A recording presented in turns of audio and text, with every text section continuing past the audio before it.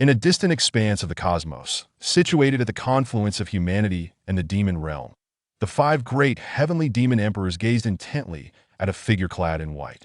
Their expressions were grave, for the might of this white-clad man was awe-inspiring, instilling a sense of reverence among them. Behind him stood a woman of unparalleled beauty, eyes closed in concentration, her aura ebbing and flowing around her. Moments later, a fierce battle erupted, the intensity of which darkened the sky, shattered the stars, and plunged the world into an abyss of sorrow. As time flowed inexorably, 100,000 years slipped by in the blink of an eye. Within this protracted epoch, a life imprint that had drifted through the cycles of reincarnation for 100,000 years miraculously manifested above an unremarkable little town. At this moment, the legendary tale of Shin Feng began to unfold quietly. Under his sword, the cycles of life and death across countless realms lay firmly within his grasp, within his heart. The dreams and desires of the mundane world swirled with fervor, captivated by him.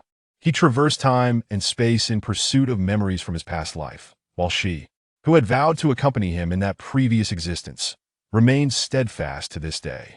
He is Shin Feng, but who, pray tell, is she? This remains an enigma yet to be unraveled. As the primordial chaos shattered, the great Tao revealed itself.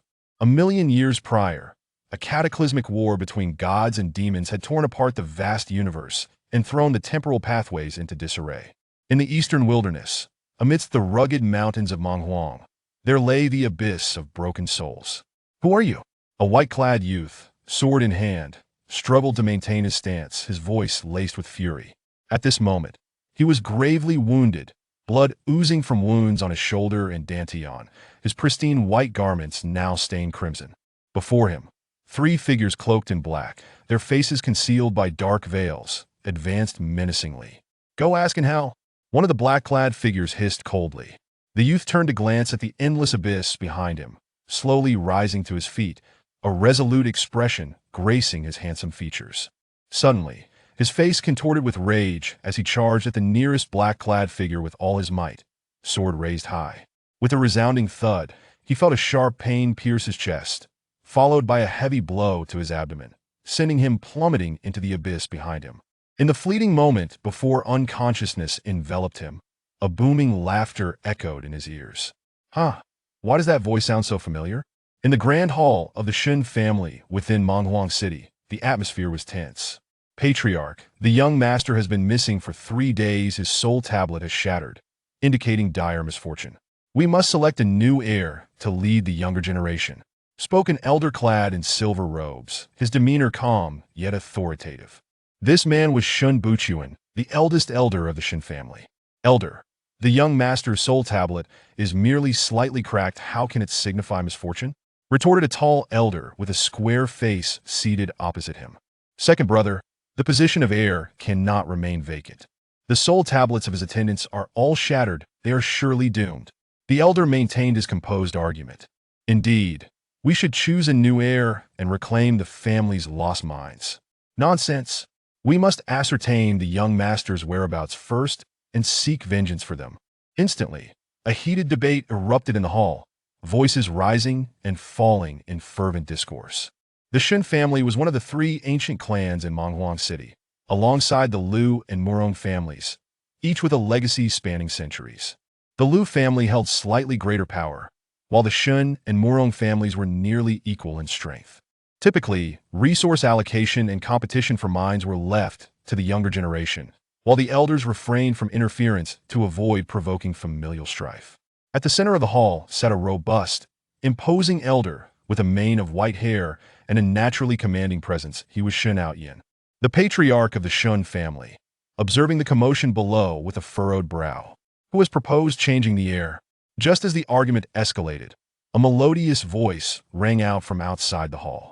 The crowd turned to see a girl of about 16 or 17 years, her skin as fair as snow, with willow-like brows and phoenix-like eyes, possessing an ethereal beauty that captivated all present.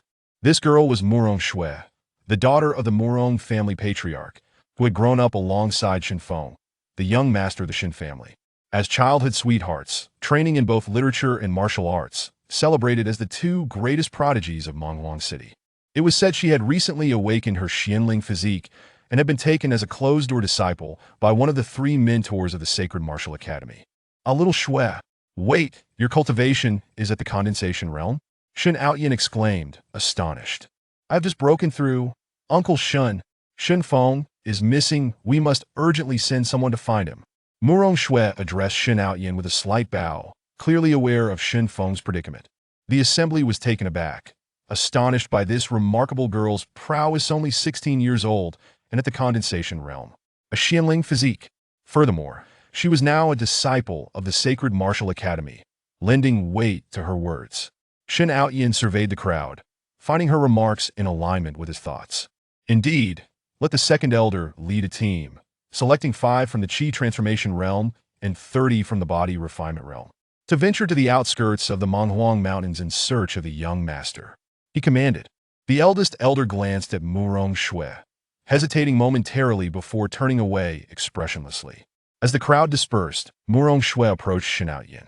Uncle Shun, I shall also set out, she said with a slight bow.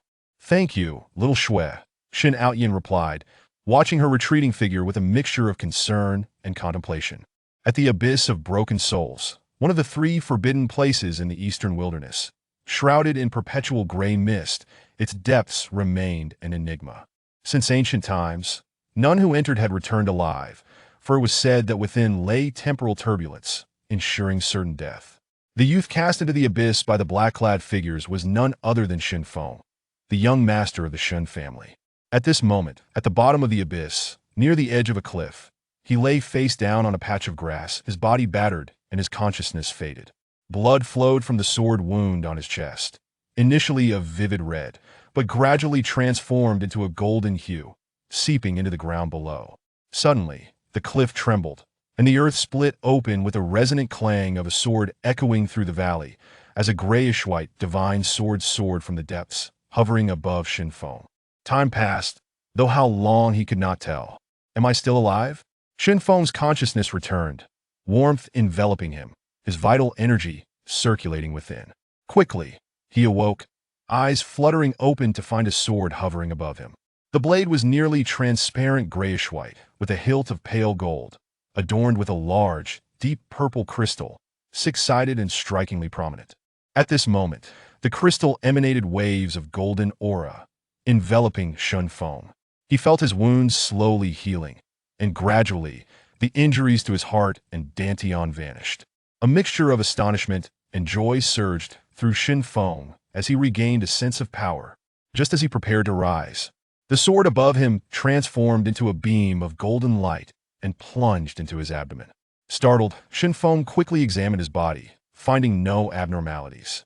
As his consciousness delved within, he discovered that the sword now floated within his dantian.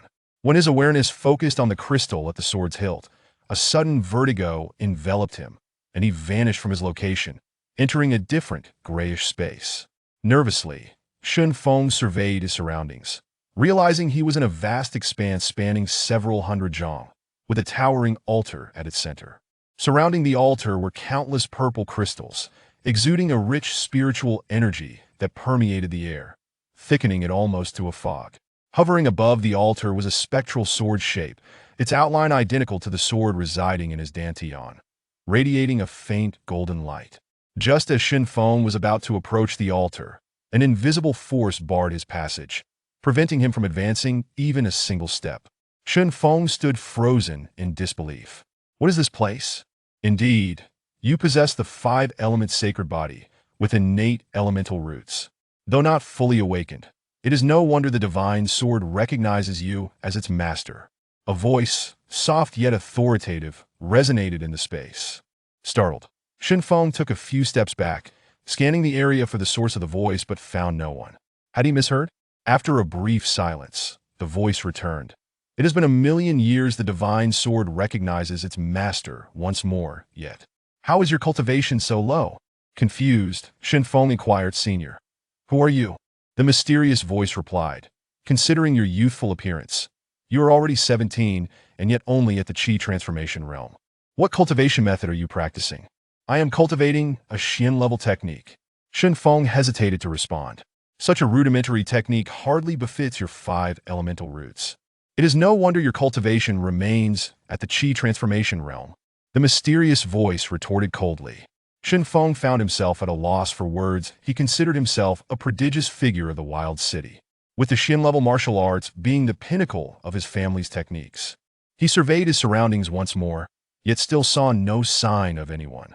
Esteemed elder, may I inquire as to your identity? And what place is this? Shen Feng ventured to ask. I am the spirit of the 9 absolute sword. This realm is the internal space of the time-space crystal. Alas, 1,000,000 years have passed since the great battle my master perished. The 9 absolute sword was gravely wounded, and the Tao principles were lost. Now, as the new master of the 9 absolute sword, you must hasten to recover the missing Tao principles. The voice of the woman conveyed a sense of melancholy. The 9 absolute sword? Tao principles? So, the sword residing in my Dantian is called the 9 absolute sword. It seems that it was the 9 absolute sword that saved me. Shen Feng murmured to himself. The 9 absolute sword encompasses 9 fundamental Tao principles. During the Great Battle, these principles suffered severe damage.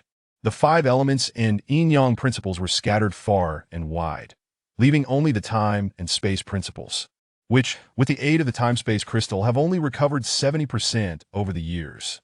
Now that you have accepted the divine sword as your own, you are to inherit my master's martial arts and sword techniques. I shall now impart to you the supreme primordial technique. The sword's spirit continued. Without waiting for Shen Feng to respond, a beam of white light entered his forehead. Instantly, he felt a surge of information regarding a martial art flooding his mind. After absorbing the entirety of the technique, Shen Feng was filled with exhilaration. Is this a heavenly level martial art, esteemed sword spirit? There are no ranks. My master's legacy is sealed within the 9 absolute sword. Now that I am your messenger, do you have any objections? The sword spirit retorted coldly. Shen Feng was momentarily taken aback. Then his joy erupted. No. However, esteemed elder, how can I escape this soul-severing abyss? Your current realm is insufficient. You must reach the condensation realm and learn the sword control technique. Only then will you be able to leave. Within this time-space crystal, 1 year here equates to 1 day outside. The effort expended to save you was considerable. I require rest now. The sword spirit concluded, falling silent thereafter. 1 year inside, 1 day outside? This is utterly astonishing. Shen Feng exclaimed in ecstatic delight. Chapter 2.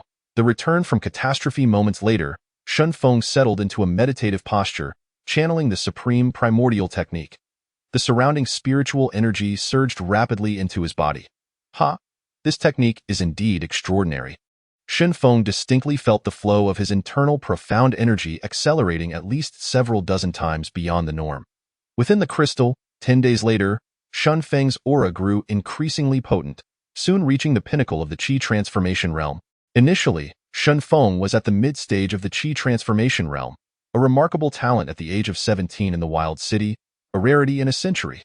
In this world, the path of martial arts begins with body training, progressing from the 9 levels of body refinement, followed by the stages of breath transformation, early, mid, late, and peak, before advancing to Qi transformation, essence gathering, ethereal passage, heavenly gang, and void control. Another 10 days passed, and Shen Feng's true energy continued to compress into a mist-like state, then coalesced into true essence, accumulating within his Dantian. The true essence gathered increasingly. Suddenly, boom! Shen Feng's aura surged dramatically. He had finally broken through to the essence-gathering realm. With a mere gesture, his true energy could now manifest outside his body, unleashing a punch that sent a radiant fist of energy flashing across the arena, projecting his true energy outward. Having reached the essence-gathering realm, Shen Feng felt the absorption of spiritual energy accelerate significantly, with his internal meridians thickening and expanding, allowing for rapid circulation of true energy. Shen Feng focused his consciousness on his Dantian and was astonished to find that the 5 distinctly colored spiritual roots had visibly thickened compared to before, absorbing and transforming spiritual energy at more than double the previous rate. Essence gathering realm? At this moment, the voice of the sword spirit resonated through the air. Shen Feng was taken aback and replied, Sword Spirit Senior, I just made a breakthrough, indeed. With this breakthrough, Your 5 elemental spiritual roots have fully awakened. It is time to impart to you the way of the sword. Your current realm allows you to practice the sword control technique and flying sword art. The sword spirit declared. Before Shun Feng could respond, a beam of white light swiftly entered his brow, inundating his mind with a vast expanse of information. The way of sword control is in the state of concentration. The heart moves with thought. The sword manifests from the spirit of energy. Thoughts and energy communicate. The person and sword become one. An unending cycle, wielding spiritual power through the sword, ceaselessly flowing. After a brief moment, Shen Feng began practicing the sword control technique. Under the guidance of the sword spirit, he swiftly grasped the essence of the technique. Within the crystal, Shen Feng stood upon the 9 absolute sword, traversing the air with increasing speed. Filled with exhilaration, Shen Feng laughed heartily, ha, soaring through the air. Such feats could only be achieved upon reaching the void control realm. He never imagined he could fly with a sword 3 realms ahead of his time. Thus, Shen Feng had cultivated within the temporal crystal for nearly 2 months. Subsequently, he exited the crystal and stood at the edge of a deep valley. With a thought, he connected with the sword spirit, and the 9 absolute sword appeared in his hand. Go! The sword light flashed before him. Swish! A large tree 100 feet away was severed cleanly in half, truly deserving of the 5-element sacred body. His comprehension was exceptionally high. He had essentially mastered the flying sword art, capable of striking foes 100 feet away, yet the speed was still lacking. The sword spirit's voice echoed in his mind. Kid, remember, intention precedes strength. The spirit and mind unite, instantaneously unleashed. Nodding, Shen Feng continued to practice the speed of the flying sword, gradually increasing his velocity, the 9 absolute sword darting rapidly through the valley, day after day. Shen Feng diligently practiced the sword control technique and flying sword art. After several days, he had thoroughly mastered the essence of sword control, and his realm had also advanced to the mid-stage of the essence-gathering realm. At this moment, he stood on the edge of a cliff, gazing into the silent depths of the soul-severing abyss, lost in thought. Previously, he had been tasked with leading over a dozen martial artists from his family to the outskirts of the wild mountains to compete for a newly discovered vein of ore. However, they encountered an ambush by 6 cloaked figures at the mid-stage of the essence-gathering realm, resulting in the annihilation of all his companions, leaving only him miraculously alive. That familiar laughter, what could it be? It is time to return, Shen Feng whispered, gazing at the sky above. With a thought, the 9 absolute sword appeared beneath him, transforming into a fleeting shadow as he soared upwards. In Menghuang City, within the Shen family. Impossible, I refuse to agree. In the grand hall, the family head Shen Ao glared furiously at the elder opposite him. Tio ally the Shen family with the Lu family? I tell you, it is utterly out of the question. Patriarch, the Morong family has recently produced a mystic spiritual body and has climbed the towering tree of the sacred martial academy. In the future, the Morong family will dominate Menghuang City. I am merely considering our family's interests. Preparing for the future, the elder replied expressionlessly. Such fine words. Who doesn't know that your son Shen Kuan has been exchanging glances with Lu Fian from the Lu family? Is this your attempt to establish an alliance with the in-laws in advance? The second elder retorted bluntly. At that moment, an old man stepped forward, saying, Patriarch, I believe the elder's reasoning holds merit. It is well known that the Lu family here is merely a branch of the Zhangzhou Lu family. By allying with the Lu family, we could ascend the branch of the Zhangzhou Lu family, providing our Shen family with a formidable backing. Shen Ao glanced at the 4th elder who had spoken. Frowning, do not forget, Shen Feng's father was likely persecuted by the Lu family back in the day. Otherwise, how could Shen Lang, with his extraordinary talent, have vanished without a trace for over a decade? Regardless of Shen Lang's legacy, or the significant benefits Shen Feng has brought to the family in the past 5 to 6 years, our Shen family will never ally with the Lu family. How could we face their father and son? A moment of silence enveloped the room. The elder cast a glance at the 6th elder. The 6th elder sighed softly, saying, Patriarch, while Shen Feng and his father have indeed made great contributions to the family, who among us has not done something for the family? Now that they are both missing, considering long-term benefits, the elder's words carry weight. Shen Kuan possesses exceptional talent. I propose that he take on the position of heir and ally with the Lu family to secure greater benefits for our family. Clearly, this was a matter of choosing sides. Then, two more elders stepped forward to echo the sixth elder's sentiments. Shin Ao surveyed the crowd, noticing the atmosphere of this family meeting was markedly different from previous ones. You wish for your son Shun Kuan to become the heir and then ally with the Liu family? Shin Ao fixed his gaze on the elder. Kurin has this capability. With the support of the Liu family, I believe he can lead the younger generation to greater heights, the elder said expressionlessly. Humph. Shin Feng's fate is still uncertain, and your actions are utterly disheartening, the second elder exclaimed angrily. Shin Ao glanced at the elder, the fourth elder, and the sixth elder, coldly stating, while Kuin is impressive, he still pales in comparison to Shin Feng's innate talent. If he were to return, Patriarch, even if Shun Feng returns, according to family rules, I, too, can challenge him. A young man stepped forward, revealing himself as Shin Kun. Is that so? Just then, a familiar voice resonated from outside the hall. The crowd turned to see. Shin Feng. It's Shin Feng. He is not dead. The heir has returned. He is alive. You didn't die. The elder stared in astonishment at the entering Shin Feng. Did the elder wish for my demise? Shin Feng scrutinized the elder with a piercing gaze. The elder quickly regained composure, forcing calm amidst his shock and confusion. Nonsense, however, since you are unharmed. Why have you taken so long to return to the family? At that moment, the second elder stepped forward. Patting Shin Feng on the shoulder, laughing heartily, Shin Feng, you are safe. That is wonderful. Absolutely wonderful. Ha ha. Shin Feng approached the patriarch and the others, slightly bowing.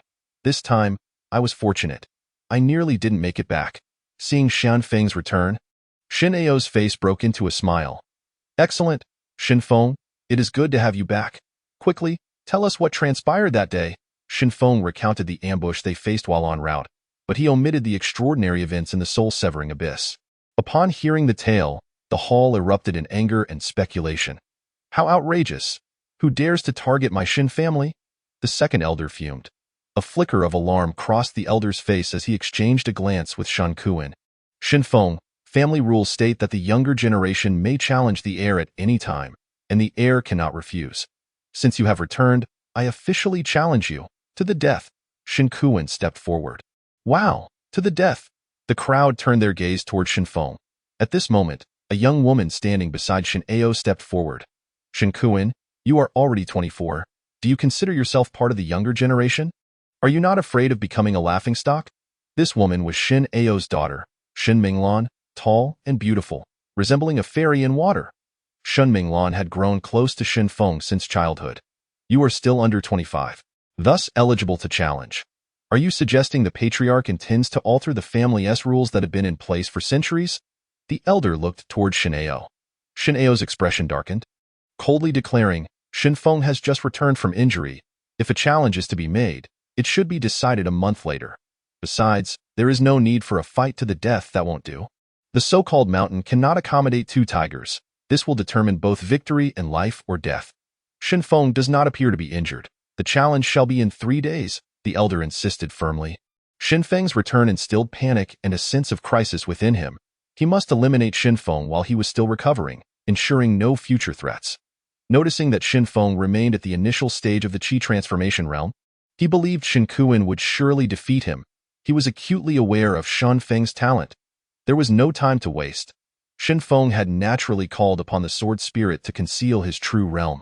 To outsiders, he still appeared as he had before, at the initial stage of the Qi transformation realm. Hearing the elder's words, Shin Ao's expression darkened with fury. Just then, Shin Feng calmly said, no need for 3 days. If a battle is to be fought, let it be now, now. In the hall, the crowd gazed at Shin Feng in astonishment. Shin Feng looked at Shin Kuan.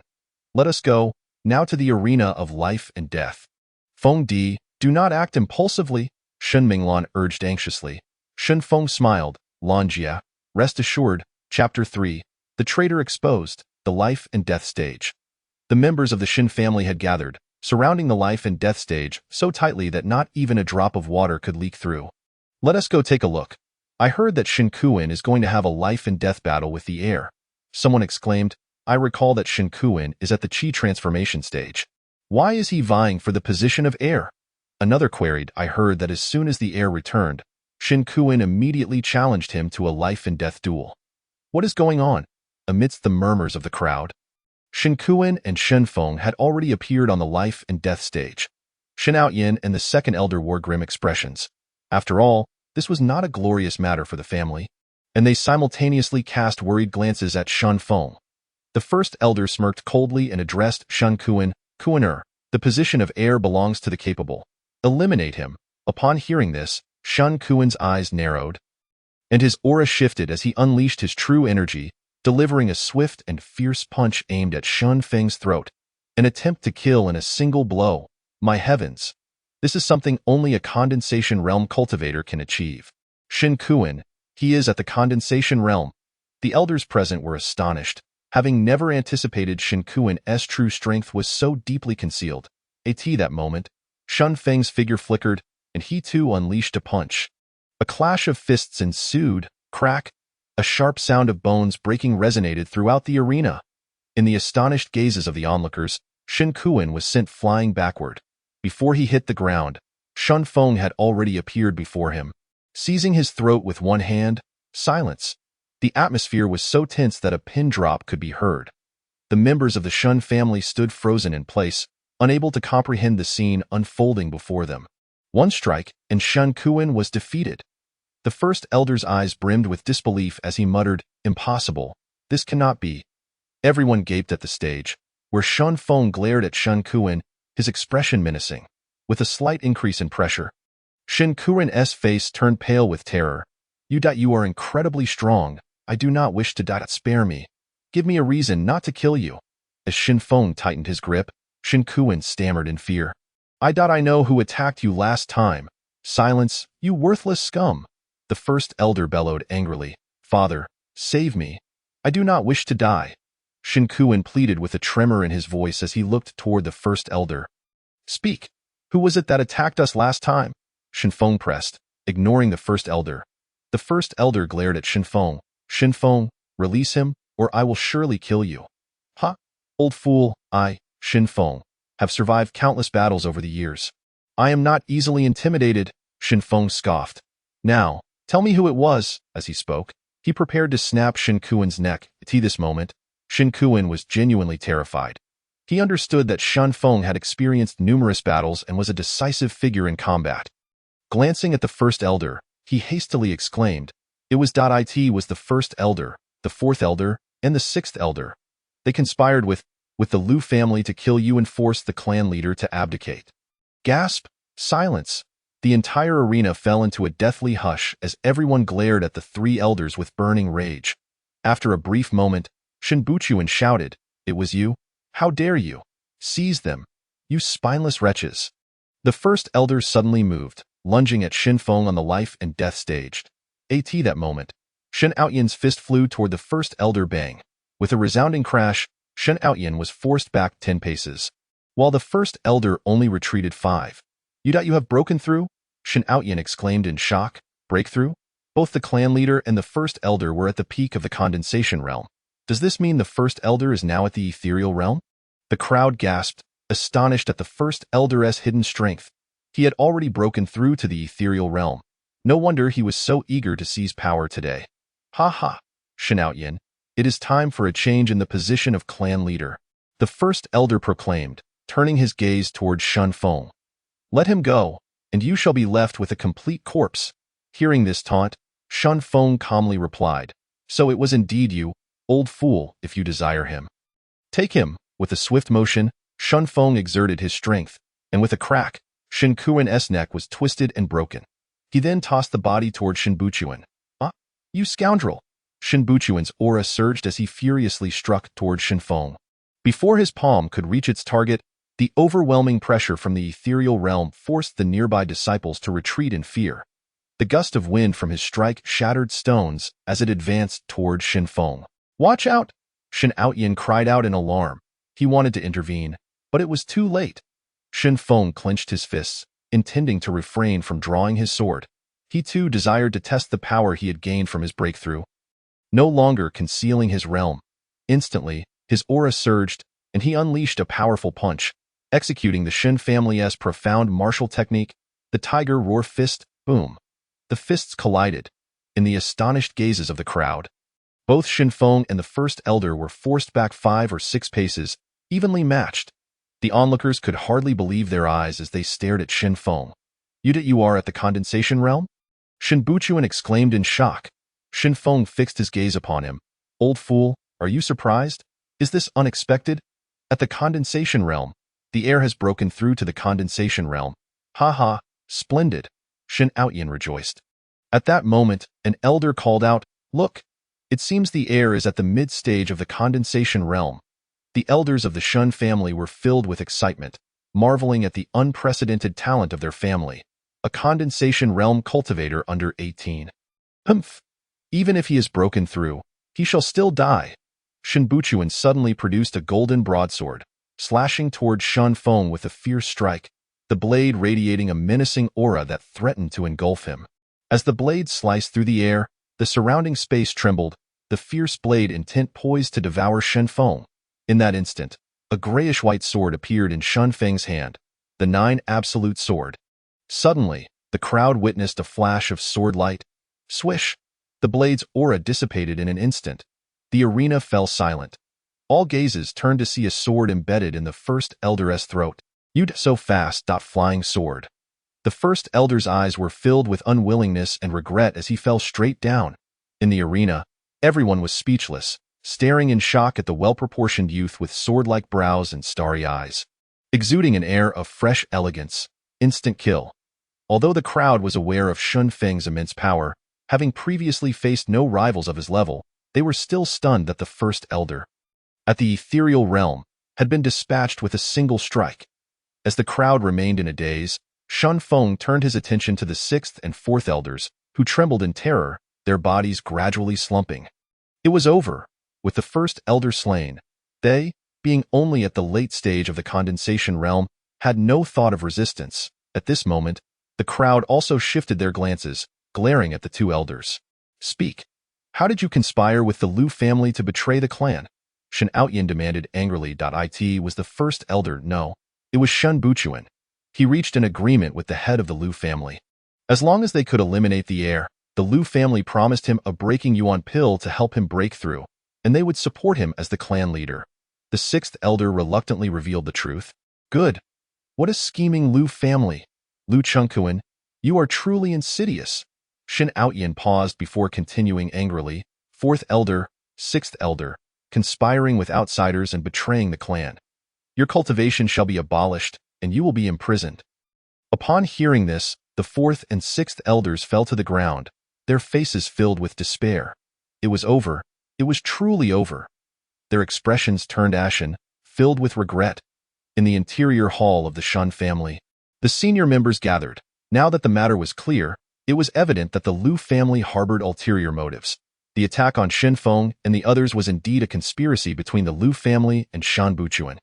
Shin Outyin fumed. At this moment, the 2nd elder stepped forward, proclaiming loudly, Clan leader, summon the clan as strong members. Today we shall confront the Lu family in battle. Yes, I have long been displeased with the Lu family.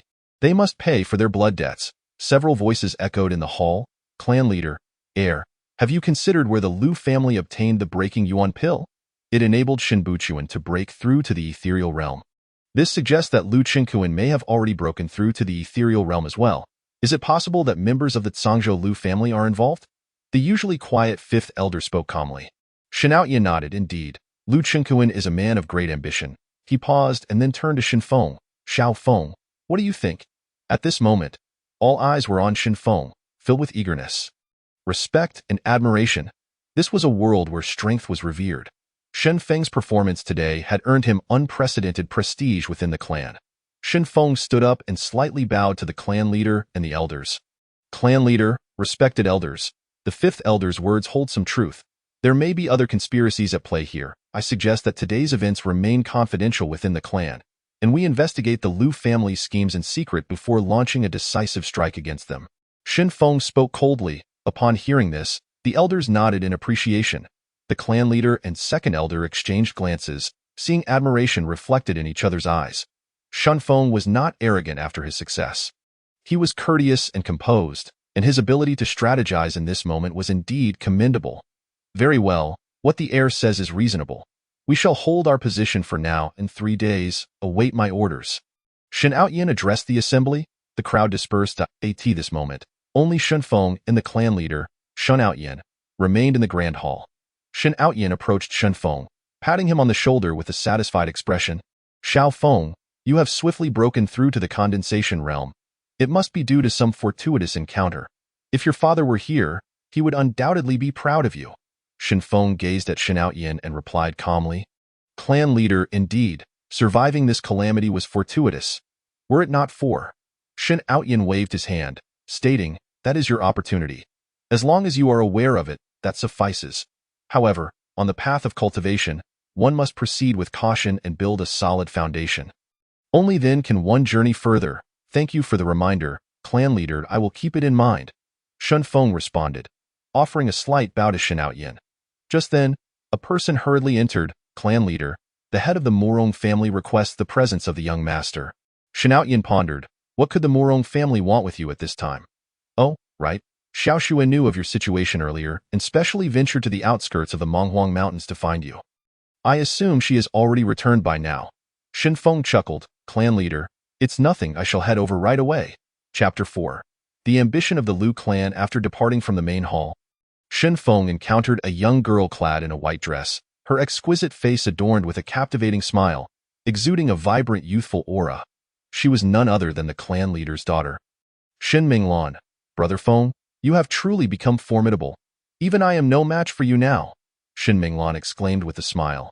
Shen Feng returned her smile. Sister Lan, next time we spar, it will be my turn to give you a taste of defeat. Ha, do you dare? Have you become so bold as to seek punishment? Shen Minglan retorted, feigning anger. Having grown up together, Shen Minglan was 3 years older than Shen Feng, and they often trained and sparred together. All right, next time, Sister Lan, please show some mercy.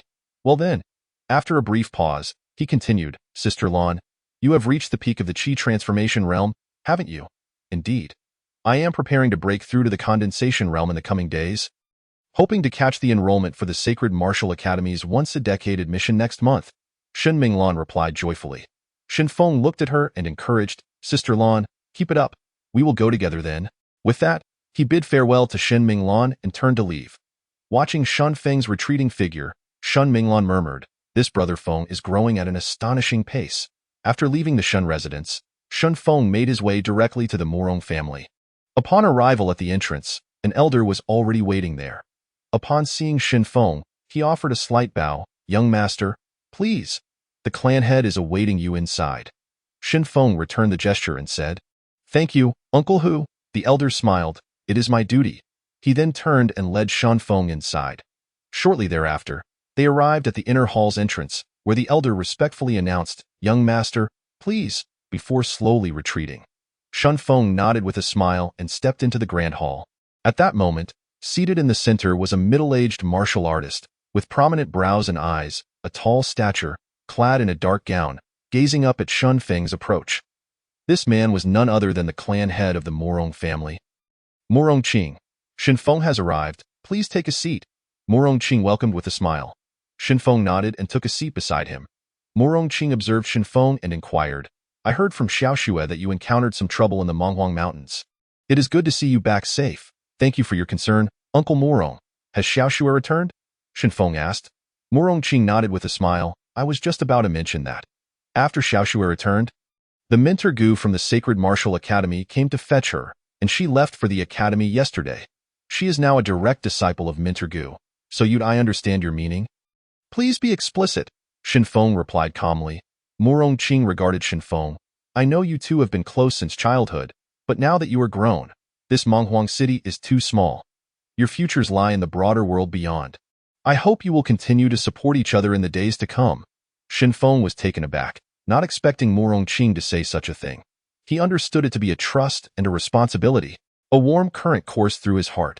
Shen Feng then stood up, deeply bowing to Morong Qing. Thank you for your kindness, Uncle Morong. Next month, I will participate in the Sacred Martial Academy's admission assessment and join the academy. Please rest assured, I will take good care of Xiao Xue very well. The brotherhood I shared with your father is now being passed down to you both. If your father were to know, he would surely feel gratified. Morong Qing said emotionally, Uncle Morong, I was still young when my father went missing. I would appreciate it if you could share the details with me, Shenfeng inquired. Murongqing sighed softly. The events of that time were quite sudden. Your father went missing after the Great Battle, and I do not know the specifics. However, according to later investigations, it seems that members of the Liu family were involved.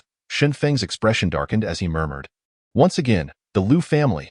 After some idle chatter, Shenfeng took his leave from Murongqing and exited the Murong residence. At that moment, Uncle Hu approached Murongqing, saying, Clan head, not only is young Master Shan exceptionally gifted, but his composed demeanor and courteousness are also unparalleled.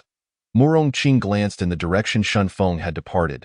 Though he appears to still be in the Qi transformation realm, his aura is so steady that it likely rivals that of the condensation realm. Uncle Hu was taken aback by these words. Could it be that he has also broken through? Murongqing smiled and shook his head, signaling Uncle Hu to refrain from continuing. After leaving the Shen family, Shenfeng returned to his residence. The sky was gradually darkening, and night was approaching in about an hour. Shenfeng sat cross-legged on his bed, beginning his cultivation, operating the Hongming Supreme Art, drawing in the surrounding spiritual energy at a rapid pace. With 5 spiritual roots, he continuously transformed the spiritual energy into true essence, accumulating it within his dantian. On the ancient continent, possessing a single spiritual root allows one to embark on the path of cultivation. Having 2 spiritual roots is deemed a genius, while possessing 3 spiritual roots is akin to a rare prodigy among billions. The quantity and quality of spiritual roots determine the cultivation speed and potential of a cultivator. At that moment, as Shenfeng practiced, the martial artists of the Shen family suddenly felt the surrounding spiritual energy flowing towards a singular direction, prompting many to step outside to observe. It is coming from the young master's side. What cultivation technique is he practicing that allows for such rapid absorption of spiritual energy? Indeed, he is truly the most extraordinary talent the Shen family has seen in a century. While others discussed, Shenfeng ceased his cultivation, directing his consciousness into the 9 absolute sword, entering the time-space crystal. Within the crystal, Shenfeng began to practice martial techniques, specifically the Tiger Roar Fist of the Shen family's profound-level martial arts. This fist technique has 3 styles. Shenfeng had already mastered the first 2 to great perfection, while the third style, White Tiger Shocking the 9 Heavens, involved condensing a surge of fist intent and all-encompassing strength, focusing intent, force, and momentum into a singular point before unleashing an explosive strike. As Shenfeng closed his eyes, the heart method of the Tiger Roar Fist flowed through him, slowly comprehending its realm. Fist intent and power point. 3 days later, Shenfeng's striking speed increased dramatically. With each punch, it resembled a ferocious tiger pouncing for its prey, unstoppable, accompanied by a series of sonic booms in the air. After 3 days of training, the final style, White Tiger Shocking the 9 Heavens, had reached the realm of great perfection. The first 2 styles also attained completion. Following this, Shenfeng focused his thoughts, and the 9 absolute sword appeared in his hand. Within the time-space crystal, the 9 absolute sword flickered in various corners, its speed continually increasing. However, after a short while, Shenfeng halted, feeling fatigued in spirit and depleted in profound energy. Shaking his head, he chuckled bitterly. This flying sword technique consumes an immense amount of spirit and profound energy. At my current level, I can only unleash about 10 swords at most. After 10 swords, I will become spiritually fatigued and my profound energy will be exhausted. Shenfeng then sat down, operating his technique to begin recovery. This cycle continued, and after 5 days, Shenfeng distinctly felt his proficiency with the flying sword improving significantly. Not only had his sword drawing time shortened, but his sword speed had also accelerated. After more than 10 days of training, Shenfeng's cultivation had reached the late stage of the condensation realm. With the enhancement of practicing the Hongming Supreme Art and the rich spiritual energy within the crystal, achieving a minor breakthrough had become a natural progression. Leaving the time-space crystal, Shenfeng found himself back in his room, where the sky had darkened. Although over half a month had passed within the crystal, only a little over half an hour had elapsed outside. The events that transpired during this time replayed vividly in his mind. The Liu family was the one pulling the strings behind the scenes, and his father's disappearance was also tied to them. It was time for them to pay the price. 3 days. Shenfeng would not wait 3 days. The Liu family lurked in the shadows, scheming, so he would return their schemes in kind. As night deepened, Shun Feng quietly left the Shin clan, vanishing silently into the darkness. And the Liu family. Within the inner hall, several martial artists were gathered. Seated at the center was a man in his 50s, clad in a pale golden long robe, exuding a heavy aura, with a commanding presence reflected in his brow. This man was none other than the head of the Liu family, Liu Chengquan. Though Liu Chengquan's right. A strikingly beautiful young woman in red sat at an angle, exuding an alluring charm. She looked at Liu Chengquan and asked, "Father, according to Shen Kuan, they intend to force Shen Outyin to abdicate today at the Shen clan meeting and establish Shen Kuan as the young master. However, as of now, we have yet to receive any updates. Could something have gone awry?"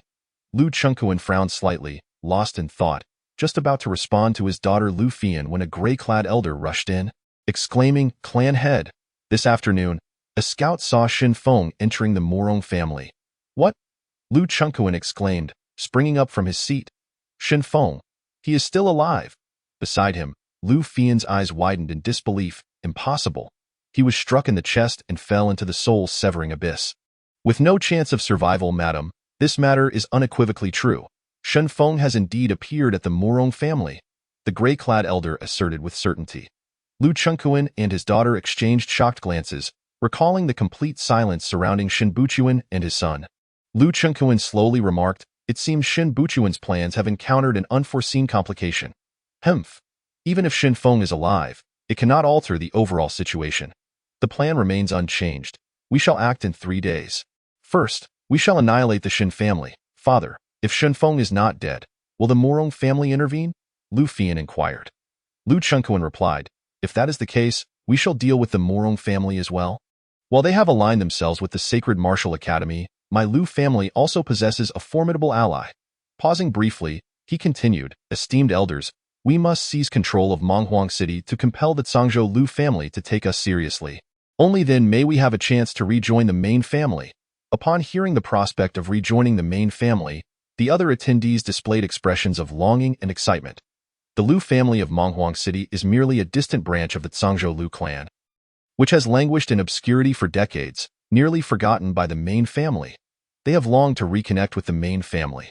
The Zhangzhou Liu family is one of the 4 great families of the eastern wilderness, situated in Zhangzhou City, and its power far surpasses that of a small mountain city like Monghuang. This time, they have finally secured a connection with the 3rd young master of the main family, hoping to use Monghuang City as a token to rejoin the main family.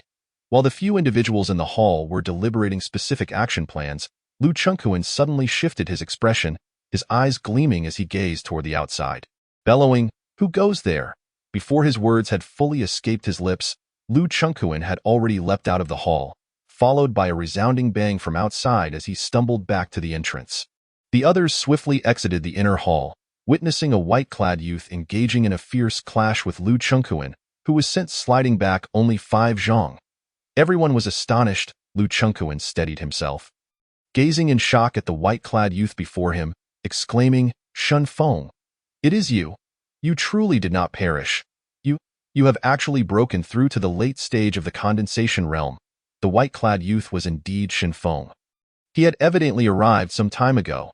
Liu Chengquan and the others were now staring at Shen Feng as if he were a monster, a late-stage condensation realm warrior not yet 18 years old. A prodigy, an absolute prodigy. In an instant, Liu Chengquan's expression turned cold, secretly thinking that such a monstrous talent must be eliminated. Otherwise, he would surely become a grave threat to the Liu family in the future. "Liu Chengquan, your schemes have failed. Your prince has not perished. Are you not deeply disappointed?" Shen Feng fixed his gaze upon Liu Chengquan, sweeping his eyes across the Liu family members. Liu Chengquan's eyes glinted with malice as he retorted, "You managed to withstand my strike without injury. You possess some skill, yet you dare to intrude alone into my Liu family. Do you think you can still escape?" At this moment, the elders and high-ranking members of the Liu family had already arrived, sealing off all exits from the courtyard. "Ha ha! Words are futile. Come, let us settle both new and old accounts today." Shen Feng laughed heartily, beckoning to the Liu family members with a crooked finger. Liu Chengquan retreated a few steps, snarling, "Elder 2, Elder 3, seize him, kill him." For reasons unknown, despite having reached the mid-stage of the hidden realm, He felt a hint of danger facing Shan Feng. As soon as he finished speaking, two figures lunged toward Shen Feng, one from the front and one from the rear, executing a pincer attack. Shen Feng surged forward, throwing a punch at the Lu family's second elder. It was the third style of the Tiger Roar Fist. The white tiger shakes the heavens with a ferocious and swift momentum that instantly shattered the second elder's defense, crashing into his chest. Boom! The Lu family's second elder was sent flying, crashing to the ground and coughing up several mouthfuls of blood. Grievously injured. Just then, a fierce punch surged toward Shen Feng from behind.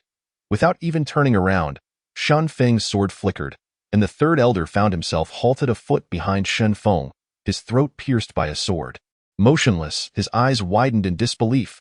The Lu family members, upon witnessing this, were filled with terror and retreated in haste. Both of these elders were late-stage condensation realm warriors, and in a single exchange, one lay dead while the other was gravely injured. Shen Feng's combat strength was astonishingly formidable, unrivaled among his peers. At this moment, everyone gazed in horror at the white-clad youth before them. For a time, none dared to advance. Lu Chengquan, did you not intend to eradicate my Shen family? Is this all you can muster? Shen Feng mocked. Lu Chengquan glared at the Shen Feng before him, his expression twisted with rage, yet his heart was filled with disbelief. However, upon reflection, he reminded himself that he held a significant advantage in realms. Shen Feng, you are courting death. How dare you? Before Lu Chengquan could finish his words, Shen Feng had already dashed into the midst of the Lu family members. With punches and sword strikes, none of the Lu family's condensation realm elders or transformation realm disciples could withstand his assault. Screams of agony erupted from the crowd. In mere moments, elders and several disciples lay lifeless on the ground. They either succumbed to sword wounds or had their skulls shattered by Shen Feng's punches. Realizing the dire situation, Lu Chengquan struck out toward Shen Feng's back with a palm full of fury. With a force akin to a raging tide, the palm wind stirred the air, crashing toward Shen Feng. Perceiving the impending threat from behind, Shen Feng wasted no time in turning to unleash a punch. The white tiger shakes the heavens. Bang! The two forces collided. One figure was sent sliding back a dozen zhang, leaving two deep footprints in the ground, which belonged to Shen Feng as he halted. A sweet taste filled his mouth, and a trickle of blood escaped. A hasty exchange had indeed inflicted some injury upon him. Lu Chengquan secretly rejoiced, bellowing, "Die!" as he unleashed another palm strike toward Shen Feng, the power surging like an avalanche. This was the Lu family's profound level palm technique, the 10,000 heavy waves. At that moment, Shen Feng retaliated with another punch, pouring all his strength into it. The white tiger shakes the heavens. Bang! The two forces collided once more, sending leaves and dust swirling, while a shockwave forced the surrounding Lu family disciples to retreat repeatedly. The two combatants separated in an instant, swiftly sliding back in opposite directions. It was a stalemate. As Shen Feng retreated, he focused his thoughts, and a flash of sword light appeared. A flying sword sliced toward Lu Chengquan. Lu Chengquan, still reeling, saw the sword light approaching and his expression changed drastically. However, he reacted swiftly, producing a large blade in his right hand to block. Yet, at that moment, his pupils widened in disbelief as a gray-white sword pierced through his weapon. Hurtling toward him, sizzle!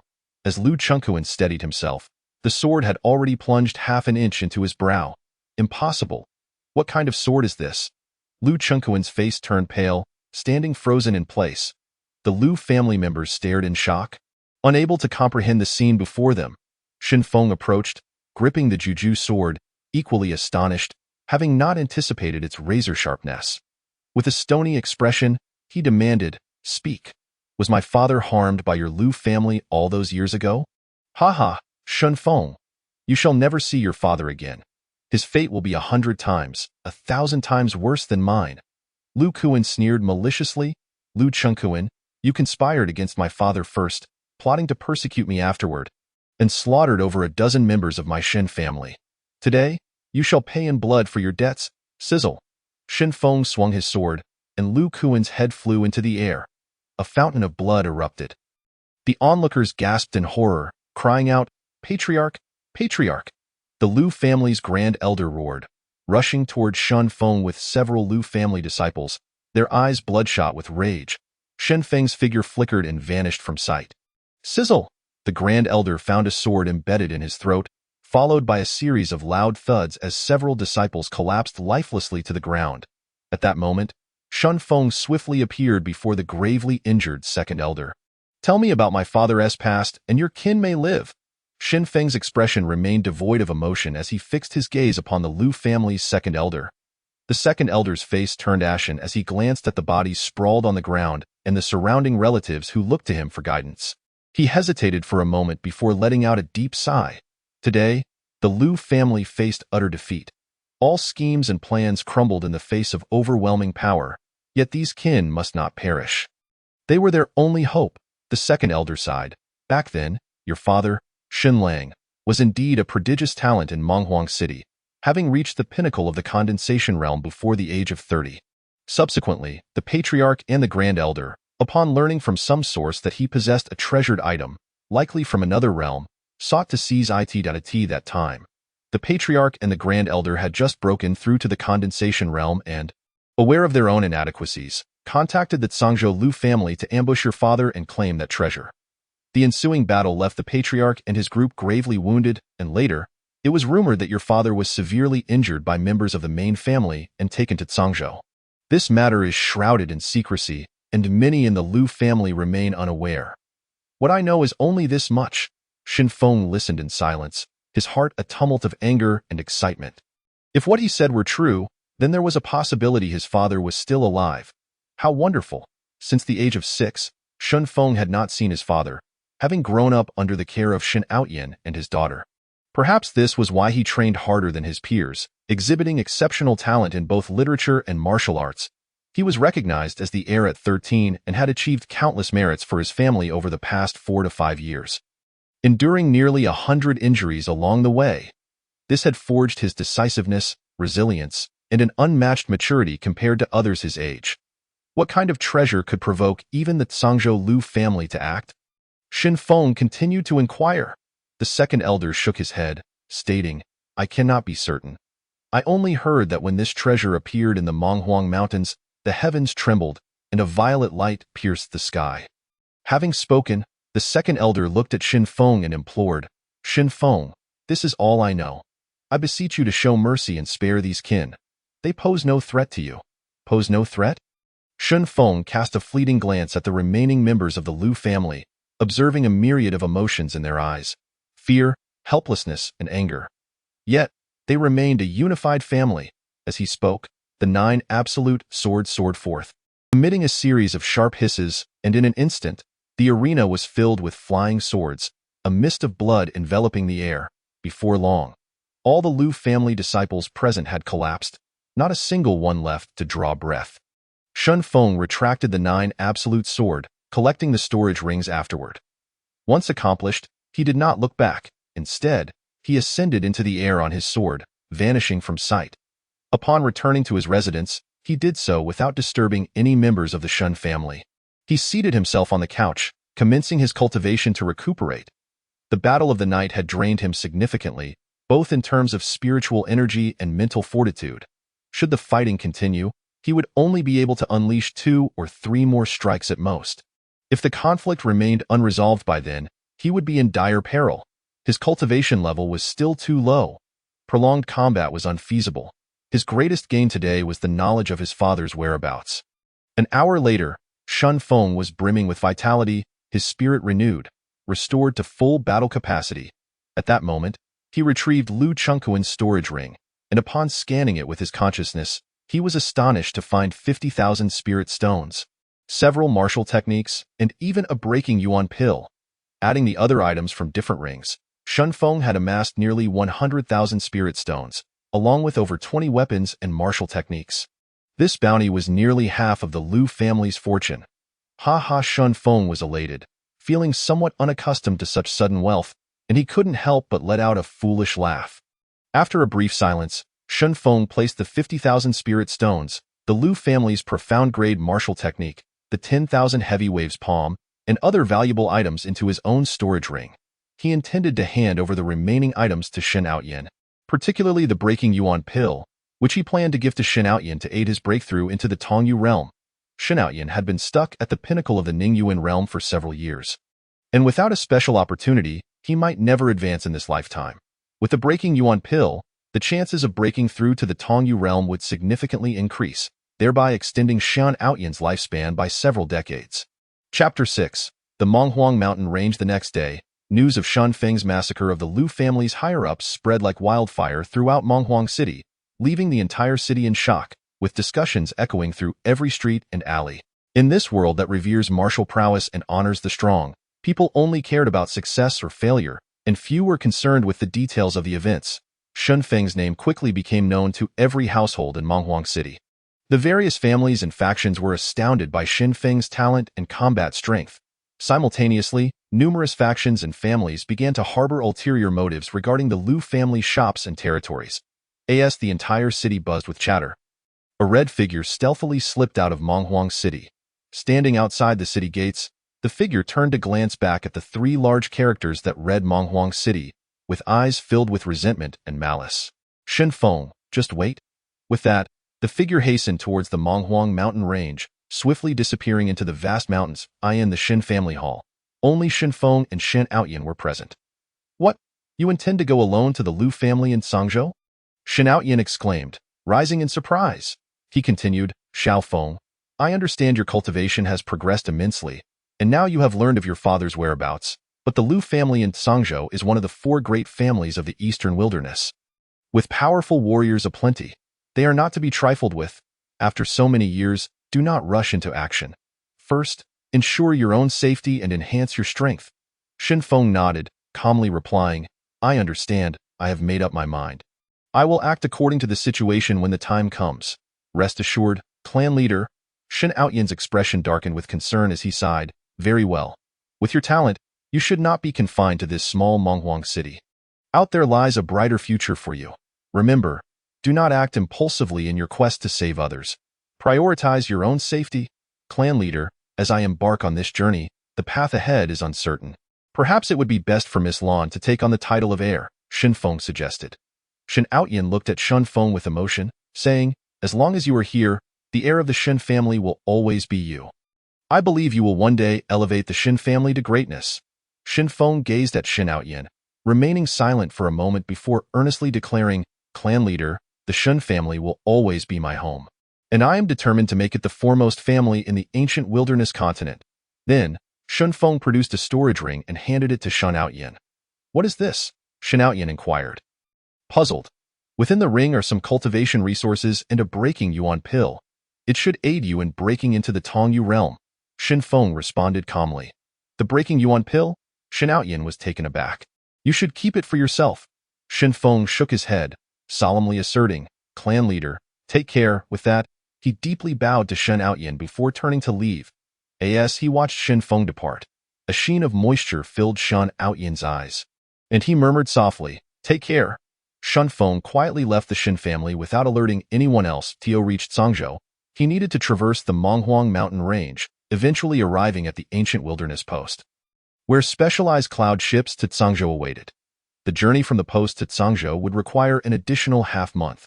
Although Shen Feng could fly on his sword, given his current cultivation level, he could only maintain it for a little over an hour before his spiritual energy would wane. Thus, traveling the vast distance to Sangzhou would necessitate taking a cloud ship. Before long, Shen Feng had exited Monghuang City and stood outside the city. Casting a backward glance at the place where he had grown up, a multitude of memories flooding his mind. Just as he prepared to turn away, a familiar voice called from behind, Shen Feng. Wait for me. Turning around, he saw Shen Minglan hastening towards him. Sister Lan, what brings you here? Shen Feng asked in surprise. You leave without a word. That's quite inconsiderate, Shen Minglan retorted, clearly displeased. Shen Feng chuckled sheepishly. I thought you were concentrating on your cultivation, so I didn't want to disturb you. Shen Minglan pouted. Excuses? Now, come on. What are you standing there for? Shen Feng was taken aback. Sister Lan, where are you going? Aren't you heading to Sangzhou? I happen to be going to the Holy Martial Academy as well. Our esteemed young Master Shen wouldn't mind having a companion, would he? Shen Minglan teased, and without waiting for a response, she strode ahead. Shen Feng stared at her, momentarily dazed, then shook his head with a smile and followed suit. Half a day later, Shunfeng and Shen Minglan arrived at the outskirts of the Monghuang mountain range. The Monghuang mountain range stretched over 100,000 miles, and those from Monghuang City and the surrounding counties had to cross these vast mountains to reach the outside world. Countless ferocious beasts roamed the mountains, making the journey perilous, especially deeper within, where high-level savage beasts lurked. One misstep could lead to death. Although venturing deeper into the mountains could shorten the travel time by nearly half, most people preferred to take the longer route around the mountains rather than risk the dangers of the inner regions. Before long, the two had reached the edge of the Monghuang mountain range.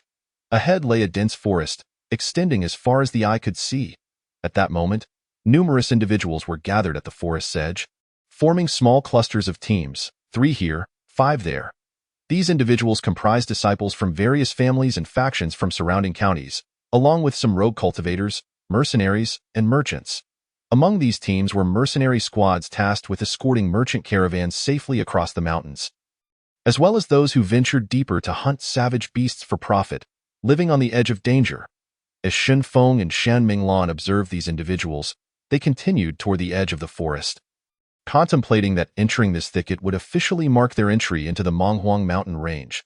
Just as they were about to approach the crowd, a voice called out from behind, "You two are also preparing to traverse the mountains?" "I see." A robust man stepped forward to inquire. Shunfeng turned to find a tall, sturdy figure with thick brows and large eyes, smiling at him. The man appeared to be in his 40s, with a dark complexion, bared arms showcasing powerful muscles, and a hefty axe slung over his shoulder, the blade measuring over 2 feet wide and weighing perhaps more than 200 pounds. Shunfeng glanced at the man's imposing axe and nodded slightly. The man, noticing Shunfeng's acknowledgement, let out a hearty laugh. "Excellent. I wonder if you young brothers would dare to traverse the depths of the mountains and take the shortcut." "Oh? You wish to enter the heart of the mountains?" Shunfeng replied, intrigued. The man chuckled. "Indeed. We have a few others who are eager to join forces and take the shortcut to cross the mountains. I would like to invite you two to join us," he said, gesturing towards a small group of 4 individuals gathered to the left, 3 men and 1 woman.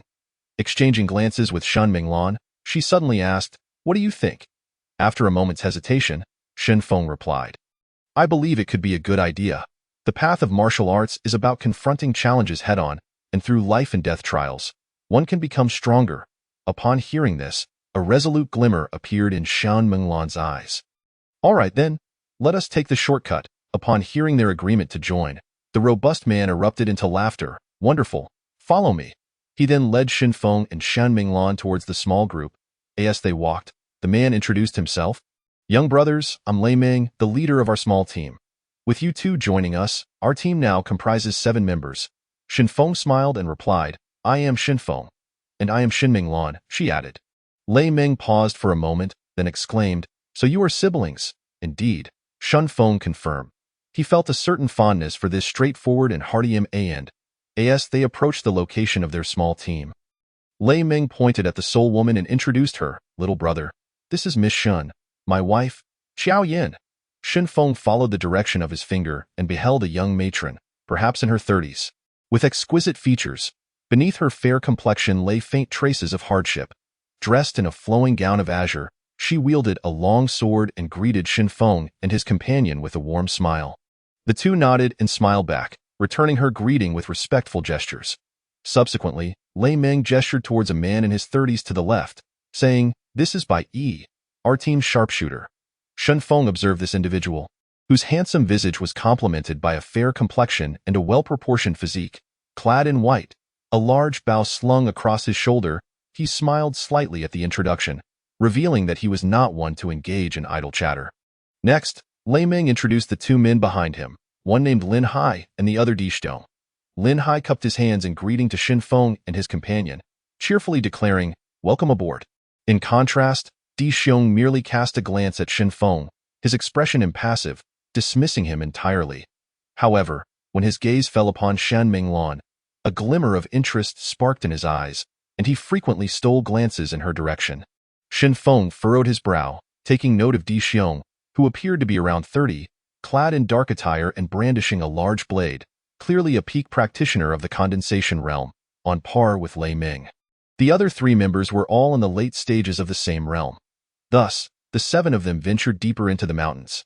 Initially, they encountered primarily first- and second-tier savage beasts, easily dispatched by the experienced warriors. Particularly Di Xiong, who rushed in first and, after vanquishing each foe, would glance toward Shan Minglan, his gaze laden with meaning that made her uneasy. Shan Feng noticed this and felt a chill in his chest. Developing a strong aversion towards Di Xiong, the two lagged behind the group, hardly engaging in the skirmishes. After half a day, they had entered the heart of the mountain range, where the woods grew quiet. Suddenly, Shun Feng halted, gripping Shan Minglan's arm. As the others looked on in confusion, he fixed his gaze to the left front, warning, "There's a potent aura over there. Everyone, be cautious. Let us try to divert to the left."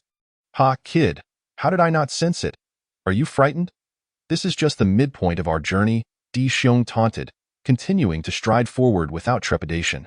The other 4 hesitated but ultimately followed suit, albeit at a slower pace. Shin Feng shook his head and began to catch up. Just as they advanced 10 or so paces, Di Xiong suddenly shouted, "Ah!" and turned back, sprinting toward Shin Feng and the others. They turned to see him being pursued by a massive python, its grayish-brown scales shimmering ominously, stretching over 10 lengths, with eyes as large as human heads. A pungent stench assaulted their senses. The Ing python, a 6th-tier savage beast. Lei Ming's group recoiled in shock. Retreating several paces, how could a 6th-tier savage beast appear here? That's on par with a human in the passage realm. The Ing python raised its head, its forked tongue flicking in the air as it glared down at Shin Feng and the others. "Everyone, be cautious. This is a 6th-tier savage beast, the Ing python," Lei Ming bellowed, gripping his large axe tightly, channeling his energy into it. The others unsheathed their weapons, their energies surging as they fixed their solemn gazes upon the python. "Lei, let us kill it. With 7 of us, even a 6th-tier beast can be challenged. Its inner core should fetch 10,000 spirit stones, and its hide at least 5,000. What do you say?" Di Xiong proposed, his eyes gleaming with greed. After a brief exchange of glances, Lei Ming's group hesitated but ultimately nodded. Their team had ventured into the mountains to hunt savage beasts for cultivation resources, typically targeting 4th- and 5th-tier creatures, so encountering a 6th-tier beast was unexpected. And the others will attack from the front. Shen Feng, you and your partner flank from the left, while Di Xiong and Lin Hai take the right. Bai Yi will provide cover from a distance. Lei Ming calmly organized the plan. In an instant, the 7 dispersed, encircling the Ing python. As the python sensed the encroaching threat, a green light flickered in its dark green eyes. Clearly enraged, it opened its mouth and unleashed a powerful gust toward Lei Ming and his companion, while simultaneously sweeping its tail toward Di Xiong and Lin Hai. Seeing the fierce wind approach, Lei Ming and his companion swung their weapons in retaliation, dissipating the gust momentarily. They then charged toward the python's eyes. Simultaneously, Di Xiong and Lin Hai aimed their weapons at the sweeping tail. The impact of their strikes sent them flying back several paces, and they both spat blood upon landing, yet the Ing python remained unscathed. Just as Lei Ming and Xiao Yin were about to strike at the python's eyes, it abruptly closed them and lunged its massive head toward them. The force of the collision felt as if they struck iron, sending them both reeling nearly 5 paces back, their energy surging in their chests. Just as the python prepared to continue its assault, 3 arrows whistled through the air, targeting its head, vital point, and abdomen. Bai Yi had taken his shot. The python paused momentarily, but the arrows failed to penetrate its defenses, and it continued its charge toward Lei Ming and Xiao Yan. At that moment, Shun Feng and Shen Minglan sprang into action. Shun Feng unleashed a powerful punch, a fierce energy streaking toward the python's vital point. The python howled in pain, shifting slightly to the right, and retaliated by spraying a stream of green liquid at Shun Feng while sweeping its tail, sending Shen Minglan and her sword flying over 10 paces. She landed, coughing up blood and paling visibly. Shun Feng swiftly sidestepped the python's venom, rushing to her side to support her. "Sister Lan, are you all right?" He immediately fed her a restorative pill. Shun Minglan shook her head, struggling to sit up, clearly suffering from her injuries. She had just broken through to the condensation realm and was still far from matching a 6th-tier creature. At that moment, the rest of the group, aside from Shun Feng and Bai Yi, bore injuries. They had underestimated the Ing python's strength. Savage beasts possessed greater defenses than humans, and among the same tier, their combat prowess surpassed that of humans. How do we breach its defenses? Just then, the python lunged toward Di Xiong and Lin Hai on the right. As the tail whipped around, fear flashed across Di Xiong's face. He retreated 2 paces before suddenly turning and fleeing at remarkable speed. Disappearing into the dense woods ahead. Ah! A scream erupted from the right. Originally, the two could have held their ground, but now only Lin Hai remained, swept up by the python's tail, blood spewing forth as he was rendered powerless. Despicable! Shameless! The group glared at the fleeing Di Xiong, anger evident in their expressions. Just as Lei Ming and the others prepared to intervene, the Wyoming python opened its massive jaws to bite down on them. With no time to evade, Lei Ming swung his axe with all his might toward the python's mouth, but just then, the python unleashed a powerful wave of force, shattering the axe's momentum and sending Lei Ming flying backward. As the python bore down on Xiao Yin, a flash of sword light darted through the air, a flying sword piercing the python's head. The creature's eyes, fixed on Xiao Yin, froze in midair. And in the next moment, Shun Feng appeared above it, wielding the Juju sword. With a swift motion, he cleaved through the python's neck. The massive head fell away from the serpent's body, and blood gushed forth. Shen Feng stared at the Juju sword, its blade gleaming as the crimson liquid flowed from its surface, momentarily taken aback. This sword is incredibly powerful. It effortlessly breached the Wyoming python's defenses. Lei Ming and the others looked at Shen Feng, dumbfounded. This little brother, so formidable. Shen Feng glanced at the tail, where Lin Hai lay, his bones shattered by the python, breathless and lifeless. At that moment, Lei Ming and Bai Yi approached, gazing sorrowfully at Lin Hai's corpse. Di Xiong, that shameless rogue. After a moment of silence, Lei Ming crouched to retrieve Lin Hai's storage ring. Brother, may you rest in peace. I shall ensure this ring reaches your family. Xiao Yin turned to Shen Feng, bowing deeply in gratitude. Thank you, young brother, for saving my life. Shen Feng shook his head, replying, we should assist one another. There's no need for such formality, young brother, at such a tender age. Your combat prowess is remarkable. I am in awe. Lei Ming patted Shen Feng's shoulder. He continued, Shen brother, the inner core and hide of this Wyoming python shall belong to you. Just as Shen Feng was about to respond, his expression suddenly shifted. Glancing toward the direction Di Xiong had fled, he exclaimed, let us go. We must retreat quickly. Without delay, he moved to support Shan Minglan, swiftly making their way forward. The others, sensing his urgency, followed closely behind without questioning further. Mere moments after their departure, an echoing howl resonated behind them, shaking the trees and filled with a mournful wail. Cold sweat trickled down their backs as they recognized the sound. Another Wyoming python had appeared. And from the intensity of the cries, it was clear that more than one was approaching, likely 7th tier or higher. The group turned to Shen Feng, their faces filled with gratitude. Just moments ago, the voice of the sword spirit had echoed within Shen Feng, urging, flee swiftly. Clearly, it serves as a reminder of the formidable unknown presence approaching. Shen Feng turned back to glance at the direction they had just come from, his expression grave as he urged, let us move. Their pace quickened yet again. After half an hour, the group emerged from the thicket and reached the edge of a desolate expanse. Before them lay an infinite stretch of wilderness. The landscape open and sunny, adorned with lush green grasses. At this moment, they halted, still shaken by their recent encounter. Brother Shen Feng, that was truly perilous. Fortunately, your keen senses saved us. Lei Ming exclaimed gratefully. Bai Yi suddenly remarked, indeed, the depths of these mountains are far from simple. What shall we do next? The group instinctively turned their gazes toward Shen Feng, gradually converging around him. Shen Feng surveyed the vast stretch of grassland ahead and proposed, let us first traverse this wilderness, and then find a suitable place to recuperate. What do you think?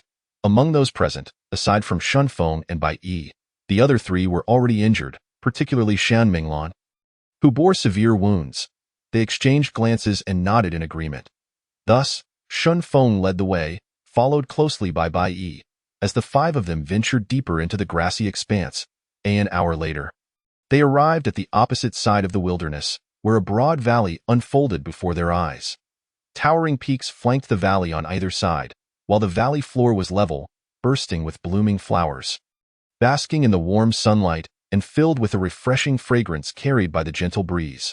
Shun Feng stepped into the valley first, and as they stood within it, their spirits lifted instantly. It felt like a veritable paradise. "How beautiful!" Shin Minglan exclaimed joyfully. "Indeed," Xiao Yin added. "I never expected to find such a beautiful place deep within the mountains." Before long, the group reached the midpoint of the valley. Here, the steep cliff walls loomed on either side. Narrowing the valley, a small waterfall cascaded from the left cliff, pouring into a pond below, where a fine mist danced over the water's surface. Shun Feng scanned the surroundings and suggested, "Let us rest here for a while." The others nodded in agreement, recognizing that the serene environment was perfect for recuperation. Shun Minglan, Lei Meng, and Xiao Yin settled down to meditate and tend to their injuries, while Bai kept watch nearby. At that moment, Shun Feng felt a tremor within his body from the Juju sword. He paused, asking, "Senior?" There was no response. Approaching the pond's edge, the sword trembled once more. Shun Feng furrowed his brow. Looking around, aside from the sound of the waterfall, the surface of the water was calm, and nothing seemed amiss. Just as he was about to turn away, an anomaly erupted from the pond. A whirlpool formed in the center of the pond, rapidly expanding until it engulfed the entire area in an instant. Lei Ming and the others noticed the disturbance and rushed toward Shin Feng. "Don't come over," Shin shouted urgently. As soon as he spoke, a fierce wind whipped up, and a tremendous force from the whirlpool surged toward him. Shin Feng's expression changed drastically as he prepared to take flight on his sword, but at that moment, the sword spirit within him suddenly commanded, "Down!" "Huh!" Shin Feng was taken aback in that fleeting moment of hesitation. An overwhelming force yanked him into the whirlpool, and he was sent spinning through a dizzying descent. His body completely beyond his control. "Feng Di, brother Shin!" Lei Ming and the others shouted in alarm, rushing forward, but by then, the pond had slowly returned to tranquility, and Shun Feng had vanished without a trace. The four were left in stunned silence, standing there in disbelief. Chapter 8. A fortuitous encounter. As Shun Feng was swept into the pond's depths, he felt the Juju sword within him tremble violently. The surrounding space stabilized instantly. Although he was still being pulled downward by an immense force, his descent slowed significantly, and he regained control of his body, no longer spinning. After what felt like a quarter of an hour, Shin Feng sensed his feet touch solid ground. Steadying himself, he looked around and realized he was in a cavern. The cave was expansive, littered with remnants of various creatures, some of which were quite formidable, likely the remains of savage beasts. The walls of the cavern were smooth, and outside, a subterranean river flowed. Could it be that the pond in the valley connected to this underground river? Shin Feng mused cautiously. After surveying the area for a moment and finding nothing amiss, he ventured deeper into the cave. The further he went, the denser the spiritual energy became.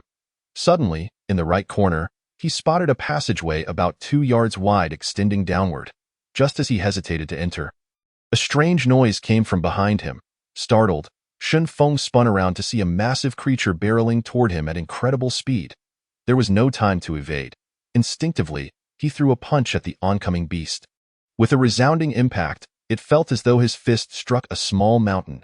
A tremendous force rebounded, sending Shin Feng flying backward, crashing against the cave wall, with half of his body embedded within it. He coughed up a mouthful of blood. Pain coursed through him, yet he was grateful that he had exerted all his strength in that hasty strike. Otherwise, this collision could have been fatal or left him severely injured. Even so, he was not unscathed. The creature halted, its eyes fixated on Shin Feng, a glint of ferocity in its gaze, seemingly astonished that this human boy had survived. In that moment, Shin Feng finally discerned the creature's form. Towering over 4 yards tall and stretching over 10 yards long, it possessed the body of a fish, the tail of a serpent, and a head resembling that of a dragon, crowned with a sharp horn. For massive claws adorned its underbelly, sharp as blades, and its gaping maw revealed 4 formidable fangs, with dark green eyes locked onto Shin Feng. From its aura, Shin Feng surmised that this creature was at least a pinnacle 7th-tier savage beast. His expression turned serious as he stared at the beast before him, suddenly recalling a species documented in ancient texts, the jiaoyu, a fish that had nearly evolved into a jiao, the precursor to the flood dragon, capable of transforming into a jiao long after centuries of cultivation. A Jiao Long could evolve into a Qiu Long after millennia, suppressing the excruciating pain coursing through him. Shun Feng extricated himself from the wall and glanced around the cavern. Could this place be the creature's lair? He then opened his palm, summoning the Juju sword, his internal energy surging in that instant. The Jiao Yu lunged at him, one massive claw slicing through the air toward Shun Feng. With narrowed eyes, Shun Feng poured all his energy into his sword and struck with all his might. A thunderous sound erupted as Shun Feng was once again sent flying, landing beside the passageway in the right corner. So powerful! Shun Feng swallowed hard, unable to suppress another spurt of blood. Gritting his teeth against the pain, he rose to his feet. However, the creature's claw bore a gash from the Juju sword, black blood oozing from the wound. It wasn't Shun Feng's strength that had overwhelmed it, but rather the sword's ability to breach the Jiao Yu's defenses. Just as Shun Feng regained his footing, the Jiao Yu let out a furious roar, clearly enraged and poised to attack once more. At that moment, the sword spirit suddenly urged, "Enter the adjacent passage." Shun Feng hesitated no longer. With a swift movement, he darted into the side passage. Behind him, the creature's furious roars echoed, but Shun Feng sensed it did not follow. This colossal beast should be unable to pursue him. He thought gleefully. After traversing a short distance, he inquired, "Senior, what is this place? I sense the fluctuations of the Tao. It should not be far." "Keep moving forward," the sword spirit replied. "Tao? The Tao of the Juju sword is here?" As the passage continued downward, Shun Feng took out a moonlight stone, illuminating the surroundings. After advancing for over 100 yards, he discovered that the spiritual energy intensified the further he traveled. After another hour, Shun Feng was astonished to find scattered spiritual crystals within the passage, some as large as bowls. Overjoyed, he collected them all into his spatial ring. These were spiritual crystals. The energy contained within was dozens of times purer than that of spiritual stones. One spiritual crystal could be exchanged for 100 spiritual stones.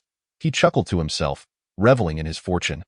The passage continued to descend, and after half an hour, Shun Feng had amassed over 1,000 spiritual crystals. Suddenly, the Juju sword within him began to tremble with increasing frequency, as if it yearned to break free. At that moment, a vast expanse appeared before Shun Feng, resembling an underground world.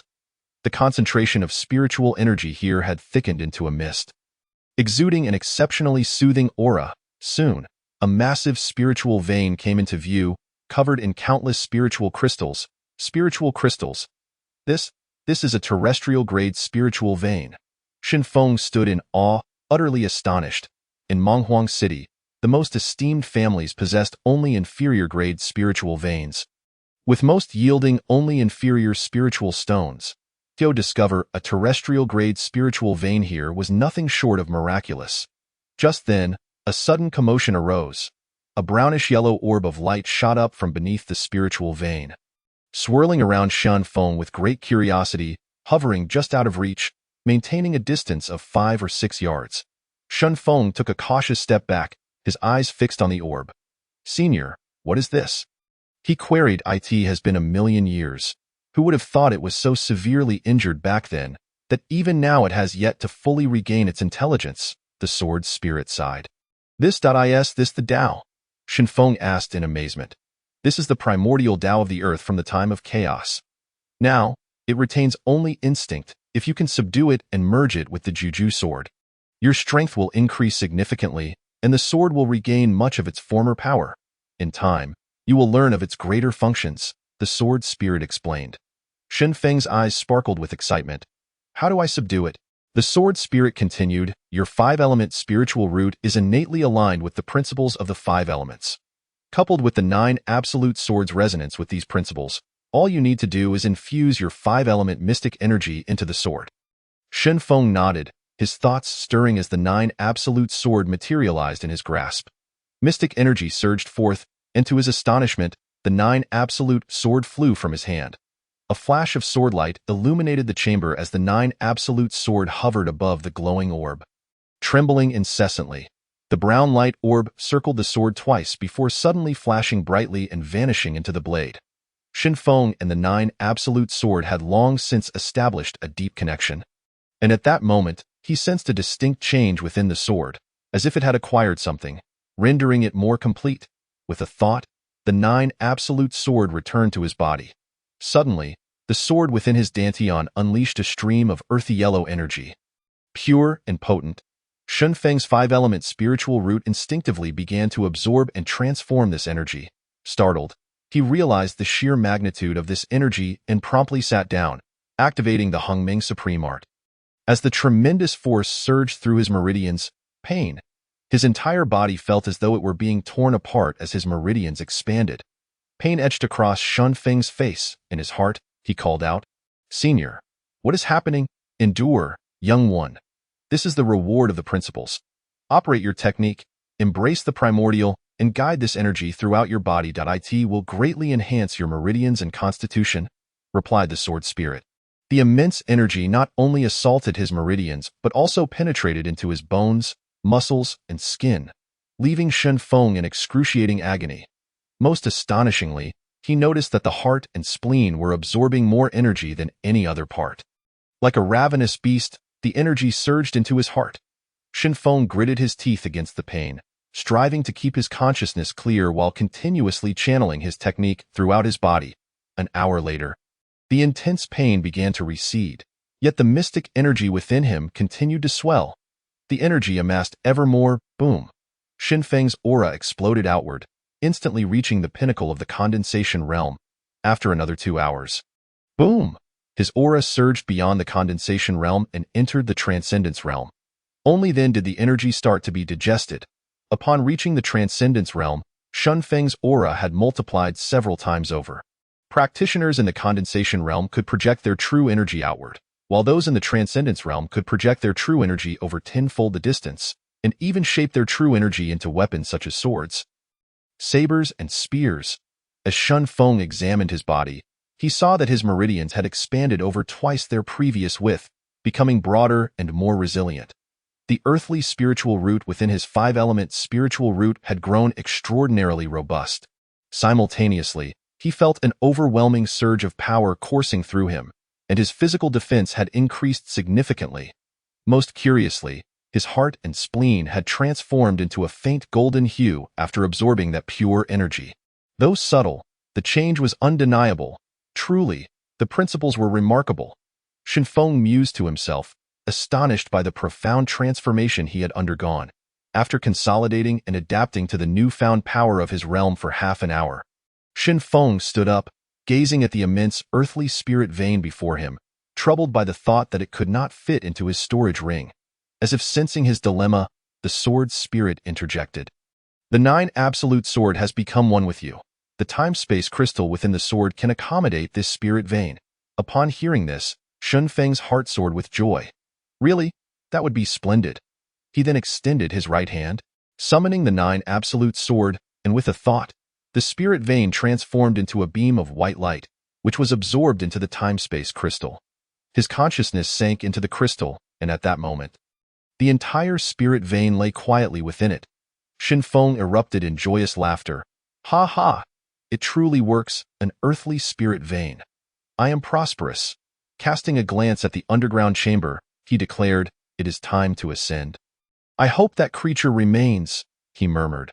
With his realm breakthrough and an invigorating sense of power coursing through him, he yearned for a worthy opponent. That creature was the perfect match. He promptly turned and retraced his steps swiftly. Chapter 9. Come on, little one. After more than an hour, Shun Feng finally returned to the entrance of the passageway. With a single step, he reappeared in the cave. Indeed, the creature still loitered at the entrance, hunched over with half-closed eyes, resting on the ground. Upon sensing Shun Feng's presence, its gigantic eyes snapped open, glinting with ferocity as it fixed its gaze upon him, slowly rising to its full height. Its forepaws scraped the ground, leaving deep, sharp claw marks. Shun Feng clenched his fists, mystic energy surging within him, taking several steps forward before beckoning the monstrous creature with a crooked finger. Roar! Though still a savage beast, the 7th-tier creature had begun to exhibit some degree of sentience. It evidently perceived the provocation, letting out a furious roar, its claws scraping the ground incessantly, before transforming into a dark shadow and launching itself toward Shun Feng. As the shadow bore down on him, Shun Feng kicked back with his right foot, assuming a bow stance with his left leg, retracting his right hand as he activated the Tiger Roar Fist technique. Concentrating his energy, drawing it into his right fist, where a golden fist imprint coalesced, shimmering brightly. Shan Feng's face radiated with battle intent, showing no trace of fear. Just as the creature lunged within half a zhang of him, Shen Feng unleashed his punch, bang. His fist collided violently with the shadow. The tremendous impact sent remnants of beasts and debris flying across the cave. The entire cavern trembled. The force of the collision caused Shen Feng to slide backward over 5 zhang, carving deep grooves into the ground beneath him. A painful ache coursed through his arm. In contrast, the creature, too, was forced back over 3 zhang before regaining its balance, its claws having torn deep trenches into the earth. With his realm breakthrough, Shan Feng's strength had surged, and although he found himself at a disadvantage, he was now able to contend with the creature. Shaking off the soreness in his arm, he reveled in the satisfaction of having repelled the creature after previously suffering its blows. Just as the creature steadied itself, it let out another furious roar and charged once more, its claws slicing through the air with a series of sharp sounds, glinting with lethal intent as they aimed for Shan Feng's chest. Upon witnessing the creature's renewed assault, Shan Feng's expression remained calm. Gathering mystic energy in his right hand, he shaped it into a sword formed of pure energy, which trembled in his grasp. Suddenly, he stepped forward. Swinging the energy sword at the charging beast, boom! The energy sword shattered upon impact, propelling Shan Feng back over 3 zhang. The creature's head, struck by the energy sword, was momentarily dazed, sliding backward as it staggered. A glimmer of confusion and fear in its eyes, clearly taken aback by the unexpected increase in Shan Feng's strength. Heart racing with excitement, Shen Feng realized that although the energy sword could not penetrate the creature's defenses, his power was now sufficient to match it. Seeing the creature hesitating, he lunged forward, the energy sword poised to stab at its abdomen, sword light flashing as it whistled through the air. Upon noticing Shan Feng's approach, the creature let out a furious roar and retaliated with a sweeping tail strike, its tail crashing down toward the swiftly advancing Shen Feng. In midair, Shen Feng faced the enormous tail, resembling a giant banana leaf. Descending upon him, smack, the energy sword struck the massive tail, disintegrating upon impact. While most of the force was absorbed by the sword, the remaining impact still sent Shen Feng flying. Simultaneously, the fierce force of the energy sword caused the creature's tail to whip backward, nearly flipping its entire body. Regaining his footing upon landing, Shen Feng felt his chi surge, reflecting, this 7th-tier creature's defenses are formidable. The energy sword cannot overcome it. Just as he prepared to summon the 9 absolute sword, the sword spirit's voice chimed in, you can use the sword control technique to command your energy sword. With a swift strike of his energy sword, Shen Feng exclaimed in surprise, indeed. My own energy sword is a sword, formed from my own profound energy. I should be able to control it with the sword control technique. As soon as he uttered these words, another energy sword materialized in his grasp. As he activated the sword control technique, he immediately felt the energy sword, solidified from his profound energy, respond to him as if it were an extension of his own body, striking precisely where he directed it. Unable to contain his excitement, Shen Feng erupted into laughter, proclaiming, "Ha! Excellent!" Gazing at the energy sword hovering in the air, he then turned his attention to the monstrous aquatic creature before him, a smirk creeping onto his lips as he commanded, "Go!" In that instant, the arena was filled with a flash of sword light, and the energy sword, accompanied by a piercing sound, lunged towards the creature's head, bang. The energy sword shattered upon impact. The creature recoiled in pain, its immense form staggering backward from the force of the blow. Letting out a furious roar, it fixed its fierce gaze upon Shen Feng. Yet, just as it regained its footing, another flash of sword light erupted from Shan Feng's hand, and another energy sword pierced its abdomen. With no room to evade within the confines of the cavern, Shen Feng struck true with every sword thrust. The creature, racked with pain, let out a wrathful howl and charged at Shen Feng, its gaping maw seemingly intent on swallowing him whole. At that critical moment, Shen Feng unleashed a flurry of attacks, sending 3 energy swords flying towards the creature's head, abdomen, and neck. Bang, bang, bang. The creature, caught mid-charge, was struck thrice. Its body racked with agony as it was forced back nearly 10 zhang. After rolling on the ground, it finally stabilized itself. "Ha ha! Come on, you little rascal!" Shinfeng laughed heartily. Suddenly, the creature exhibited a drastic change. It lowered its head, its eyes fixed intently on Shinfeng, and its body began to swell alarmingly. Its four massive claws dug into the ground, while its tail curled slightly upward. A surge of energy began to emanate from its mouth, which swiftly coalesced into a swirling vortex aimed at Shinfeng. Taken aback, Shinfeng's expression turned grave. This was the very vortex of energy he had encountered by the water pool.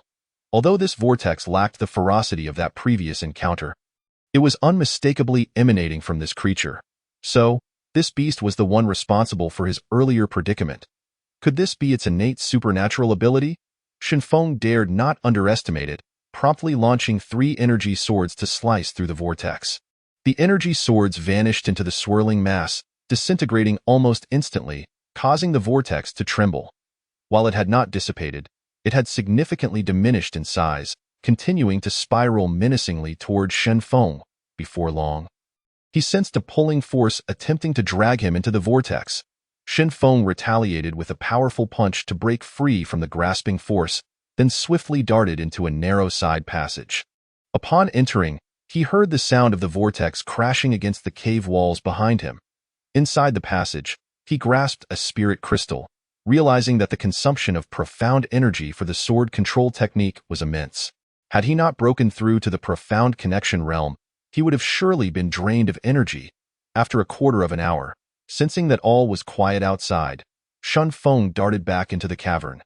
There he found the monstrous aquatic creature sprawled on the ground, clearly exhausted from utilizing its supernatural ability. Its malevolent eyes remained fixed on Shinfeng, as if it yearned to devour him whole. Yet it was powerless to act against the young human. Had this not been its lair, it might have retreated long ago. Observing the creature's lack of aggression, Shinfeng mused that perhaps there were limitations to its supernatural ability. Otherwise, why had it not used it from the onset? After battling for so long, it finally resorted to its supernatural ability, which was evidently weaker than during their first encounter by the water pool. It seemed there was a cool-down period between uses. Casting a glance at the remains of the savage beasts littering the ground, Shinfeng suddenly understood that this aquatic monster had relied on its supernatural ability to prey upon the savage beasts near the water pool for sustenance. He had nearly become its next meal. Noticing that Shinfeng was not attacking, the creature began to retreat slowly, seemingly preparing to abandon its intended feast. Humph! Trying to escape. Shinfeng sneered at the sight. Did it truly believe he could not contend with it? Chapter 10. Ambush Encounter. Just as the words left his lips, 2 energy swords shot forth, illuminating the arena with their brilliance. Bang, bang. The swords struck the creature's back and abdomen, causing the energy swords to shatter once more, sending the creature reeling. Before it could stabilize itself, another flash of sword light erupted from Shinfeng's hand, this time faster and more powerful. The trajectory of the flying sword was nearly imperceptible to the naked eye. Swish! An energy sword pierced through the creature's head, leaving a bloody hole in its wake, dark blood gushing forth. The creature's eyes dimmed, its gaze becoming vacant as it struggled to comprehend how Shinfeng's sword had breached its defenses. Indeed, Shinfeng had just employed the 9 absolute sword technique. After merging with the earth principle, he discovered that the 9 absolute sword had become even sharper and more formidable. The creature's defenses crumbled like tofu before the might of the 9 absolute sword. At that moment, Shinfeng opened his right hand, the 9 absolute sword returning to him as he soared above the aquatic creature, bringing his sword down upon its neck, with a resounding thud. The creature's head plummeted to the ground, a torrent of dark blood spraying forth. Subsequently, Shinfeng extracted the creature's core, stowing it away in his storage ring. This was the core of a peak 7th-tier savage beast, worth at least 20,000 spirit stones. Surveying the cavern, Shinfeng reflected on how, despite his fall into the water pool, he had fortuitously discovered the earth principle, experienced a breakthrough in his cultivation, and significantly enhanced his strength, leaving him in high spirits. Emerging from the cave, he gazed at the gently flowing dark river and thought to himself, "Now, I can no longer ascertain the precise location of the water pool. Following the course of this underground river might lead me to an exit." Resolute, Shinfeng leaped into the river, a bone-chilling cold instantly enveloping him. Yet, with his current physical strength, this chill posed little threat. Navigating the river for several hundred zhang, he encountered no anomalies or living creatures. Perhaps all had fallen prey to the monstrous aquatic beast. Thus, Shun Feng journeyed through the underground river for over 3 hours. Still failing to locate an exit, he had no idea where this dark river led. After another half-hour, the river suddenly widened into an expansive oval shape. Reaching this elliptical section, Shin Feng noticed a narrow cave above. Extending upward, surrounded by sheer cliffs, barely accommodating 3 individuals side by side. As he looked up, he glimpsed a faint glimmer of light.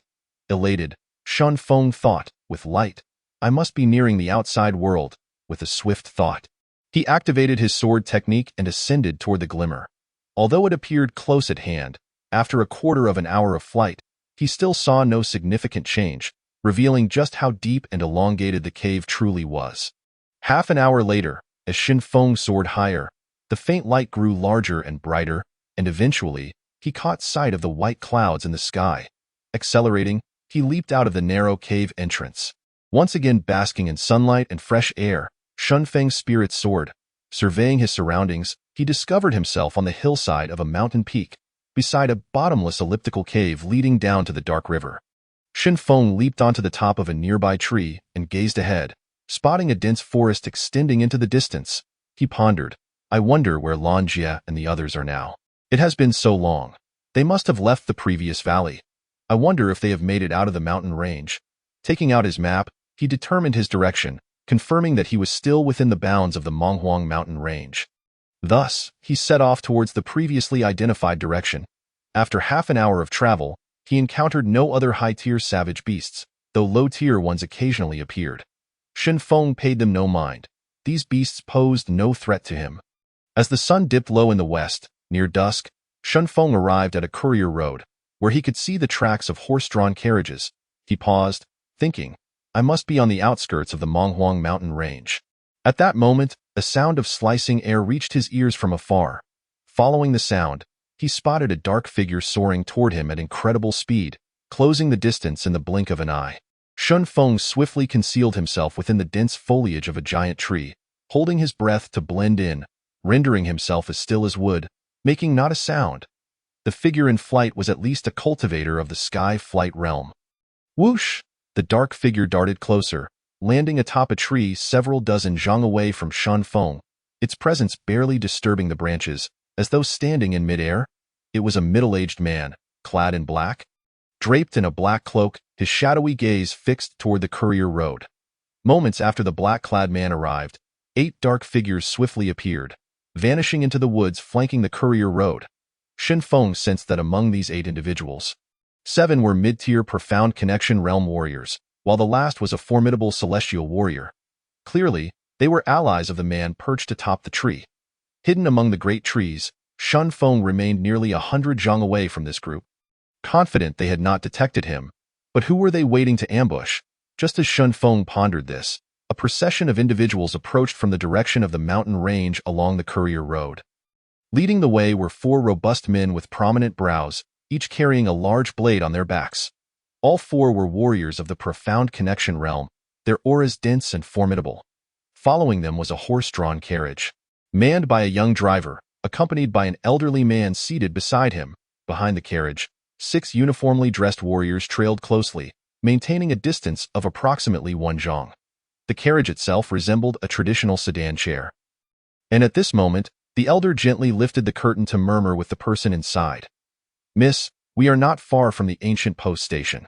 We should reach it before nightfall. Yibo, instruct everyone to exercise utmost caution. Upon arrival at the post station, arrange for immediate boarding of the cloud ship. A woman's voice emanated from within the carriage. Understood, miss.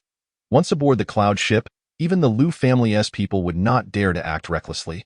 The woman cautioned, we must not be careless. This illness afflicting grandfather and the others is suspicious. After much difficulty, we have procured the spiritual medicine in this remote wilderness. It must be delivered home safely. Just then, a cold laugh pierced the air. Heh, I fear you will not make it home. 8 figures clad in black suddenly emerged from the woods on either side, surrounding the caravan. The group was taken aback, swiftly drawing their weapons and tightening their formation around the carriage.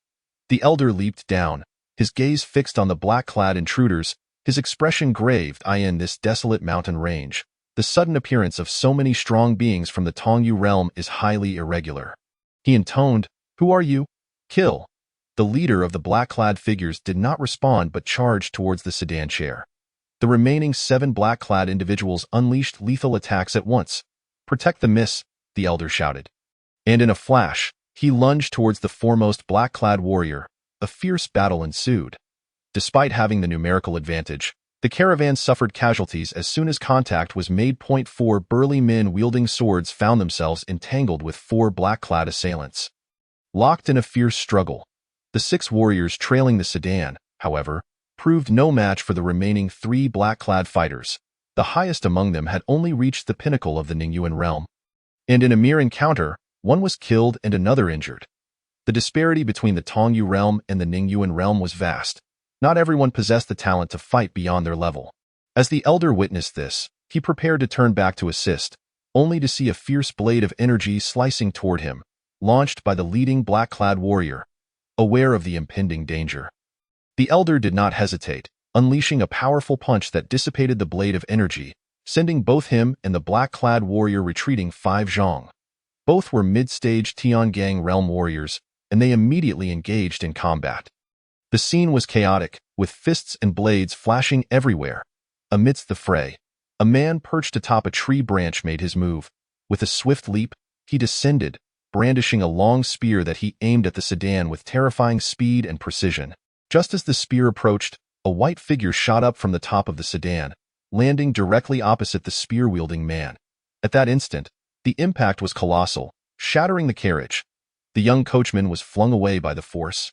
Rendered unconscious, Shen Feng beheld the newly emerged woman in white, her flawless skin as fair as snow, her tall, graceful figure accentuated by her delicate features, resembling a celestial being descended from the heavens. The woman, wielding a gleaming sword, fixed her serious gaze upon the spear-wielding man. "Lu Yace, is it you? Does your Lu family intend to wage war against my Yi family?" Her face was as cold as ice, her voice laced with disdain. "War? Yi Jing, do you even have the luxury of returning alive? Hand over that item, and I may leave your corpses intact," Lu Yace replied coldly. The mention of the Lu family and the Yi family sent a shudder through Shen Feng. Could these 2 factions be the renowned Lu family from Zhangzhou and the Yi family from Qingzhou? What brought them to this remote wilderness? "Lu Yace, I know not of what you speak. Our movements have been so clandestine. How did you come to know?" Yi Jing retorted. "Refusal to comply? Then I shall simply kill you first and take it. Desques, such a beautiful third miss of the Yi family. What a pity." Lu Yace leered at Yi Jing with ill intent. Why Yi Jing's expression turned icy, her eyes brimming with murderous intent. "Miss, we must retreat," Yi Bo shouted, forcefully knocking back the knife-wielding man before darting to Yi Jing's side. "None of you shall leave today," Lu Yace declared coldly. With that, the spear's energy surged, a torrent of force barreling towards Yi Bo. Yi Bo's vital energy surged as he unleashed a powerful punch. The collision of his fist and the spear's energy sent shockwaves through the air, but the spear's momentum remained relentless, piercing forward. Boom. A figure was hurled backward, spewing blood mid-air. It was none other than Yi Bo. Gravely injured, the disparity between the Tiangang realm and the Yukong realm was profound, the strength differential immense. Just as Lu Yace prepared to strike again, a fierce sword energy struck from the side. Yi Jing, with her sword glinting coldly, lunged at Lu Yace's chest. "Humph! Overestimating your abilities," Lu Yace sneered, swiftly countering with a sweeping motion of his spear, unleashing a ferocious wave of energy that stirred the air violently. The force collided with Yi Jing's sword energy, dissipating it instantly and surging forward. Bang! Yi Jing, along with her sword, was sent flying dozens of zhang away. As she landed, blood trickled from the corner of her mouth. The mid-stage Tiangang realm Yi Jing was no match for Lu Yace in a single exchange. Her expression turned grave, determination burning in her eyes as she focused on the approaching Lu Yace. No, she could not perish. She must deliver the medicine back to her family. Her grandfather and the others were poisoned, and it had to be connected to the Lu family. Otherwise, why would they go to such lengths to prevent her return? As Lu Yace closed in rapidly, Yi Jing prepared to strike once more, when a gray figure darted in from the side, moving with incredible speed towards Lu Yace. "Miss, you must retreat," Yi Bo bellowed. With his energy surging, he swelled in size, preparing to collide with the oncoming Lu Yace. "Fool! Seeking death." Lu Yace realized Yi Bo's intention to self-destruct and could not react in time, his expression shifting dramatically as he hastily summoned a shield. Boom! The explosion reverberated throughout the area. "Yi Bo!" Yi Jing cried out in anguish. The shockwave propelled her backwards several zhong. The impact of a mid-stage Tiangang realm warrior's self-detonation was immense. Those nearby were thrown back, the weaker Tongyu realm warriors sustaining severe injuries. Everyone halted, staring at the center of the explosion. The remaining Yi family warriors lay motionless on the ground, lifeless. The 4 remaining sword-wielding men were also gravely injured. The black-clad warriors from the Lu family suffered 1 casualty and 2 injuries, while the other 4 remained relatively unscathed. The injured were primarily those struck by Yi Bo's self-detonation. Cough. As everyone gazed towards the explosion site, a figure slowly rose, propping himself on his silver spear, coughing up blood. Lu Yace had survived. Truly, a testament to his prowess as a Yukong realm warrior. Even after such a forceful explosion, he remained alive. Albeit severely wounded, Vice Hall Master. "Are you all right?" The knife-wielding man who had previously battled Yi Bo rushed over, supporting Lu Yace. Lu Yace's expression was grim. He had nearly fallen to a mid-stage Tiangang warrior. Had he not hastily produced the Shin-level treasure, the diamond shield, to deflect the blow at such close range, he would have perished. He had been careless, primarily underestimating his opponents, thinking he could easily handle 2 Tiangang realm warriors. "Lu Xie, kill them for me. I want Yi Jing alive. I intend to make her life a living hell." Lu Yace's expression darkened as he commanded fiercely, another mouthful of blood spilling from his lips. The black-clad man named Lu Xie slowly advanced towards Yi Jing, his eyes gleaming with unabashed greed.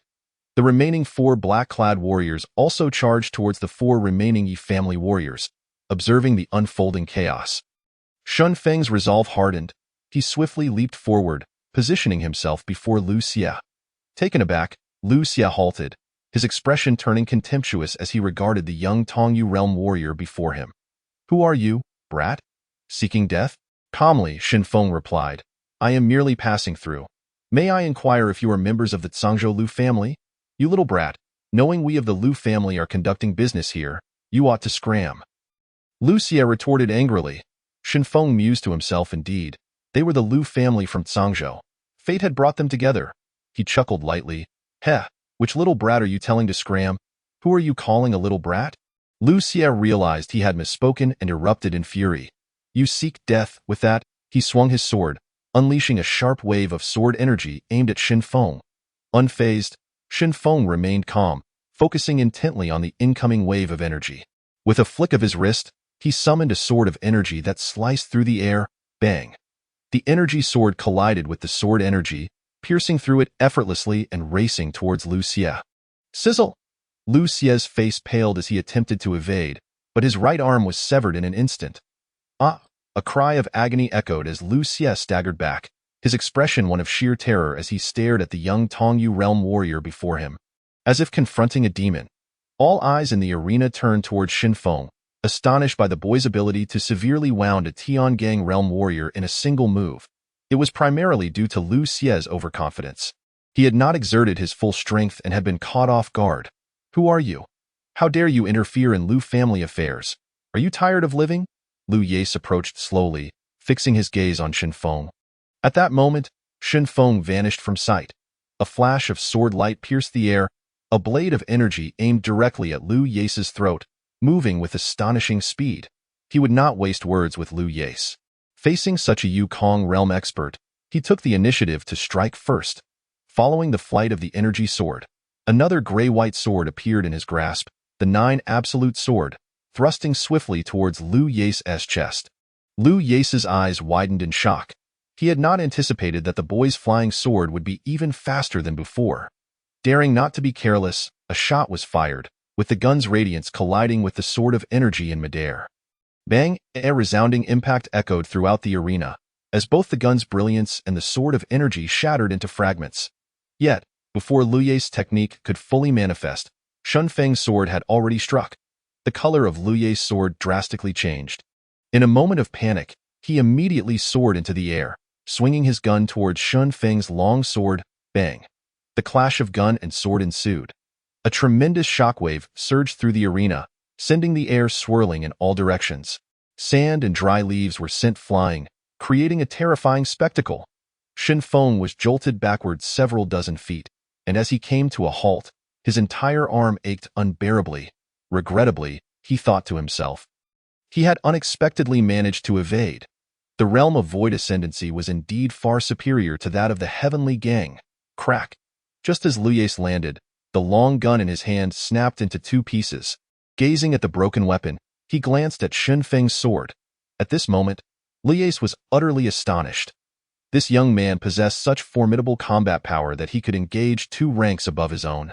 Though he was injured, with only 60% of his strength remaining, the previous blow was not something an ordinary Void Realm warrior could withstand.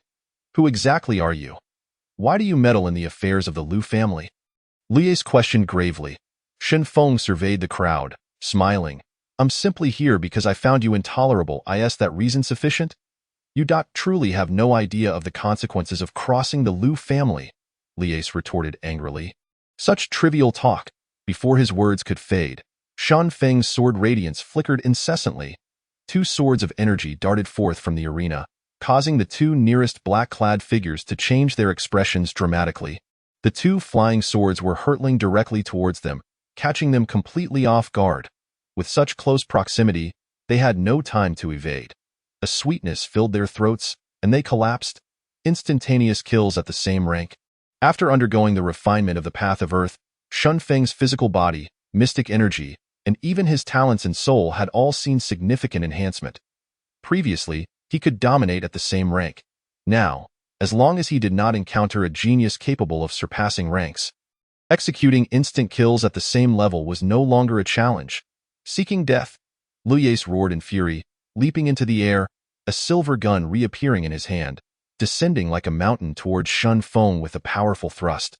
The gun's radiance stirring the air. At that moment, Shun Feng's mind stirred, and with a whoosh, he flew up on his sword, appearing behind Liu Ye's. Simultaneously, a sword of energy lunged towards the back of Liu Ye's neck.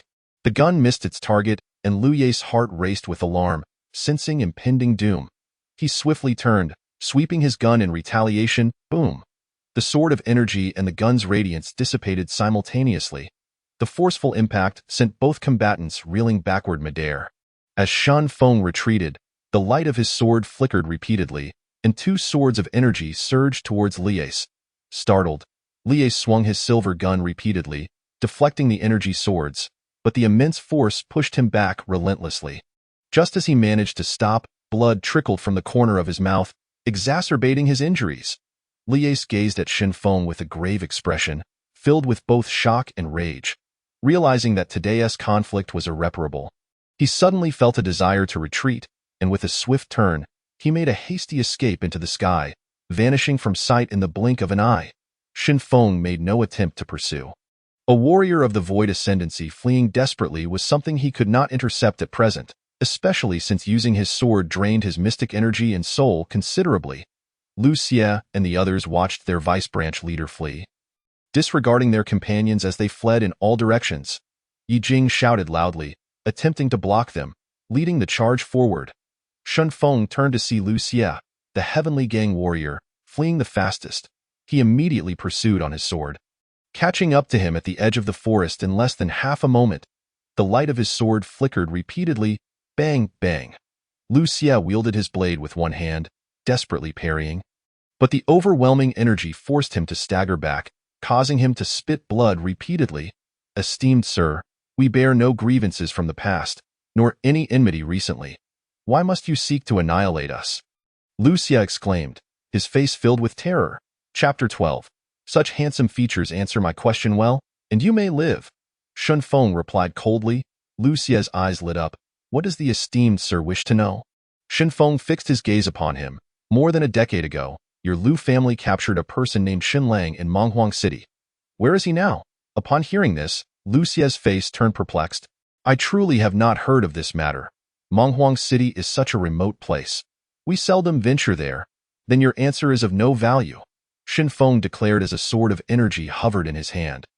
Lu Xie was taken aback. No, it is useful. Let me think. After pondering for a moment, he suddenly exclaimed, right? A few years ago, I inadvertently overheard the branch leader mention something about a person possessing a treasured item, and that the hall master intended to summon the lord for a soul search. Upon hearing this, Shen Feng felt a surge of excitement. The sword of energy was thrust against Lu Xie's throat. A soul search?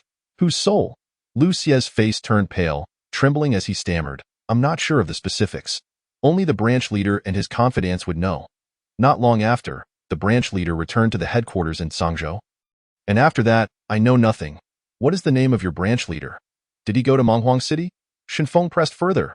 Lu Xie hurriedly responded, the branch leader's name is Lu Yin. I don't know if he ever went to Monghuang City. However, I do know there is a branch of the Lu family over there, apparently expelled for past transgressions. Not long ago, they even sent someone to contact the hall. Subsequently, Shen Feng inquired about various matters concerning the Lu family and the branch leader. It turned out that the headquarters of the Lu family in Sangzhou was located in Sangzhou City, with 4 major halls in the north, south, east, and west, each housing 2 sub-halls, namely the Martial Hall and the Merchant Hall. Lu Xie and his companions belonged to the Martial Hall under the Eastern Hall. The influence of the Lu family in Sangzhou exceeded his previous expectations. Shen Feng did not anticipate that a casual inquiry would yield leads regarding his father. Then, with a flicker of thought, he saw the sword light flash whoosh. The sword of energy pierced through Lu Xie's throat. Lu Xie's eyes widened in shock, struggling to utter, you don't, and then collapsed, breathless. Such a person. Shen Feng naturally would not let go. Having become enemies with the Lu family, Lu Xie would undoubtedly seek revenge upon returning, and it was better to resolve this trouble sooner rather than later. Just as Shen Feng was about to stow away Lu Xie's spatial ring, a sound of footsteps approached from the side. Shen Feng turned to look and saw Yi Jing and the remaining 4 muscular men striding towards him. They glanced at Lu Xie's corpse before Yi Jing stepped forward, bowing deeply.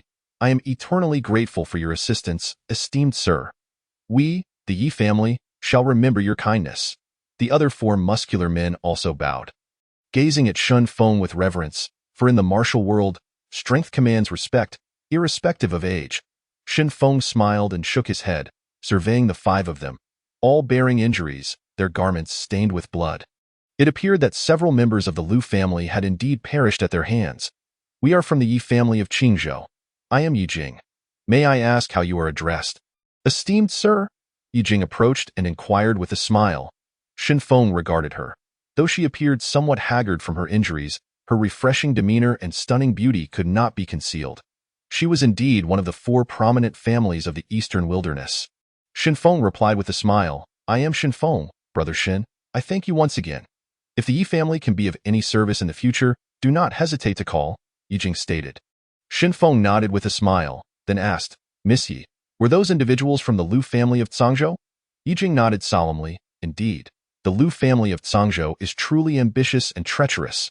After a pause, she suddenly asked, Brother Shen, where are you headed? Clearly, she sought to change the subject and did not wish to dwell on the enmity between the Lu and Yi families. Shen Feng did not press further, calmly stating, to the ancient wild post. Upon hearing this, Yi Jing's eyes brightened. What a coincidence. We are also headed to the post. We are on the same path. Thus, the 6 of them swiftly made their way towards the post as night was about to fall. Along the way, the 4 Yi family men followed behind, while Shen Feng and Yi Jing walked ahead, engaging in conversation intermittently. Most of the time, Shen Feng posed questions, and Yi Jing provided answers. Through their dialogue, Shen Feng gained a rough understanding of the power dynamics among the major factions in the Eastern Wilderness.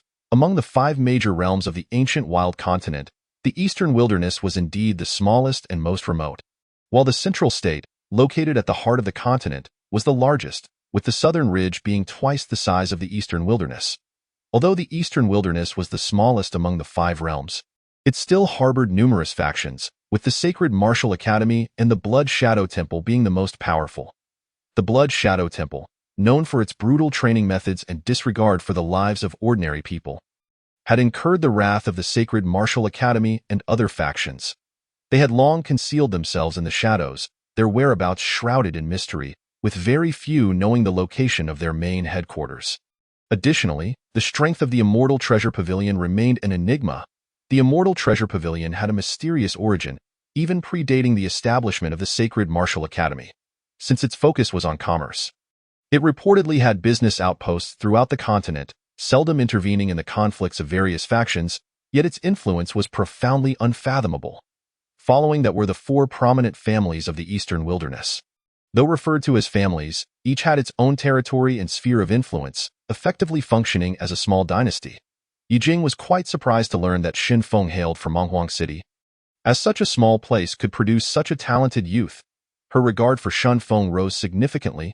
An hour later, the six of them arrived at the ancient wild post, which was closest to the Menghuang Mountains. The post was quite large, significantly larger than Menghuang City. Positioned as a transportation hub for the surrounding counties, it bustled with travelers from all directions, surrounded by numerous shops, creating a vibrant atmosphere. The group made their way directly to a multi-story building. The structure had 3 stories and was lavishly adorned. Above the entrance of the first floor were 3 prominent golden characters. Immortal Treasure Pavilion. Brother Shen, we have arrived. To board the cloud ship to Tsangzhou. You must first purchase a ticket and register at Xianbao Tower, Yijing suggested. Xin Feng nodded in acknowledgement, and the group entered the Xianbao Tower together. The interior was remarkably spacious, adorned with exquisite and ancient decorations. With various sections selling an array of goods, as he glanced around, Xin Feng noticed a throng of people in the hall, all engaged in ticket registration. At the counter, 3 young women, strikingly beautiful and with alluring figures, were busily attending to the crowd. Xin Feng and his companions stood in line, with more people joining from outside, causing the queue to swell. Observing the crowd, Xin Feng inquired, "Is it always this crowded for the cloud ship?" Yijing replied, "It is not usually this busy. Most people are heading to Shengwu Academy for the once-in-a-decade admissions." Xin Feng understood, realizing that the majority of those present were indeed young individuals. Yijing continued, "Shengwu Academy is near Tsangzhou City, Brother Shen. You are also here to participate in the admissions, aren't you?" Xin Feng smiled and nodded, moving with the crowd toward the counter. "If Brother Shen wishes, you may accompany us to Qingzhou. Our Yi family still has a few slots available for Shengwu Academy," Yijing added, catching up to him. Xin Feng was taken aback by her suggestion, knowing well that prominent families typically had reserved spots for the academy. He smiled politely, saying, "Thank you for your kind offer, Miss Yi. I have other matters to attend to in Tsangzhou." Upon hearing his refusal, a flicker of disappointment crossed Yijing's face, and she awkwardly remarked, "Brother Shen, with your extraordinary talent, passing the assessment should pose no challenge." She then leaned closer and whispered, "However, you previously offended someone from the Liu family, and Tsangzhou is their territory. Do exercise caution." As she spoke, she retrieved a token from her storage ring and handed it to Xin Feng. Surprised, he asked, "What is this?" "This is the Feihua token from my Yi family. As long as you present this token, any Yi family member you encounter will offer you assistance to the best of their ability. I hope you will accept it." Seeing the sincerity in Yijing's expression, Xin Feng accepted the token, replying, "I am truly grateful." After a quarter of an hour, Xin Feng completed his registration and obtained a ticket for the cloud ship to Tsangzhou. However, the price left him astounded. The ticket cost an exorbitant 10,000 spirit stones, and that was for a lower-class cabin. The upper-class tickets soared to a staggering 50,000 spirit stones each. The operations at Xianbao Tower seemed akin to highway robbery, raking in countless spirit stones daily. Truly, poverty restricts the imagination, Brother Shen. We shall meet again. Take care. Yijing then approached him, having secured her ticket to Qingzhou. Xin Feng clasped his hands in farewell, saying, "Miss Yi, take care." With that, he turned and followed the crowd toward the direction of the cloud ship. Yijing stood still, lost in thought as she watched Xin Feng's retreating figure. At that moment, a sturdy man from the Yi family approached her, saying, "Miss, that Feihua token is quite precious. Do you think it might?" Yijing interrupted him, calmly asking, "What do you think of this young Master Shen? He possesses formidable strength and has greatly benefited us, but that Feihua token is personally granted by the clan leader to direct descendants."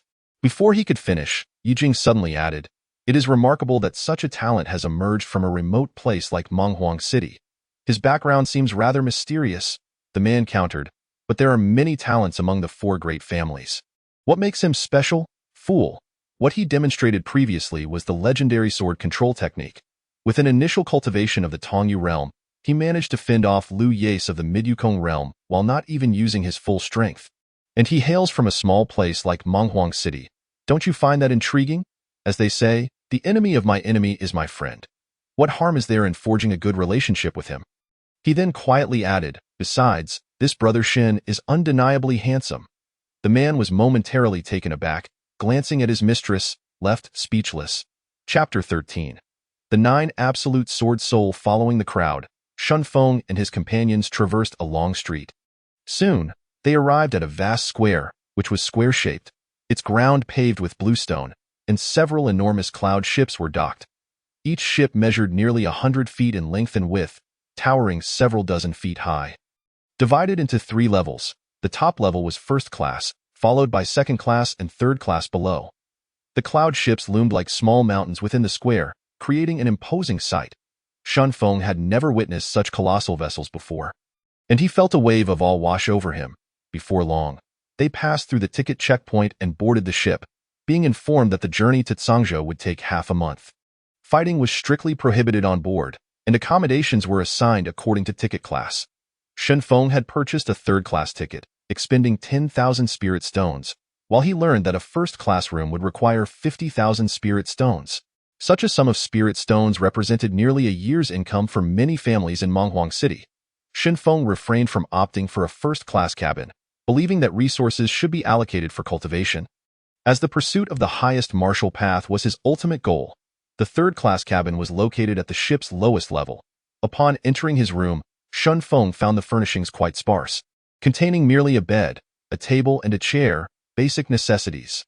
The cloud ship was set to depart the following morning. That moment, Shun Feng chose not to cultivate.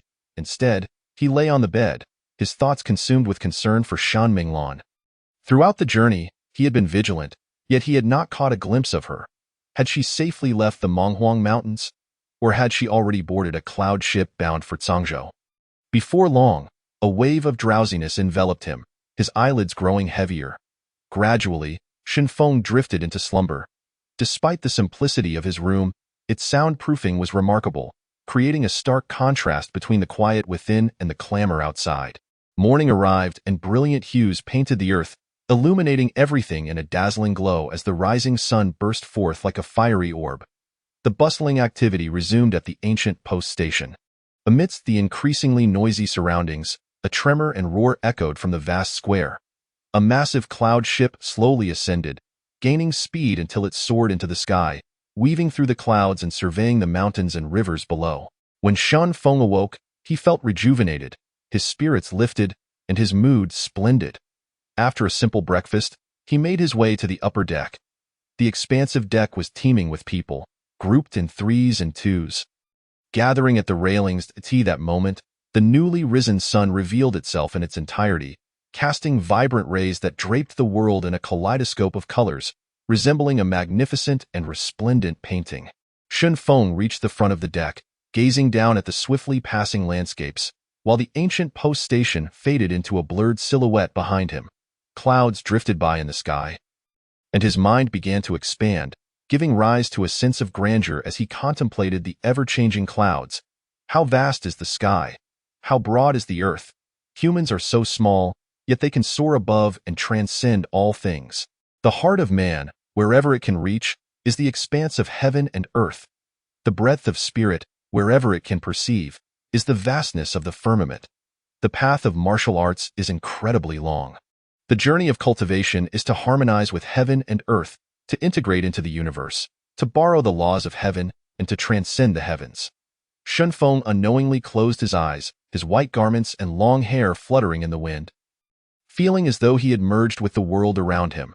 Gradually, Shun Feng entered a state of oblivion, his heart clear, suddenly perceiving a profound silence enveloping the entire world. The stillness allowed him to sense the flow of his own breath, as if his spirit were soaring through the cosmos. This state was exceedingly mystical, as if he could vaguely grasp something intangible. Shun Feng.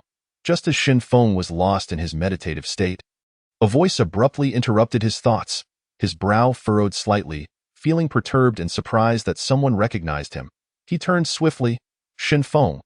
It truly is you. Three young men approached him, the one speaking being the one dressed in dark robes on the far left. Shen Feng was taken aback upon recognizing the speaker. It was Di Xiong, who had abandoned their team during the perilous journey in the Monghuang Mountains. He was accompanied by a young man around 17 or 18 years old, exuding an air of nobility, with fair skin, thin lips, and dressed in luxurious garments, nonchalantly waving a folding fan, embodying the demeanor of a wealthy heir. Following closely behind was a gray-robed elder with profound energy, his piercing gaze intimidating. Upon seeing Di Xiong, Shen Feng's expression darkened, and he coldly remarked, "Who are you? Do I know you?" Di Xiong was momentarily taken aback, quickly recovering to sneer, "Shen Feng, have you forgotten so soon? Your luck is remarkable to have survived the Monghuang Mountains. Where is that beautiful young lady who was with you? I apologize, but I cannot associate with someone like you, who is so cowardly as to abandon teammates in a crisis." Shen Feng held no fondness for Di Xiong and did not mince words. Hearing Shen Feng's retort, Di Xiong's expression soured, as he had presumed Shen Feng and Lei Ming were dead, victims of the fearsome Yuming python. The unexpected encounter left him feeling embarrassed as Shen Feng publicly called out his cowardice, igniting a surge of resentment within him. Hearing Shen Feng's words, the young man beside him turned to glance at Di Xiong, a look of confusion in his eyes. "Shen Feng, do not speak carelessly. Fabricating lies can lead to unforeseen calamities." Di Xiong's expression darkened, his eyes like daggers, fixated on Shen Feng, emanating an aura of threat. "Indeed, one should be cautious. I must keep my distance from you to avoid being ensnared again." After Shen Feng finished speaking, he did not even glance at Di Xiong, turning instead to walk away. Di Xiong, infuriated, felt a surge of dark energy coursing through him, and his eyes seemed to blaze with wrath, momentarily at a loss for words. "Wait." At that moment, a youth beside Di Xiong stepped forward, a faint smile playing on his lips as he regarded Shen Feng. "Why must you speak so harshly, my friend? When one is out in the world, it is wise to speak with kindness if one wishes to live long." Hearing this veiled threat, Shen Feng glanced at the youth, shaking his head with a chuckle. "What's this? Do you have an issue with me? He is under my protection now." Such words are quite disrespectful. The youth retorted coldly. "Do I know you? Why should I grant you any respect?" Shen Feng replied without hesitation. "Shen Feng, this young master is none other than young Master Yuan of the City Lord's mansion in Lirai City. You would do well to speak more courteously," Di Xiong warned. Indeed, he was a wealthy scion. Shen Feng was aware that Lirai City lay several hundred miles from Monghuang City and was significantly larger in scale. He then smiled, "A young master from the City Lord's mansion, what a grand title! But be wary of those around you. Otherwise, you might find yourself caught off guard one day." Reflecting on the events of that day filled him with ire. Had it not been for his 9 absolute sword being able to breach the defenses of the underworld python, they would have all struggled to escape unscathed. Moreover, the way Di Xiong eyed Shan Minglan reeked of lewdness, further fueling Shan Feng's disdain. You're courting death." Di Xiong, now beside himself with rage, was poised to strike. Just then, young Master Yuan placed a hand on Di Xiong's shoulder. "Do not lose your temper. We are aboard the cloud ship, and the rules of the Immortal Treasure Pavilion must be observed." With this reminder, Di Xiong managed to suppress his anger, though his gaze remained filled with deep resentment directed at Shen Feng. Ignoring Di Xiong's glare, Shen Feng cast a final glance at the youth as he departed. Young Master Yuan wore a smile, yet his eyes bore a shadowy intensity. His lips, which were originally thin, were now pressed into a taut line, his right hand holding a folding fan, lightly tapping his left palm. As he watched Shen Feng's retreating figure, his expression darkened instantaneously. "Di Xiong, find out which floor he is staying on." Di Xiong hastily replied, "Yes, young master." His face clouded as he stepped back. After leaving the Monghuang mountain range, Di Xiong had joined the merchant caravan of the City Lord's mansion in Lirai City and had earned the Lord's favor due to his outstanding performance. Shen Feng had just exposed his cowardice in front of the host, and Di Xiong's heart seethed with hatred. Interrupted from his profound contemplation, Shen Feng lost interest in enjoying the scenery on the deck and made his way directly to the lower level of the cloud ship. Returning to his room, upon entering the time-space crystal, he noticed that ever since he had introduced the earth vein, the spiritual energy within the crystal had intensified, offering an exceptionally refreshing sensation. Shen Feng gazed at the sword shadow on the altar, Observing that it had solidified considerably compared to before, its contours strikingly clear and reminiscent of the Nine Absolute Sword. Why is there another Nine Absolute Sword within the time-space crystal? Shenfeng pondered as he approached to examine the sword-shaped phantom more closely. However, a formless force re-emerged, preventing him from advancing any further. Confounded, Shenfeng inquired, "Elder, why is there another Nine Absolute Sword at this altar?" "That is the sword soul of the Nine Absolute Sword. You cannot approach the altar now." The voice of the sword spirit resonated within the space. "Why is the sword soul of the Nine Absolute Sword here? What purpose does this altar serve?" Shenfeng pressed on with his questions. "Knowing this will serve you no purpose. When the time is right, you will be informed," the sword spirit replied. Shenfeng fell silent. After a brief pause, the sword spirit continued, "With your body having undergone the baptism of the earth's path, your physical strength and defensive capabilities have significantly increased. You should be able to barely cultivate the Nine Absolute Sword Classic." "The Nine Absolute Sword Classic?" Shenfeng exclaimed in surprise. "The Nine Absolute Sword Classic is intricately linked with the Nine Paths. Although you cannot yet wield the power of the paths, you can begin practicing the sword techniques." Just as the sword spirit's voice faded, the sword shadow on the altar trembled, and a beam of white light shot forth from it, instantly embedding itself between Shenfeng's brows. Shenfeng's consciousness plunged into the sea of awareness, where a golden sword classic appeared at the center. It exuded a weighty, ancient aura, with divine brilliance flickering around the pages. The golden light shimmering on the covered, as Shenfeng's consciousness swept over it, he discovered that the Nine Absolute Sword Classic consisted of 9 pages. Opening the first page, he found a sword technique inscribed, "One sword, no void. When the sword is drawn, space is obliterated, and all things become naught." Chapter 14. Fortune and Misfortune Intertwined. The first page of the Sword Classic detailed the cultivation method for one sword. No void. Mastering this technique, one could integrate with the spatial path, capable of splitting mountains and rending the earth.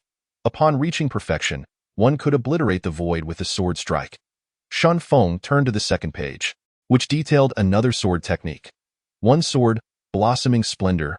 Mastering this technique would allow one to freeze time, accelerate it, or slow it down, but the prerequisite for cultivating this sword technique was the mastery of the temporal path. At this moment, Shenfeng was overwhelmed with astonishment. These two sword techniques were astonishingly powerful, and such miraculous sword techniques truly existed in the world. Eagerly, he glanced at the third page, only to find it entirely blank. Devoid of any writing. As he continued to the fourth, fifth, and even the 9th pages, they remained blank. "How can this be? Why are they blank?" Shenfeng questioned in confusion. The Nine Absolute Sword Classic corresponds to the respective paths. The spatial and temporal paths already exist within the Nine Absolute Sword. Thus, the corresponding sword techniques can only manifest when the paths are present, the sword spirit elucidated. The 5-element sword techniques require all 5 paths to be gathered to become visible. The subsequent sword techniques demand high requirements for spirit and cultivation level. If these requirements are not met, they will not manifest. Then, since I presently grasp the spatial and temporal paths, can I cultivate one sword? No void in one sword, blossoming splendor? Shenfeng asked excitedly. The described might of these 2 sword techniques was indeed alluring. You are being overly optimistic. The temporal and spatial paths currently reside only within the Nine Absolute Sword and have yet to merge with you. Your current physical form and cultivation level cannot wield them. Is it truly that difficult to cultivate these sword techniques? Shenfeng muttered to himself. You can barely begin to cultivate one sword, no void. As long as you can practice it to a minor accomplishment, even if you cannot yet integrate with the spatial path, it will suffice for your current needs. After a pause, the sword spirit added, "The intricacies of the Nine Absolute Sword Classic are boundless. Even the master has not managed to cultivate all 9 sword techniques to perfection. Time is not on your side. You must hasten to increase your strength and seek the paths. And do not aim too high." "What do you mean by time is not on your side?" Shenfeng was left perplexed. "Do you understand what it means when a divine sword emerges? If the secrets of this realm were not obscured by someone, its aura would inevitably attract the attention of powerful beings from beyond the realm. When that time comes, calamity will befall you." Shenfeng gasped. "Can the Nine Absolute Sword still be used temporarily?" The sword soul has yet to merge with the sword body.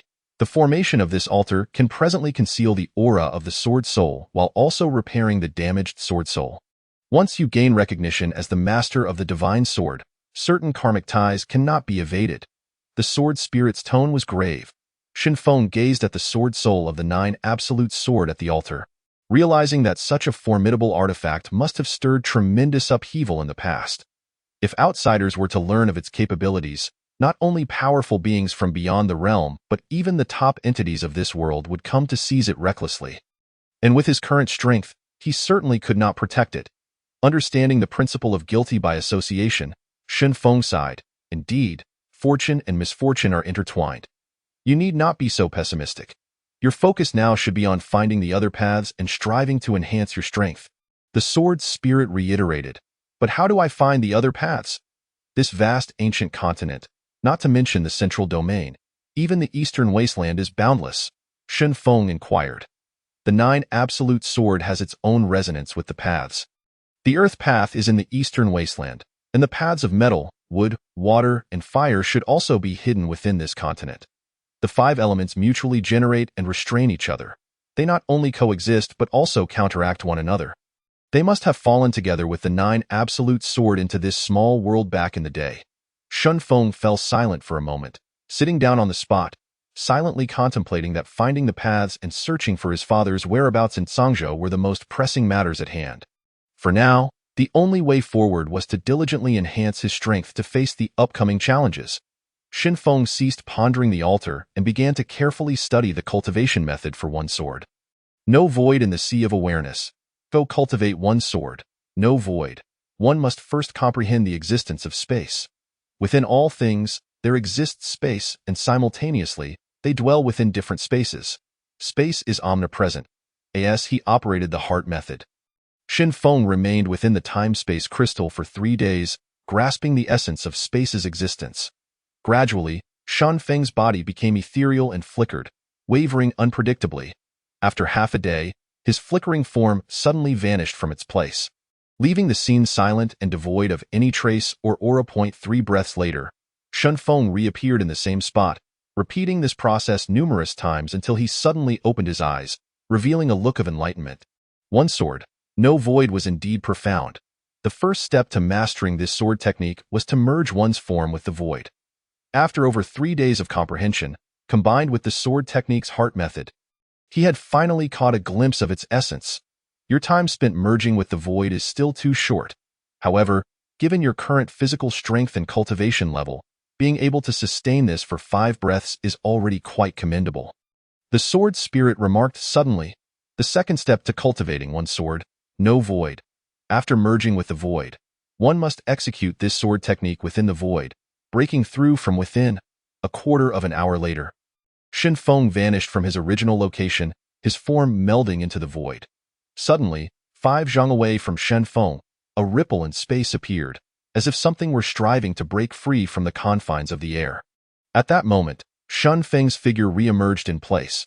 Previously, he had dissolved into the void, and for the first time within that expanse, he attempted to wield the sword technique one sword without void.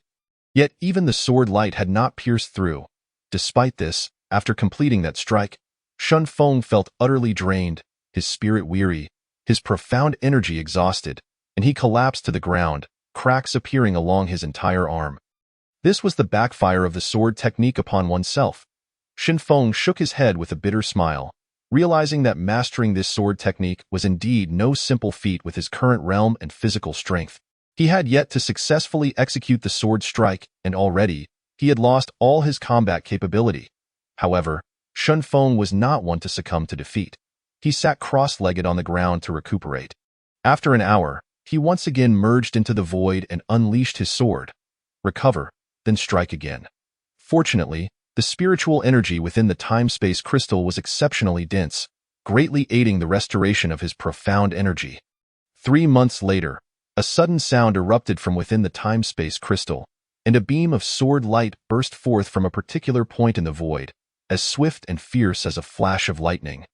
Unmatched in momentum, in an instant, a slender crack appeared in that space, vanishing in the blink of an eye. Ha ha! Not far away, Shinfeng's figure appeared. Although this strike had still drained his profound energy, he had finally executed one sword without void, and his heart was filled with exhilaration. Over the past 3 months, he had engaged in a singular pursuit each day, merging into the void, executing his sword strike, and then recuperating. After nearly 1,000 repetitions, he had finally grasped the fundamentals of one sword without void. This initial mastery filled Xin Feng with delight. This sword technique was exceedingly difficult to cultivate, imposing high demands on both one's realm and physical body.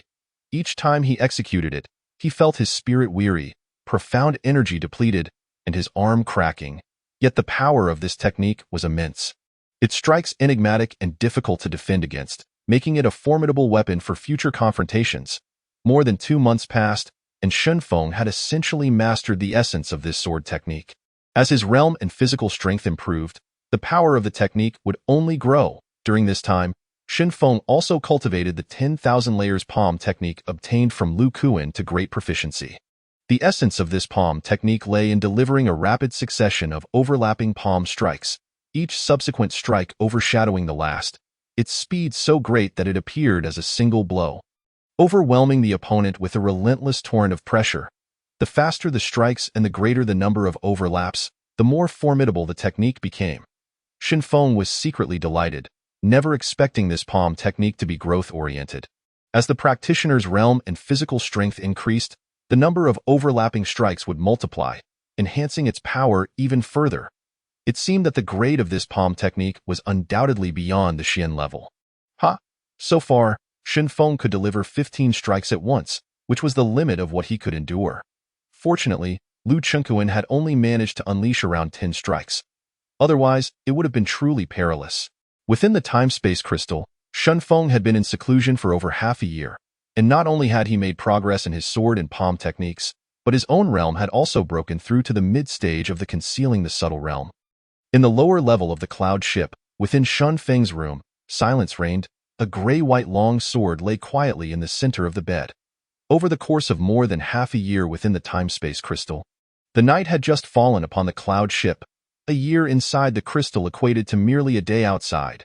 Just as Xin Feng was engrossed in his cultivation, he suddenly sensed a disturbance outside and promptly exited the crystal. Appearing in his room, it was now night, and the pure white moonlight streamed through the window, casting the room in a silvery sheen. Not dim at all. A chilling essence of moonlight pervaded the space. At the same moment, the door was forcefully flung open, and 3 figures swiftly invaded the room. "ITSU. What do you want?"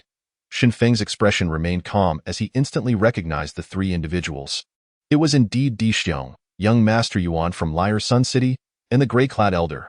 "Xin Feng, some people are not ones you can offend. Hand over your spatial ring, kneel, and apologize, and we might consider sparing your life." Di Xiong sneered. "If you want to live, you must kneel and slap your face 30 times. Self-dismember one hand." Young Master Yuan coldly laughed from the side. "Fighting is prohibited aboard the cloud ship. Do you wish to violate the rules of the Immortal Treasure Pavilion?" Xin Feng's expression remained serene as he replied, nonchalantly, "Throwing a dead man off this cloud ship, do you think anyone would know?" Di Xiong suddenly stepped forward. That's a decent idea." Before Xin Feng could finish his words, the sword light in his hand flickered rapidly. Chapter 15. The Heavenly Road Conference. Swoosh! Di Xiong's head flew off. Blood splattered. His eyes widened in disbelief. He died without comprehending what had transpired. "Young Master!" The elder behind young Master Yuan shouted in alarm, unleashing a punch, which dissipated the sword light aimed at young Master Yuan's neck. Although the elder was also pushed back several steps at the same time, Xin Feng unleashed the 10,000 layers palm, targeting the nearby young Master Yuan of Lyre Sun City. Young Master Yuan's face changed drastically, instinctively throwing a punch in response, but his strength was shattered in an instant. A torrent of palm force crashed into his chest, sending him flying backward, crashing outside the door, his ribs shattered in several places and grievously injured. "Young Master!" The elder swiftly rushed to his side, helping him up and feeding him a medicinal pill. "Kill him, Hong Bo. I want him dead." Cough. Young Master Yuan barely managed to speak before spitting out a mouthful of blood. Truly a little rascal, possessing such combat strength that the concealing the subtle realm, daring to harm my young master. "Die for me!" The elder shouted in fury, As soon as he finished speaking, he struck down with his palm. The palm wind was fierce and relentless. The powerful energy surged forward in an instant toward Shen Feng. Seeing the palm force approaching, Shen Feng did not dare to be careless. He exerted all his strength and countered with the 10,000 layers palm. 15 overlapping palm forces, boom! An explosive sound resonated through the air. Shen Feng was pushed back repeatedly, a sweet taste filling his throat, blood trickling from the corner of his mouth. The elder was a late-stage master of the sky control realm. Shen Feng slowly regained his footing, locking his gaze upon the elder, his eyes brimming with combat fervor. With his realm broken through, he was eager to ascertain his current combat capabilities, and this elder was undoubtedly the most suitable opponent. The gray-clad elder was inwardly astonished. This youth was merely at the concealing the subtle realm, yet managed to withstand his palm strike without dying, appearing only slightly injured, before the elder could make a move. Shen Feng concentrated his energy into a sword, cleaving it forward. The sword light flashed, producing a sound of tearing through the air, aimed directly at the elder, as if intending to split him in two. Seeking death, the elder bellowed. His protective vital energy surged, and he retaliated with a punch, a fierce imprint colliding violently with the sword light, causing the latter to shatter. The punch continued, crashing toward Shen Feng. But its momentum had weakened. Shen Feng swung his hand, delivering another sword strike that shattered the punch imprint. The two parties instantly created some distance, momentarily pausing their attacks. A sword cultivator? The elder was filled with both shock and fury. In that previous punch, he had exerted 80% of his strength, yet he had failed to injure the youth before him, who was merely at the concealing the subtle realm. Truly remarkable. Kneel and apologize. And I may consider leaving you with a complete corpse. The elder's eyes darkened, revealing a short knife in his hand. Indeed, this is a place of mutual disdain. You dare to intrude into my room and act so domineering. Have you been given face? Shen Feng replied coldly. Immediately, Shen Feng's sword light flickered continuously, two energy swords, one in front and one behind, darting toward the elder's forehead and throat. The energy swords cut through the air, making the elder's expression grow grave. The elder's face contorted with rage as he leaped into the air, unleashing two formidable knife lights. The knife lights and sword light collided violently in midair, exploding into a burst of white light, momentarily blinding to the eye, the tremendous impact forcing the onlookers nearby to retreat repeatedly. As he released the two energy swords, Shen Feng soared into the air, vanishing from sight. Just as the gray-clad elder shattered the two energy swords, he suddenly sensed a disturbance behind him, his face changing dramatically as he turned and slashed with his knife. Clang! The sound of blade meeting blade resonated throughout the scene. It was Shen Feng, gripping the 9 absolute sword, thrusting it toward the elder's neck. As the knife and sword clashed, both parties were sent reeling backward, Shen Feng retreating several zhang before finally halting. A wave of blood surging within him, the elder skidded back several zhang, his expression grave as he examined his short knife, which now bore a slight crack, shock flooding his heart. Gazing at Shen Feng, who hovered in the air, he exclaimed, "Sword control technique? Who are you? Old fool. You demanded that I kneel and apologize, so let us see if you possess the ability to enforce it." Shen Feng retorted coldly. Shen Feng privately mused. This master of the sky control realm was indeed not easy to subdue, unless he resorted to his trump card, one sword without void. The commotion had already attracted a considerable number of onlookers. At that moment, a woman suddenly emerged from the crowd. With watery eyes partially veiled by a layer of white gauze, she donned simple attire, her fresh and elegant demeanor undeniable. All eyes turned towards her as she was followed by 2 elderly men in green, one on either side, walking steadily with long, unyielding breaths. Each exuded an aura no weaker than that of the gray-clad elder named Hong. Both following them were 6 middle-aged martial artists, each emanating a robust presence. In an instant, they surrounded Shen Feng, the gray-clad elder, and young Master Yuan. The woman slowly approached, casting a meaningful glance at Shen Feng, then smiling at the others, she said, "It appears you 3 have disregarded the rules of our immortal treasure pavilion and insist on fighting here. It was him. He killed my people and struck first against us, cough." Young Master Yuan of Liar Sun City furiously pointed at Shen Feng. At this moment, The gray-clad elder was supporting young Master Yuan, who stood nearby, while Shen Feng remained calm, observing the members of the Immortal Treasure Pavilion without uttering a word. The woman in simple attire ignored young Master Yuan, turned to face Shen Feng, glanced at the room behind him and inquired, "Is this your room?" Shen Feng nodded slightly, replying calmly, "A pity it has been broken into. It seems I can no longer reside here." The woman in the plain attire cast a fleeting glance, abruptly turning to face young Master Yuan and his companion. With a frigid tone, she commanded, "Eliminate these two and cast their bodies into the sea." "Esteemed lady, this is young Master Yuan from the City Lord's mansion of Lyre City. The Yuan family has connections with the C2 family of Yuzhou. This wretch has slain a member of my Yuan family first. Is this how the Xianbao Tower chooses to deal with such matters?" The elder in gray bellowed. "Yuzhou C2 family, humph, what a formidable backing. Is the Xianbao Tower intimidated?" The woman in plain attire sneered. "Kill them and toss their remains overboard to feed the dogs."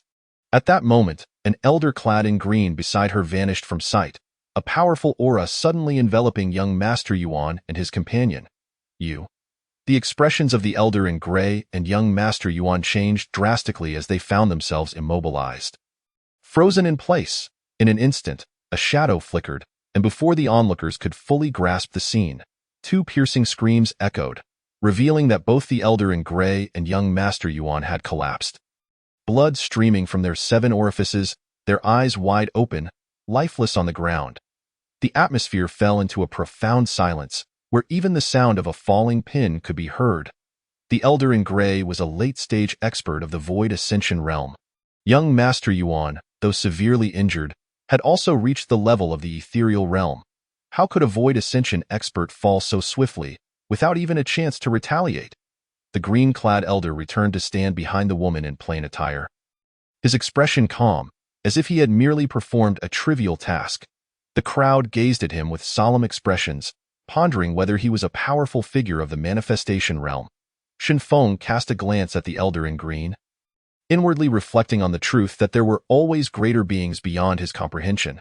Dispose of their bodies, and anyone who dares to stir trouble henceforth shall be dealt with severely. The woman in plain attire turned towards Shen Feng, a barely perceptible glimmer passing through her eyes as she calmly instructed, "Please arrange a superior room for this young master." Taken aback by her unexpected consideration, Shen Feng promptly replied, "Thank you." The woman in plain attire glanced at him once more before turning to leave, her entourage following suit. Shortly thereafter, a steward arrived to escort Shen Feng to an exquisite room on the top floor. Upon entering, Shen Feng was astonished. The superior room was at least 5 times larger than the inferior ones, equipped with all manner of luxurious amenities, opulent yet not ostentatious. The room boasted 2 enormous windows, allowing views of the white clouds above and the rivers and mountains below, and most importantly, this chamber was suffused with spiritual energy, providing an unparalleled sense of comfort. No wonder it cost 50,000 spirit stones. It was truly worlds apart, and residing here would greatly aid in his cultivation.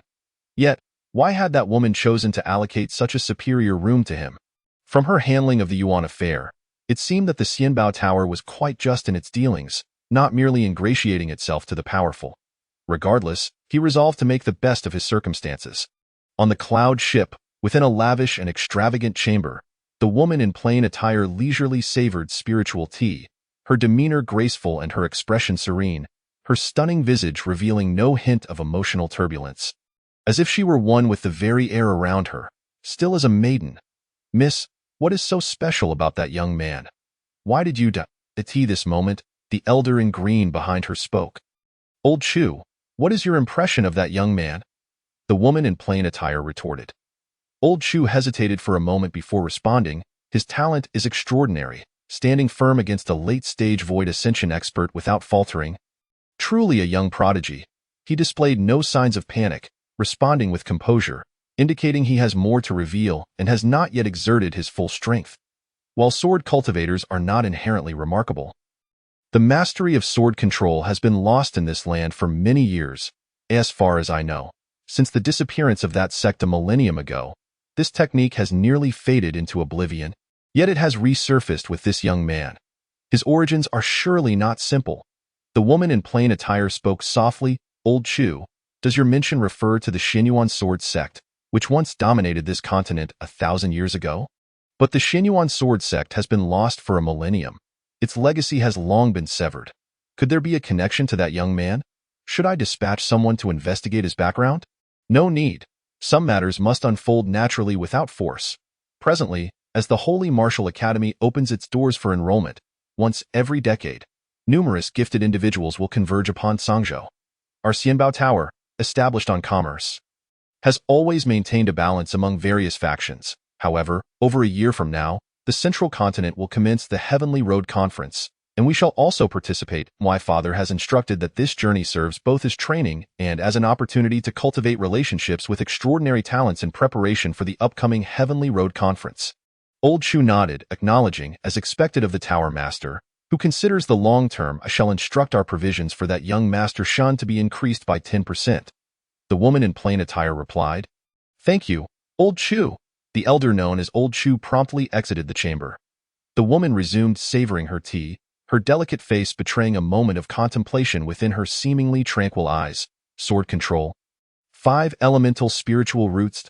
How astonishing, she murmured to herself. What others did not know was that she possessed a pair of unique eyes, capable of perceiving the truths hidden from ordinary sight. Chapter 16.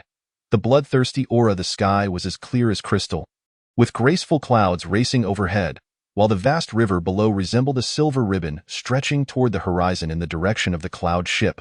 Within the room, Shun Feng stood silently at the window, unmoving for half an hour. At times, he gazed down at the mountains and rivers beneath him, the arranged peaks and picturesque landscapes captivating his vision. At other moments, he would look up at the boundless azure sky, where several celestial cranes soared in the distance, and a sense of aspiration welled within him, reminiscent of a solitary crane ascending through the clouds, inspiring lofty ambitions. Gradually, Shen Feng closed his eyes, entering a state of transcendent emptiness. Feeling a profound, enigmatic intention growing stronger within him, slowly permeating his body, at that moment, the 9 absolute sword within him trembled, as if filled with excitement, akin to a parched land unexpectedly receiving nourishing rain. Shen Feng remained with his eyes tightly shut, increasingly attuned to that intention, as if the mysterious energy flowed through every inch of his being, yet it was fundamentally different from ordinary energy. This intention seemed to stem from his very soul, born from the collision and convergence of the soul with the cosmos in that fleeting moment, a sensation he could truly grasp. Suddenly, Shen Feng opened his palm, and the 9 absolute sword materialized within his grasp. With a resonant clang, the sound of the sword echoed upward. At the same time, Shen Feng's eyes snapped open, a flash of sword light shimmering within his pupils. That intention flowing freely into the 9 absolute sword in his hand, causing a surge of power to swell within him, joy radiating from his face.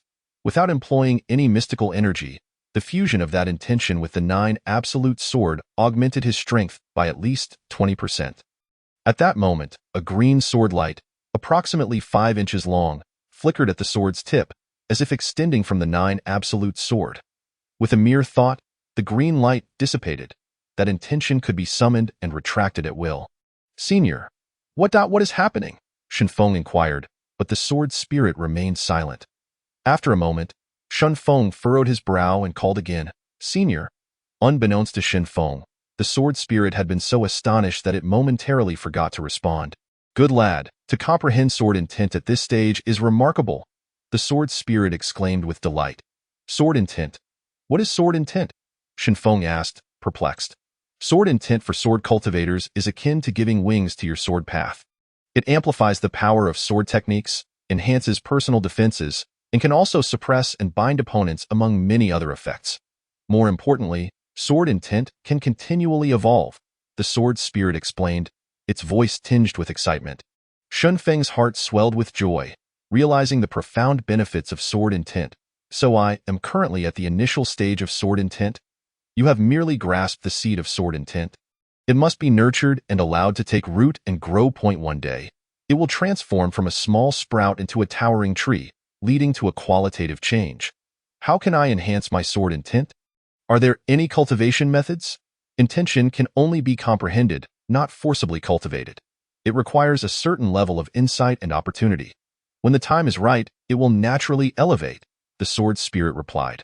Shen Feng nodded, then settled into a meditative position, beginning to solidify his sword intent, alternately releasing and retracting it, occasionally integrating sword intent with his techniques in practice. Time passed swiftly, and before long, over a dozen days had elapsed. In 2 days, the cloud ship would reach Zhangzhou City. Today, while Shen Feng was engrossed in his cultivation, a knock echoed at his door, prompting him to halt and call, "Please enter."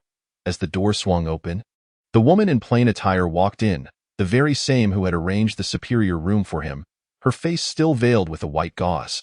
Taken aback by her visit, Shen Feng was filled with curiosity but remained courteous. Saying, "Miss, please have a seat." The woman approached the table and sat down, gesturing gracefully, "Young master, please sit as well." Shen Feng took a seat across from her, expressing, "I am grateful for your assistance the other day." The woman shook her head with a smile, then deftly retrieved a tea set, pouring a cup of tea. "Are you satisfied with your stay here, young master?" Shen Feng nodded, smiling. "It is excellent, far superior to the inferior room I had before. But your arrangements have truly overwhelmed me." As he spoke, Shen Feng gazed at the woman, noticing her eyes glimmering with amusement, yet she did not engage with his comment, instead slowly pouring another cup of tea. "This is Yulu cold tea. Please have a taste." Shen Feng lifted one of the cups, stating, "You are too kind, miss. Please." He then drank it all in one gulp, as the tea soup entered his stomach. A chilling aura swiftly permeated through Shen Feng's entire being. The intensity of this cold energy was strikingly fierce. Shen Feng furrowed his brows as the Hongming supreme art involuntarily began to circulate within him.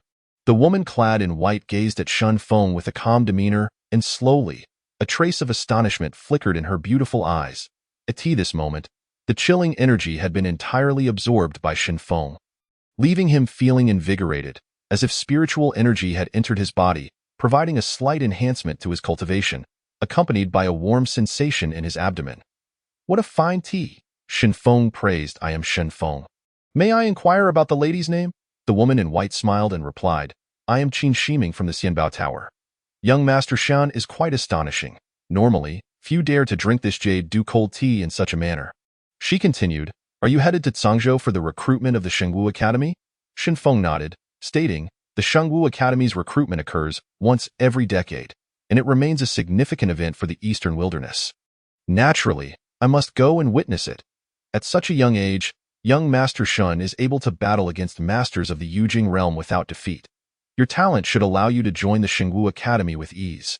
Qin Shiming paused before adding, "Once you arrive in Zhangzhou, do come to Xianbao Tower for a visit." Shen Feng chuckled and said, "If I may be so bold, why has Miss Qin arranged such a luxurious room and treated me to spiritual tea?" Qin Shiming shook her head with a smile. "Given young Master Shan's extraordinary talent, consider it a benevolent connection between Xianbao Tower and yourself." With that, Qin Shiming rose, stating, "I shall not intrude upon your cultivation any longer. Farewell." Shen Feng stood to see her off. After closing the door, a wave of confusion washed over him. Why was Qin Shiming, with a powerful elder in blue robes by her side, treating him with such courtesy? After pondering for a while without reaching a conclusion, he decided to dismiss it, reflecting that there seemed to be no malice in her intentions. One treats others with respect, and in return, they shall receive respect. He mused. Opting not to continue his cultivation, Shen Feng made his way to the deck of the cloud ship's uppermost level. It was now afternoon, and the deck was bustling with people gathered in groups. Engaged in idle chatter, I heard that the Shengwu Academy is expanding its recruitment, and the age restrictions have been relaxed. There are rumors that this is due to the rapid rise of the Blood Shadow Temple in recent years, which poses a significant threat to the Shengwu Academy. If the 4 great families of the Eastern Wilderness could unite and refrain from internal strife, the Blood Shadow Temple would not be so rampant. "Sho, my friend, do not speak so recklessly. We cannot afford to provoke the 4 great families." Standing at the edge of the deck, Shen Feng listened to the discussion between 2 men and felt a surge of curiosity about the Blood Shadow Temple. He inquired, "Might I ask, is the Blood Shadow Temple's strength truly superior to that of the Shengwu Academy?" One of the men, dressed in a blue long robe, turned to Shen Feng and replied, "It should not be to that extent, but their movements are shrouded in mystery, and their methods are ruthless. In recent years, many towns have fallen victim to their blood transformation, and their expansion has been alarmingly swift. Blood transformation? Xinfeng inquired with a frown. The blue-robed man scrutinized Xinfeng and said, "You do not even know about the blood transformation of the Blood Shadow Temple." Xinfeng quickly clasped his hands together, humbly stating, "I have been cultivating in the mountains under my master's guidance since childhood, and my understanding of the outside world is quite limited. I hope this esteemed brother can enlighten me." "Ah, I see. It is said that the Blood Shadow Temple practices a sinister technique that specializes in collecting human blood to refine blood evil energy for cultivation. This blood evil energy can confuse the mind, causing many townspeople to become their blood slaves," the blue-robed man explained. "Humph! Those vile demons! If I ever cross paths with them, I shall annihilate them all," the other man exclaimed angrily. The blue-robed man glanced at his furious companion, shaking his head with a bitter smile. Suddenly, a tremendous sound erupted from the right front of the cloud ship. The surrounding space trembled, and the ship shuddered slightly. The crowd on the deck was taken aback, all gazing toward the front, bewildered by the commotion. Qin Shiming and the two elders in blue robes instantly appeared at the bow of the ship, their expressions grave as they stared intently ahead. "Activate the protective shield," one of the blue-robed elders commanded loudly. As soon as he finished speaking, a transparent light barrier rose and slowly enveloped the entire cloud ship. In the crowd's view, continuous crashing noises emanated from the front, waves of shockwaves rushing toward the cloud ship. Under the protective barrier, the ship maintained its forward momentum, though its speed had significantly decreased. Qin Shiming turned to one of the blue-robed elders and asked, "Elder Chu, could this be? Indeed, there are powerful beings engaged in battle ahead. The shockwaves from their conflict are approaching." Elder Chu replied gravely. Qin Shiming's expression darkened. If even Elder Chu was this cautious, it was evident that the combatants were of extraordinary caliber. Just then, a terrifying aura surged from the distant horizon, causing everyone to gasp and turn their attention, only to see a dark figure rapidly closing in, appearing within mere moments at a distance of several hundred feet from the cloud ship. Chapter 17. To death or not to die. It was an elderly man clad in black, exuding a heavy aura of blood evil, floating in the air as if he were a part of it. "A member of the Blood Shadow Temple," the crowd exclaimed, their faces paling as they instinctively recoiled. With such a dense aura of blood evil, he was undoubtedly a formidable expert from the Blood Shadow Temple. As soon as the elder came to a halt, his expression shifted to one of seriousness, glancing back over his shoulder, indicating that he was in a precarious state, likely suffering from severe injuries. Just as the elder turned, a purple figure shot through the air, moving at a speed far surpassing that of the elder. It was a woman, appearing to be in her 30s, adorned in a purple robe. Her willow-like brows and phoenix eyes complemented by a slender figure. Her beautiful visage bore an air of coldness, and she held a silver spear, pointed menacingly at the black-clad elder, the spear's tip radiating a crimson glow over 5 yards long. Suspended in the air, the woman appeared ethereal, like a celestial being, devoid of any earthly presence. The intent of the spear, so formidable. Shun Feng's heart raced as he recognized that she was a master of the spear who had comprehended the essence of spear intent. The two figures hovered in the air, focused and stilled at that moment. Shun Feng was not concerned with their realms of power, but rather feared that should they engage in battle, the individuals aboard the cloud ship would suffer collateral damage. The aftermath of such a confrontation would be beyond their capacity to endure. "Guo Xian, you have persistently pursued me from Tsangzhou. Do you truly believe I fear you?" The black-clad elder glared at the woman, his eyes sharp as an eagle's, his voice resonating like a ghostly whisper from the depths of hell, sending shivers down the spine of those who heard it. "Blood Ghost, there is no need for further discourse. As one of the guardians of the Blood Shadow Temple, if you dare to come to Tsangzhou City to slay the geniuses of the Shengwu Academy, you ought to have anticipated the consequences. Today, it shall be to death or not to die." The woman, Guo Xian, retorted coldly. Guo Xian? Shengwu Academy? Shin Feng's heart jolted at the mention of the name. It seemed that Xiaoshua's master was indeed called Guo Xian. Could it be such a coincidence? This woman before him was Xiaoshua's mentor. Such a powerful figure sharing the same name. There would be no other in the Shengwu Academy. It must be her. This is dire. What she just said about that bloodthirsty old dog from the Blood Shadow Temple Going after the geniuses of the Shangwu Academy cannot possibly be related to Xiaoxue. Can it? Good. To death or not to die? The black-clad elder, Blood Ghost, replied with a grim expression, then turned to glance in the direction of the cloud ship, his eyes darkening further. At that moment, Elder Chu, standing beside Qin Shiming, shouted loudly, "This is bad. Quickly, activate the highest level of defense."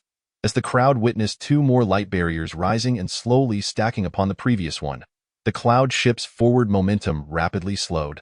Nearing a standstill, the ship's spiritual stone energy was nearly depleted, unable to maintain its speed as it concentrated on reinforcing the protective formation. The transparent light barrier enveloped the entire cloud ship, and the passengers aboard could not help but wear grave expressions as they gazed at the two combatants ahead. Suddenly, Blood Ghost produced a dark red blood spike in his hand, and as it appeared, a wave of blood evil energy enveloped the surroundings. Guimo Xian, you have relentlessly pursued me for a single disciple, and now you have truly lost your mind, Blood Ghost exclaimed, the blood evil aura surrounding the spike intensifying. Guimo Xian wasted no time on further words. With a flick of her wrist, she sent a spear ray hurtling towards Blood Ghost, infused with spear intent, reaching an unparalleled speed. The air rippled violently as the spear ray surged forth, akin to a torrent of water rushing to the sides. At a distance of several hundred feet, the spear ray reached Blood Ghost in an instant. Blood Ghost's expression turned serious as he swung his hand, unleashing a blood ray that collided with the spear ray. Sizzle, sizzle. The impact was not as thunderous as anticipated. Instead, the spear ray was swiftly corroded and dissipated into the air alongside the blood ray. Seizing the opportunity, Blood Ghost retreated, swiftly closing the distance to the side of the cloud ship, and suddenly struck out, palm slamming against the protective barrier. Boom! A tremendous tremor reverberated through the barrier, revealing cracks in the outermost layer. Simultaneously, a wave of blood evil energy seeped through the fissures, beginning to corrode the formation's protective barrier. The crowd's expressions shifted dramatically, retreating toward the opposite end of the cloud ship. Elder Chu, Guimo Xian shouted angrily. Clearly realizing Blood Ghost's intentions, swiftness reinforced the defensive formation. Elder Chu commanded, vanishing from sight as he joined the other blue-robed elder to aid in the formation's repair. Vile, Guimo Xian roared in fury. In an instant, she became one with her spear, unleashing a brilliant spear ray, sharp to the extreme, aimed directly at Blood Ghost's brow. The spear ray surged with intent, trembling the void as an overwhelming force followed in its wake. Boom! Blood Ghost's aura flared violently, raising the blood spike upward, striking at the silver spear. As the intense blood evil energy collided with the spear's might, clang! At that moment, the sound of their clash echoed through the heavens. A powerful shockwave radiated outward, shaking the cloud ship violently, causing the outer light barrier to crack further, as blood evil energy continuously seeped through the fissures, corroding the formation, to the point where the silver spear collided with the blood spear. Sparks erupted. Then, Gu Maxian's spear technique transformed, sweeping through the ranks of soldiers with immense force, aimed directly at the blood demon's midsection. Upon witnessing the silver spear's approach, the blood demon's expression shifted slightly. However, he reacted swiftly, retreating several zhong in an instant. During his retreat, he suddenly swung the blood spear in his hand, launching 3 streaks of blood light towards Gu Maxian, with the spear missing its target. Gu Maxian furrowed her delicate brows, swiftly rotating the silver spear in her grasp, and with a sudden flourish, unleashed a torrent of spear intent, manifesting into a colossal blossom of spear light. Sizzle! The 3 streaks of blood light struck the spear blossom and instantly dissipated. Unharmed, Gu Maxian advanced, thrusting forward with the silver spear, the spear blossom spinning like a meat grinder, exerting tremendous force as it aimed to shred the blood demon, moving at an astonishing speed, truly terrifying. The blood demon's expression grew grave, for the spear blossom enveloped all the space he could evade. As the spear blossom twisted towards him, the blood demon's face contorted with malice, his blood spear trembling in his hand. Bloodthirsty energy surging forth, as he swung the spear down towards the incoming spear blossom with a mighty force. Bang! The two forces collided, causing the void to collapse, and a powerful shockwave radiated outward. A shadow was sent hurtling back several zhong. It was the blood demon. Just as he came to a halt, a trickle of blood escaped his lips, exacerbating his injuries. His complexion pallid. Gu Maxian, on the other hand, retreated a dozen steps, clearly having gained the upper hand in their clash of powers. Standing firm, Gu Maxian radiated a potent aura, warding off the surrounding bloodthirsty energy. It was evident that she held a deep apprehension towards this bloodthirsty aura. Just then, a muffled sound erupted from the cloud ship, as the shockwave from their fierce battle shattered the outermost layer of the protective barrier. The crowd's expressions changed dramatically as they looked towards the cloud ship in terror. Feeling it sway more violently, amidst their astonishment, a shadow darted towards the cloud ship like a bolt of lightning, closely followed by a purple afterimage that arrived first, positioning itself in front of the shadow. It was none other than the blood demon and Gu Maxian, standing 10 zhang apart, facing each other without moving. The blood demon's intentions were clear. He aimed for the people aboard the cloud ship, seeking fresh blood to mend his wounds and restore his strength, while also hoping to use them as leverage against Gu Maxian. The woman in the purple robe clearly perceived his intentions and stood in his path. Yet, for experts of their caliber, this mere distance was but a blink of an eye. Gu Maxian, if you do not relent today, this entire ship shall accompany you to the grave, the blood demon declared coldly. His voice grating like that of the underworld. With that, the blood demon suddenly split into 2 identical shadows, both resembling him, indistinguishable from one another, charging towards the purple-robed woman and the cloud ship. Blood shadow doppelganger, Gu Maxian exclaimed in shock. Then in a flash, she thrust her silver spear forward, bellowing, "Annihilate!" The silver spear struck like a bolt of lightning, its spear light surging forth, crashing into the shadow rushing towards the cloud ship, shattering it into a torrent of bloodthirsty energy. A doppelganger? This is bad, Gu Maxian thought, abruptly turning to shoot her silver spear at the other shadow. She too surged forward, her speed reaching its zenith, leaving behind a trail of purple afterimages. Yet, she was a moment too late. The other shadow was indeed the blood demon's true form. However, with the doppelganger's destruction, the true form suffered backlash, leaving the blood demon's face pale. Blood trickling from his mouth, yet he still swung the blood spear towards the barrier of the cloud ship. Boom! The second layer of the barrier shattered violently, causing the cloud ship to tremble. Cracks appearing on the deck. At that moment, the silver spear struck, and the blood demon was taken aback, lightly tapping his right foot back, propelling himself away, while simultaneously swinging the blood spear repeatedly, unleashing several streaks of blood light to counter the silver spear. Yet in this moment, the blood demon, already injured, found his blood light dissipated upon colliding with the silver spear, which continued its relentless thrust toward him. The blood demon's pupils constricted. In a desperate moment, a silver shield suddenly materialized in his left hand, raised to meet the silver spear, while his right hand swung down the blood spear. Bang bang! A formidable, unmatched power surged from the silver spear, shattering the silver shield and sending the blood demon reeling backward, causing him to spew several mouthfuls of vital blood. He was already gravely injured. Meanwhile, Gu Maxian, gripping the silver spear, did not wait for the blood demon to stabilize. She unleashed 3 successive, ferocious spear strikes, each faster than the last, the crimson spear light imbued with fierce intent, reaching unparalleled speed. The blood demon's expression changed dramatically as he exerted all his strength to fend off the first 2 spear lights with the blood spear. Yet the third spear light arrived in an instant. His eyes widened, unable to react in time, and the spear light sliced through his abdomen. A gaping wound appeared, blood gushing forth, inflicting a grievous injury.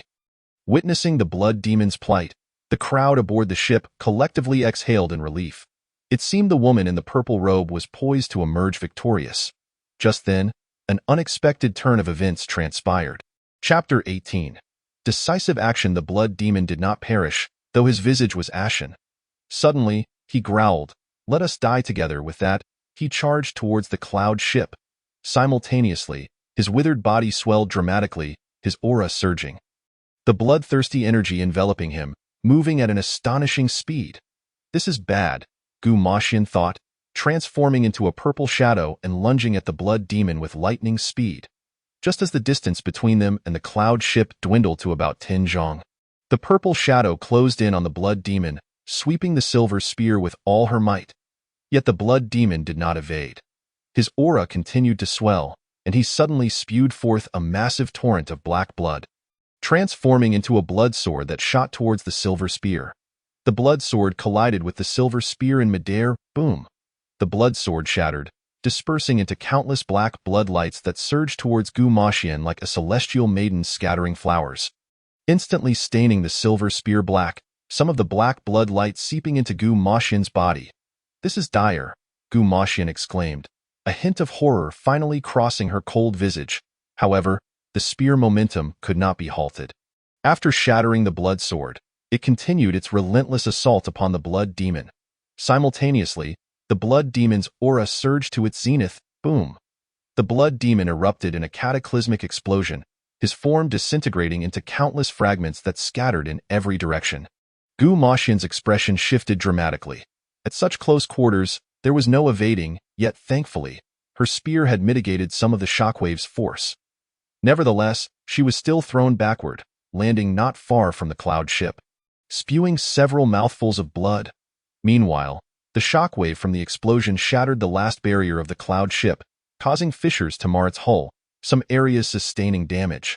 At the explosion's epicenter, a thick wave of bloodthirsty energy surged outward. Suddenly, amidst the dense malevolent energy, a blood-colored figure emerged, standing just over 2 feet tall, resembling a child, bearing an uncanny likeness to the blood demon, slowly materializing from the malevolent aura, blood demon decomposition technique. Gu Maxian's face turned pale, her shock evident.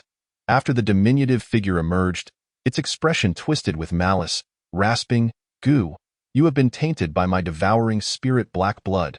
Today, no one shall save you." The voice brimmed with venomous hatred. "Blood demon, you dare employ such forbidden techniques, decomposing your flesh to preserve your soul, sacrificing your cultivation base, forever injuring your foundation. Your power now likely falls short of the Dongshu realm." Gu Maxian struggled to suppress the devouring spirit black blood within her, gradually drawing closer to the cloud ship. Hearing this, the blood demon's expression darkened. While a drop in cultivation could be remedied through recultivation, losing one's flesh meant he could still usurp another's body, far better than losing his life. "Gu Maxian, is your profound energy not fading away? Soon, I shall make you wish for death," he cackled, his face twisted, now in a soul state, drifting to the side, biding his time. Although Gu Maxian was gravely injured, she too was left with only her soul, her cultivation drastically diminished. He awaited the moment when the devouring spirit black blood would consume her profound energy. The crowd aboard the ship witnessed this alarming turn of events, their faces draining of color, filled with disbelief. A soul. Such a state can only be achieved by those at the Xinyuan realm. Could it be that these two are experts of the Xinyuan realm? After the Yuxing realm comes the Wanxiang realm, Dongshu realm, Huahai realm, Lingtai realm, Shunhe realm, Xinyuan realm. Hearing their exchange, Shunfeng's expression grew grave as he thought, this blood demon, if victorious, would spell doom for most of us at his hands. Though he is gravely wounded, left with only a remnant of his soul, such a formidable expert possesses innumerable methods. His strength remains unfathomable. I likely still am no match for him. Most terrifying is that bloodthirsty energy, which is nearly impossible to defend against, instilling profound dread. Just then, the cloud ship echoed with piercing screams as 5 or 6 individuals fell victim to the bloodthirsty energy, writhing on the ground in agony. The barrier array had collapsed, allowing some of the bloodthirsty energy to infiltrate the ship. The crowd aboard the cloud ship turned pale, hastily retreating, each channeling their profound energy into their weapons to fend off the malevolent energy. Inside the cloud ship, Qin Shiming was directing the crew of the Immortal Treasure Tower, diligently repairing the vessel. Elder Chu and another elder clad in green were activating the array, infusing it with a substantial amount of spirit stones, gradually increasing the cloud ship's speed. At this moment, Gu Maxian had approached the cloud ship. Though wounded, her gaze remained resolute. Suddenly, she thrust her palms forcefully towards the cloud ship, which had already begun to accelerate. Under this tremendous impetus, its speed surged, quickly distancing itself from the perilous area. As the cloud ship regained its momentum, its speed escalated rapidly. In the blink of an eye, The cloud ship had traversed several hundred zhong, then 1,000, then several thousand, on the verge of vanishing into the horizon. The crowd aboard the ship erupted in joy. Shinfeng gazed at Gu Maxian and the blood demon, their figures fading from view. Suddenly, his expression hardened, and with a whoosh, he vanished from his spot, soaring back along the same path on his sword. The others nearby stood in shock at his swift departure. Gu Maxian, watching the departing cloud ship, finally sighed in relief. If the entire crew perished under the malevolent aura, allowing the blood demon to replenish itself with fresh blood, its strength would undoubtedly recover at an alarming rate. At that moment, she could no longer contain herself, spewing forth a mouthful of fresh blood, her complexion as pale as parchment. Initially capable of suppressing the devouring black blood within her, the recent forced exertion of her energy had resulted in the insidious black blood continuously invading her body, consuming her profound energy, leaving her with but a fraction of her power. Heh. The blood demon sneered ominously. Gu Maxian, you are now in no position to safeguard yourself, let alone manage others. Allow me to claim you. Your physical form is rather appealing. I shall take great care of this body of yours. Ha ha. With that, it erupted into a triumphant laugh, its hellish, rasping voice startling several birds in the distance, sending them frantically fleeing. The blood demon slowly drifted towards Gu Maxian, its eyes gleaming with unabashed greed. Faced with the approaching demon, Gu Maxian remained expressionless, gripping the silver spear tightly. Suddenly, she twisted her right hand, and the silver spear shot forth like an arrow released from its bow, piercing towards the blood demon. I knew you still had a trick up your sleeve. The demon's eyes narrowed, and it abruptly fell back, the silver spear whizzing past its face. In that fleeting moment, Gu Maxian brought her right hand index and middle fingers together, channeling all her profound energy into those two fingers, and with a fierce motion, she unleashed a sharp beam of spear light towards the retreating blood demon. The demon's expression shifted dramatically. There was no time to evade. Its diminutive form comically stretched out its arms in a futile attempt to block. Bang! The blood demon was sent flying several feet away, its crimson essence dimming significantly. Ah, wretched woman, I shall devour your soul, rendering you to a fate worse than death. The blood demon seethed with rage. The recent blow had severely weakened its essence, causing its power to plummet. Gu Maxian could no longer stand, her face ashen, collapsing to the ground after releasing that beam of spear light. The last remnants of her profound energy barely maintained her suspended state. Wretched woman, I shall obliterate your spirit, and even if you take your own life, I will not spare your body. The blood demon hissed ominously, slowly drifting towards Gu Maxian. Just then, an unexpected turn of events occurred. 3 beams of sword light shot in from 100 feet away, moving with incredible speed, startling the blood demon. In its weakened state, it could not evade. Its right hand swiftly formed seals, summoning a torrent of blood light to counter. Hiss! Hiss! 2 beams of energy swords struck the blood light, dissipating into the air. The blood light began to fade. But the 3rd beam of sword light was swifter and more forceful, flashing through the blood light in an instant, piercing the blood demon's forehead. A grayish-white sword pinned the blood demon in midair. The 9 absolute sword. Shinfeng soared forward, gripping the 9 absolute sword, his expression wary as he gazed at the dark red essence of the blood demon. Upon realizing the newcomer was merely at the ethereal realm, the blood demon's eyes brimmed with disbelief. You, a mere ant, dare to kill me?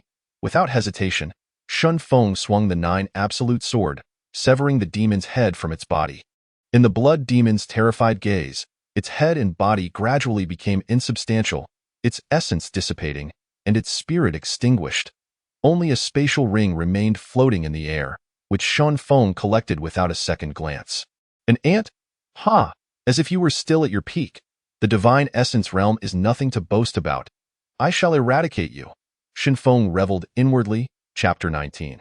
So many secrets. Shinfeng glanced at the location where the blood demon's essence had vanished before turning swiftly to Gu Maxian. Senior, how are you holding up? I won't die just yet, but I can no longer channel my energy. Gu Maxian looked at Shinfeng, her face marked with surprise.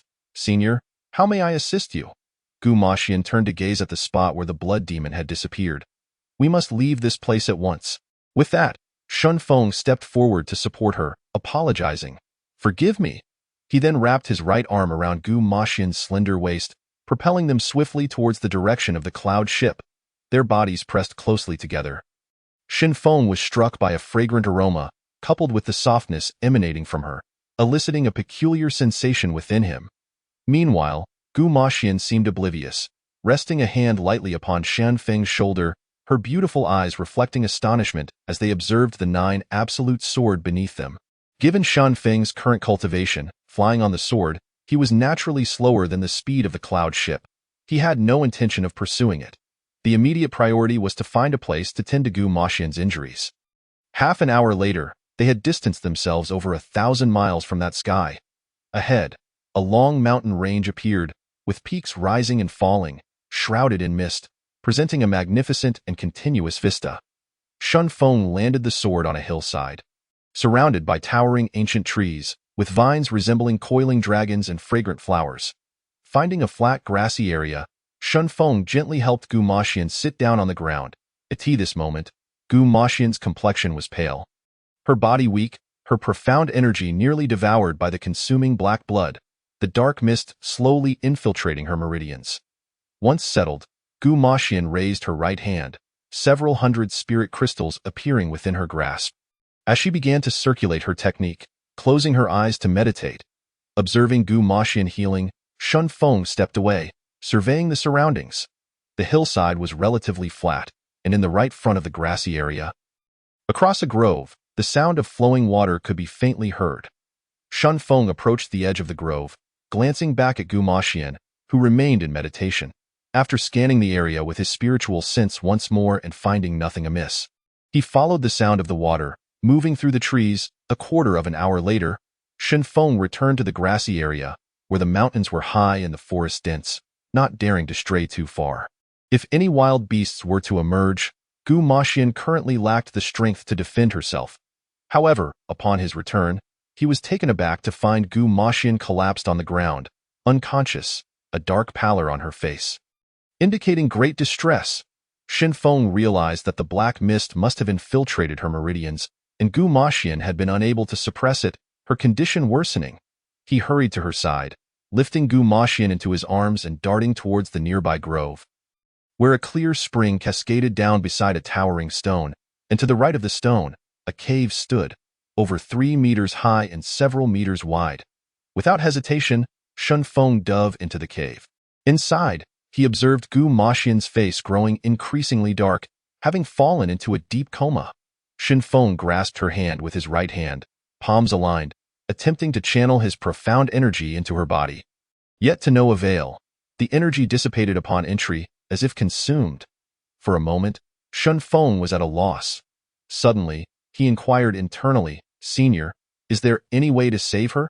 It seemed he had no choice but to seek the sword spirit. She must have fallen victim to the blood poison of that old demon, the very black blood he had spoken of. The sword spirit's voice echoed within him. Shen Feng quickly asked, "Is there an antidote?" The sword spirit paused for a moment. "This blood poison is extraordinary. It is a toxin accumulated within the blood demon's body through its cultivation of sinister arts. The side effects are not immediately apparent, but for those who cultivate using spiritual energy, it is indeed a deadly poison." After a brief pause, it continued. "The only way to save her now is to lure that black mist out of her body." "How do we lure it out? Is direct bloodletting sufficient?" "Yes, bloodletting is necessary, but it must be coupled with profound energy to entice it out. However, if not done carefully, it may transfer into your body." "You must consider this carefully," the sword spirit cautioned. Shen Feng fell into silence. He could not merely watch her perish. How would he explain it to Xiaoxue later? Moreover, she had faced the blood demon alone for the sake of the entire crew, earning a debt of gratitude. There was no time for hesitation. Life and death were up to fate. As long as he proceeded cautiously, it should not pose a significant problem. Shen Feng resolved within himself. Without further delay, he spread Gu Maxian's palm open. A beam of sword light traced across it, and blood flowed forth immediately. Shen Feng stepped back 2 paces, aligning his right index and middle fingers into a sword shape, slowly channeling a stream of sword energy into Gu Maxian's palm, allowing it to flow with the blood into her body. After 3 breaths, Shun Feng sensed the sword energy dissipating, and a portion of the black mist began to flow out from her palm. He began to retract the sword energy gradually. Suddenly, the black mist, as if sensing prey, surged into Shun Feng's fingers along the sword energy. "This is bad," Shun Feng exclaimed. His consciousness plunged into his body, witnessing a small stream of liquefied black malevolent gas burrowing through his meridians towards his dantian. Instantly, he felt his profound energy depleting rapidly. Shun Feng was alarmed and hastily summoned his energy to attack it. But it only served to exacerbate the situation. Realizing the futility, Shun Feng calmed himself. If even Gu Maxian, such a formidable expert, could not expel it, how could he, with his cultivation, manage to do so? He glanced back at Gu Maxian, who lay on the ground, her complexion beginning to return to normal. At last, he had succeeded in saving her. Suddenly, Shun Feng recalled the earlier experience of subduing the earth elemental, refining that fierce yellow energy. And a bold thought crossed his mind. Since I cannot expel it, I shall refine it with that. He seated himself on the ground, activating the Hongming Supreme Technique, and his profound energy began to surge from his dantian, circulating throughout his body, first completing a small cycle, then a larger one. As he continued to channel his technique, Shun Feng suddenly noticed that the black mist was gradually shrinking, transforming into a pure form of profound energy. A revelation that filled him with immense joy. "Ha! It truly works. I had hoped to treat a dying horse as a living one, but I never expected it to truly be refined." Shun Feng's heart surged with excitement. Half an hour later, the black blood mist within Shun Feng's body had vanished without a trace. Simultaneously, the abundant energy in his dantian surged, propelling his cultivation to the late stage of the Tongyu realm. This truly was a blessing in disguise, and Shun Feng felt elated. Upon finishing his meditation, he opened his eyes, only to be startled by the sight before him. A beautiful face with large eyes fixed on him, revealing a mix of shock and confusion, merely inches away. "What are you doing?" Shun Feng exclaimed, instinctively leaning back. The person before him was Gu Xian, who had been awake for a while. Seeing Shun Feng conclude his meditation, she circled him as if inspecting a curiosity. "You refined the blood demons devouring black blood?" Gu Xian gazed at Shun Feng in astonishment. Shun Feng blinked and replied with a smile. "It was a coincidence. I found an antidote in the blood demon's spatial ring. Heh. Naturally, Shun Feng would not reveal the details of his cultivation technique to her. Gu Xian furrowed her brow, displaying a puzzled expression, and remarked coldly, "You have quite a few secrets, don't you? The sword mastery is an ancient and lost technique. Aside from the sect from back then, only disciples from those hidden families possess it. Speak. Who exactly are you?" Upon hearing this, Shun Feng inwardly mused that the sword mastery had such a significant background. He immediately responded, "Gu Xian, I am Shun Feng from Monghuang City." "What, Monghuang City? You are Shun Feng?" Gu Xian's eyes widened in surprise. Chapter 20. True disciple Shun Feng was momentarily taken aback, utterly bewildered by Gu Xian's reaction, and instinctively nodded. "Ha, indeed. Xiaoxue did not deceive me." Gu Xian paced around Shun Feng, her face alight with excitement. Shun Feng felt a bit dazed, silent as he observed Gu Xian. "I am Xiaoxue's mentor, you know," Gu Xian said with a gentle smile, her voice suddenly softening, completely devoid of her previous cold demeanor. Shun Feng, taken aback by Gu Xian's transformation, nodded again, internally reflecting. This woman was a ruthless killer just over an hour ago. How has she suddenly become as amiable as a neighborly woman? Shun Feng shook his head, thinking how fickle women's emotions can be. Gu Xian stepped closer to Shun Feng, smiling brightly. "I heard from Xiaoxue that you intend to join the Sacred Martial Academy?" Shun Feng nodded, inquiring about Xiaoxue's well-being. "She is well. During this time, she has been in closed-door cultivation, making significant progress. With her talent, she should soon reach the Tiangang realm," Gu Xian replied with a smile, adding, "She often speaks of you in my presence, saying she wants to return to find you. I had to persuade her to agree to continue her closed-door training first." Upon hearing that Murong Shui was doing well, Shun Feng felt a sense of relief. "Now that I have the authority, I hereby admit you as a true disciple of the Sacred Martial Academy," Gu Xian declared suddenly, looking at Shun Feng. "Ah, a true disciple!" Shun Feng exclaimed in disbelief. "What? Are you unwilling to be my disciple?" Gu Xian's expression slightly darkened. No, I meant, does one become a true disciple upon entering the academy? Shenfeng quickly clarified. Of course. All my students are true disciples, however, since you are practicing the sword, she paused, her brows furrowing slightly as she murmured, never mind, we'll figure it out later. Shenfeng felt a bead of sweat forming on his forehead. This elder was powerful and straightforward, yet there was an air of unreliability about her. He then thought that as long as he had the 9 absolute sword classics and the guidance of the sword spirit elder, joining the Sacred Martial Academy for training resources and improving his cultivation was paramount. Having this identity would also facilitate his search for his father's whereabouts. Seeing Shenfeng remain silent, Guo urged. So, have you made your decision? Master, I pay my respects. Shenfeng stepped forward and deeply bowed to Guo. Ha, good. You are my 3rd disciple. Guo appeared quite pleased. Thus, Shenfeng and Guo rested in the stone cave for the night, planning to return to the Sacred Martial Academy at dawn. Guo had yet to fully recover to her peak, spending the night in meditation to restore her energy. Shenfeng, however, ventured outside, hunted some wild game, and returned to roast it for a meal. The following day, just as dawn broke and the golden rays of the morning sun had yet to blanket the earth, the two stepped out of the cave. At that moment, Guo, with her retracted aura and her purple robe billowing without the need for wind, stood before Shenfeng, emanating an unfathomable presence. A master! This was how Shenfeng currently felt. In truth, she was the strongest individual he had encountered thus far. Guo turned to Shenfeng and smiled. Let us depart with that. She waved her right hand, and the space before them split open. Grasping Shenfeng's shoulder, she stepped inside. This was not Shenfeng's first experience with the void. During his training with the unbounded sword, he could briefly slip into the void, enduring for several breaths. However, traversing the void in such a manner still left him profoundly astonished. The speed of their movement through the void was akin to lightning, and within mere breaths, they had traveled thousands of miles. Within the void, Shenfeng felt an immense pressure bearing down on him, with wisps of nothingness rushing past his eyes. After a quarter of an hour, the pressure intensified, and Shenfeng felt a tearing sensation throughout his body.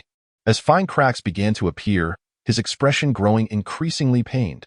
Observing this, Guo pressed down on Shenfeng's shoulder with her right hand, enveloping him in a faint aura of energy.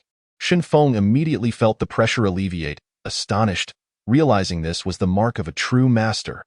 After a considerable time had passed, they emerged from the void. Below them lay a sprawling city, its walls towering over 10 feet high and nearly 5 or 6 feet wide. From their aerial perspective, the buildings were arranged in an orderly manner, with protective rivers winding around them. The city was immense, at least the combined size of 20 or more Menghuang cities. This was the border city, a subordinate city of Zhangzhou, falling under the influence of the Liu family. Upon entering the city, the streets bustled with activity, teeming with people, and an array of shops, taverns, and vendors were scattered everywhere. Walking down the street, Shenfeng marveled at the vibrant scene, exclaiming that this grand city was indeed different, far more prosperous than Menghuang City. At the Zue Xiaolu, on the second-floor hall, Shenfeng and Guo sat across from each other, preparing to eat something before continuing their journey. At that moment, they overheard a few martial artists at a nearby table speaking in hushed tones. Did you know? The Sacred Martial Academy's enrollment will commence in 3 days. Such significant news was known to all. I heard this time the enrollment is presided over by an elder from the Liu family. Indeed, have you seen how the threshold of the Liu family has nearly been trampled over these days? It's unavoidable. Joining the Sacred Martial Academy is a dream for many young martial artists from the Eastern Wilderness, all hoping to forge connections with the Liu family in advance. Hearing this, Shenfeng noticed Guo brow furrow slightly. 10 years ago, an elder from the Situ family presided over the enrollment. This time it's the Liu family. The 4 great families hold an unparalleled advantage. By the way, I heard recently that the head of the Yi family has encountered some health issues. I'm not sure how true that is. I've heard the same. It seems this matter is related to the Liu family. Sure, don't speak of such things. They are figures we cannot afford to provoke. Upon hearing this, Shenfeng immediately recalled his encounter with Yijing at the ancient post station, where she mentioned bringing something to her grandfather for detoxification. Could her grandfather be the head of the Yi family? Just then, a group of individuals descended from the first floor. 7 men and 1 woman, led by a young gentleman clad in fine garments, exuding an air of magnificence as he strode confidently into the second-floor hall. The second floor is reserved for my young master. Everyone, please vacate immediately. The burly man beside the young gentleman bellowed as they entered the hall. They are from the Liu family's martial hall. Leave, quickly. The nearby table of patrons hastily departed, rushing downstairs. Following this, the rest of the patrons in the hall also hurriedly rose to leave. The burly man was about to guide the young gentleman to a seat when he suddenly noticed that Shun Feng and Guo Xian remained seated, showing no intention of leaving. As they casually continued enjoying their meal, "Did you two not hear? Hurry up and get lost," the burly man growled in annoyance. Shin Feng glanced at Guo Xian, who remained expressionless, lifting her cup to drink it all in one go. Shin Feng filled her cup again, remarking, with so many curs barking around, "It really dampens our spirits." Guo Xian shot Shin Feng a glance, a smile tugging at her lips, before returning to her drink. "You two didn't hear my words?" The burly man charged over, pointing at the pair and shouting. Shin Feng's expression remained calm as he coldly replied, "Leave." "What?" The burly man paused, infuriated, and was about to take action. Suddenly, Shun Feng unleashed a palm strike from a distance, sending the burly man flying out the window, crashing to the ground, gravely injured and unconscious. The other 7 members of the group were visibly stunned. They had not anticipated that Shin Feng would dare to strike so suddenly. At that moment, the young gentleman at the forefront suddenly chuckled. "Interesting. It's been a while since I've encountered someone like this."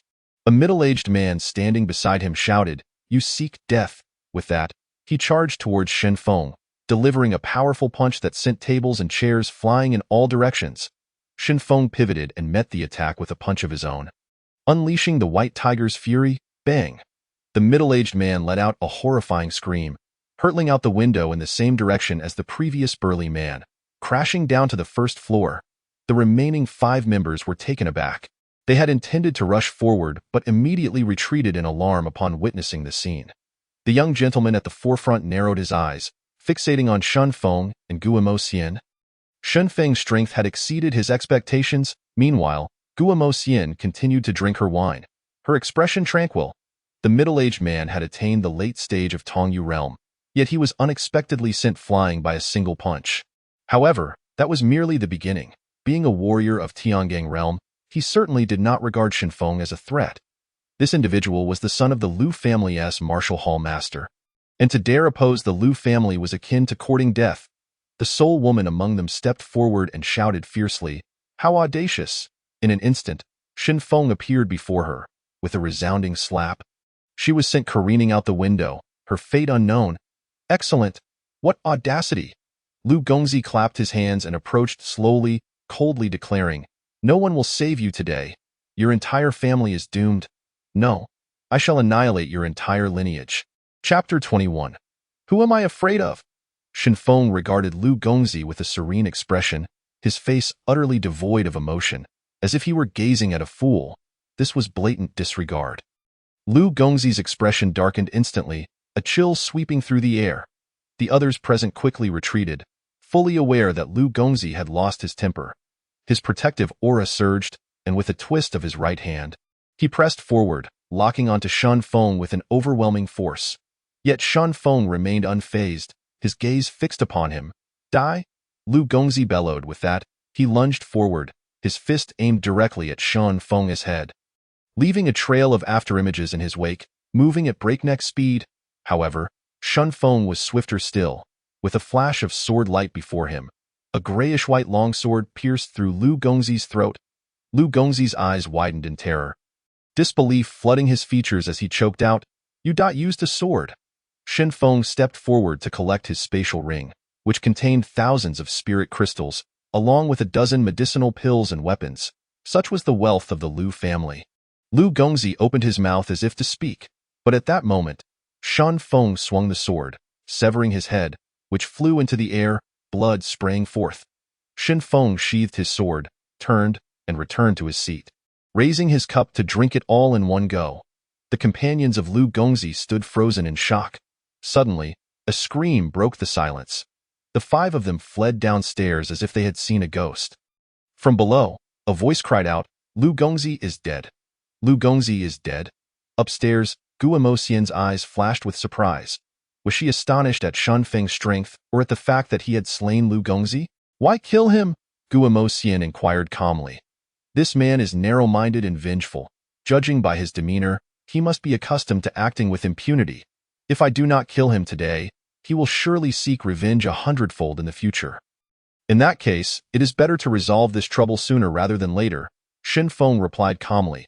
Guo Moxian regarded Shen Feng with a glint of intrigue in her eyes, simultaneously astonished by his decisiveness and meticulousness. The people from the Lu family will arrive soon.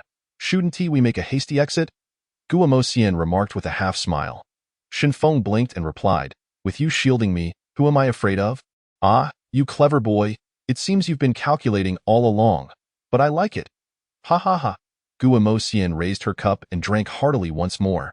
Just then, a figure appeared at the entrance of the second floor. As soon as they appeared, an invisible pressure surged toward Shen Feng and Guo Moxian.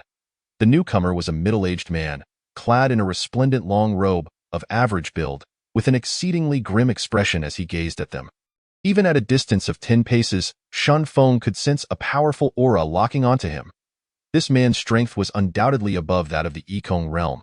Such pressure he had previously felt from the old man in the azure robe aboard the Yunchuan's immortal treasure pavilion. Is it you who killed my son? The man inquired darkly. Shen Feng maintained his calm demeanor. Meeting the man's gaze, he sought to kill me. He was outmatched and was killed in the process. That is all there is to it. Who gave you the audacity, to dare kill my son? I will crush you to dust. The middle-aged man roared. Crush my disciple to dust? Quite the boast at that moment. Guo Moxian turned to face him. Simultaneously, a powerful aura erupted from her, pressing back against the middle-aged man. The moment this pressure was unleashed, the man's expression changed dramatically. He staggered back several steps. Upon recognizing Guo Moxian, the middle-aged man's expression shifted to one of shock. Ji Mentor? What are you doing here? His tone changed significantly. Lu family master, your son instigated trouble and was outmatched. Do you seek revenge against us? Guo Moxian stated calmly. No. If it is my son's fault, then it is merely a misunderstanding. It is all my failure to educate him properly. Lu family master gritted his teeth. Guo Moxian stared at him. Maintaining her silence for a moment, as he felt her gaze upon him, cold sweat began to trickle down Lu family master's temples. Guo Moxian was notorious within the Holy Martial Academy for fiercely protecting her own. She was not someone to be trifled with. Did she intend to take action against him? A jolt of fear coursed through Lu family master. Thinking quickly, he produced a spatial ring, stating, My son acted thoughtlessly and offended your esteemed disciple. Here are some spirit crystals as an apology. With that, he tossed the ring toward Shen Feng. Shen Feng reached out to catch it, glancing inside to find 5,000 spirit crystals. Such wealth was typical of a prominent family. Guo Moxian observed and remarked, On behalf of the Lu family, this matter shall be overlooked. However, should you dare retaliate against my disciple or trouble him further, it would be tantamount to declaring war against me. Lu family master hurriedly smiled and replied, I wouldn't dare. It was a misunderstanding. Had I known you were here, that foolish boy wouldn't have dared to offend you. He bowed repeatedly, his demeanor entirely untroubled. Shen Feng's brow furrowed slightly. This man changed his tune faster than flipping a book. That will suffice. Remember your words, Guo Moxian said. With that, she led Shen Feng away. After taking a few steps, Shen Feng turned his head to glance at Guo Moxian, hesitating to speak.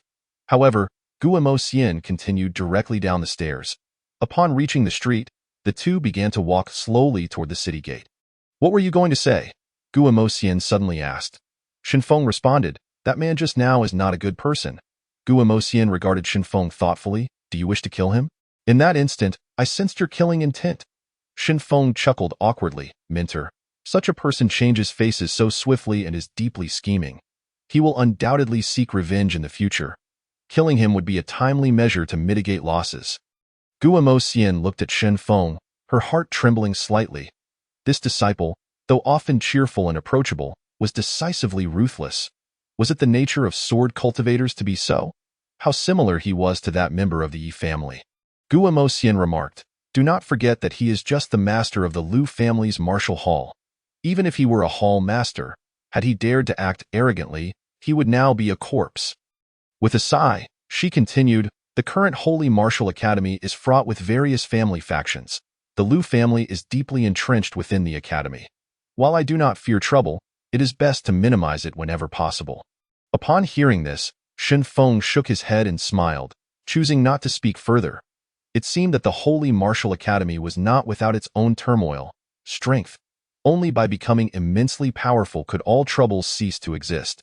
Just like that Liu family master, lacking strength meant enduring the death of his own son right before him. Conversely, had it not been for Guillermo Xian's formidable power, today would have inevitably led to a life-and-death struggle. Such is the harsh reality of this world. Weakness is an original sin. Never before had Shen Feng felt such an urgent desire to enhance his strength as he did at this moment. Upon exiting the city, Guillermo Xian stated, "It will take us half a day to reach the academy. Let us depart." With a wave of her hand, the void split open, and the two continued to traverse through the air toward the Holy Martial Academy. At the border city, within the Liu family martial hall's grand hall, bang! A middle-aged man smashed his palm against the stone table, shattering it into pieces. Those surnamed Gu are too overbearing. They allow their disciple to kill my son. I will not rest until I avenge this. This man was none other than the master of the Liu family martial hall. Someone, inform the academy. Investigate thoroughly. I want to know everything about that little wretch. Liu family master commanded an elder beside him. The elder nodded in response. Master, Guillermo Xian has always been protective. She acts as she pleases. Should we notify Elder Liu Hong at the academy? Not yet. The hall master has instructed us to prioritize the academy's enrollment matters for now. You may quietly inform the academy personnel, Liu family master replied darkly. Understood. The elder slowly retreated from the hall. In the void, Shen Feng and Guillermo Xian were swiftly advancing. At that moment, Guillermo Xian glanced at the silent Shen Feng and asked, "What is it? Are you still thinking about Liu Yan?" Shen Feng paused, casually responding, "Which Liu Yan?" Guillermo Xian replied, "The Liu family master we just encountered." Liu Yan? Shen Feng's body stiffened, his eyes widening as he exclaimed, "What? He is Liu Yan." Chapter 22. The blood-red pearl. Seeing Shen Feng's intense reaction, Guillermo Xian asked in astonishment, "What happened?" Shen Feng fell silent for a moment, contemplating before revealing, "I suspect my father may have been taken by the Liu family, and I heard from Liu Xie that the one who likely abducted my father was this Liu Yan." Guillermo Xian fell into silence upon hearing this. Such coincidences in life are often uncanny. As the saying goes, enemies meet on a narrow road. Guillermo Xian patted Shen Feng on the shoulder, saying, "The path of cultivation has never been smooth. When faced with difficulties, just resolve them. If the younger generation in the academy seeks to trouble you, handle it yourself. If the older generation dares to bully you, I will smash their skulls." At her words, warmth flooded Shen Feng's heart. It is good to have a powerful protector. Rest assured, mentor. In the academy, if no one offends me, I will not offend others. If someone dares to provoke me, I will eradicate them. Shen Feng replied calmly. I see that you, too, are a restless spirit. However, on the flip side, one cannot achieve greatness by being overly complacent. Haha, Guillermo Xian remarked playfully. Shen Feng remained speechless. After a while, the two of them materialized from the void. Guillermo Xian announced, "We have arrived." Shen Feng looked down and beheld a sprawling range of mountains, resembling a dragon coiling and a tiger crouching. The peaks stretched endlessly, some towering into the clouds while others were abruptly truncated, creating a stark contrast in height. Numerous palatial structures, diverse in form, were densely built upon the uneven terrain. From the aerial perspective, the layout of the mountains appeared not to be a natural formation, but rather a meticulously designed arrangement, each occupying its own position, evoking a profound sense of awe. The magnificent palaces were shrouded in swirling mists. Amidst the mountains, immortal cranes occasionally ascended gracefully, painting a scene imbued with ethereal charm. Gazing at the boundless mountain range before him, Shen Feng exclaimed, "Is the sacred martial academy truly this vast?" Guillermo Xian chuckled. The academy's area is nearly twice that of Zhangzhou City. Most importantly, there are 20 superior ley lines here, rich in spiritual energy, making it an ideal location for cultivation. 20 superior ley lines? Remarkable. Shen Feng's eyes widened in astonishment. No wonder all cultivators in the eastern wasteland yearned to join the sacred martial academy. The cultivation environment here was unparalleled by any other place. Soon, Guillemot Sien led Shun Feng to a light on the slope of a towering peak. This peak soared into the clouds, immensely broad. Among the hundreds of surrounding mountains, no more than 10 could rival its grandeur. Scattered at the mountainside were a few palatial structures, though few in number. They were surrounded by flourishing flora, ancient trees reaching for the heavens, and birds that were unperturbed by human presence, creating a serene and tranquil atmosphere. As they touched down, a burly man suddenly appeared before them. Shen Feng glanced at the man, noting that he towered over ordinary individuals by a full head, his bare arms showcasing bulging muscles, his rugged physique exuding an air of intimidation. At that moment, the man rushed to Guillemot Sien, grinning broadly. "Master, you're back." Guillemot Sien nodded. "The man, how is your injury?" "No problem. I'm completely recovered," the man replied heartily, patting his chest. "Come, let me introduce you. This is your new junior brother." "Shen Feng." Guillemot Sien gestured towards Shen Feng. "Junior brother? Master has taken on a new disciple." "Haha, wonderful." The burly man quickly approached Shen Feng as if they were already familiar, and patted Shen Feng's shoulder. "Junior brother, I am Man Kuei, and I will henceforth be your elder brother." "Ha!" Shen Feng smiled. "I am honored to meet you, elder brother." Guillemot Sien observed the two with an amused smile and said, "The man, Shen Feng has just arrived. Please help him get acquainted with the academy and assist him in settling in." "Of course, master. Leave it to me," Man Kuei replied enthusiastically. "Junior brother, let's go. I'll take you to your residence." With that, he clapped Shen Feng on the shoulder and headed towards a nearby palace. Guillemot Sien watched their retreating figures with a smile, then with a flicker of his form, he vanished from sight. Man Kuei and Shen Feng arrived at the front of a grand palace, and Shen Feng halted, inquiring, "Elder brother, is this where I will live?" "Indeed. This palace will be yours from now on. Your junior sister will reside next door, and I will be behind you. This place was previously vacant. Haha, now we will have company." Man Kuei expressed his delight at Shen Feng's arrival. Hearing him mention Xiao Shui, Shen Feng promptly asked, "Elder brother, is Xiao Shui still in seclusion?" "Xiao Shui?" Man Kuei responded, puzzled. "She is the junior sister you spoke of. We hail from the same place and grew up together." "Ah, so you know each other. That's wonderful. It's a pity she's in seclusion. Otherwise, the three of us could gather today." Man Kuei chuckled. As they conversed, they entered Shen Feng's new abode. Large, very large, was Shen Feng's immediate impression. He had never lived in such a spacious house before. In the center of the hall hung a map, approximately 5 or 6 zhang wide, illustrating the entirety of the sacred martial academy. In front of the map stood rows of bookshelves filled with a variety of tomes. After a brief introduction from Man Kuei, he took his leave to handle Shen Feng's identity registration and other matters. Shen Feng felt a favorable impression of this elder brother, warm-hearted, straightforward, and devoid of ulterior motives. Through his interactions with Man Kuei, Shen Feng learned that this mountain was Guillemot Sien's exclusive dojo. Previously, apart from the menial workers, only he and Guillemot Sien resided here. Now, with the addition of a junior sister and a junior brother, he was naturally quite pleased. Despite Man Kuei's boisterous and hearty demeanor, he was a member of the barbarian clan, naturally robust, possessing immense physical strength. At merely 25 years of age, he had already reached the pinnacle of the Wanxiang realm. Exuding a profound aura, Shen Feng mused, indeed, those who become direct disciples are not ordinary individuals. Approaching the map, Shen Feng picked up a book and began to read. With his current cultivation level and mental acuity, he read at an impressive speed. By the end of the day, he had nearly finished all the texts available here. The information contained within these books was extensive, providing Shen Feng with greater insight into the sacred martial academy, the Eastern Wasteland, and the entirety of the ancient wilderness continent.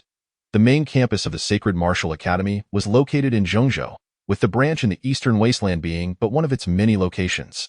Every decade, the main campus would host a grand competition, serving both as a talent selection and a resource allocation event. The Sacred Martial Branch in the Eastern Wasteland comprised 8 major peaks, arranged in the formation of the Fushi Bagua, sitting atop 20 ley lines, making it the most spiritually enriched area within the academy. Each of the 8 major peaks was inhabited by elders from the 4 great clans, 3 grand tutors and the dean.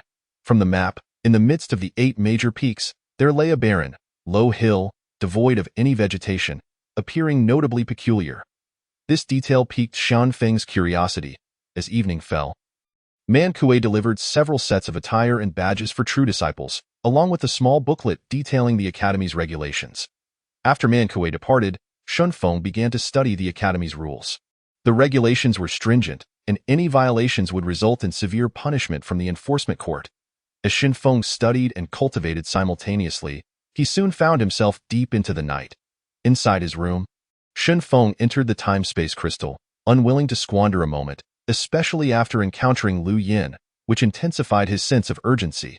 He could only trace his father's whereabouts through Lu Yin, and he believed that a reunion would soon be within reach.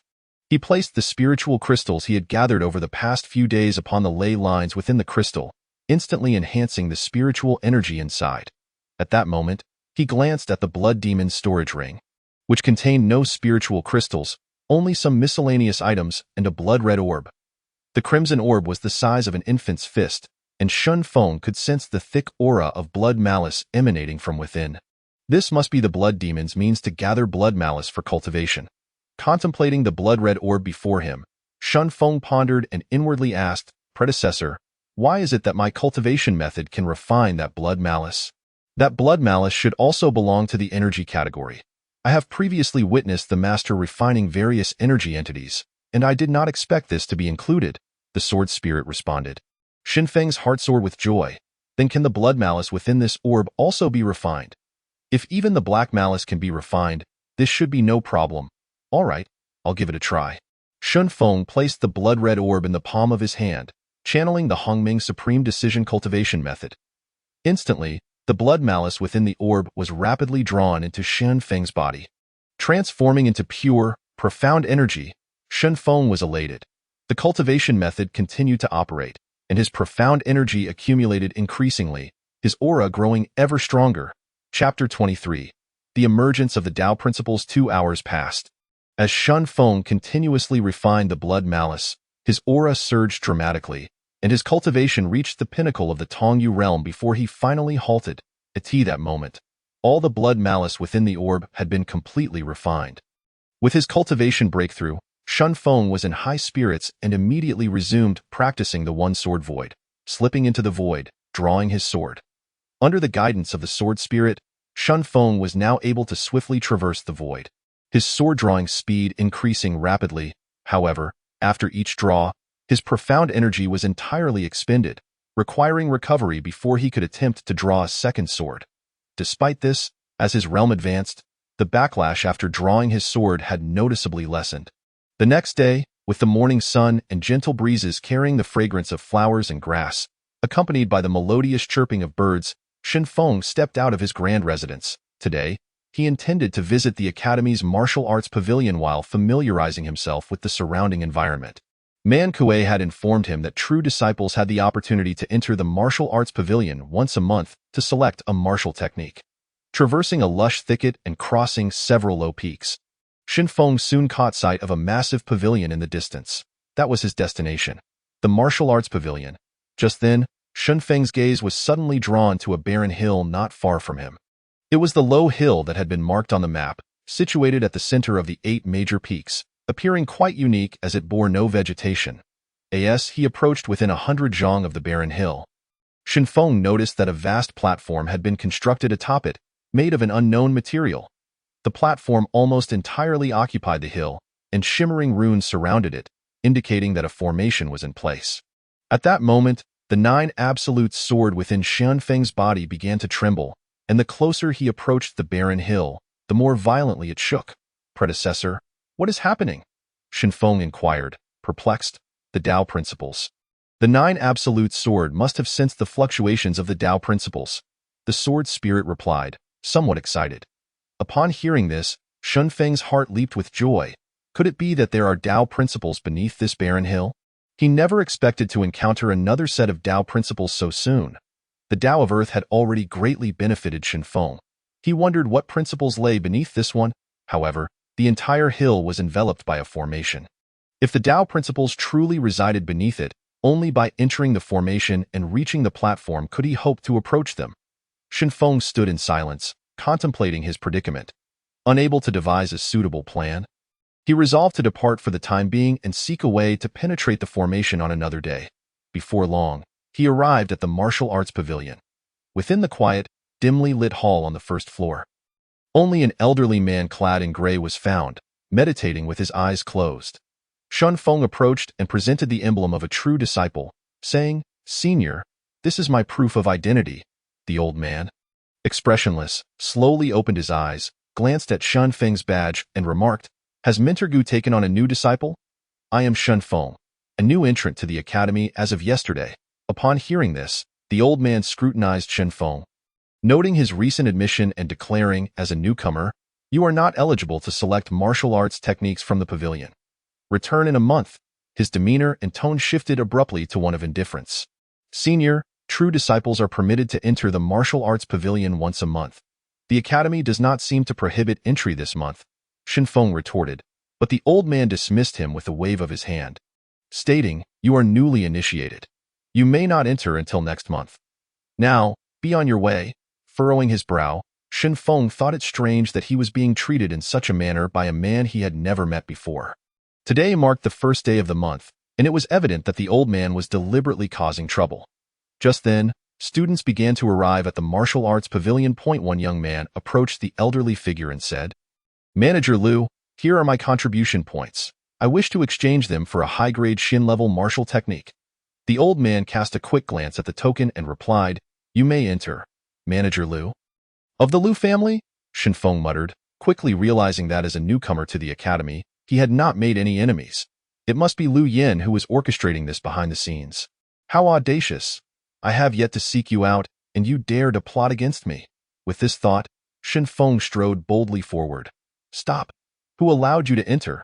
Did you not hear what I just said?" Manager Liu blocked Shun Feng's path. "Step aside. Otherwise, you shall bear the consequences," Shun Feng replied coldly. Liu was taken aback, his face contorting with fury. "You seek death?" he shouted, lunging forward with an open palm aimed at Shun Feng's face. However, Shun Feng was quicker. As soon as the old man moved, he surged forward, delivering a punch aimed directly at Liu's head. Liu was astonished, realizing too late that he had underestimated Shun Feng's speed. He could only hastily change his stance, pressing his palm down. Bang! The sound of their impact reverberated through the hall as Liu was sent reeling back several paces. Just as he regained his footing, Shun Feng charged again, striking at Liu's chest with the palm. Waves of 10,000 layers, 15 strikes combined. The old man's expression shifted drastically. With one move, he found himself at a disadvantage, forced into a defensive stance with his arms crossed. Boom! Liu was knocked back several feet, and as he fell to the ground, he coughed up a mouthful of blood. Before he could rise, Shun Feng was upon him again, placing a foot on his chest. Another spurt of blood erupted from Liu's mouth. "You?" The scene fell into a stunned silence, onlookers frozen in disbelief. Which Peak's true disciple is this, so formidable as to strike down even Manager Liu? They wondered, noting his unfamiliarity. Incredible. A Tongyu realm cultivator overpowering a Yikong realm manager. As more spectators gathered, Shun Feng fixed his gaze on Liu, coldly declaring, "Old fool, true disciples are permitted entry to the martial arts pavilion once a month. Who gave you the audacity to stop me? You insolent brat. How dare you challenge authority?" Liu's fury was palpable, astonished by Shun Feng's strength. Crack! Shun Feng's foot pressed down harder, breaking at least 4 or 5 of Liu's ribs. "Still defiant, are you? Ah, Shun Feng, you little wretch, if you have the guts, kill me. Otherwise, I will ensure you suffer a fate worse than death," Liu cried out, sweat pouring down his face from the pain. Shun Feng's expression remained icy. "You have abused your power, acted against true disciples first, and thought I would not dare to eliminate you." Just as he prepared to strike again, a powerful voice boomed from the crowd. "Stop right there." A young man, flanked by several attendants, strode forward. It was Liu Lin, a true disciple of the Liu family. Under 25, he had already broken through to the Wanxiang realm, a true prodigy of the Liu family. "This is going to be interesting. I heard Manager Liu is Liu Lin's uncle." As Liu Lin approached, the crowd parted in anticipation. "If you wish to avoid death, release him." Liu Lin's eyes bore into Shun Feng, radiating murderous intent. Just then, A loud crack echoed as Shen Feng's foot pressed down on Lu's throat. Lu's eyes widened in disbelief, his head tilted, and he succumbed to death. The crowd stood frozen in shock. You? Lu Lin was momentarily stunned. Not expecting Shen Feng to act so decisively, he asked me to kill him. Honestly, this is the first time I've heard such a request, Shen Feng replied calmly. The onlookers were at a loss for words. Such reasoning was unheard of. Lu Lin's expression darkened to the extreme, his aura boiling with rage. You seek death? With that, he launched a punch at Shen Feng, his speed and power far exceeding that of Manager Lu. Shen Feng, recognizing the danger, did not dare to underestimate his opponent and struck back with all his might. Waves of 10,000 layers. This time, he unleashed 20 strikes. The clash of fists echoed resoundingly. Shen Feng felt a tremendous force hit him, and he was forced back several paces. Just as he regained his balance, blood trickled from the corner of his mouth. He had sustained a minor injury. Before Shen Feng could catch his breath, Lu Lin was upon him again. A barrage of fierce punches aimed at Shen Feng's chest. Shen Feng remained calm, preparing to draw his sword. Just then, a tall figure appeared before him like a bolt of lightning, intercepting Lu Lin's attack with a punch. Bang! A muffled sound resonated as the two separated, both sliding backward. The impact unleashed a powerful wave of energy that sent the surrounding spectators reeling in shock. Chapter 24. You arrived too late. Seeing this, Shen Feng recognized the newcomer as his senior brother, Man Kuei. Lu Lin, what is the meaning of you attacking my junior brother? Come, let us duel, Man Kuei declared. Preparing to engage. Man Kuei, your disciple has killed Manager Lu. I am here to apprehend the murderer. Lu Lin's face was grim. Oh, what if he killed him? It is none of your business, if you wish to fight. I shall oblige. Man Kuei dismissed Lu Lin's claims with bravado. You? Lu Lin was momentarily speechless, knowing that while Man Kuei was not weaker than him, the situation had escalated beyond reason. Tensions flared as both sides prepared to clash. Stop! A thunderous voice rang out from above, drawing the crowd's attention as two figures materialized in the arena. The onlookers recognized them as the Law Elder and Lu Hong, the Peak Master. Lu Hong, the chief elder of the Lu family and one of the 8 main Peak Masters, had overseen the recruitment of new students. Upon their arrival, the crowd quickly parted. Lu Hong glanced at the lifeless body of Manager Lu on the ground, his face darkening. Who killed him? Without hesitation, Lu Lin stepped forward, pointing at Shen Feng. It was he. I witnessed him strike the fatal blow. Lu Hong followed Lu Lin's gaze and, upon seeing Shen Feng, was momentarily taken aback, clearly not expecting a mere Tongyu realm warrior. He then turned to Lu Lin, saying, if he has killed someone, why did you not apprehend him? Useless. Lu Lin's face turned an ugly shade. Shen Feng had killed Manager Lu before his very eyes, leaving him humiliated. He was even more shocked to see Shen Feng withstand his punch without significant harm. Lu Hong approached the Law Elder, his expression grave. Elder Xing, this child has acted against authority and murdered an academy official. He deserves to be executed on the spot. Elder Xing examined Manager Lu's corpse before turning to Man Kuei and then addressing Shen Feng. You are Gu's newly admitted disciple? Shen Feng stepped forward, maintaining a calm demeanor. I was just accepted yesterday. Why did you kill him? Elder Xing inquired. He abused his power, obstructed my entry into the martial arts pavilion, and acted first with hostility against me. In the ensuing conflict, he met his demise. Shen Feng explained slowly. Nonsense. When I arrived, I clearly ordered you to stop. You acted with intent to kill. Lu Lin interjected furiously. You arrived too late. I could not hold back. Shen Feng replied without emotion. Lu Lin, what is your issue? My junior brother has stated that it was he who acted first, and his death was in vain. Man Kuei proclaimed loudly. What a convenient excuse that his death was in vain.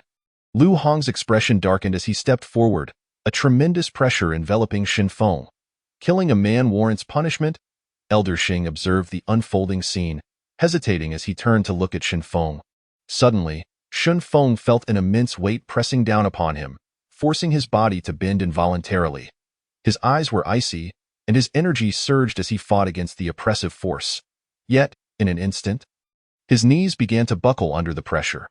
Everyone except Elder Xing retreated far from the weighty aura, struggling to breathe under its intensity. Meanwhile, Shen Feng, at the center of this overwhelming force, found himself nearing the ground as the pressure intensified. "Kneel before me," Lu Hong commanded, augmenting the oppressive force. Xin Feng's face twisted in agony as the overwhelming pressure contorted his muscles, bringing his knees closer to the ground. Elder Xing looked at Xin Feng, astonished that he could withstand such pressure for so long without succumbing.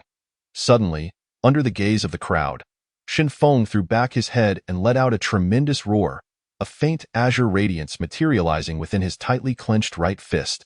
The moment the azure glow emerged, it was immediately suppressed by Lu Hong's overwhelming pressure, as if it were being forced back into Xian Feng's body. Gradually, the azure light, initially the size of a fist, began to shrink. Just as it seemed poised to vanish entirely, the onlookers heard Xian Feng's voice rise once more, his contorted visage reflecting an exceedingly fierce expression.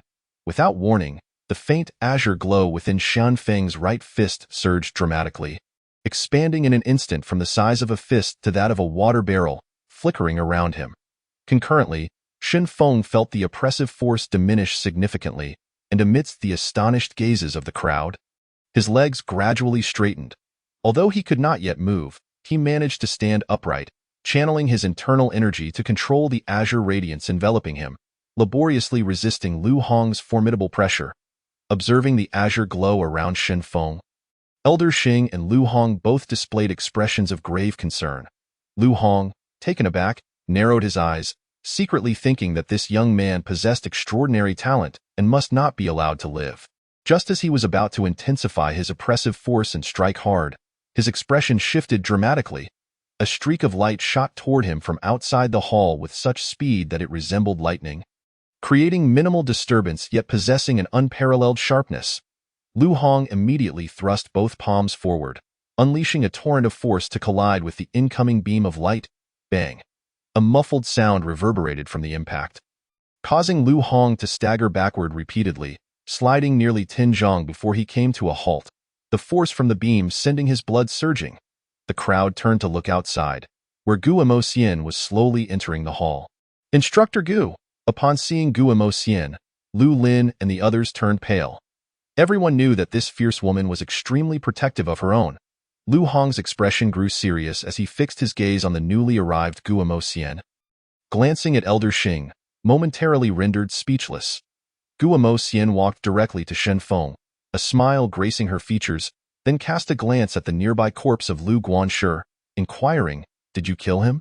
Xin Feng nodded slightly, wiping the blood from the corner of his mouth as he replied, "He bullied me, and I was forced to retaliate."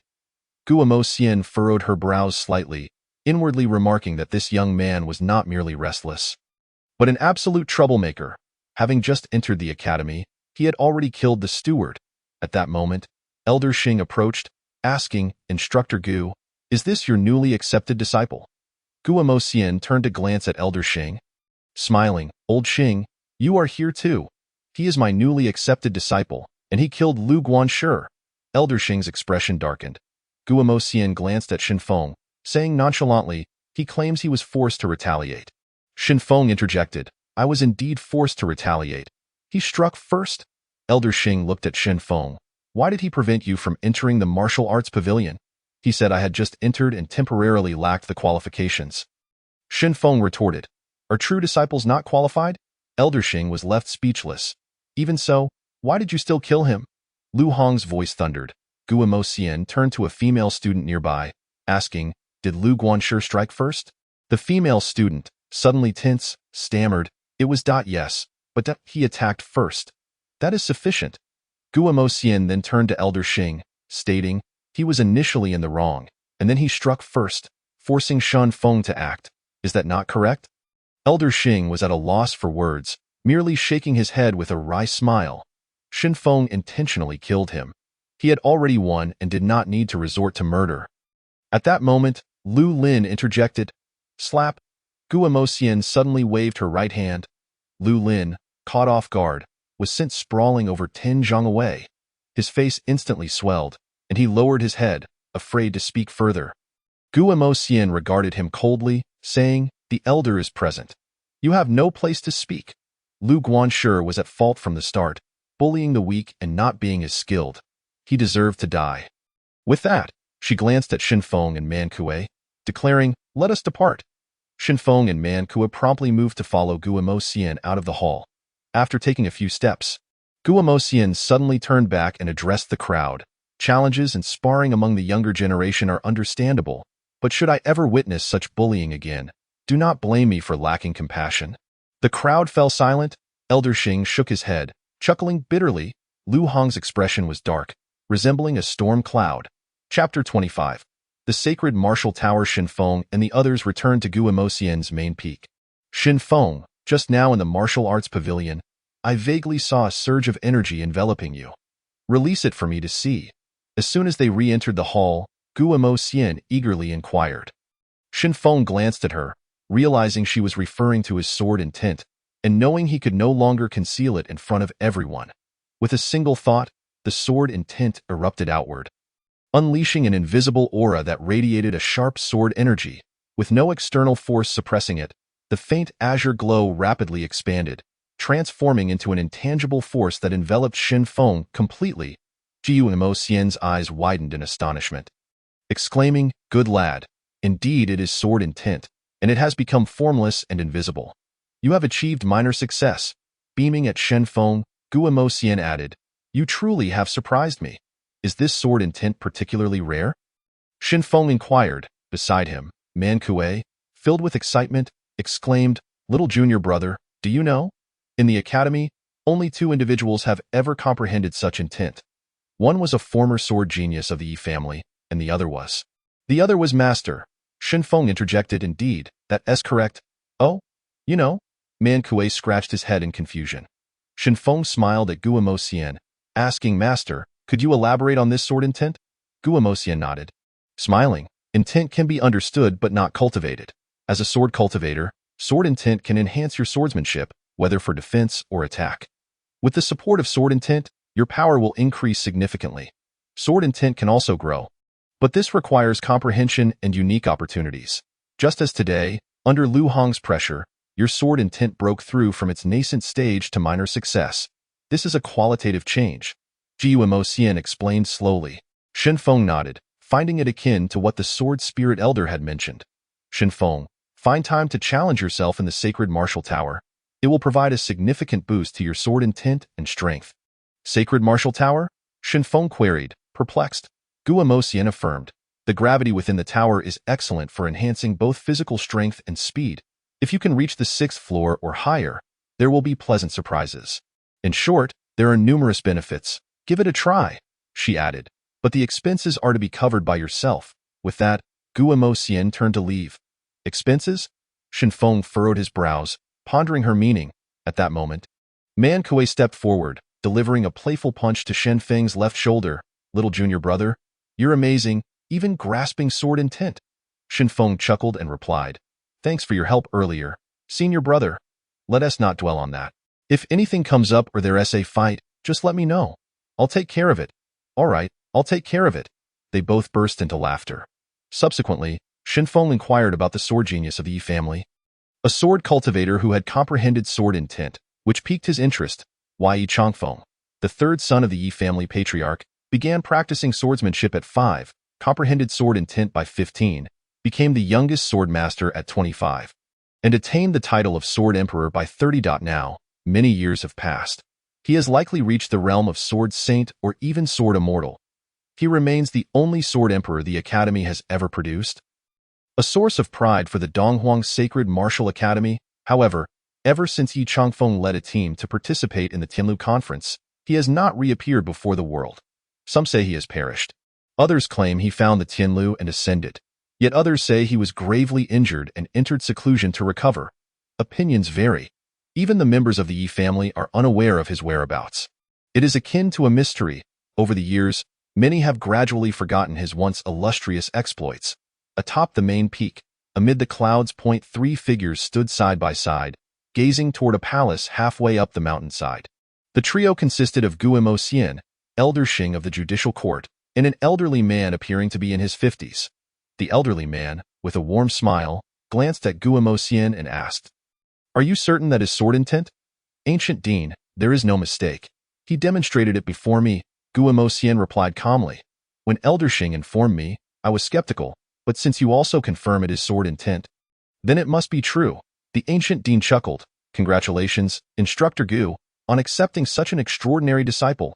Elder Xing remarked with a smile. Old Xing, thank you for today.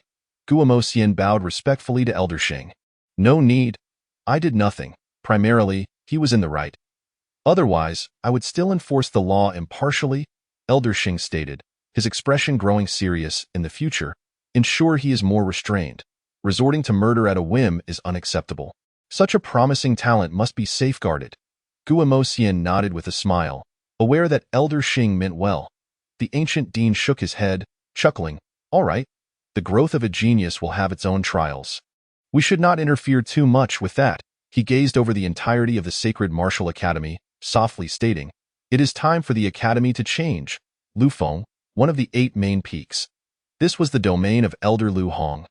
And within a grand hall, more than 10 individuals had gathered.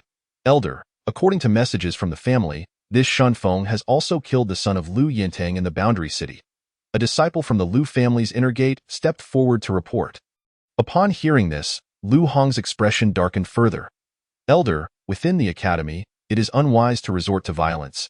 Hence I shall issue him a challenge. He is indeed a true disciple, and there exists no justification for refusal. Lu Lin suddenly proclaimed. Lu Hong turned his gaze toward Lu Lin, recognizing this youth's exceptional talent, and resolved that he must eliminate him before he fully matures. What is your level of confidence? 10 out of 10. Had it not been for Man Kuei's interference today, I would have already subdued him, Lu Lin declared with unwavering confidence. Lu Hong regarded Lu Lin with a furrowed brow. Pondering for a moment before suggesting, let us wait for your elder brother to return and then decide. This youth is not to be underestimated. Today, I sensed a profound intent within him, and we must possess absolute certainty for a singular decisive strike. Elder, Lu Lin attempted to interject. Enough. It is settled. Lu Hong interrupted with a wave of his hand, continuing, tomorrow marks a crucial moment for the recruitment of new students. Focus your energies on this matter for now, and return to prepare.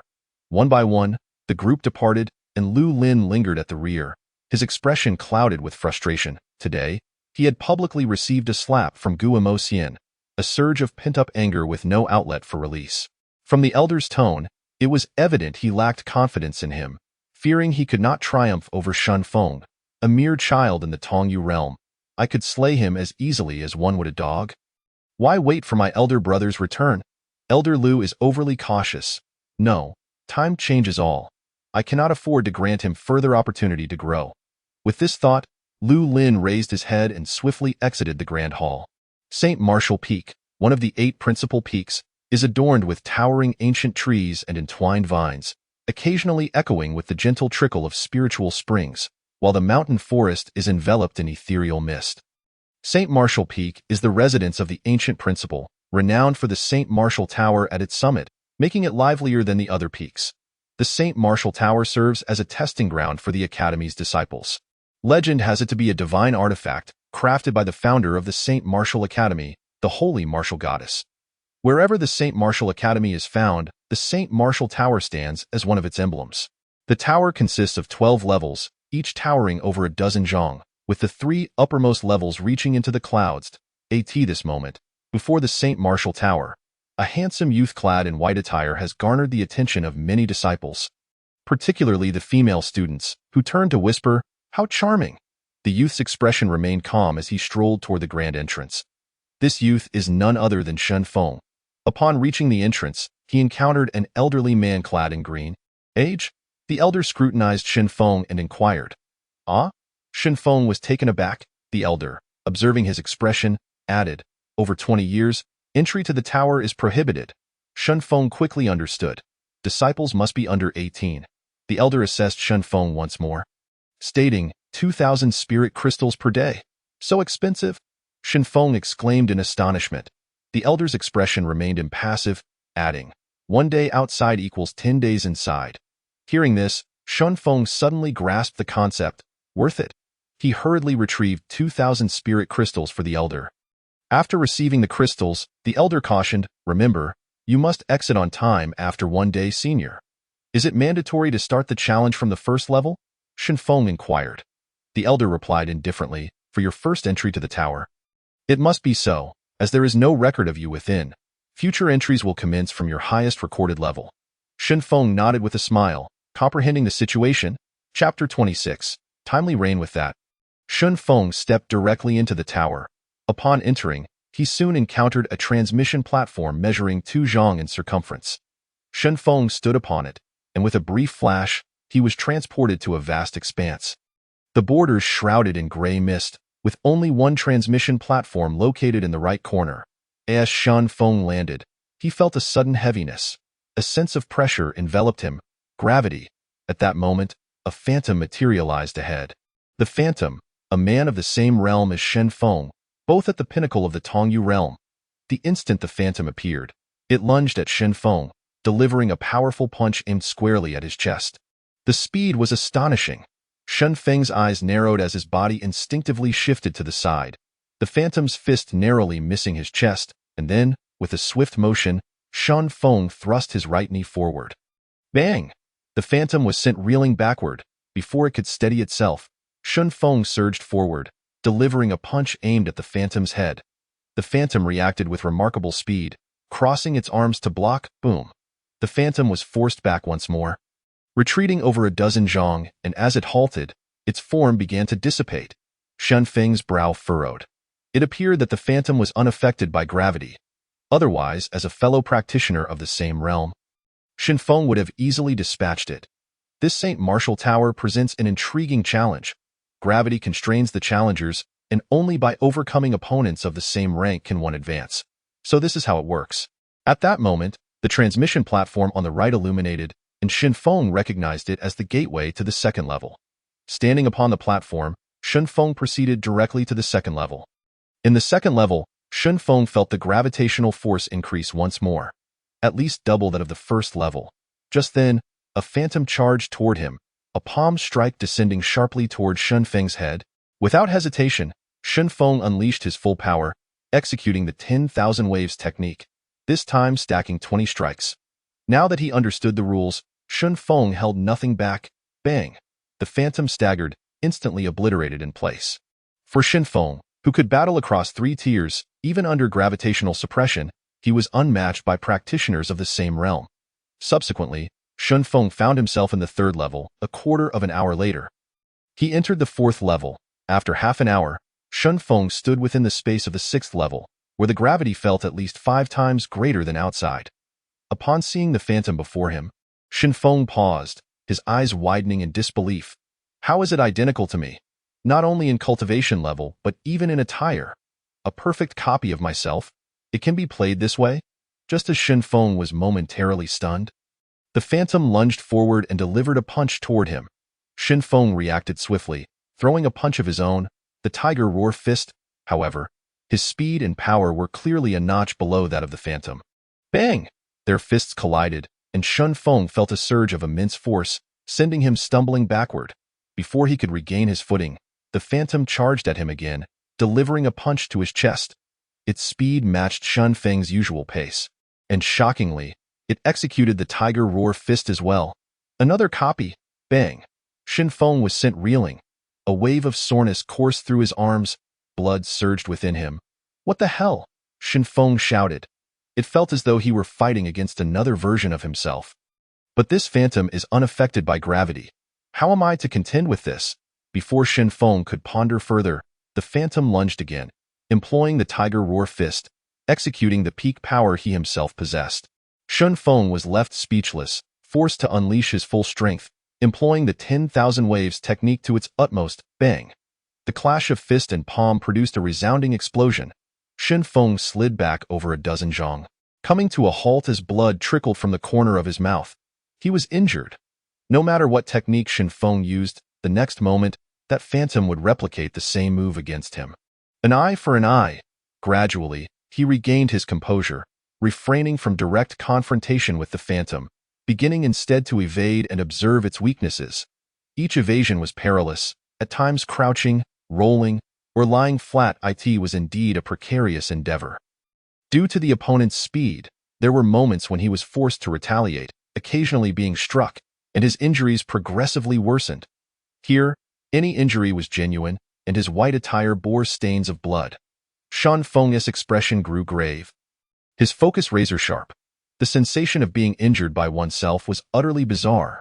Days passed, and Shan Feng had identified several weaknesses in the Phantom, yet its speed remained superior, and he had failed to land a decisive blow on several occasions. Fortunately, although the Phantom's combat power exceeded his own, it possessed only instinctual awareness in battle, incapable of reflection or adaptation during combat. 2 days later, Shan Feng's speed gradually improved, allowing him to evade more easily. And he was seldom struck. Occasionally, he could even counterattack. Seizing this opportunity, Shan Feng fought while analyzing, healing, and gradually restoring his strength.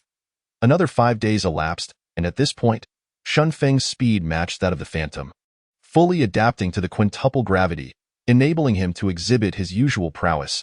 Bang! He exchanged a punch with the Phantom, both being forced to retreat. A stalemate. Just as he halted, Shan Feng took the initiative, charging forward and delivering a punch aimed at the Phantom's throat. The Phantom reacted swiftly, sidestepping to the left before executing a palm strike toward Shan Feng's head, each movement flowing seamlessly. However, Shan Feng had long since discerned its weakness. His clenched right fist suddenly opened, and with a twist, a sword of energy materialized, descending fiercely, cleaving the Phantom in two. The Phantom dissipated instantly. Ha ha, exhilarating. Indeed, a life-and-death battle is the most rapid path to improvement. Shan Feng felt an extraordinary thrill. In just 10 days, he overcame formidable challenges, enhancing his reflexes, speed, close combat skills, and combat awareness across the board. Most importantly, his mindset underwent rigorous training. The Phantom served as a mirror.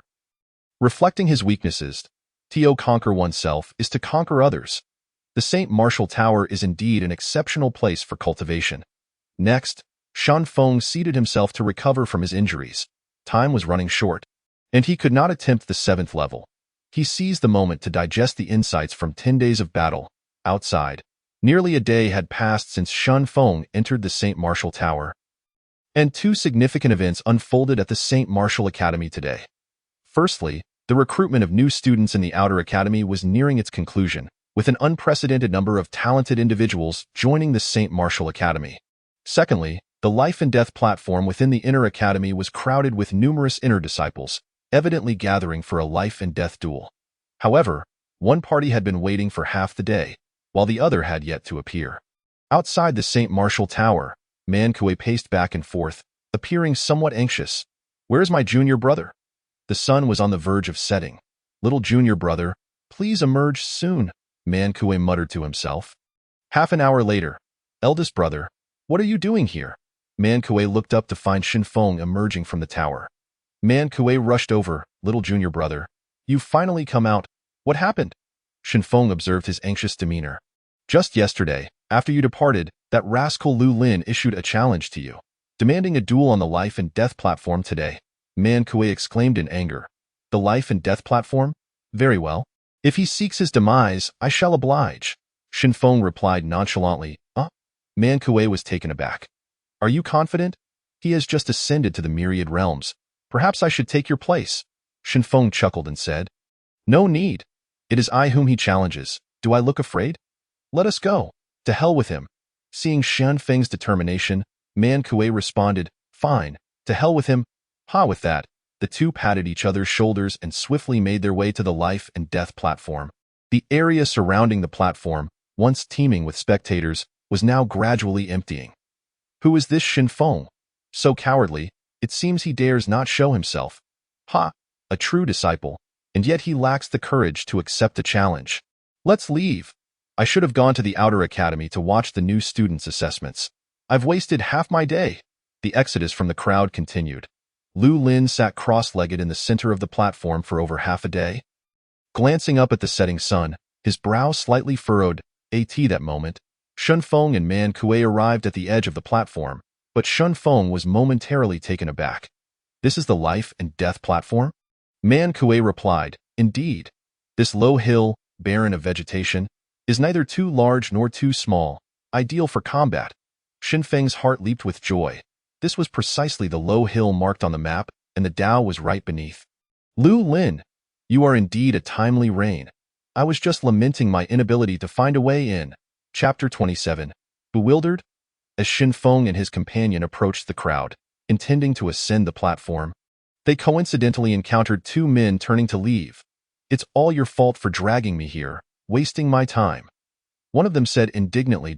At that moment, Man Kui squeezed to the front and shouted, "Everyone, make way! We need to get up there. Get up there? Everyone is leaving." The same man who spoke earlier responded impatiently. Suddenly, he realized something and looked up at Shin Feng. "Wait, do you want to go to the life and death platform?"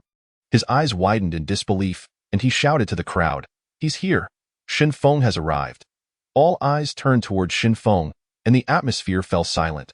Under the gaze of the crowd, Shin Feng's expression remained calm as he slowly stepped onto the life and death platform. Not far away, Lu Lin regarded Shin Feng's approach, a surge of murderous intent flickering in his eyes as he rose to his feet. On a distant peak, amidst the clouds, Guo Xian quietly observed the life and death platform. Her brows slightly knitted. She held confidence in Shin Feng. After all, there were times even she could not see through this boy. Yet, the disparity of three major realms stirred a hint of concern within her. This was a conflict among the younger generation. She had made her stance clear. She would not interfere, nor would she permit others to do so. Just then, a voice from the right corner of the platform announced, "According to Academy regulations, on the life and death platform, life and death are the responsibility of the participants. If both parties have no objections, we may commence." Lu Lin glanced at Shin Feng and chuckled lightly. "You finally made an appearance. I thought you intended to play the role of a ninja turtle." Ignoring him, Shin Feng's gaze swept across the entire platform. Since stepping onto this arena, his 9 absolute sword had trembled violently within him. Had he not suppressed it, it might have sought to escape on its own. "Senior, are you certain the Tao is below?" Shin Feng silently inquired. "Absolutely. It is beneath us. It should have developed a consciousness and will instinctively draw near to the 9 absolute sword." Sword spirit? Shin Feng's heart soared with joy. This would be manageable. He glanced at the platform surface, paved with massive green stones, and suddenly had an idea. Lu Lin, noticing Shin Feng's disregard, darkened his expression. "Shin Feng, you killed members of the Lu family, this time next year." Before he could finish, his expression changed dramatically as Shin Feng charged at him with incredible speed. The spectators were momentarily stunned. Having seen Shin Feng silent on the platform, they assumed he was intimidated. Unexpectedly, he launched into the fray without uttering a word. Shin Feng's speed now surpassed that prior to entering the sacred martial tower, more than doubled, a testament to the effects of the gravity trial. In the blink of an eye, Shin Feng closed the distance to Lu Lin, who was 3 zhang away. Suddenly, he stomped the ground forcefully, leveraging it to leap high into the air, descending upon Lu Lin with a powerful fist. This punch was infused with all his strength, carrying the might of 10,000 Jun. This was the Shun families, which Shin Feng had mastered to perfection. The force of this strike far exceeded the bounds of the Tongyu realm. Lu Lin felt the intensity of the punch, his expression shifting as he fully retracted his earlier disdain. He dared not take it head-on and swiftly sidestepped, turning to deliver a sweeping kick towards Shin Feng.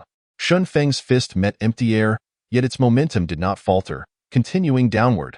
Sensing the disturbance behind him, Shin Feng did not flinch or evade. He drove his fist into the ground, the moment of impact with the stone slab. The fist transformed into a palm, and a flash of sword light pierced into the earth. Bang! The ground shattered beneath Shin Feng's strike, forming a deep pit. Yet, in the next instant, Lu Lin's kick struck Shin Feng's back, the immense force propelling him 10 zhang away. Shin Feng felt a sweetness in his throat, blood trickling from the corner of his mouth. Yet he slowly rose to his feet, a smile lingering in his eyes. Witnessing this scene, the crowd fell into stunned silence, clearly not expecting Shin Feng to be defeated in a single move. Man Kui stood at the edge of the platform, hands clenched tightly, displaying a worried expression. At this moment, Lu Lin furrowed his brow, surprised by his own success. He had not anticipated Shin Feng's physical defense to be so formidable. Having taken a kick, it seemed he had only sustained a minor injury. Shin Feng looked at Lu Lin, beckoning with his middle finger, amusement glimmering in his eyes. Lu Lin's expression darkened as he shouted furiously, "Go to hell with that!" He lunged at Shin Feng like a ferocious tiger. his momentum surpassing that of before, the air crackling with sonic booms. Shen Feng did not meet him head-on. Instead, he swayed his body aside, refraining from countering. Lu Lin's punch missed, and he pivoted to strike again.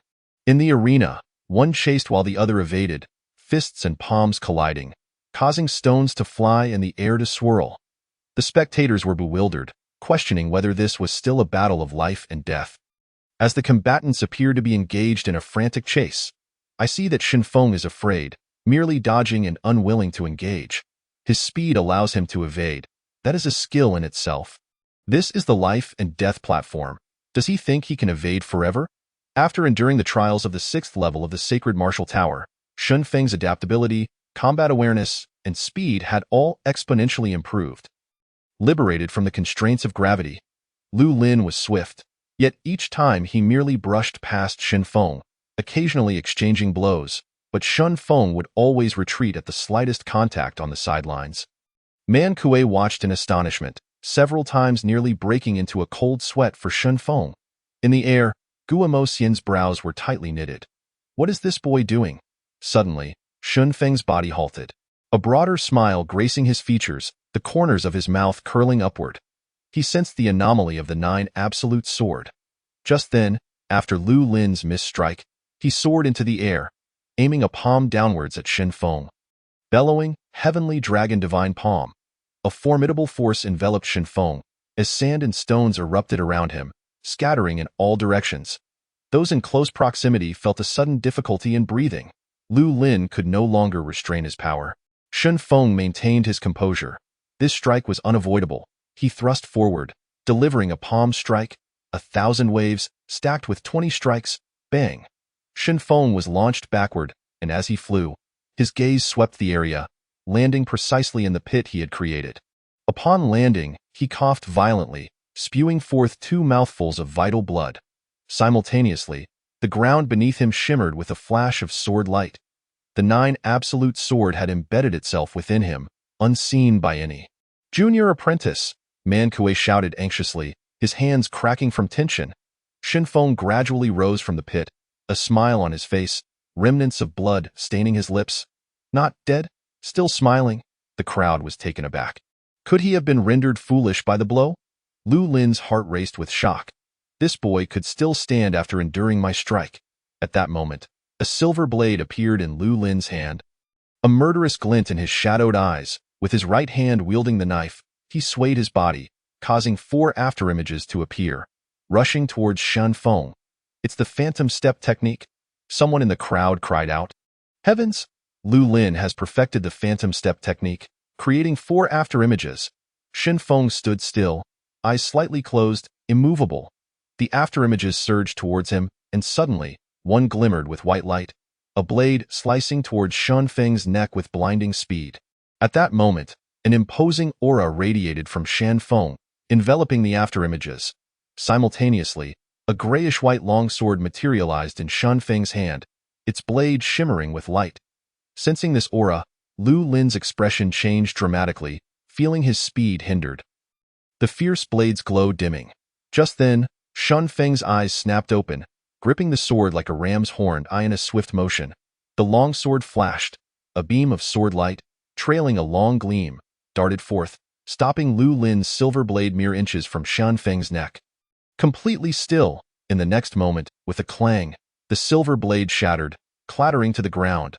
Lu Lin's eyes widened, filled with terror and disbelief. You got your sword, as he spoke. A spurt of blood erupted from his neck, followed by Lu Lin collapsing backward, lifeless.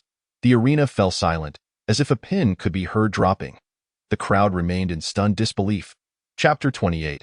Transcendence. Shen Feng took Lu Lin's storage ring and nonchalantly walked towards Man Kuei.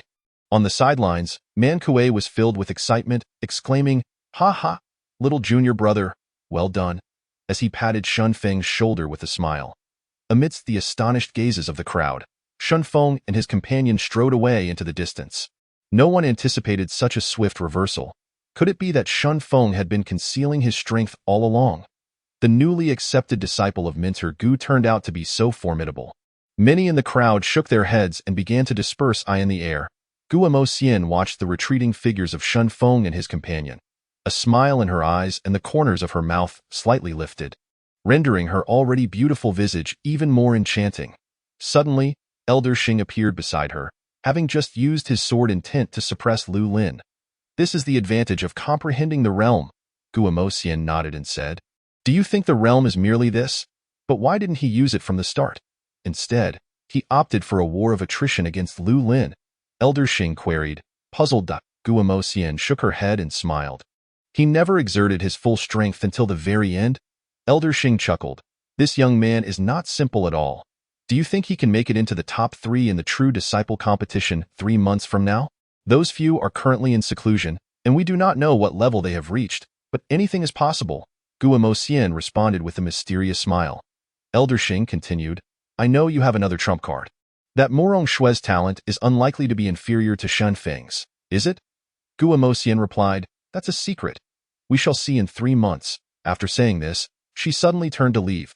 Elder Xing was left shaking his head alone, muttering, "It seems this upcoming competition will be quite the spectacle."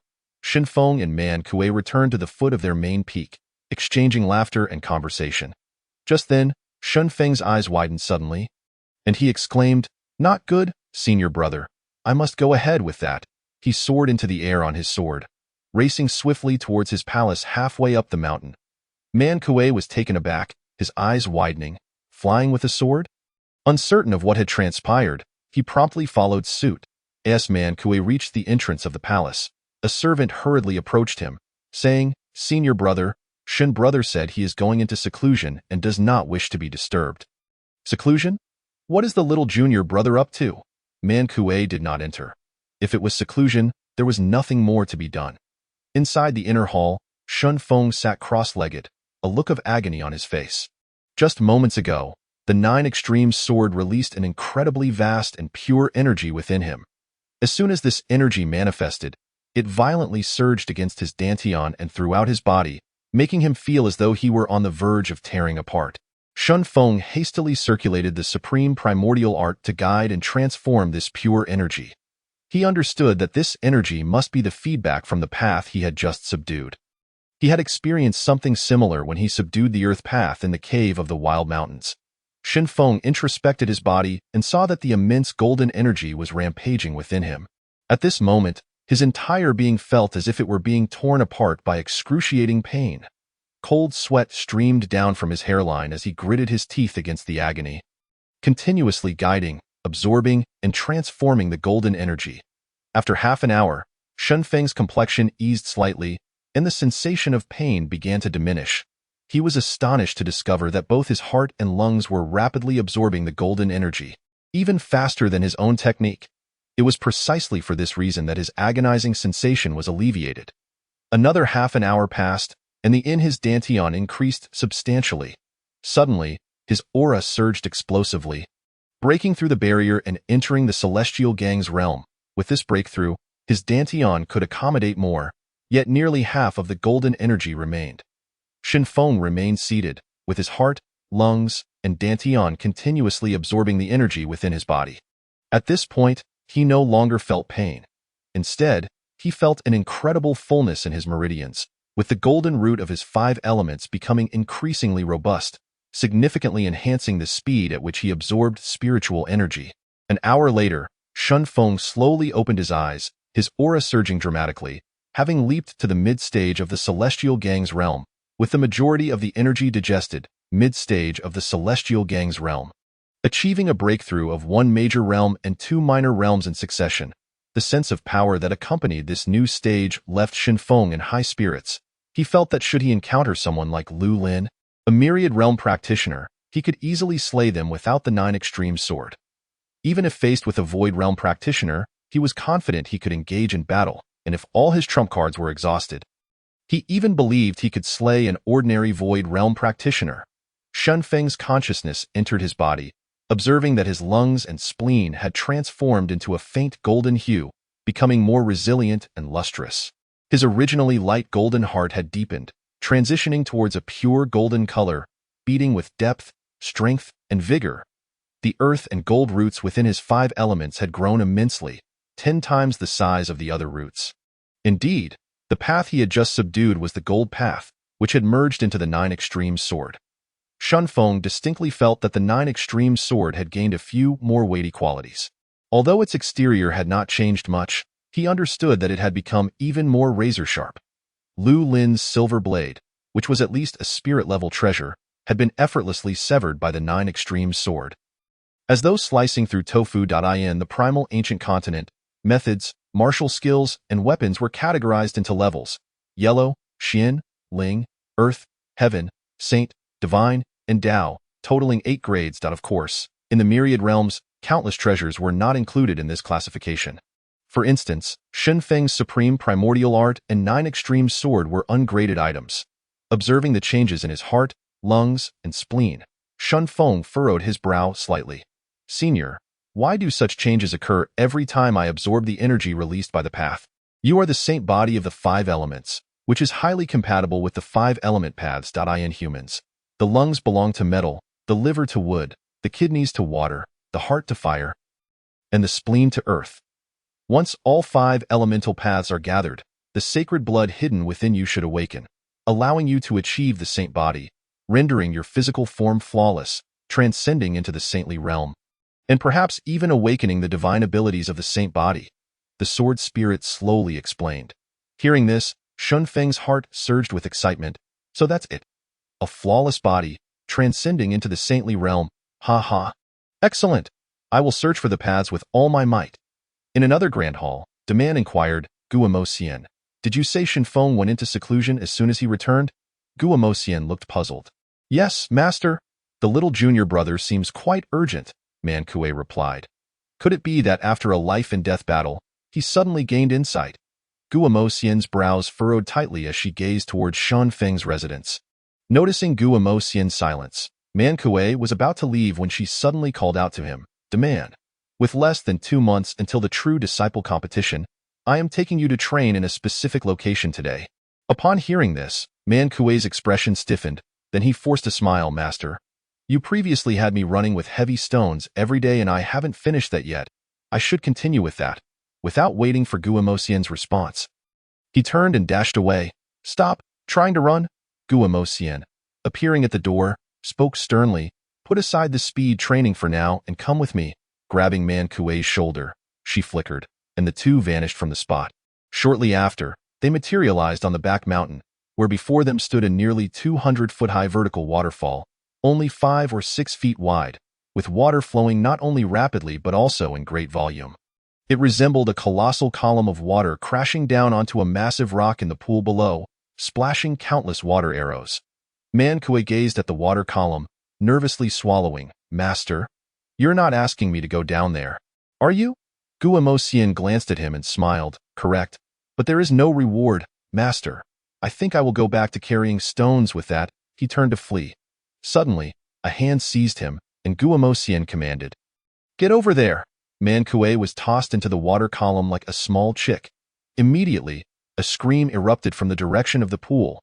Practice until you can stand firm, Guamosian's voice echoed from afar, followed by a series of howls from the pool's direction. Chapter 29.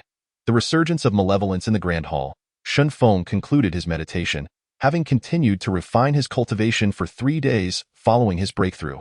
During these 3 days, he completely digested the residual energy feedback from the path, elevating his realm to the peak of the Celestial Gang's realm, fully adapting to and consolidating the power of this new stage. Simultaneously, he practiced the unyielding sword daily. After the breakthrough, the backlash from using this sword technique on his body had become negligible, though it still consumed a significant amount of and spiritual consciousness. Yet the technique's power had become even more terrifying.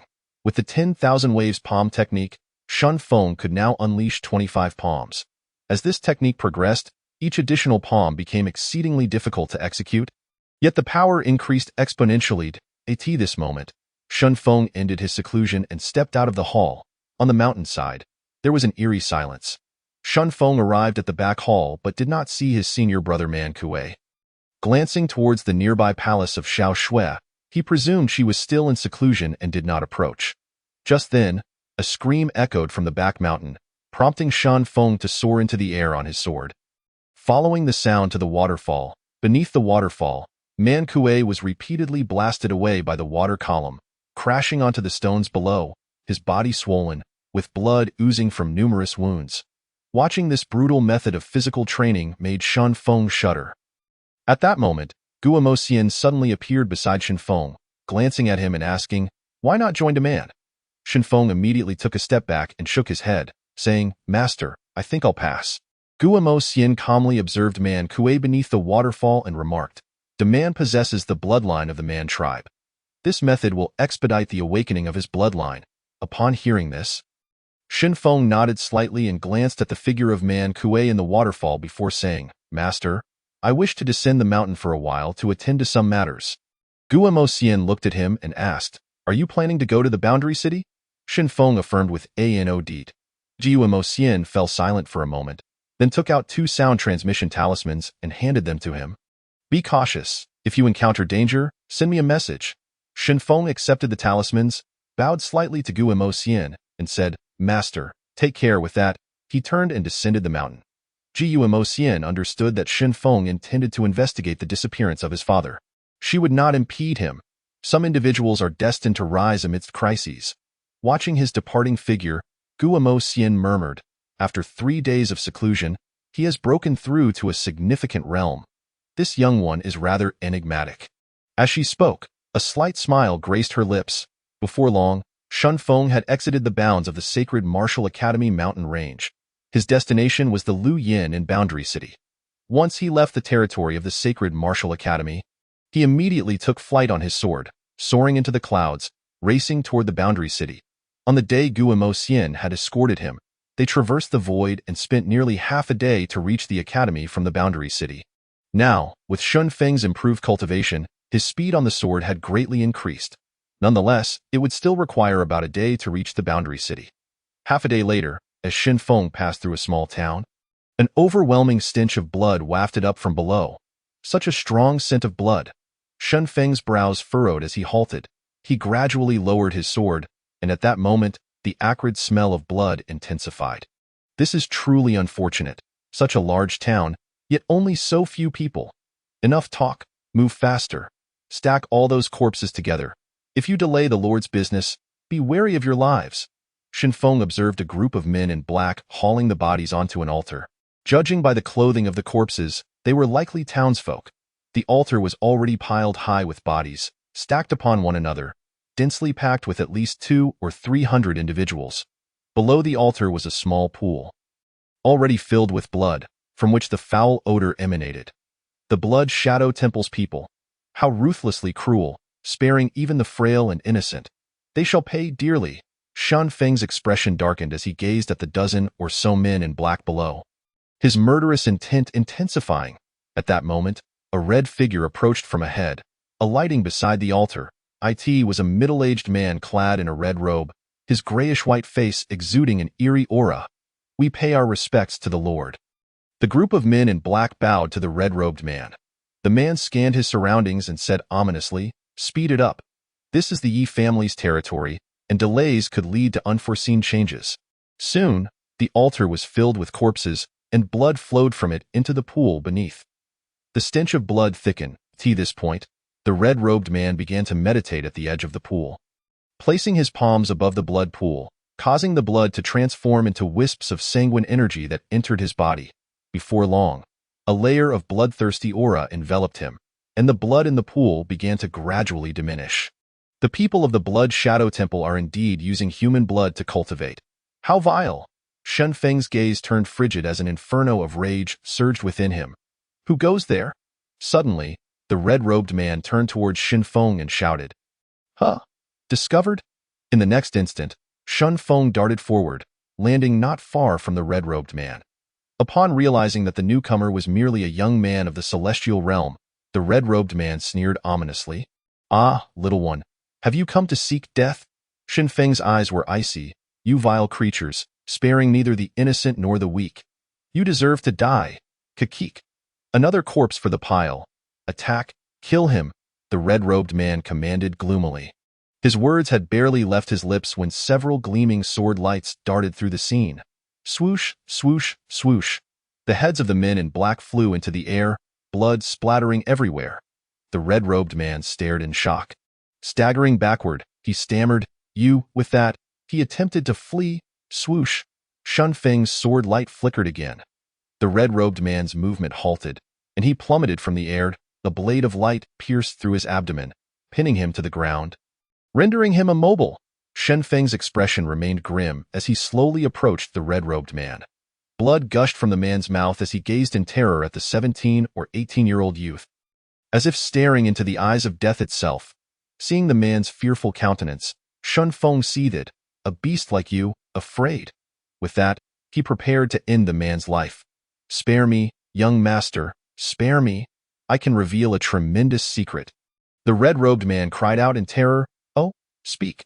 A blade of energy flickered in Shen Feng's hand. "That I know that the temple has a major operation underway, targeting Qingzhou." He paused, glancing at the energy blade in Shen Feng's hand. "You must be from the Yi family, right?" Shen Feng understood that the man mistook him for a member of the Yi family, as it was said that the Yi family of Qingzhou primarily focused on sword cultivation. Shen Feng replied expressionlessly, "What major operation? Continue." The man glanced at the energy blade in his abdomen and said, "Young master, could you please release this?" Shen Feng shot a glance at the red-robed man, and with a thought, the energy blade vanished. The red-robed man struggled to his feet, a flicker of barely perceptible malice crossing his eyes, and said, "The temple's major operation is." Before he could finish, the red-robed man suddenly struck at Shen Feng with both palms, unleashing a surge of intense sanguine energy that engulfed Shen Feng. Shen Feng's expression remained calm, neither dodging nor retreating, and immediately countered with a single palm strike. Bang! The red-robed man flew backward like a cannonball, crashing to the ground and spewing several mouthfuls of vital blood. Cough, cough. Ha! You little brat. You've fallen prey to my bloodthirsty energy. You shall suffer a fate worse than death. As he spoke, the red-robed man coughed up another mouthful of blood, his complexion pale, clearly gravely injured. Yet, seeing Shen Feng enveloped in the sanguine energy, a flicker of satisfaction crossed his gaze. Shen Feng stood motionless as the malevolent energy surged towards him, and in that instant, the blood-colored orb within him began to pulsate. Shen Feng's brows furrowed. At this moment, a portion of the malevolent energy swiftly entered his body. He was about to circulate his energy to refine the malevolent energy when, in mere moments, the orb absorbed all of it. Shen Feng's heart surged with joy. He had not anticipated that this orb would actively absorb malevolent energy, sparing him much trouble. In the next instant, the bloodthirsty aura surrounding Shen Feng dissipated entirely, leaving him unharmed. The red-robed man, who had been waiting to hear Shen Feng's anguished cries, was met with this astonishing sight, his eyes widening in disbelief. You are unscathed?" Chapter 30. Drunken Immortal Pavilion. The red-robed man's face was a mask of horror and confusion. As he watched Shen Feng approach slowly, despair and terror washed over him. This was the end. In a flash, the sword light flickered, and the head of the red-robed man fell from his shoulders, dead beyond recovery. Shen Feng retrieved the man's storage ring. Scanning its contents, he found no spiritual crystals, only various miscellaneous items, a sound transmission talisman, and a jade slip. It seemed that the people of the Blood Shadow Temple did not cultivate spiritual energy, hence they carried no spiritual crystals. Shen Feng's consciousness swept over the jade slip, and suddenly, a stream of information flooded into his mind. Soul-searching technique? Shen Feng was taken aback. This was indeed a method of soul-searching. Such techniques are seldom taught by righteous sects, as they are deemed exceedingly cruel and against the will of heaven. Shen Feng felt a wave of excitement. This soul-searching technique might prove invaluable in the future. Next, he turned his attention to the sound transmission talisman, probing into it with his consciousness, only to discover that the red-robed man had preserved one last piece of information. Upon reading it, a contemplative expression crossed Shen Feng's face. The message was evidently from the man's superior. "Lord Liu, a major matter is to be discussed at the Drunken Immortal Pavilion in Qingzhou tomorrow night." A major matter? Could it be the grand operation the man had mentioned? Shen Feng pondered, then took out a map, quickly realizing that this location was not far from Qingzhou and could be reached within half a day. He decided to head to Qingzhou first to uncover the Blood Shadow Temple's true intentions. Immediately, he took flight on his sword, disappearing into the horizon in the blink of an eye. In Qingzhou City, the expanse was vast and boundless, surrounded by mountains on all sides. The mountains rose into the clouds, ancient trees towered above, and vines twisted like dragons, with lush vegetation and an abundance of spiritual energy. Exuding the essence of a primordial forest, half a day later, Shun Feng arrived in Qingzhou City. The streets were bustling with people, and cultivators were plentiful, perhaps due to the Yi family's reputation as a sword cultivation clan. Many residents here practiced swordsmanship. After inquiring, Shun Feng learned the location of the Drunken Immortal Pavilion. The size of Qingzhou City was unlike anything he had ever seen. Within the city, he certainly could not fly on his sword. After nearly half an hour of walking, he finally arrived at the entrance of the Drunken Immortal Pavilion. As soon as Shun Feng entered the building, a woman in red approached with a smile. "Young master, are you here for lodging or leisure?" "Leisure," Shun Feng replied, taken aback.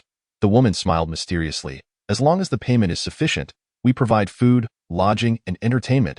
"How straightforward of you. I only require lodging and I want the best room." With that, Shun Feng tossed her a storage ring. The red-clad woman glanced at the ring, her eyes lighting up upon seeing the 200 spiritual crystals within, and she beamed. "Certainly. I'll arrange the finest room for you." She gestured for him to follow. "This way, please." Before long, the red-clad woman led Shun Feng to a luxurious guest room. At this point, she playfully asked, "Young master, are you sure you won't indulge in any leisure activities?" "I guarantee your satisfaction." Shun Feng furrowed his brows. "No need." With a sudden bang, the door was shut tight. Outside, a woman clad in red arched an eyebrow, swaying her waist as she walked, muttering to herself, "Another fool with money has arrived. Ha ha." Inside, Shun Feng shook his head with a faint smile. There was still nearly an hour until dusk. Those individuals should not have arrived yet. Not wishing to squander time, Shun Feng promptly settled himself on the ground to cultivate. As the sky darkened, the Zuaxian Pavilion grew increasingly lively, with a constant flow of patrons.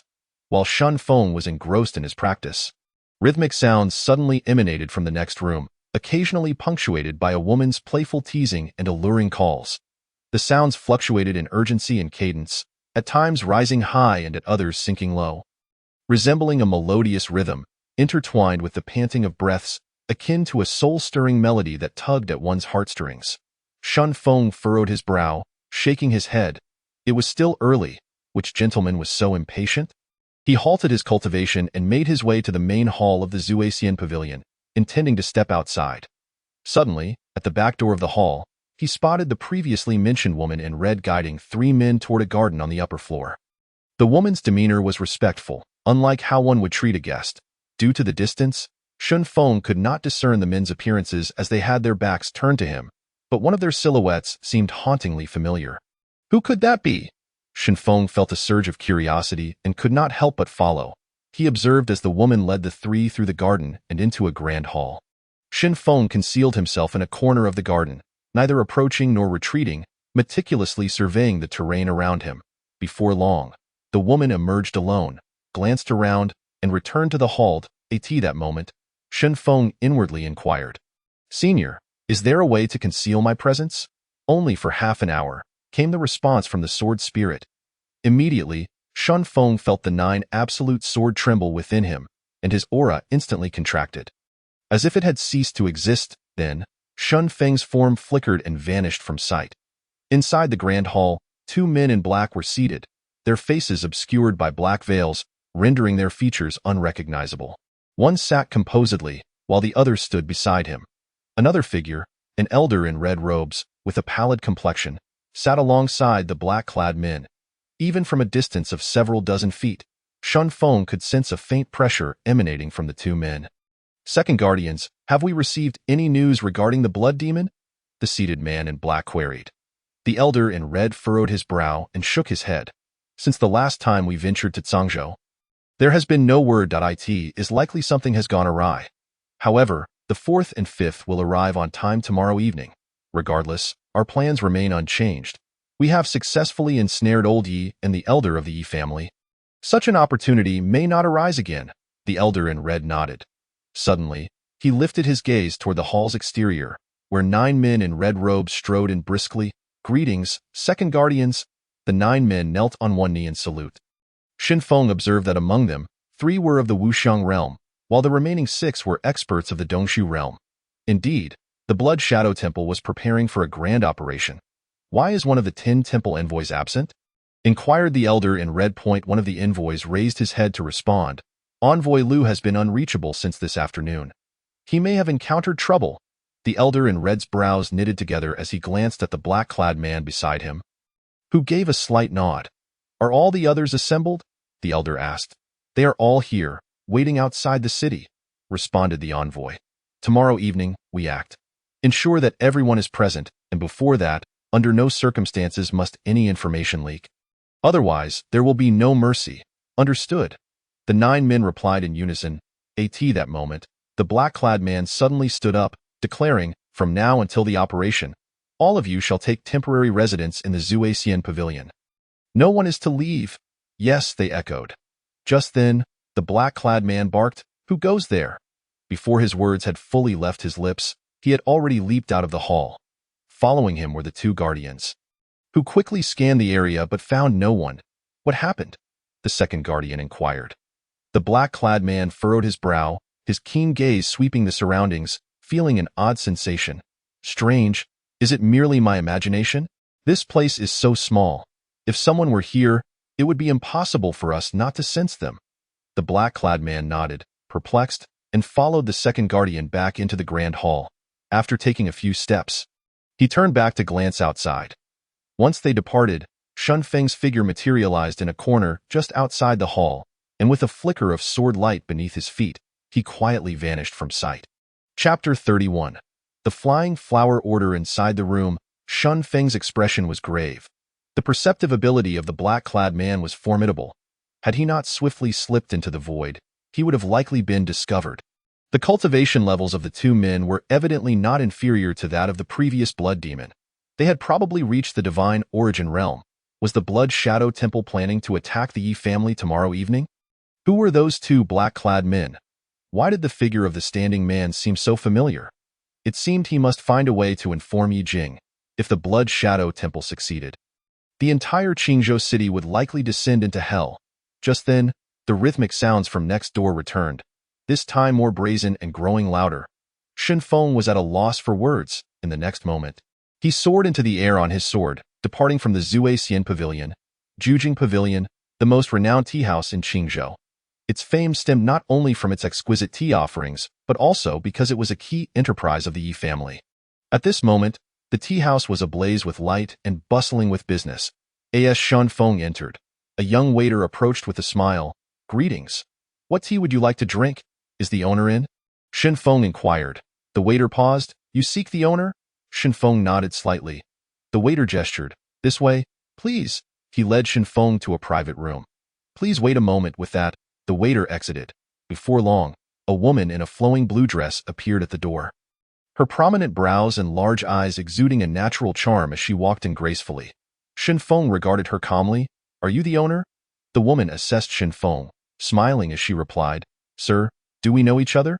Shen Feng shook his head. I know Yi Jing. Upon hearing this, the woman was taken aback, her expression shifting. Why Yi Jing? She echoed. Shen Feng shook his head. Isn't this a property of the Yi family? The woman looked at Shen Feng and affirmed. Of course, everyone in Qingzhou knows it.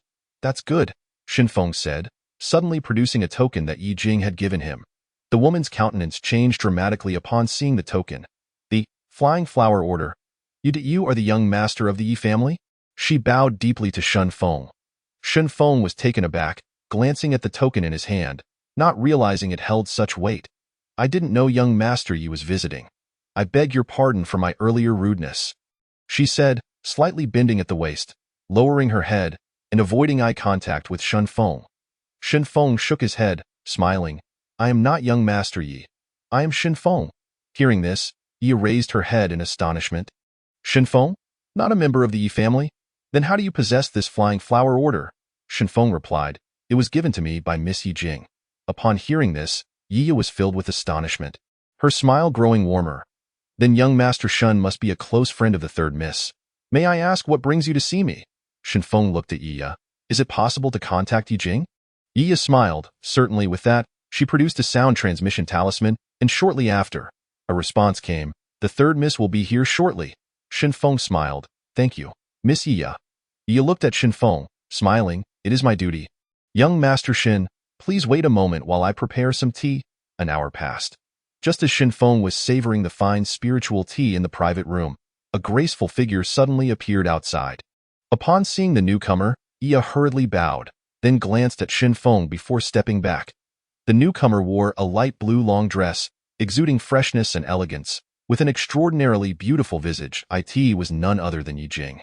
She appeared quite delighted, a smile gracing her face as she looked at Shin Feng. "Brother Shin, I did not expect to see you again so soon." Shin Feng rose, nodding with a smile. "Miss Yi, please sit." Yi Jing took a seat across from Shin Feng, gazing at him with a smile. "I heard Brother Shun has become a direct disciple of Master Gu."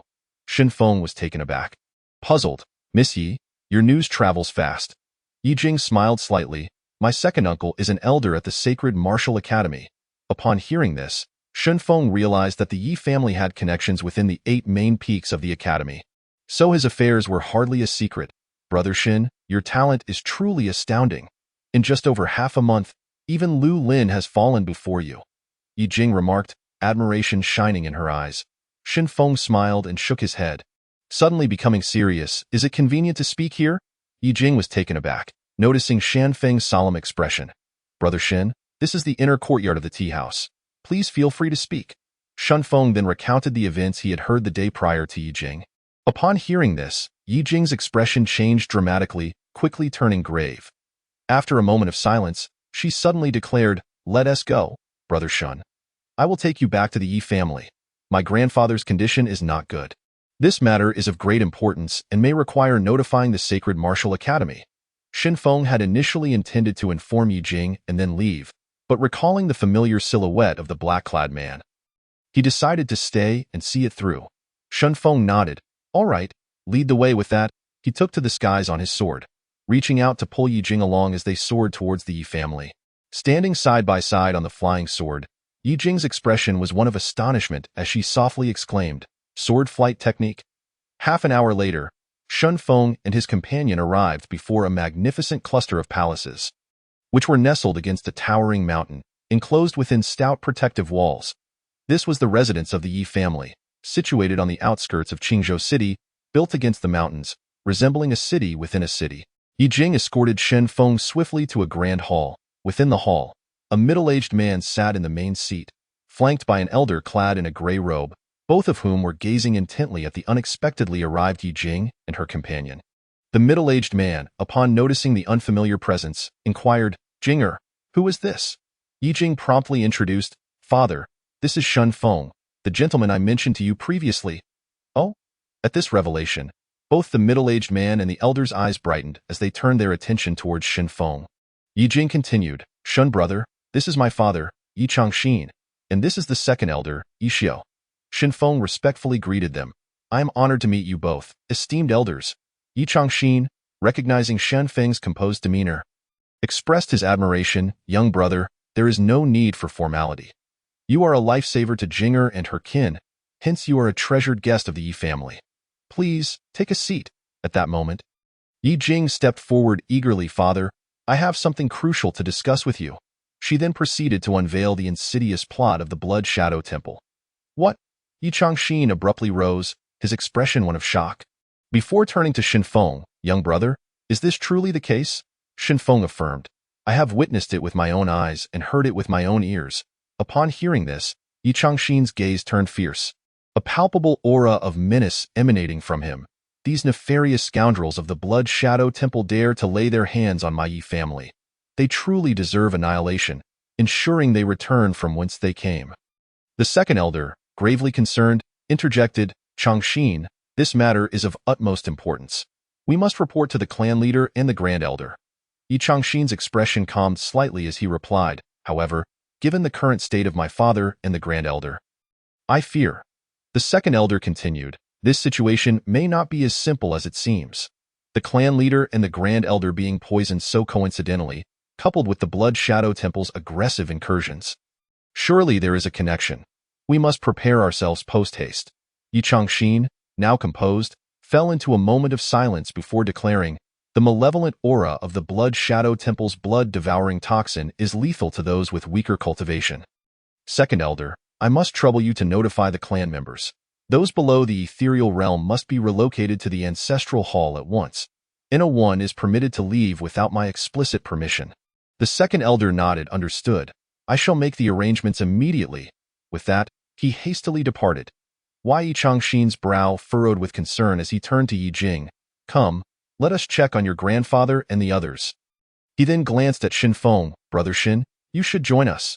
Yi Jing smiled and nodded at Xin Feng.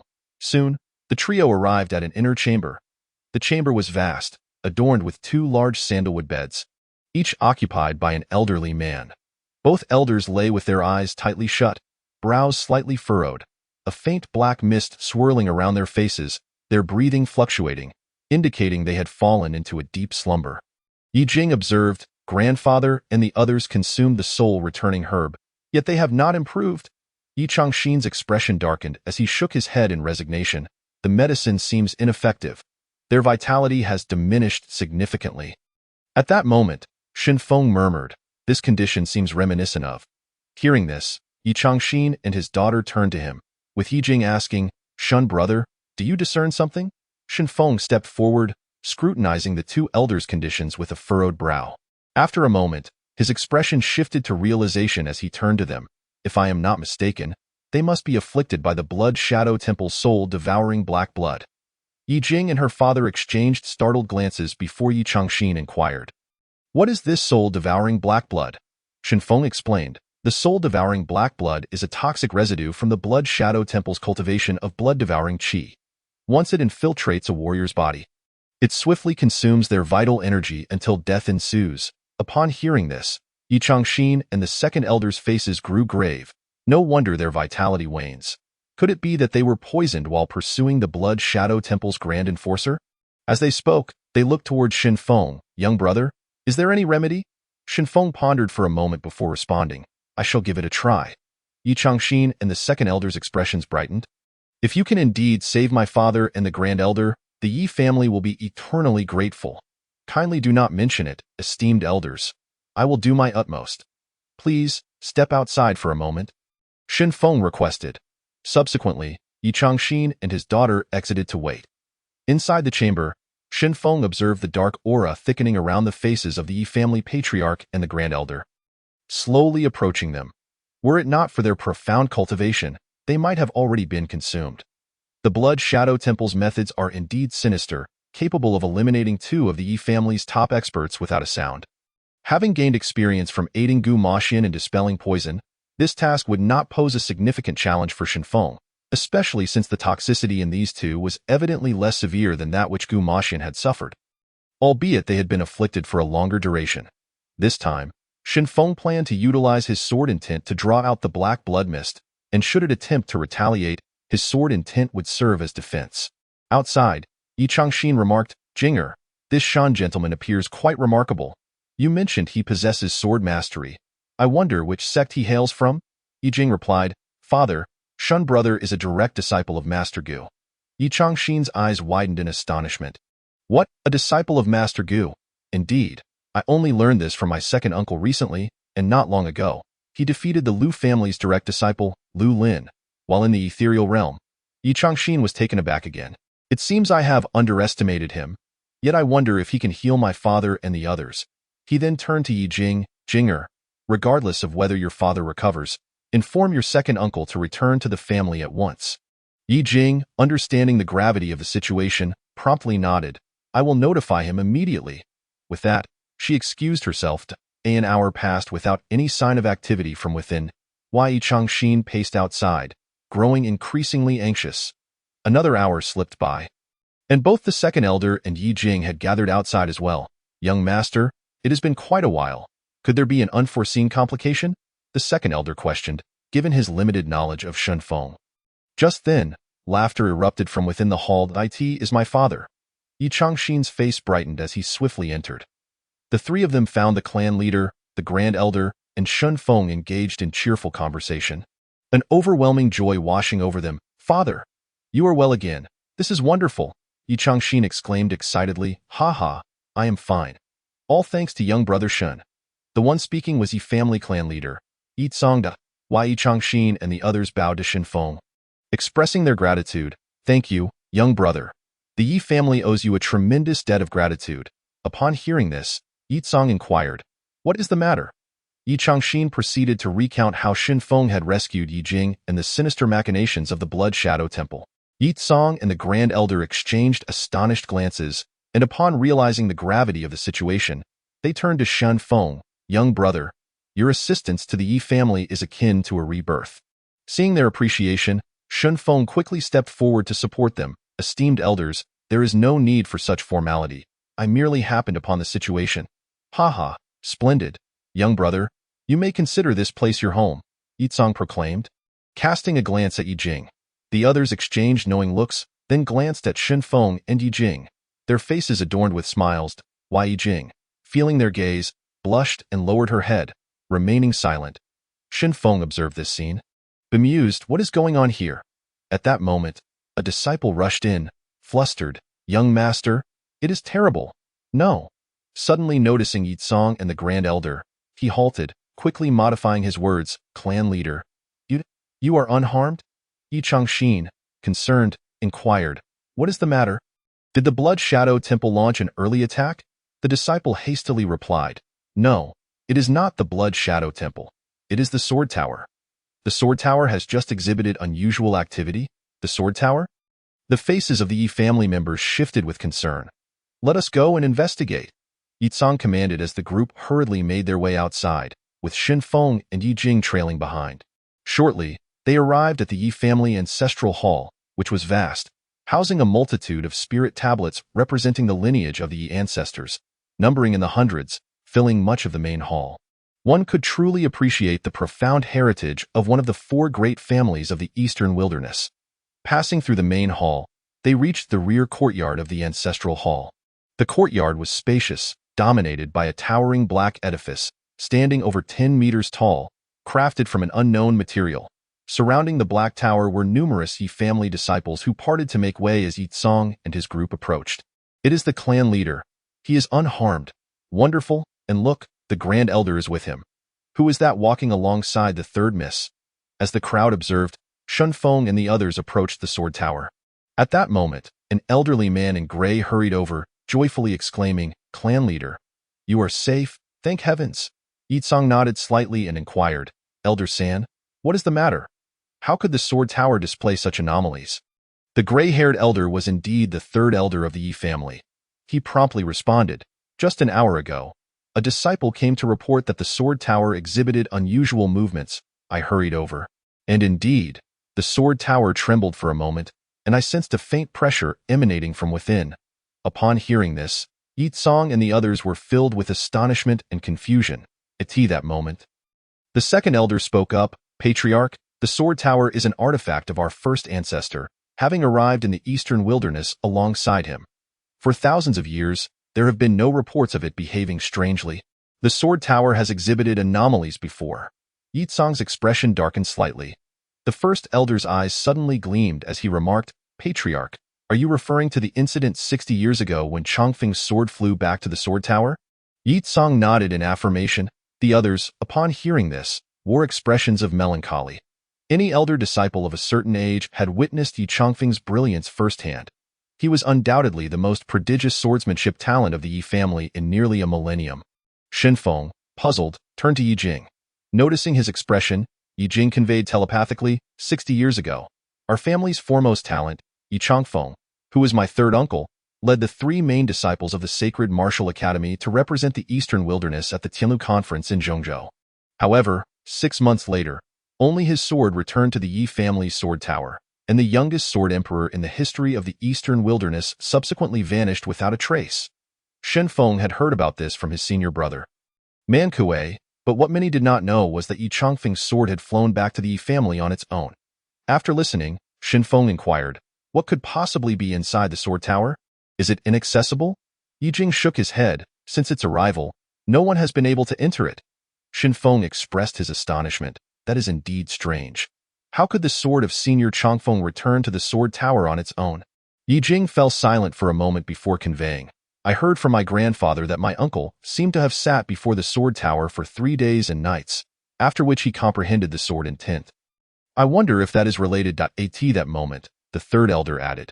When Chongfeng's sword flew into the tower back then, the sword tower merely trembled a few times. Yet this time, the disturbance seems much greater, along with that trace of pressure. Hearing this, Yi Tsong gazed gravely at the pitch-black sword tower before him, contemplating. For thousands of years, it has remained still. Now it suddenly displays anomalies. Is this a blessing or a curse? Half an hour passed. The sword tower remained motionless, displaying no further peculiarities. Yi Tsong glanced at the third elder and instructed, Elder San, stay behind and observe. Report any developments immediately. The rest of you, follow me to the training grounds.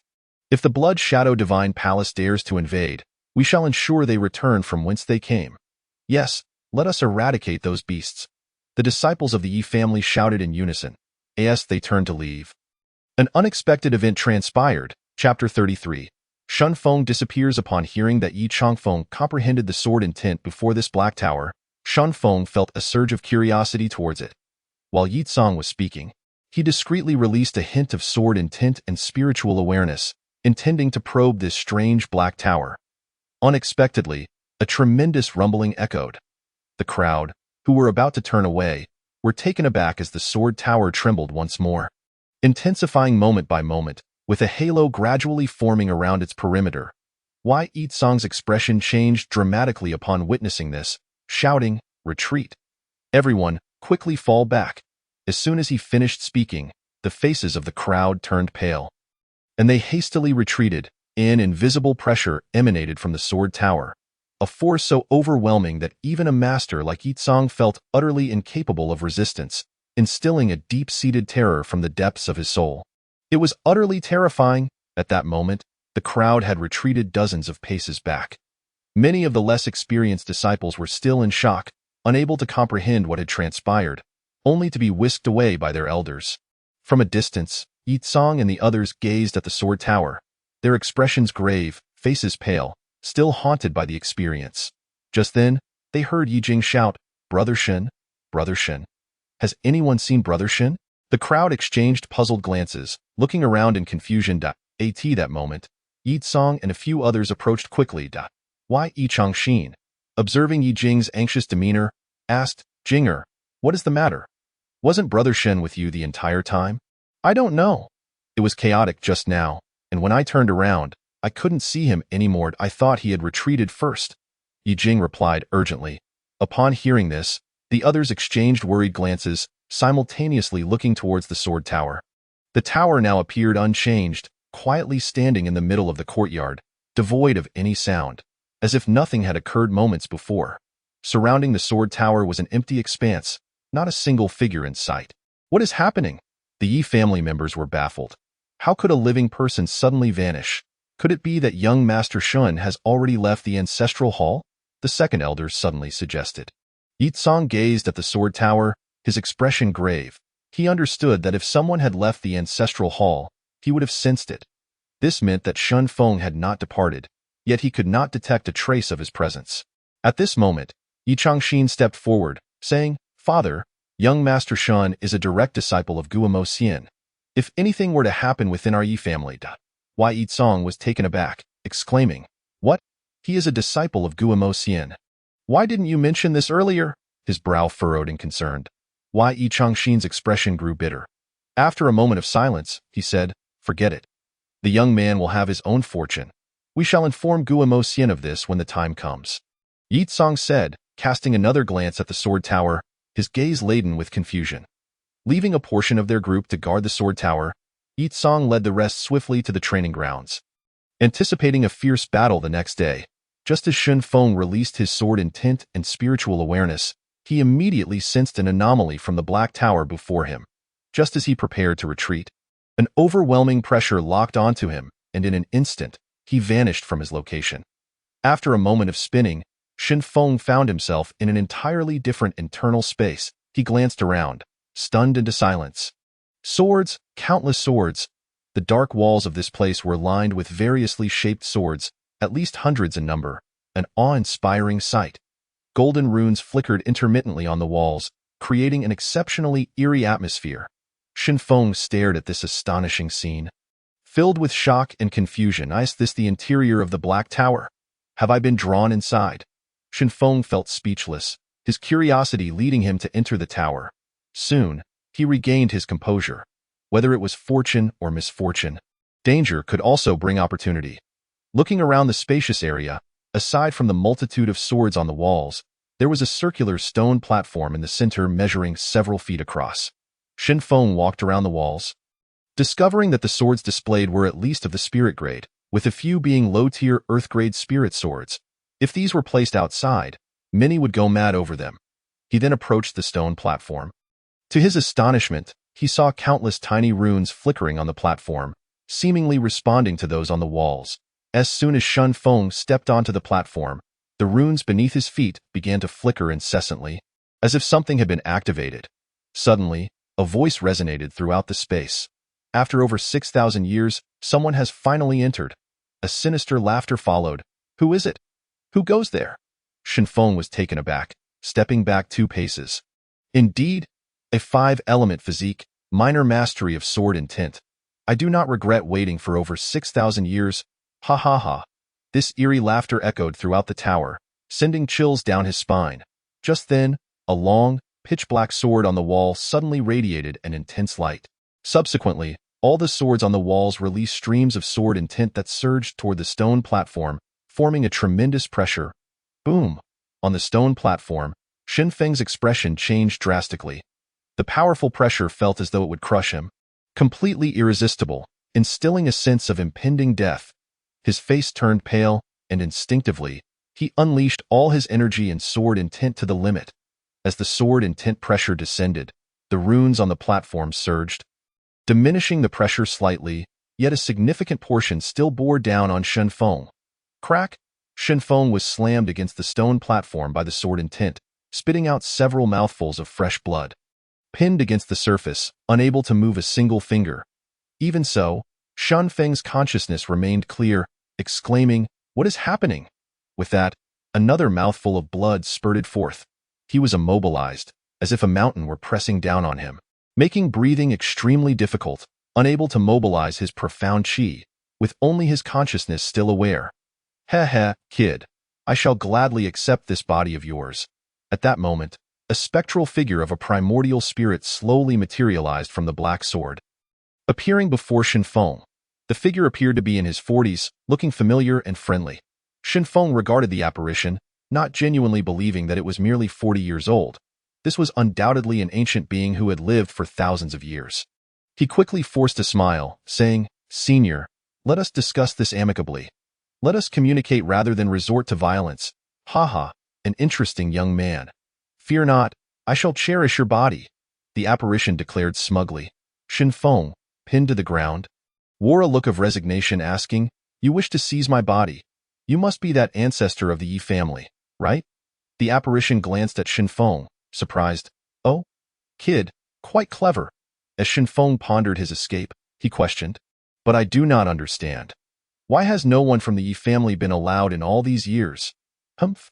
Those fools, none have been able to comprehend the sword and tint over the years.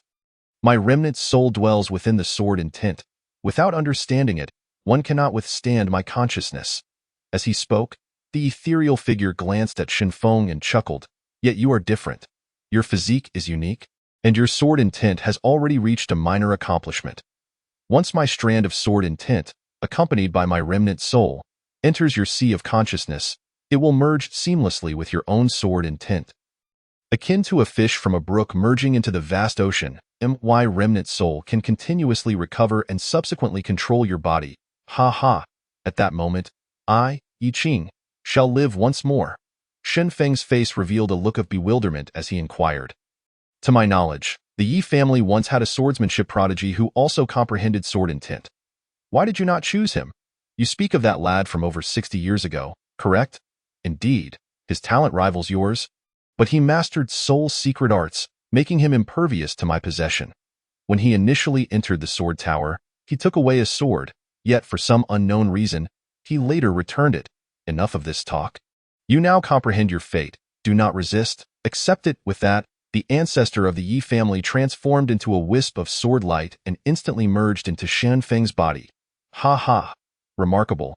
You even possess the 5 elements' spiritual roots. Truly. The heavens are aiding me. Suddenly, he exclaimed. What is that sword doing within your dantian?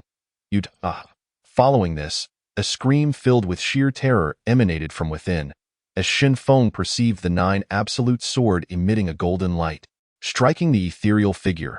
How can such a divine object reside within you? No, I refuse to accept this. The anguished cries of the ethereal figure gradually weakened. Shen Feng observed the remnants of the Yi ancestor's soul disintegrating into countless tiny specks of light, vanishing within him. Instantly, a refreshing sensation enveloped Shen Feng. His spirit felt extraordinarily invigorated, his senses sharpened, and his awareness expanded further and clearer. A wave of joy washed over Shen Feng. This Yi ancestor had indeed bestowed energy upon him. At that moment, he lay on the ground, still unable to move an inch. It seemed that this formation was still operational. Damn it. Must I remain suppressed here indefinitely? No, there must be a way. Shen Feng glanced at the stone platform and the runes on the wall. Soon, he regained his composure, feeling the overwhelming pressure of sword intent, and began to contemplate ways to escape. Suddenly, a light flickered in his eyes. Intention, sword intent.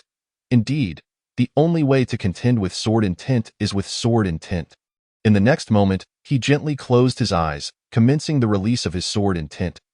However, as soon as his sword intent manifested, it was suppressed back down, and he tried again. Twice, 10 times, 30 times. Each failure only ignited his fierce determination, compelling him to relentlessly release his sword intent. After attempting over 100 times, he finally felt his sword intent could persist for a few moments. Useful, Shen Feng rejoiced. He continued to unleash his sword intent to counter that oppressive force, and the 2 strands of sword intent clashed continuously in the arena, while his own sword intent was steadily elevating. Having absorbed the spiritual energy from the Yi ancestor, Shen Feng's spirit had significantly strengthened, and his comprehension of sword intent became increasingly lucid. Although the imposing sword intent was formidable, it was rather chaotic, while Shen Feng's sword intent remained exceedingly pure. The 2 opposing sword intents surged and clashed, each striving to overwhelm the other, yet Shen Feng found himself defeated at every turn. After each failure, he would cultivate and prepare for the next assault. With each moment of stalemate, the pressure on Shen Feng's body diminished, allowing him to catch his breath. Thus, 2 hours elapsed. The duration of Shen Feng's resistance against the oppressive sword intent gradually lengthened.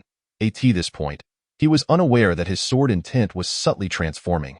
With each intense confrontation, the aggressiveness and killing intent of his sword intent intensified. Half a day later, Shen Feng was able to sit cross-legged, radiating an extraordinarily sharp sword intent. This relentless struggle of strength and weakness, where not advancing meant defeat and not fighting meant submission, thoroughly ignited his inner indomitable spirit, solidifying his resolve in the path of swordsmanship. After another 2 hours, Shen Feng sensed that the oppressive sword intent around him was weakening. He knew his sword intent had grown stronger. Suddenly, he roared, "Kill!" An unparalleled aura emanated from him. His sword intent surged dramatically, materializing as if sweeping away 1,000 troops. The oppressive sword intent in the arena was instantly forced out from the stone platform, retreating like a receding tide, dissipating into the At this moment, Shen Feng stood in the center of the stone platform, his expression fierce, his eyes aflame, radiating a sword intent that enveloped the surrounding space for several dozen feet. This aura was filled with a fierce intent to attack and kill, as if intending to crush everything in its vicinity, leaving no survivors. The sword intent had materialized. Sword intent had reached its pinnacle. You actually comprehend the intent of slaughter. At that moment, the astonished voice of the sword spirit echoed within Shen Feng. After a while, Shen Feng's expression gradually calmed, a flicker of sword light flashing in his eyes as the fierce sword intent slowly retracted back into his body. Elder, does sword intent still have attributes? Of course, each individual sword intent is distinct. There are myriad paths in swordsmanship, each with its own way. Shen Feng nodded, glancing down at the stone platform and then at the surrounding walls, where the runes had all dimmed, returning the arena to tranquility. The Yi ancestor, having expended great effort to set this formation within the sword tower, aimed to possess a descendant and live again. but now had perished, his soul dissipated forever. Shun Feng collected the few Earth-grade spiritual swords from the walls and then proceeded toward the tower's exit. Outside Qingzhou City, the setting sun bled crimson on the horizon, soon to descend in the west, heralding the arrival of darkness. At this moment, nearly 100 elite members of the Blood Shadow Temple had mobilized, led by the 3 great guardians and 9 temple envoys. Their target, the Yi family. They were preparing for a surprise attack, aiming to catch the Yi family off guard. With dusk approaching, a great battle was imminent. On the other side of Qingzhou City, 2 figures clad in black stood in midair, gazing toward the direction of the Yi family. "Lord of the temple, it is time for us to set out," one of the black-clad figures remarked. The other nodded, inquiring, "Have all others gathered?" "They are all present." The 2 vice hall masters each brought 3 experts from the cave void realm. "Remember, unless absolutely necessary, do not engage. If you must, leave no trace." "Understood. They are all death warriors from the hall. Confidentiality is absolutely assured." "That is good. Let us depart." With that, the 2 swiftly vanished from their location. If Shun Feng were present, he would certainly recognize these 2 figures as the masked, black-clad individuals he encountered at the Drunken Immortal Pavilion. At the Yi family's martial arts arena, the Yi family was now on high alert, with all members prepared for battle. Should the Blood Shadow Temple truly attack, today would mark a life-and-death struggle. At that moment, a sound transmission talisman from the 3rd Elder suddenly lit up. After a brief moment, he solemnly declared, "Patriarch, external disciples report that numerous martial artists have appeared outside Qingzhou City these past 2 days with unknown motives. It seems the Blood Shadow Temple is indeed prepared." Upon hearing this, Yi Changxin's expression darkened. Over the past 2 years, the Blood Shadow Temple had not only encroached on many of the Yi family's assets, but had also bathed many towns near Qingzhou in blood. "Today, we shall put an end to these evil beings." The great elder furrowed his brow and looked at Yi Cong, stating, "Patriarch, why has the Blood Shadow Temple frequently invaded our Qingzhou territory in recent years while the Zhangzhou region remains untroubled? Is there some conspiracy at play?" Yi Cong's demeanor remained calm, his gaze deep as he glanced toward Zhangzhou, and said lightly, "The Lu family has long-standing grievances with us. While there have been no overt actions, clandestine skirmishes have been unceasing. Lu Long is a man of great ambition. The eastern wasteland is likely to grow increasingly chaotic." As he spoke, he turned to the 3rd Elder, "Arrange for all family members below the Skyward Realm to enter the Ancestral Hall. The rest will follow the previous deployment and fulfill their respective duties." "Yes." The 3rd Elder slowly retreated. Just then, Yi Cong's eyes narrowed slightly, and he suddenly raised his head to gaze into the distance. In the air above the Yi family, powerful auras suddenly manifested. 2 elderly figures in red robes, and an elderly woman in red stood at the forefront, followed by 9 red-clad temple envoys, each accompanied by 3 black-clad individuals. Those black-clad figures were all at least in the 10,000 Shadows realm, but the most terrifying were the 2 elderly figures and the woman at the front, whose auras were unfathomable. One of them was the 2nd guardian of the Blood Shadow Temple whom Shun Feng had seen at the Drunken Immortal Pavilion, while the other elderly man and woman were their 4th and 5th guardians, respectively. 2nd guardian, it seems the Yi family was indeed forewarned and activated their protective formation. Has the information leaked? The 4th guardian observed the Yi family below, frowning. The 2nd guardian's expression darkened as he fixed his gaze on the Yi family's protective formation, stating, "It is only natural for them to be aware. Our people have frequently appeared outside Qingzhou City these past few days. At this juncture, if they remain oblivious, it would indeed strike me as illogical." The 4th guardian nodded. "In recent years, we have clashed with the Yi family multiple times, and we are well acquainted with each other. Will there be additional personnel dispatched from above this time?" At this moment, the 5th guardian, the elderly woman, suddenly remarked, "The Yi family now lacks both their patriarch and great elder. Dealing with them will be no challenge." The 4th guardian cast her a glance. "The Yi family has a legacy spanning several millennia. We must not be careless. It is best to avoid any unforeseen variables." Hearing this, the 2nd guardian replied nonchalantly, "Old 4, the master has set his sights on Qingzhou. Once the Yi family is eradicated, Qingzhou shall be ours. The higher-ups will naturally make arrangements. We shall execute as instructed and prepare to break the formation." No sooner had he spoken than his eyes narrowed slightly as he gazed downward, where a surge of sword energy shot skyward, and figures soared from the Yi family's martial arts arena to confront them. There were at least 20 individuals present, among whom, aside from the 3 elders and a few members of the Yi family, the rest ranged from the Void Realm to the Sky Realm.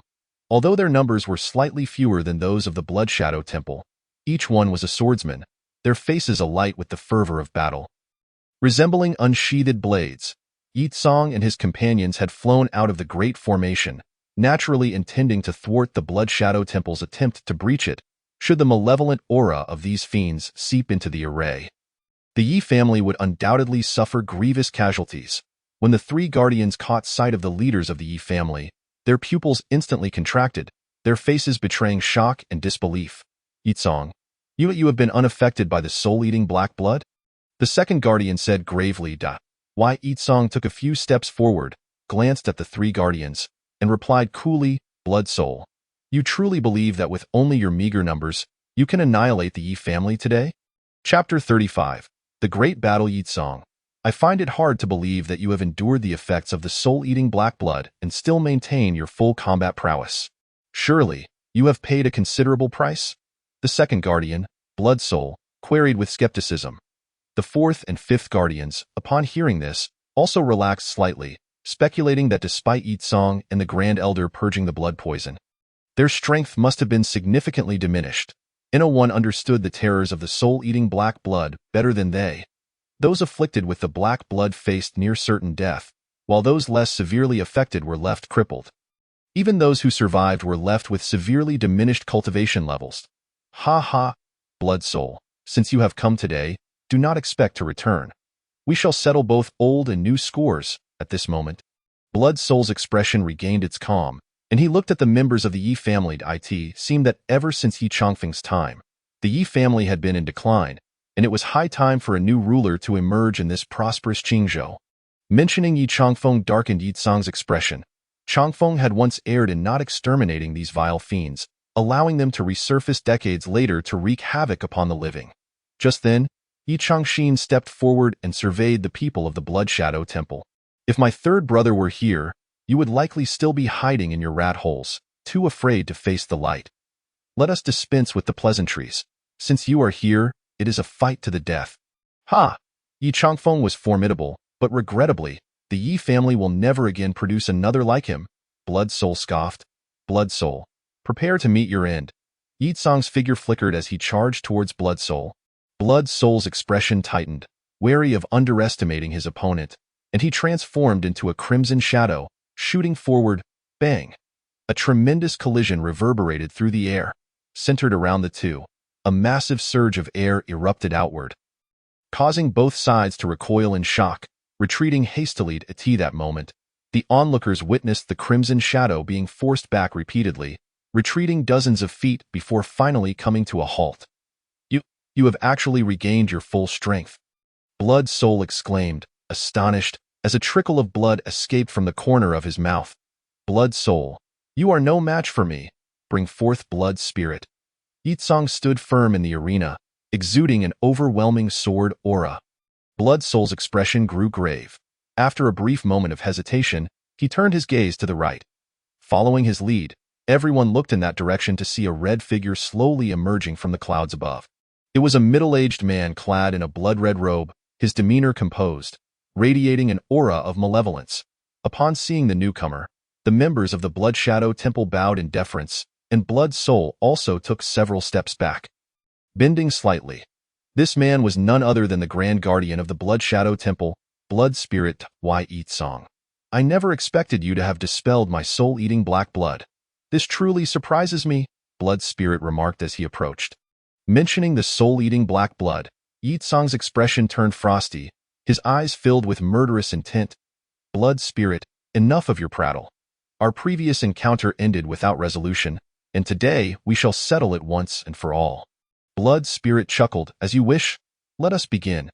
Yi Tsong laughed heartily, transforming into a beam of sword light, soaring towards the horizon. Blood Spirit's visage turned ashen, betraying no emotion, his form trembling slightly as he transformed into a red flash. Hurtling skyward high in the air, the clash of sword light and red shadows erupted, accompanied by thunderous booms. Both individuals stood at the pinnacle of their realm, having reached the apex of the divine origin realm. And the aftermath of their battle was astonishing. In the skies above, Blood Soul turned to the Grand Elder of the Yi family, Yi Jing, and declared, "Yi family, you are left with but one member at the divine origin realm. Let us see how you withstand the three of us." At that moment, Yi Changxin glanced at the fourth and fifth guardians of the Blood Shadow Temple, stating, "The Yi family has no time for your theatrics. Let us engage in battle." As he spoke, he prepared to charge forward, but the Grand Elder suddenly appeared before him, addressing Blood Soul. "Allow me to take this one." With that, the Grand Elder dashed towards Blood Soul. Soon, a fierce battle erupted between the two. The Grand Elder wielded a pitch-black long sword, lunging at Blood Soul with astonishing speed. Closing the distance in the blink of an eye, Blood Soul let out a cold laugh. His right hand enveloped in malevolent energy as he unleashed a blood palm strike. Boom! The space trembled violently, and the air surged like crashing waves. They separated upon contact, only to charge at each other once more. Both were in the late stages of the divine origin realm, employing their unique techniques, the battle becoming increasingly intense. In the air, the fourth guardian surveyed the crowd, calmly stating, 9 temple emissaries shall breach the formation. The rest engage. With that, the 27 black-clad figures surged towards the members of the Yi family. The chaos of battle commenced. At that moment, Yi Changxin glanced at the fourth guardian, shouting, "Kill!" He led the charge with his long sword drawn. The fourth guardian cast a dismissive glance at the charging Yi Changxin, raising his hand to unleash a blood arrow that tore through the air, aimed directly at Yi Changxin's chest. Yi Changxin swung his sword, the blade colliding with the blood arrow. Bang! He was forced back repeatedly, but as soon as he regained his footing, he thrust his sword towards the fourth guardian with blinding speed. Noticing the incoming sword light, the fourth guardian narrowed his eyes, his form flickering as he sent forth a blood fist strike towards Yi Changxin. The two exchanged blows continuously, although Yi Changxin was at a lower cultivation level. His combat prowess was formidable. Despite being at a disadvantage, he held his ground for the time being. Meanwhile, the second and third elders faced off against an elderly woman, both being at the pinnacle of the divine union realm. Struggling to contend with a practitioner at the initial stage of the divine origin realm. Yet, after a few exchanges, they found themselves at a severe disadvantage, with their situation growing increasingly perilous. In the midst of the fray, the Yi family disciples, brimming with sword energy, engaged fiercely with the 27 black-clad figures. Though outnumbered, their fighting spirit remained high, for swordsmen were inherently strong in combat. Initially, both sides suffered losses, but soon, the Yi family disciples began to falter. The black-clad figures were evenly matched in strength, but their bodies were suffused with malevolent energy. The Yi family disciples, caught between defending against the encroaching aura and fighting, began to waver, retreating step by step. Within the ancestral hall, the onlookers observed the unfolding chaos in the sky, their faces etched with concern. Yi Jing stood at the forefront, his complexion pale, his eyes filled with anxiety. "Where are my uncles? Why have they not yet arrived?" At that moment, a thunderous explosion resounded. 9 blood lights struck the same spot on the formation, the dense malevolent energy corroding the protective barrier. The 9 emissaries of the Blood Shadow Temple relentlessly bombarded the formation, seeking to breach it. One thunderous roar after another echoed as cracks began to appear in the barrier under the corrosive force of the malevolent energy. Seeing this, Yi Changxin was alarmed, attempting to rush over to thwart the 9 emissaries, but was intercepted by the fourth guardian. Already at a disadvantage, he was sent flying several dozen feet by a single punch, spitting out mouthfuls of blood. "Father!" Yi Jing screamed as he witnessed his father's plight. While the surrounding onlookers turned pale, should the formation be breached, they would have no hope of survival. Boom! At that moment, the formation was finally shattered by the 9 emissaries, creating a massive breach through which some malevolent energy seeped into the array. Within the ancestral hall, panic ensued, as many were low-level cultivators, including women and children. In the midst of the crowd, Shun Feng emerged from the rear. Just before the 9 emissaries breached the formation, he had exited the sword tower. With everyone's attention focused on the battle in the sky, no one noticed what was happening at the sword tower. The second and third elders had sustained severe injuries, particularly the third elder, whose right arm was severed, his face ashen, faint traces of malevolent energy swirling around the stump, rendering him nearly incapable of continuing the fight. The two had struggled against a guardian from the Blood Shadow Temple. But with the formation now breached, they found themselves retreating further into peril. Withdraw, back to the ancestral hall. Yi Changxin shouted, blood spilling from his lips as he led the remaining Yi family disciples back into the formation. The members of the Blood Shadow Temple hesitated momentarily, realizing that the formation had been compromised, leaving the Yi family in a desperate struggle for survival. Of the more than 20 Yi family disciples who had retreated, only a handful remained, suffering significant losses. The 27 black-clad figures from the Blood Shadow Temple had been reduced to 14, yet the 9 emissaries had not yet joined the fray. The fourth guardian surveyed the Yi family below, his voice chilling as he declared, after today, the East Wilderness shall no longer have the Yi family. Kill. Before he could finish, he suddenly sensed something, raising his gaze towards the distant horizon, where a figure was swiftly approaching. Closing the distance in the blink of an eye, Yi Jing's face lit up with joy upon recognizing the newcomer. It was his second uncle.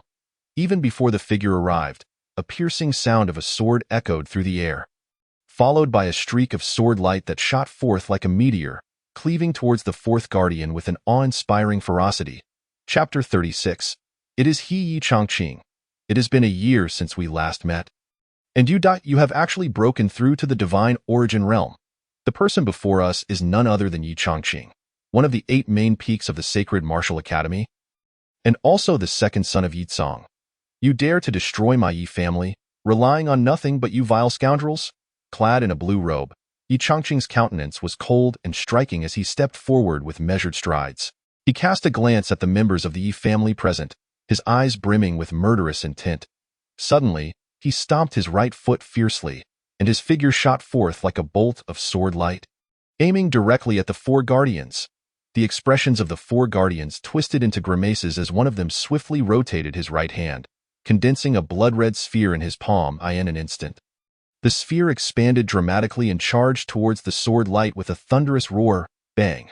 The sword light and the blood-red gas exploded simultaneously. 2 figures were instantly blown back.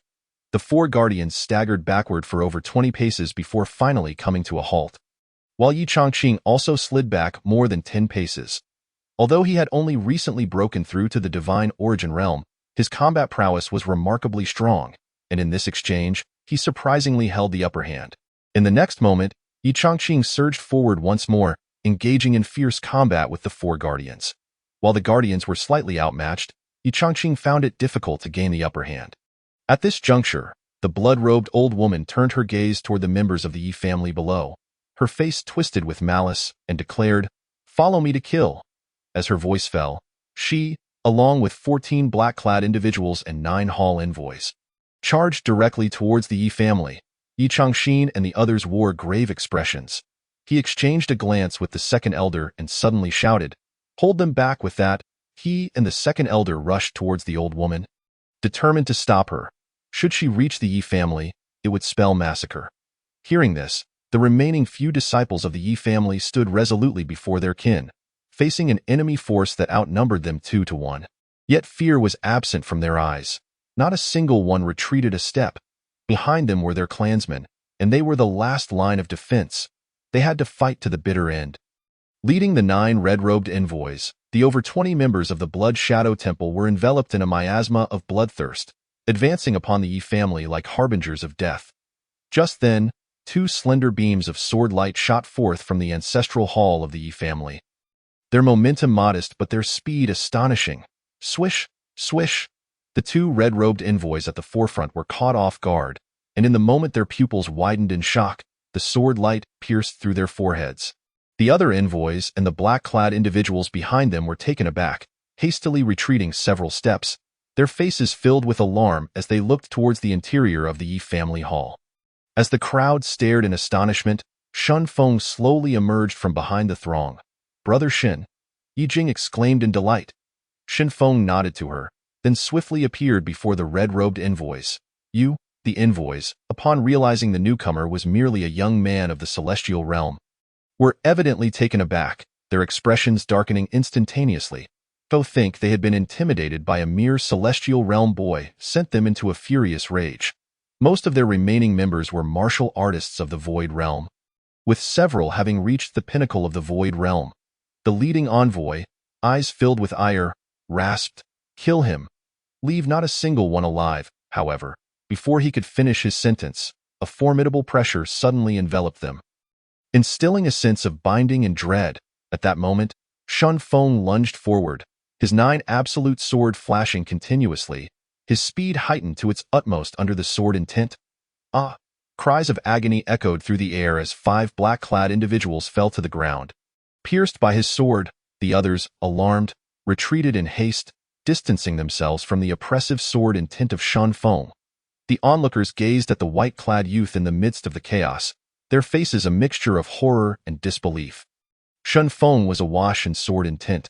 Having mastered it, his strength surged several-fold, the fierce sword radiance flickering around him, resembling a deity of death.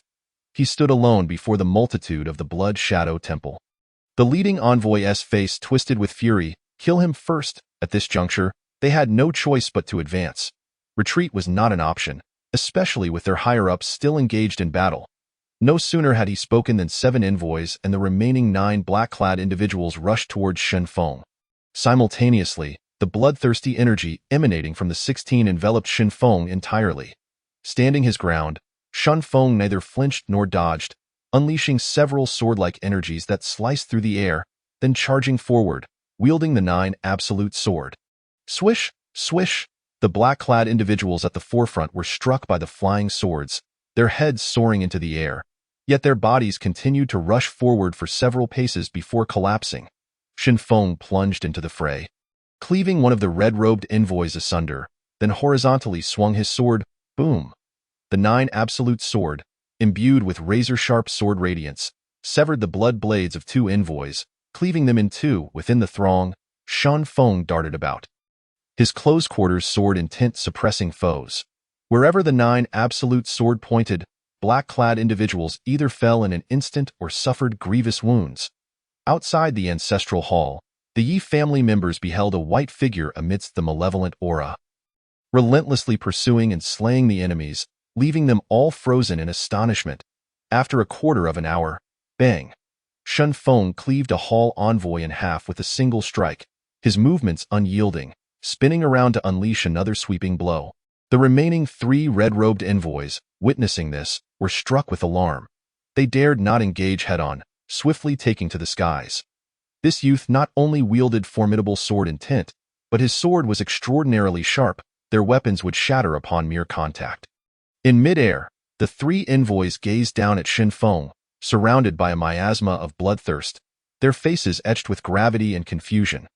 "Why is he unafraid of our malevolent aura?" one of them questioned. Perplexed.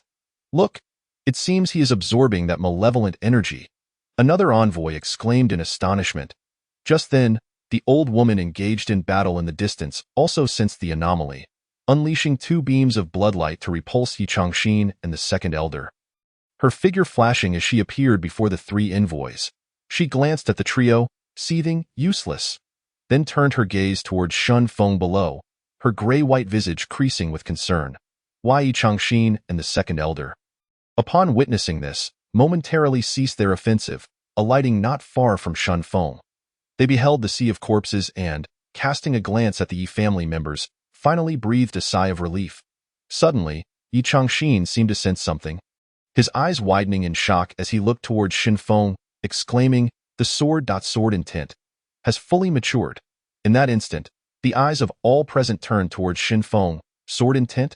At this moment, Yi Changxin and the remaining Yi family members were struck dumb with astonishment. Sword intent. In the thousands of years of the Yi family, only one person had ever comprehended it, and that was the Sword Emperor Yi Changfeng. In mid-air, the old woman of the Blood Shadow Temple was engulfed in a storm of disbelief. Not only due to Shun Feng's mastery of sword intent, but also witnessing him absorb the malevolent energy, emerging unscathed. Has the Yi family produced another Yi Changfeng? He is unafraid of malevolent energy. This individual must be eradicated. If he continues to grow, he will undoubtedly become our nemesis in the Blood Shadow Temple. In a corner several hundred paces away from the Yi family, 10 black-clad individuals stood shrouded in black robes, their faces masked. They observed the battle unfolding at the Yi family, the leader's brow furrowing deeply. At that moment, One of his companions suddenly shouted, "It's him. It's actually him." The leader turned to look at him, inquiring, "What is it? Do you know him?" The black-clad individual's eyes burned with murderous intent as he replied, "Hall Master, that youth is not of the Yi family. He is the disciple of Gu Maxian." The leader's frown deepened. "The disciple of Gu Maxian? Are you certain?" "Absolutely. Even turned to ash, I would recognize him." The black-clad individual retorted coldly. Hearing this, the leader's brow knitted tighter, seemingly in contemplation. The black-clad individual added, "Hall Master, we should take action. I will deal with that boy." The remaining members of the Yi family are preoccupied, making it the perfect opportunity to eliminate them. The leader contemplated for a moment, then stated, "We must make it quick. We cannot afford to delay. If the people from the Sacred Martial Academy arrive, it will be troublesome, understood?" The black-clad individual turned to the other 8. "Follow me." In the next moment, 9 shadowy figures zipped towards the Yi family, soaring through the air. Chapter 37. Battle with the Sea Transformation Realm. Outside the Yi family hall, the bloodthirsty aura surrounding Shun Feng gradually dissipated.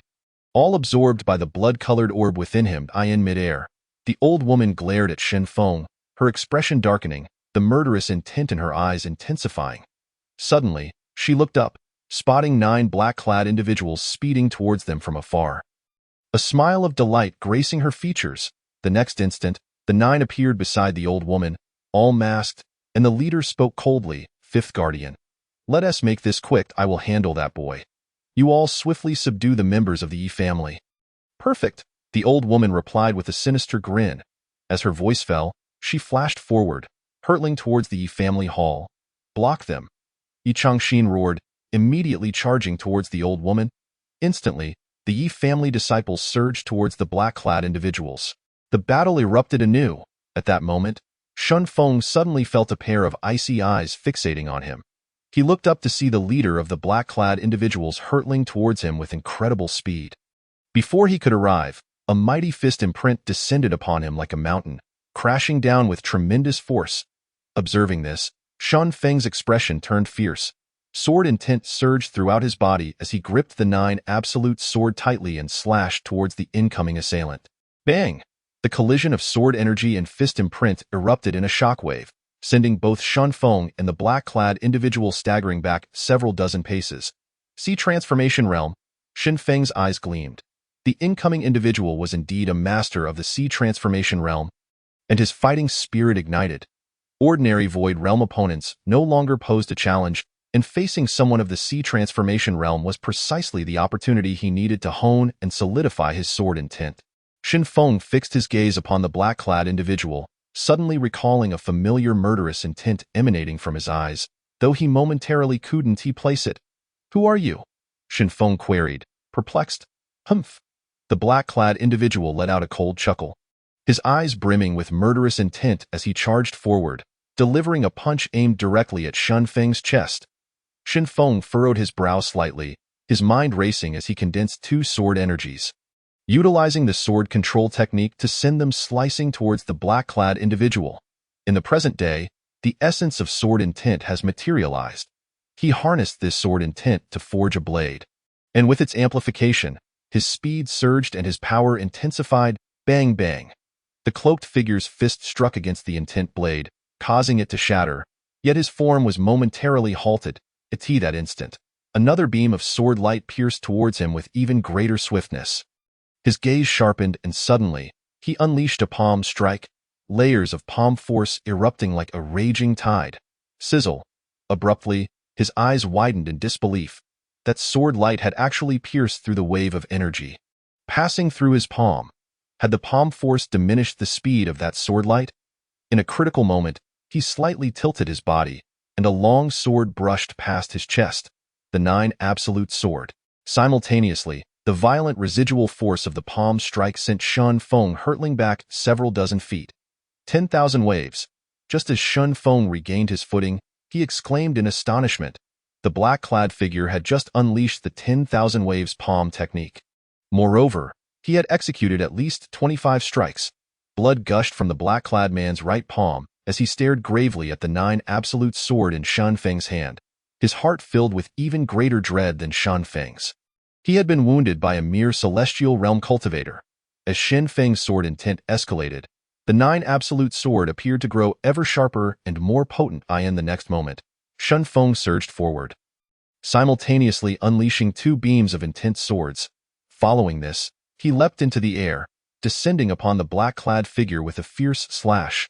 Before the blade even descended, the fierce sword intent it carried rained down upon the black-clad man. The instant he shattered those two beams of intense swords, upon witnessing the incoming strike, his expression changed drastically. He felt as though a colossal mountain bore down upon him, an overwhelming pressure of sword intent enveloping him, creating an instantaneous sense of restraint. The sword intent suppressed him. Meanwhile, under the augmentation of sword intent, Shen Feng's blade was even more formidable. Their strengths were inversely proportional. The black-clad man's face shifted repeatedly. He could no longer evade. A large blade materialized in his hands as he desperately slashed upward. Boom! In an instant, a thunderous sound erupted between the two, followed by a powerful shockwave radiating outward. The nearby blood-robed envoy and disciples of the Yi family were forced to retreat. The black-clad figure flew backward like a cannonball, a look of shock in his eyes, and he repeatedly spat out mouthfuls of blood. Just as he came to a halt, crack, the large blade in his hand shattered into two pieces. Not far away, Shen Feng was also sent staggering back several dozen feet. While retreating, he focused his thoughts, and another intense sword shot toward the black-clad man. Just as he regained his balance, Shen Feng charged forward once more, leaping into the air to slash at the black-clad figure again. At this moment, his murderous intent intensified, and the fully realized sword intent emanated a more potent white radiance, growing increasingly fierce. The black-clad man struck out with his palm, shattering the incoming intense sword, yet Shen Feng's blade was already upon him. With no means to avoid it, the overwhelming sword intent enveloped him. In a moment of desperation, a golden shield appeared in his hands, and he slammed it upward with all his might. Bang!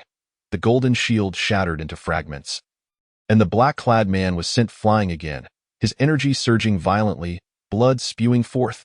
Then, Shen Feng unleashed strike after strike, devoid of superfluous technique, relying solely on strength and speed. As his murderous intent surged, his sword intent reached its zenith. The black-clad man was forced to retreat nearly 100 feet, his injuries worsening, and the fire of battle fading from his eyes. In a distant corner, hundreds of feet away, the figure referred to as the Hall Master gazed upon the battle with rage, exclaiming, "Useless! A mere celestial realm brat cannot even be subdued." Just as he prepared to intervene personally, an unforeseen change occurred. He suddenly glanced towards the distant sky, where two terrifying auras were rapidly approaching. Judging by their speed and presence, they were at least two godly origin realm cultivators. His brow furrowed deeply, and he immediately transmitted a message: retreat. The several black-clad individuals on the battlefield and the 5 protectors glanced over, their brows furrowing. They then swiftly darted away from the battlefield, turning to cast one last look at Shen Feng, their eyes revealing unmasked killing intent. Following this, they soared into the air, leaping several times before vanishing into the horizon. The remaining 5 black-clad figures and a red-robed envoy, however, were surrounded by the Yi family members. With the arrival of Yi Changxin and the second elder, escape was rendered impossible. Meanwhile, bang! The black-clad figure facing Shen Feng was once again sent flying over 20 feet by Shen Feng's strike. At this moment, Shen Feng and the black-clad man had distanced themselves nearly 200 feet from the Yi family. The black-clad man, having lost his will to fight, upon hearing the Hall Master's message, immediately turned and fled towards the mountains behind the Yi family, trying to escape. Shen Feng immediately summoned his sword to pursue. He recognized this individual. He could also wield the 10,000 waves palm technique. Could he be from the Lu family? After several breaths, the two raced several hundred feet. The black-clad man now filled with dread, unable to believe that a celestial realm cultivator could fly on a sword and pursue him so swiftly. A quarter of an hour later, the two plunged into a mountainous region, where the vegetation was dense and ancient trees towered. Despite his injuries, the black-clad man's speed remained astonishing, as a sea transformation realm powerhouse possessed profound energy. Keeping Shen Feng at a distance, this won't do. With time, my energy will dwindle, and he will surely escape, Shen Feng thought as he relentlessly pursued. Suddenly, he focused his mind, unleashing two beams of intense swords towards the black-clad man. The black-clad man sensed the sound of air being sliced behind him, his expression shifting slightly. He momentarily hesitated, hastily shifting aside to avoid the attack. But in that fleeting instant, the distance between Shun Feng and him shortened. Thus, Shun Feng continued his pursuit, continuously launching beams of intense swords, causing the black-clad man to grow increasingly furious, left with no choice but to dodge left and right. With each evasion, the gap between them closed in bit by bit. Despite being a celestial realm cultivator, Shun Feng's energy reserves could not match those of a sea transformation realm powerhouse, but the intense swords consumed negligible energy. Another quarter of an hour passed, and the two reached the summit of a mountain peak, where a flat area appeared.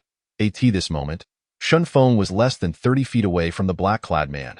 Just then, Shun Feng unleashed two consecutive beams of intense swords, and simultaneously, the 9 absolute sword transformed into a streak of sword light, rapidly piercing towards the black-clad figure. Following this, Shun Feng surged forward, leaping into the air to strike down upon the shadow ahead. Bang bang! The two beams of intense swords were shattered in quick succession by the black-clad man. As he beheld the incoming sword light, he was struck with terror, unwilling to confront it head-on in a panic. He abruptly twisted his body, and the 9 absolute sword narrowly grazed his brow. At that moment, Shun Feng, having leaped above, struck down with a palm, layers of palm force and energy waves instantly engulfing the black-clad man. Boom! The black-clad man, caught off guard, took the palm strike to his chest, his body crashing to the ground like a cannonball. Crack! His ribs nearly shattered, and he spewed forth blood recklessly, heavily injured and collapsed to the ground. Shun Feng landed not far away, and with a focused thought, another intense sword flew forth. Sizzle! The black-clad man watched in horror as the intense sword pierced through his dantian, rendering him powerless to evade it. His eyes filled with terror and despair. His cultivation was utterly decimated, and he glared at Shun Feng with resentment, coughing, "You little beast, how do you know the 10,000 waves palm technique?" Upon hearing this voice, Shun Feng's eyes brightened, and narrowing them, he fixed his gaze upon the black-clad man, saying, "Lu Yin, it truly is you." Chapter 38. Still alive? Outside the great hall of the Yi family, the black-clad figures and the red-robed envoy lay lifeless on the ground. With the addition of Yi Changxin and the second elder, both of whom were at the godly unity realm, the enemies were swiftly annihilated. Bang! At that moment, a red figure plummeted from the sky, bearing a deep sword wound to the chest, with a silver spear piercing through the center of its forehead, nailing the individual to the ground. Unable to escape even their soul, their spirit extinguished. The members of the Yi family gazed at the fallen figure, recognizing it as the fourth protector, who had been in combat with Yi Changxin, now lifeless with wide-open eyes, devoid of all breath. Following this, the crowd looked up to see two figures, one male and one female, gracefully descending from the sky.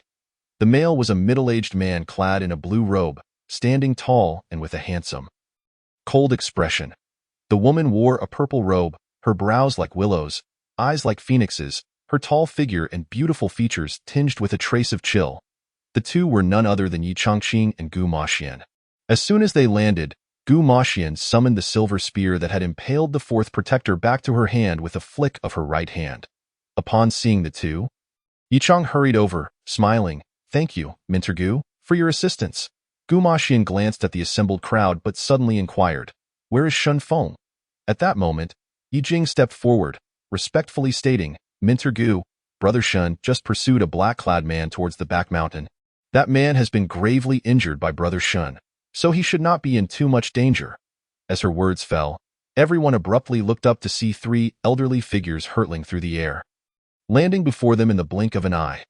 One was an elder clad in gray, while the other 2 were the clan head, Yi Tsong, and the grand elder. Upon landing, Yi Tsong clasped his hands and smiled. "Ha, Minter Gu, Elder Xing, I am deeply grateful for your arrival." Standing beside Yi Tsong, the gray-clad elder, who had come to assist alongside Gu Maxian, replied with a smile, "Clan head Yi, you are being too courteous. Exorcising evil and safeguarding the path is also our duty from the Holy Martial Academy." Gu Maxian glanced at Yi Tsong, merely nodding and asked, "Did that blood spirit escape?" Yi Tsong, unfazed, continued to smile. He did manage to flee, but he is gravely injured and won't recover for some time. This time, the Blood Shadow Temple's assault, apart from the Great Protector Blood Spirit, the Second Protector Blood Soul, and that old woman, the others perished here. Especially the death of the Fourth Protector represented a significant loss of strength for the Blood Shadow Temple. The fall of a godly origin realm cultivator was a monumental loss for any faction. The Yi family also suffered heavy casualties, with only 8 descendants above the Sky Ascension realm remaining, and the third elder was grievously injured. The members of the Yi family gazed at the corpses strewn across the ground, their expressions somber. "Let us proceed, Mentor Gu, Elder Xing. Please follow me to the inner hall," Yitsong said, about to guide the two inward. However, Gu Maxian suddenly shook her head. "I must check on my disciple." As he spoke, his body swayed, and he vanished into the vast mountains behind the Yi family. At the pinnacle of a mountain peak, Shun Feng slowly approached Lu Yin. The 10,000 waves palm technique? It undoubtedly originated from your Lu family, Shin Feng scoffed coldly. Lu Yan's eyes widened in fury as he snarled, "Impossible. Even within the Lu family, there are few who can master this technique." The Wild Mountains? The Lu family of Wild City. Does that ring a bell? Shin Feng inquired. Lu Yan's expression faltered, astonished as he exclaimed, "The Wild City. You know the Lu family of Wild City? Who exactly are you?" Shin Feng fixed his gaze on him, his expression devoid of emotion. "The Shin family of Wild City, Shin Feng." Upon hearing this, a subtle change crossed Lu Yan's face, and as he shifted his gaze, he muttered to himself, "The Shin family? A surname of Shun?" Noting the shift in Lu Yan's expression, Shin Feng pressed on, "So you've recalled, then speak. Where did you take someone named Shin Lang all those years ago?" At this, Lu Yin suddenly looked up, scrutinizing Shin Feng. "In a wonder, I felt a hint of familiarity when I saw you at the Drunken Knight Tower in the Boundary City. You bear an uncanny resemblance. Shin Lang is your father, isn't he? Speak. What did you do to him back then?" Shin Feng demanded fiercely. "You little beast, you killed my son. You shall never learn of your father's whereabouts." Lu Yan's face contorted with venomous rage as he laughed maniacally. "Lu Yin, do you think that by remaining silent, I will be powerless?" Shin Feng replied coldly. Lu Yan's expression hardened, his face paling. With his Dantian ruined and gravely injured, he realized Shin Feng would not spare him. Resigned to his fate, he adopted a defiant demeanor. Shin Feng stepped closer to Lu Yin, suddenly extending his right hand like a claw, grasping Lu Yan's head. What do you intend to do?" Lu Yin gasped in shock. "Extracting your soul," Shin Feng declared, his eyes narrowing as he initiated the soul search technique, radiant auras emanating from his right hand. "Ah!" Lu Yin screamed in agony, his eyes rolling back, foam spilling from his mouth, his body convulsing uncontrollably. A quarter of an hour later, Shin Feng slowly released his grip, though his eyes remained half-closed as he processed and sorted through the vast memories within Lu Yan's mind. As Shin Feng loosened his hold, Lu Yin collapsed to the ground, his consciousness shattered, utterly extinguished. Another quarter of an hour passed before Shin Feng gradually opened his eyes, a glimmer of surprise illuminating his features. Through Lu Yan's memories, he learned that years ago, they had captured Shin Lang in the Wild Mountains and detained him in Boundary City for over a year. Lu Yin had employed various methods to extract the location of a treasured artifact from Shin Lang. Yet Shin Lang had proven remarkably resilient, refusing to divulge even a whisper about the prized possession despite his Dantian being destroyed and enduring severe torture. Eventually, Lu Yin resolved to send Shin Lang to the main family of Zhangzhou, where the family head would extract his soul. Although Lu Yin understood that this would mean the treasure would be lost to him forever, he hoped that by achieving great merit, he might have the opportunity to be reassigned from Boundary City to Zhangzhou, attaining a higher position. Thus, Lu Yin and his entourage of 5 set off for Zhangzhou with Shin Lang. However, midway through their journey, an unexpected event transpired. Shin Lang's consciousness underwent a sudden transformation, shattering his chains, unleashing an unparalleled, terrifying aura that sent the 5 of them flying over 100 feet away. The other 4 perished on the spot, and had Shin Lang not possessed a protective artifact, he too would have met a similar fate. Even so, he sustained grave injuries and remained unconscious for a day and night. Upon awakening, Shin Lang had vanished without a trace. Recalling the scene, Lu Yin was still filled with dread.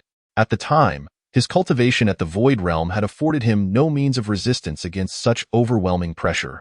which far surpassed that of their Lu family patriarch Lu Yin speculated that Xin Lang, even after being rendered powerless, could unleash such a terrifying aura, undoubtedly due to the treasured artifact.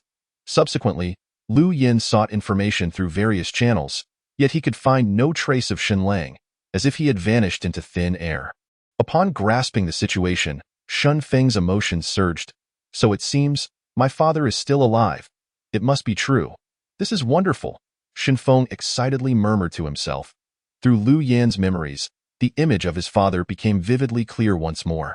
When his father had left all those years ago, Shin Feng had been merely 5, yet he recalled how his father had often taken him to practice martial arts. His father's figure remained deeply etched in his mind. Especially whenever Shin Feng had asked about his mother's whereabouts, he would observe a fleeting pain in his father's eyes as he patiently explained that she had gone to a faraway place but would return to see him one day. This was an indelible memory in Shun Feng's young heart. Standing atop the mountain, memories surged like a tide. Just then, a light, delicate footfall echoed behind him. Chapter 39.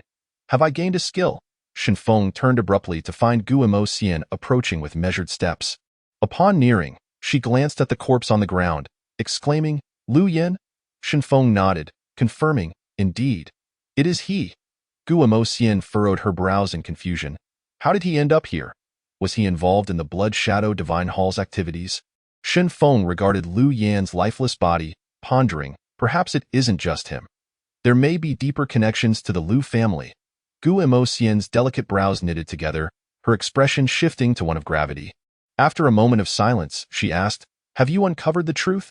Shin Feng understood she was inquiring about his father's whereabouts. He nodded, smiling, It's better than I imagined. My father should still be alive.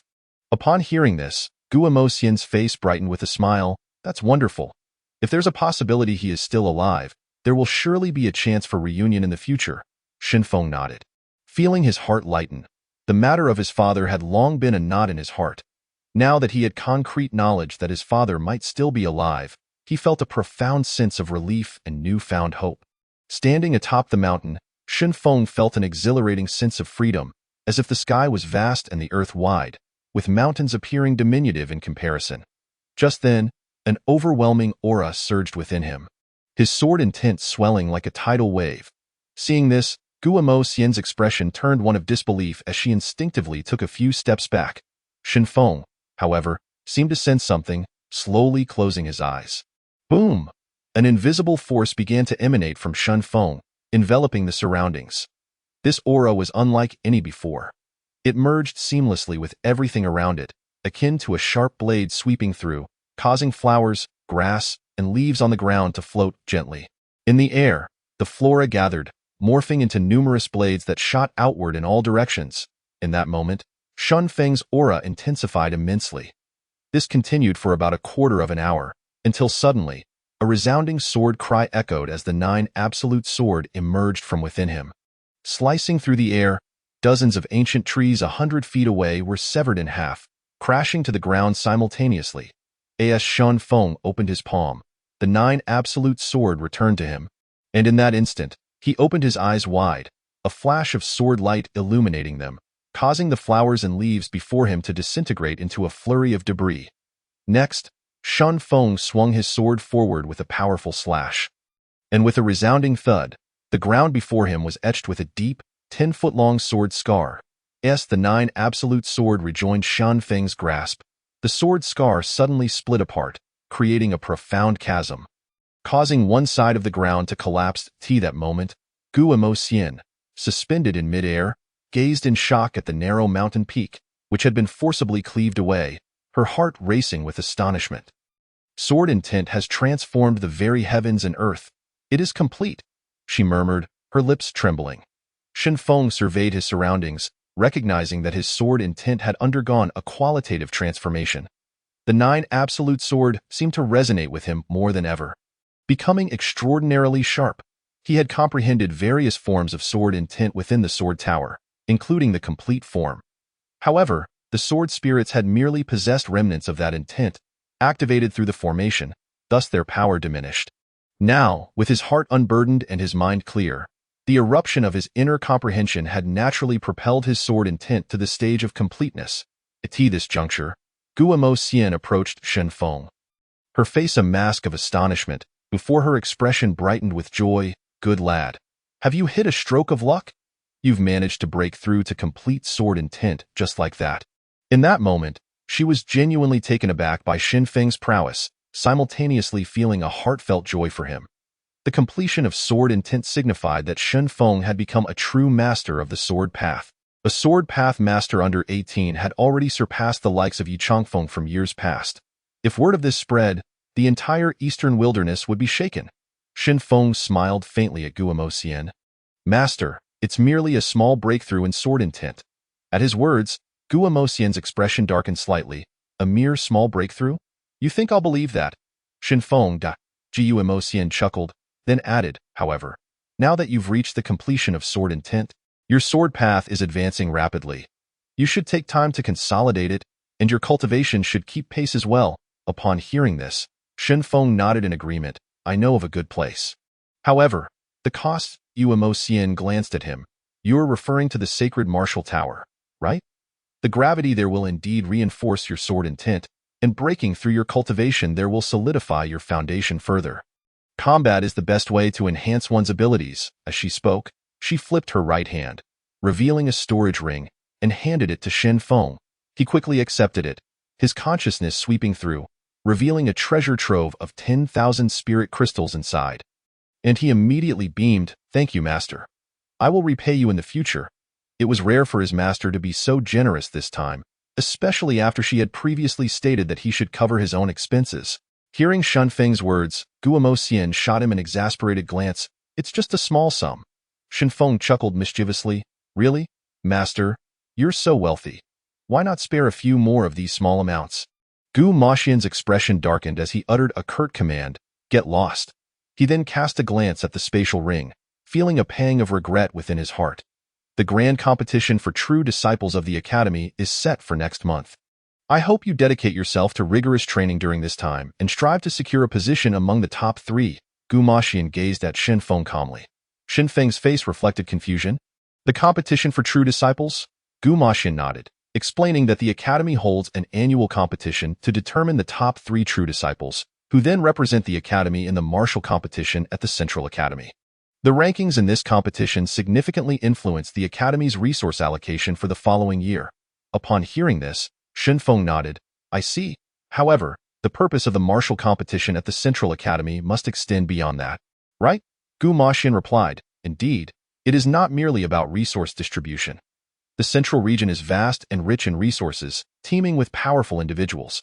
The Central Academy conducts martial competitions every 3 years primarily to select prodigies for the Heavenly Road Conference. The Heavenly Road Conference? Shen Feng inquired. Guo Xian nodded. Enough of that for now. Such matters are still far from your grasp.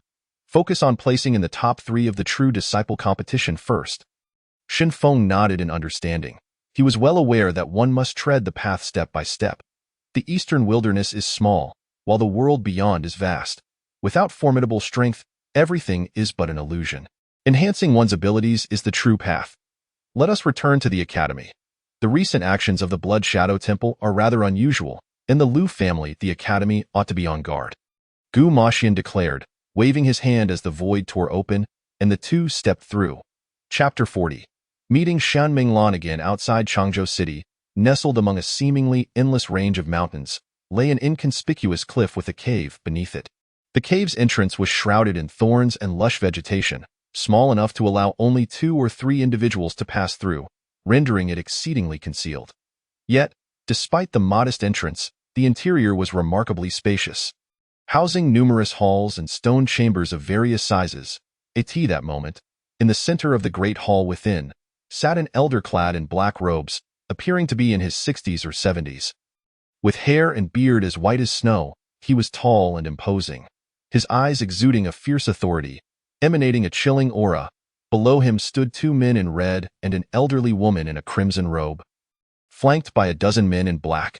The elder in black, referred to as the master, wore a grim expression as he surveyed the assembly and questioned, Shuling, you claim that Yi Tsong and his companions have completely resolved the devouring blood poison? One of the red-clad men, pale-faced, responded, Master, it is indeed correct, and their strength remains unscathed. He coughed a few times, clearly injured. The master furrowed his brow. This is peculiar. The black blood poison is supposed to be incurable. Moreover, the surprise attack on the Yi family was conducted in secrecy. How could Gu Maxian and his group arrive at the Yi family so swiftly? Suddenly, the elderly woman in crimson interrupted, Master, this may involve a young man at the Celestial Gang's level. This woman was the fifth protector of the Blood Shadow Temple who had attacked the Yi family that day, and she proceeded to recount the events of that day in detail. What mastery of sword intent, and unafraid of the blood fiend aura. The master's eyes widened as he abruptly rose from his seat. Master, that youth possesses immense combat strength. Ordinary Void Realm practitioners are no match for him. And he seems capable of absorbing the fiendish aura for his own use. Then it stands to reason that Yi Tsong and his companion's ability to dispel the blood poison is certainly linked to this individual. If he can absorb fiendish aura without practicing our temple's blood fiend scripture, he harbors a significant secret. At that moment, another man in crimson beside Shuling, Blood Soul, expressed his doubts. How did the Yi family suddenly produce such an exceptional genius? There were no traces of him in previous intelligence reports. He is not a member of the Yi family. Just then, a middle-aged man in black entered the hall. This man was none other than the leader of the black-clad individuals. Referred to as the Hall Master by Lu Yin, he approached the master directly and stood beside him, evidently of higher status than the three protectors below. Upon hearing his words, everyone turned their gazes toward him. He glanced at the crowd and stated, that young man is named Shen Feng, a newly accepted disciple of Gu Maxian from the Sacred Martial Academy. Upon hearing this, the master's expression darkened. Are you certain?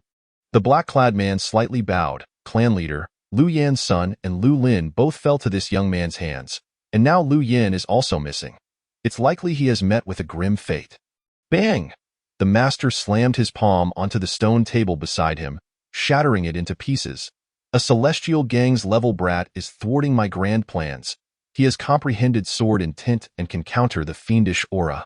This person must be eliminated. If he grows stronger, he may become another Yi Changfeng. He then turned to Shuling, Blood Soul, and the elderly woman. You three are ordered to eliminate this individual at all costs. Whoever first brings me his head will be rewarded with 100 blood crystals and 10 blood soul pills. Upon hearing this, the three could hardly contain their excitement. These blood crystals could greatly enhance their cultivation, far purer than directly absorbing the fiendish aura from human blood. Most importantly, the blood soul pills were the only remedy to suppress the blood poison within them, which they needed to consume annually to alleviate its effects. 10 blood soul pills meant they would no longer suffer from the torment of blood poison for a decade. At that moment, Shuling remarked, if that young man remains at the Sacred Martial Academy, it could pose a problem. You need not concern yourselves with that. There are individuals at the academy who will deal with him. Once he steps outside the academy's bounds, you must ensure he is eliminated. Such a prodigy cannot be allowed to flourish, or it will jeopardize our grand designs. The master stated, turning to the black-clad man beside him, Lu Qing, coordinate with Lu Hong regarding matters at the academy. And ensure you uncover that young man's background, delivering a decisive blow. Understood. Lu Qing replied respectfully. You may all withdraw. The assembly gradually exited the Great Hall, the Sacred Martial Academy, as Shen Feng returned. A servant disciple approached him hurriedly. Senior Brother Shen, a few days ago, an outer disciple came looking for you. You were absent, so she left a letter for you. Saying this, the servant handed Shen Feng a letter before turning to leave. An outer disciple? Shen Feng pondered curiously as he tore open the letter while heading to his residence. Upon reading the contents, his eyes gleamed with excitement and joy. The letter had indeed been left by Shen Menglan, revealing that she had also arrived at the academy and recently passed the entrance examination, becoming an outer disciple. After news of Shun Feng's duel with Lu Lin spread to the outer sect, she had sought him out, but he had fortuitously been away from the academy. Sister Lan is safe and has successfully joined the academy. That's wonderful, Shen Feng exclaimed, filled with exhilaration. It had been over a month since their parting in the Monghuang Mountains, and now confirming Shan Menglan's safety brought him immense relief. The outer sect, situated beyond the 8 main peaks, had slightly lesser spiritual energy than the main peaks. However, it occupied an enormous area, housing a student body several times larger than that of the main peaks. Outer disciples could only participate in the inner sect examination after completing a year of enrollment, and upon passing, could enter the main peak region for cultivation.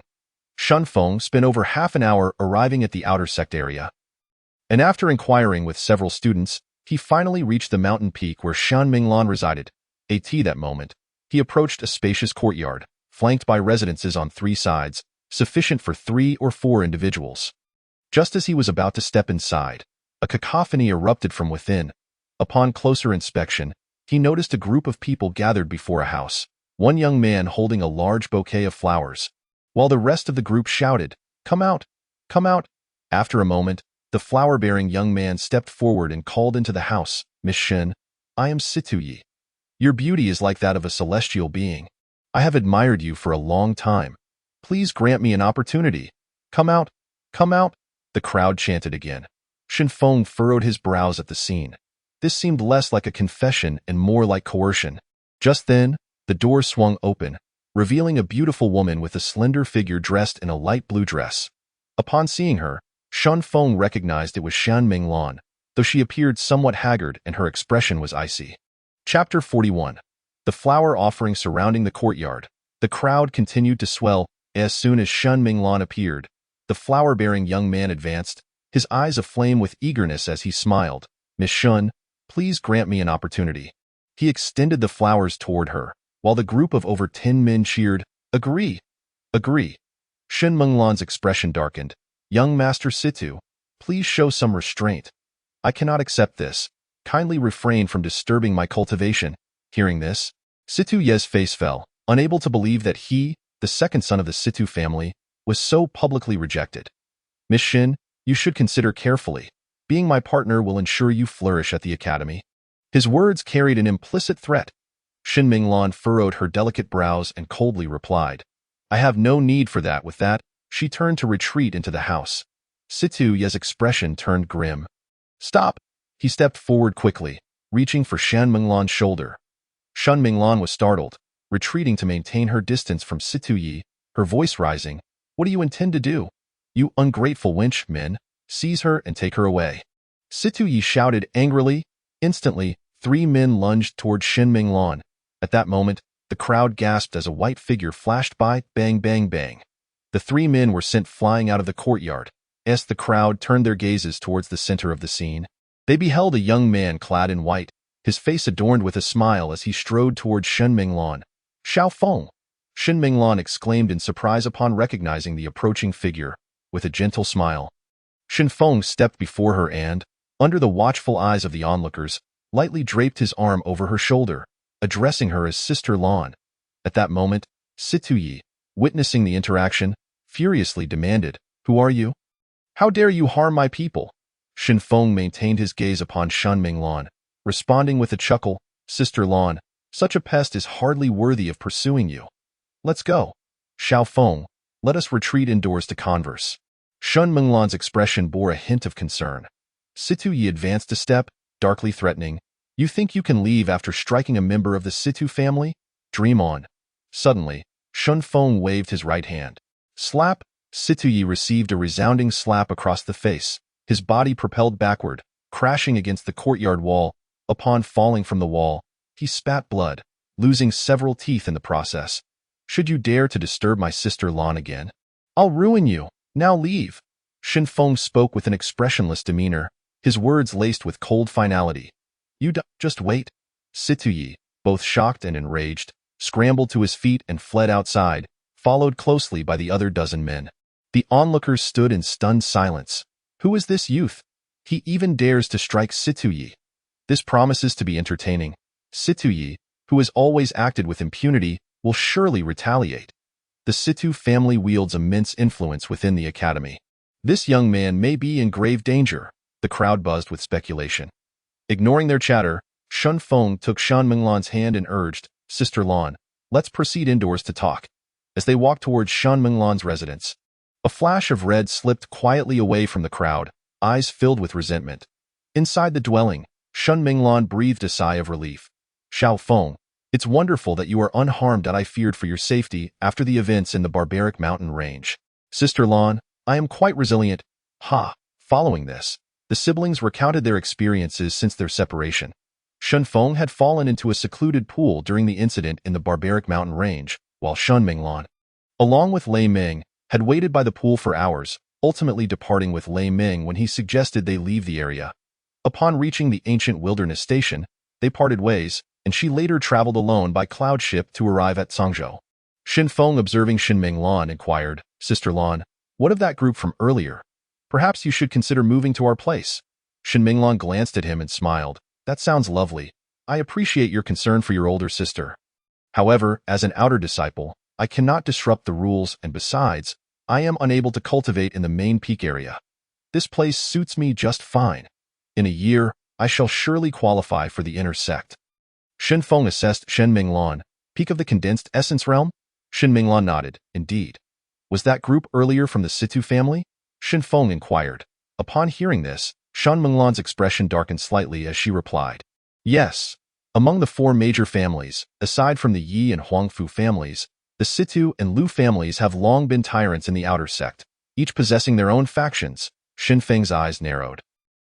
He had not anticipated the outer sect to be so intricate, indicating that the inner sect's 8 main peaks were likely not devoid of unrest either. He then glanced at the room where Shen Minglan resided and produced a spatial ring. Offering it to her, Shen Minglan took a quick look and her expression shifted in shock. So many spirit crystals." Shen Feng replied, "Sister Lan, your talent is undeniable. You simply lack resources. These 5,000 spirit crystals should suffice for your cultivation to the celestial realm." However, Shen Minglan shook her head. "These spirit crystals are far too precious. You need them more than I." As she said this, she attempted to return the ring to him. Shen Feng's expression hardened. "Have you forgotten how much support you provided me as a child?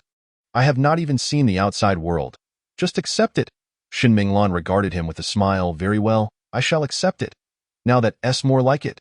Shen Feng chuckled. By the way, you haven't eaten yet, have you? I'll prepare your favorite dish, chicken stew with mushrooms, to celebrate your becoming an official disciple." Shen Feng glanced outside the courtyard, exclaiming, "Delightful. It's been ages since I've savored Sister Lan's culinary skills." "Wait here, I'll be quick with that." Shen Minglan entered another room and began her preparations. A quarter hour later, a large plate of fragrant chicken stew with mushrooms was placed before Shen Feng. Upon seeing it, his appetite surged, and he sat down eagerly, devouring the meal without hesitation. Watching him relish the food, Shen Minglan was suddenly reminded of their childhood escapades, often sneaking into the family kitchen together to steal treats. With Shen Feng always the most enthusiastic. "Dio, join me," Shen Feng urged between bites. Having grown up an orphan, it was Shen Minglan and her father who had provided him with a familial warmth. In recent years as the heir, the siblings had rarely shared meals in such a manner. "Slow down. It's all for you," Shen Minglan observed quietly as he feasted. At that moment, a loud shout erupted from outside the house. "Get out here, you pretty boy." Shen Minglan's expression changed, and she rose to peer outside. She saw Situ Yi and his companions returning, accompanied by a middle-aged man. Upon sighting the man, Shen Minglan's complexion paled, for he was an outer sect steward at the manifestation realm, and more importantly, a member of the Situ family's faction. Turning back to Shen Feng, she found him leisurely finishing the last few mushrooms. Patting his belly, "I'm full. It's been so long since I've tasted something so delicious." He then flashed a smile at Shen Minglan. "Let us go see what is happening." Shen Minglan's expression was laced with worry. "Xiao Feng, you must leave quickly. Go inform the elders. They wouldn't dare harm me." Shen Feng shook his head with a gentle smile. "Sister Lan, it's all right. Have faith." He then led the way toward the courtyard. "Little brat, you've finally come out. Just wait until I break your hands and feet." Situ Yi snarled menacingly upon spotting Shen Feng. The middle-aged man turned his gaze to Shen Feng, noting that he was merely a youth at the celestial realm. His brows knitting together slightly. "Who gave you the audacity to injure a fellow disciple?" The steward spoke with an air of authority and disdain. Shen Minglan interjected, "Steward Qin, it's not like that. They started it." "Silence. This is not your place to speak." Steward Qin barked sharply. Shen Feng's expression turned icy, and in an instant, he vanished from sight. Steward Qin's face shifted dramatically, not anticipating the youth to attack so suddenly. Just as he attempted to evade, Shen Feng's speed was overwhelming. Slap! His right cheek met a powerful blow, sending him crashing backward against the courtyard wall. The onlookers were left in stunned silence. Chapter 42. You're an official disciple? Seeing Steward Qin sent flying by Shen Feng's slap, Situyi and his companions' expressions changed drastically, realizing they had encountered a formidable opponent. Steward Qin staggered to his feet, bloodied and furious, his face contorted with rage. You little brat! How dare you ambush me with that? He lunged forward, striking at Shen Feng with the palm, his manifestation realm aura causing those nearby to retreat in fear. Shen Feng stood calmly, an immense aura suddenly erupting from him, rendering Steward Qin's movements and speed sluggish in his perception. Just as Steward Qin approached, his face blanched in realization as a powerful pressure enveloped him, halting his body in place in that instant. Shen Feng trembled slightly, extending his hand to seize Steward Qin's throat with lightning speed. You. Steward Qin's complexion turned a deep shade of purple, his eyes wide with terror. Do you wish to die? To render a judgment without understanding the situation, to use your power to oppress the weak. Shen Feng scolded, and with a swift motion, he delivered another slap to Steward Qin's other cheek. In an instant. Steward Qin's face resembled that of a bruised pig. I am a steward of the academy. You dare? Steward Qin's voice quivered with a mix of shock and rage. Slap, slap, slap. Shen Feng unleashed a barrage of heavy slaps upon him. Is it acceptable for a steward to abuse his authority, allowing others to force female disciples into becoming their partners? By now, Steward Qin's face was so swollen it was unrecognizable, and fear overwhelmed him, rendering him mute. Begone! Shen Feng waved his hand, sending him flying out of the courtyard. Situyi, who had been frozen in place, suddenly snapped back to reality, turning to flee. Stop! Shen Feng's voice echoed from behind. And terror gripped Situyi, his legs trembling as if weighed down by 1,000 pounds, leaving him rooted to the spot, unable to move. I warned you that if you disturbed Sister Lan again, I would cripple you. Do you have a death wish? Shen Feng advanced slowly, locking eyes with the terrified Situyi. You dare. My elder brother is a direct disciple of the main peak. If you harm me, he will not let you off. Still defiant? Shen Feng remarked, shifting his right foot, bang, bang, as he delivered a series of kicks to Situyi's thighs. Situyi screamed in agony, his leg bones shattered, collapsing to the ground, drenched in cold sweat from the pain. He opened his mouth to threaten again but was instantly silenced by Shen Feng's cold, piercing gaze, swallowing his words back down. Weren't you just saying you would break my hands and feet? Shen Feng taunted, stepping down upon Situyi's right arm. Crack! Situyi's arm buckled beneath the pressure. He emitted a gut-wrenching scream, akin to a pig being slaughtered. As a member of a prominent family, he had never experienced such pain before. Now, he truly feared Shen Feng's resolve. The onlookers, witnessing this scene, were utterly petrified. The Situ family's young master, who typically acted with impunity, had finally met his match. Many female students, however, secretly reveled in the situation, whispering among themselves, serves him right. With Shen Feng's keen perception, he clearly heard their remarks. It seemed this fellow had undoubtedly made a nuisance of himself to many female students in the past. At that moment, Shen Feng turned his gaze to the other arm of Situyi. Upon noticing Shen Feng's scrutiny, Situyi's complexion turned ashen, pleading, No, I won't dare again. I will not disturb Miss Shen any longer. Shen Feng regarded him with disdain, thinking him a coward who only bullies the weak. No, I cannot let him escape with just one arm. Otherwise, he will not learn his lesson. Just as Shen Feng was about to lift his foot to stomp down, a thunderous shout resonated from above. Stop! Two elderly figures appeared above the courtyard. The voice belonged to an elder clad in dark robes, while another elder in gray simply observed Shen Feng and the others in silence. Upon seeing the newcomers, Situyi exclaimed as if he had encountered a savior. Uncle, save me. Just then, Shun Minglan approached Shen Feng and whispered, Xiao Feng, the one speaking is an outer sect elder from the Situ family. Shen Feng's expression remained calm as he forcefully brought his right foot down. A scream akin to that of a slaughtered pig erupted, and Situyi fainted from the pain. Presumptuous, the elder in dark robes swiftly descended into the courtyard, an overwhelming aura immediately enveloping Shen Feng as he bellowed, Did you not hear my words? I did. Shen Feng replied nonchalantly, You said to stop? yet my foot remains unmoved." He spread his hands in a gesture of innocence. The onlookers gasped in astonishment. Could it be handled this way? Several nearby female students quickly covered their mouths, stifling their laughter. "You audacious fool." The dark-robed elder's face turned a deep shade of anger, his body quivering as he vanished from sight. His right hand morphing into a claw that lunged toward Shun Feng's throat with incredible speed. This elder was indeed a master of the Sea transformation realm. As his power surged forth, the nearby students found themselves immobilized, unable to move. Shun Feng's expression remained composed as he flipped his palm, stepping back with his right foot, and struck toward the advancing dark-robed elder. Tsunami of waves. He unleashed 28 consecutive strikes, bang. The clash of their attacks resonated throughout the courtyard, sending a shockwave rippling outward, causing the ground to erupt in a shower of dust and debris, leaving the onlookers aghast. At that moment, the gray-robed elder waved his hand, unleashing several sword energies that swiftly sliced through the residual shockwaves of the two combatants. Otherwise, the nearby students would surely suffer severe injuries. The crowd instinctively retreated, eyes wide with horror as they beheld the fierce confrontation, watching as both combatants immediately disengaged, sliding back several paces, leaving deep gouges in the ground.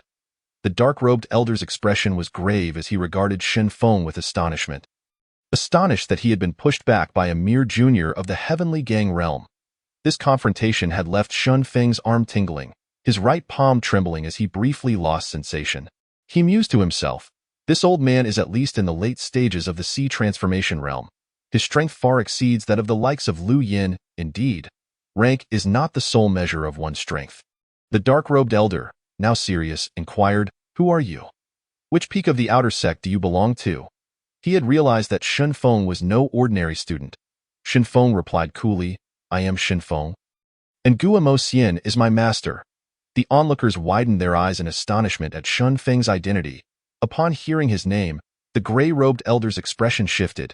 "You are a direct disciple," the dark-robed elder exclaimed in disbelief. The academy had regulations stating that a direct disciple held equal status to that of an elder. Observing that the two still bore the intent to fight, the gray-robed elder swiftly intervened. "Elder Situ, young Master Shun, please refrain from battle." "What exactly transpired here?" Elder Situ's face was grim as he replied, "Elder Yi, you are the law enforcement elder of the outer sect. He, as a direct disciple, came to the outer sect to injure and incapacitate students. How shall we address this?" Elder Ye's expression darkened. "You initiate the conflict, and now you seek to remind me of my role as the law enforcement elder?" He then turned to Shen Feng, asking, "Young Master Shun, what is this about?" Before Shen Feng could speak, Shen Minglan stepped forward and explained, "Elder Yi, here is what happened." After hearing Shen Minglan's account, Elder Ye's expression turned somber as he glanced at Situ Yi, who had just regained consciousness but remained sprawled on the ground. "Forcing female students into becoming partners? Who gave you the audacity? Young Master Shun has every right to cripple you, and to kill you would be a fitting punishment." He commanded, "Take him away. Imprison him for 3 months and prohibit him from participating in inter-sect assessments for a year." He then regarded Elder Situ, however, let him recuperate before confinement. Upon hearing this, Situ Yi rolled his eyes and fainted once more. Chapter 43. Metamorphic Movement. Elder Situ's face turned a shade of iron, darkly ordering, "Take him back." He shot a glance at Shen Feng and the others, huffing disdainfully as he turned away. Elder Yi addressed the gathered crowd, "Everyone, please disperse." Soon, the audience began to leave, leaving only Elder Yi and the three of them behind. At this moment, Elder Yi surveyed the surroundings and bowed deeply to Shen Feng. Shen Feng and the others were taken aback. "Elder Yi, what is this? Young Master Shun has bestowed great kindness upon my Yi family.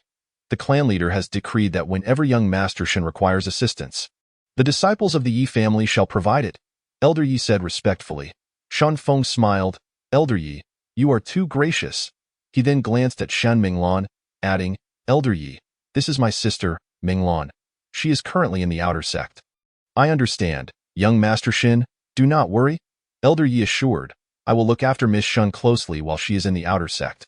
He then produced 2 communication tokens and handed them to Shen Feng and Shen Minglan, saying, "If you need anything, just contact me directly." The two accepted the tokens and bowed in gratitude. "Thank you, Elder Yi." Elder Yi smiled and then departed. At that moment, Shenfeng suddenly said, "Sister, take care of yourself. Contact us directly if anything arises." Shen Minglan nodded. "All right." Shenfeng smiled. "I shall take my leave now. I will visit you again soon."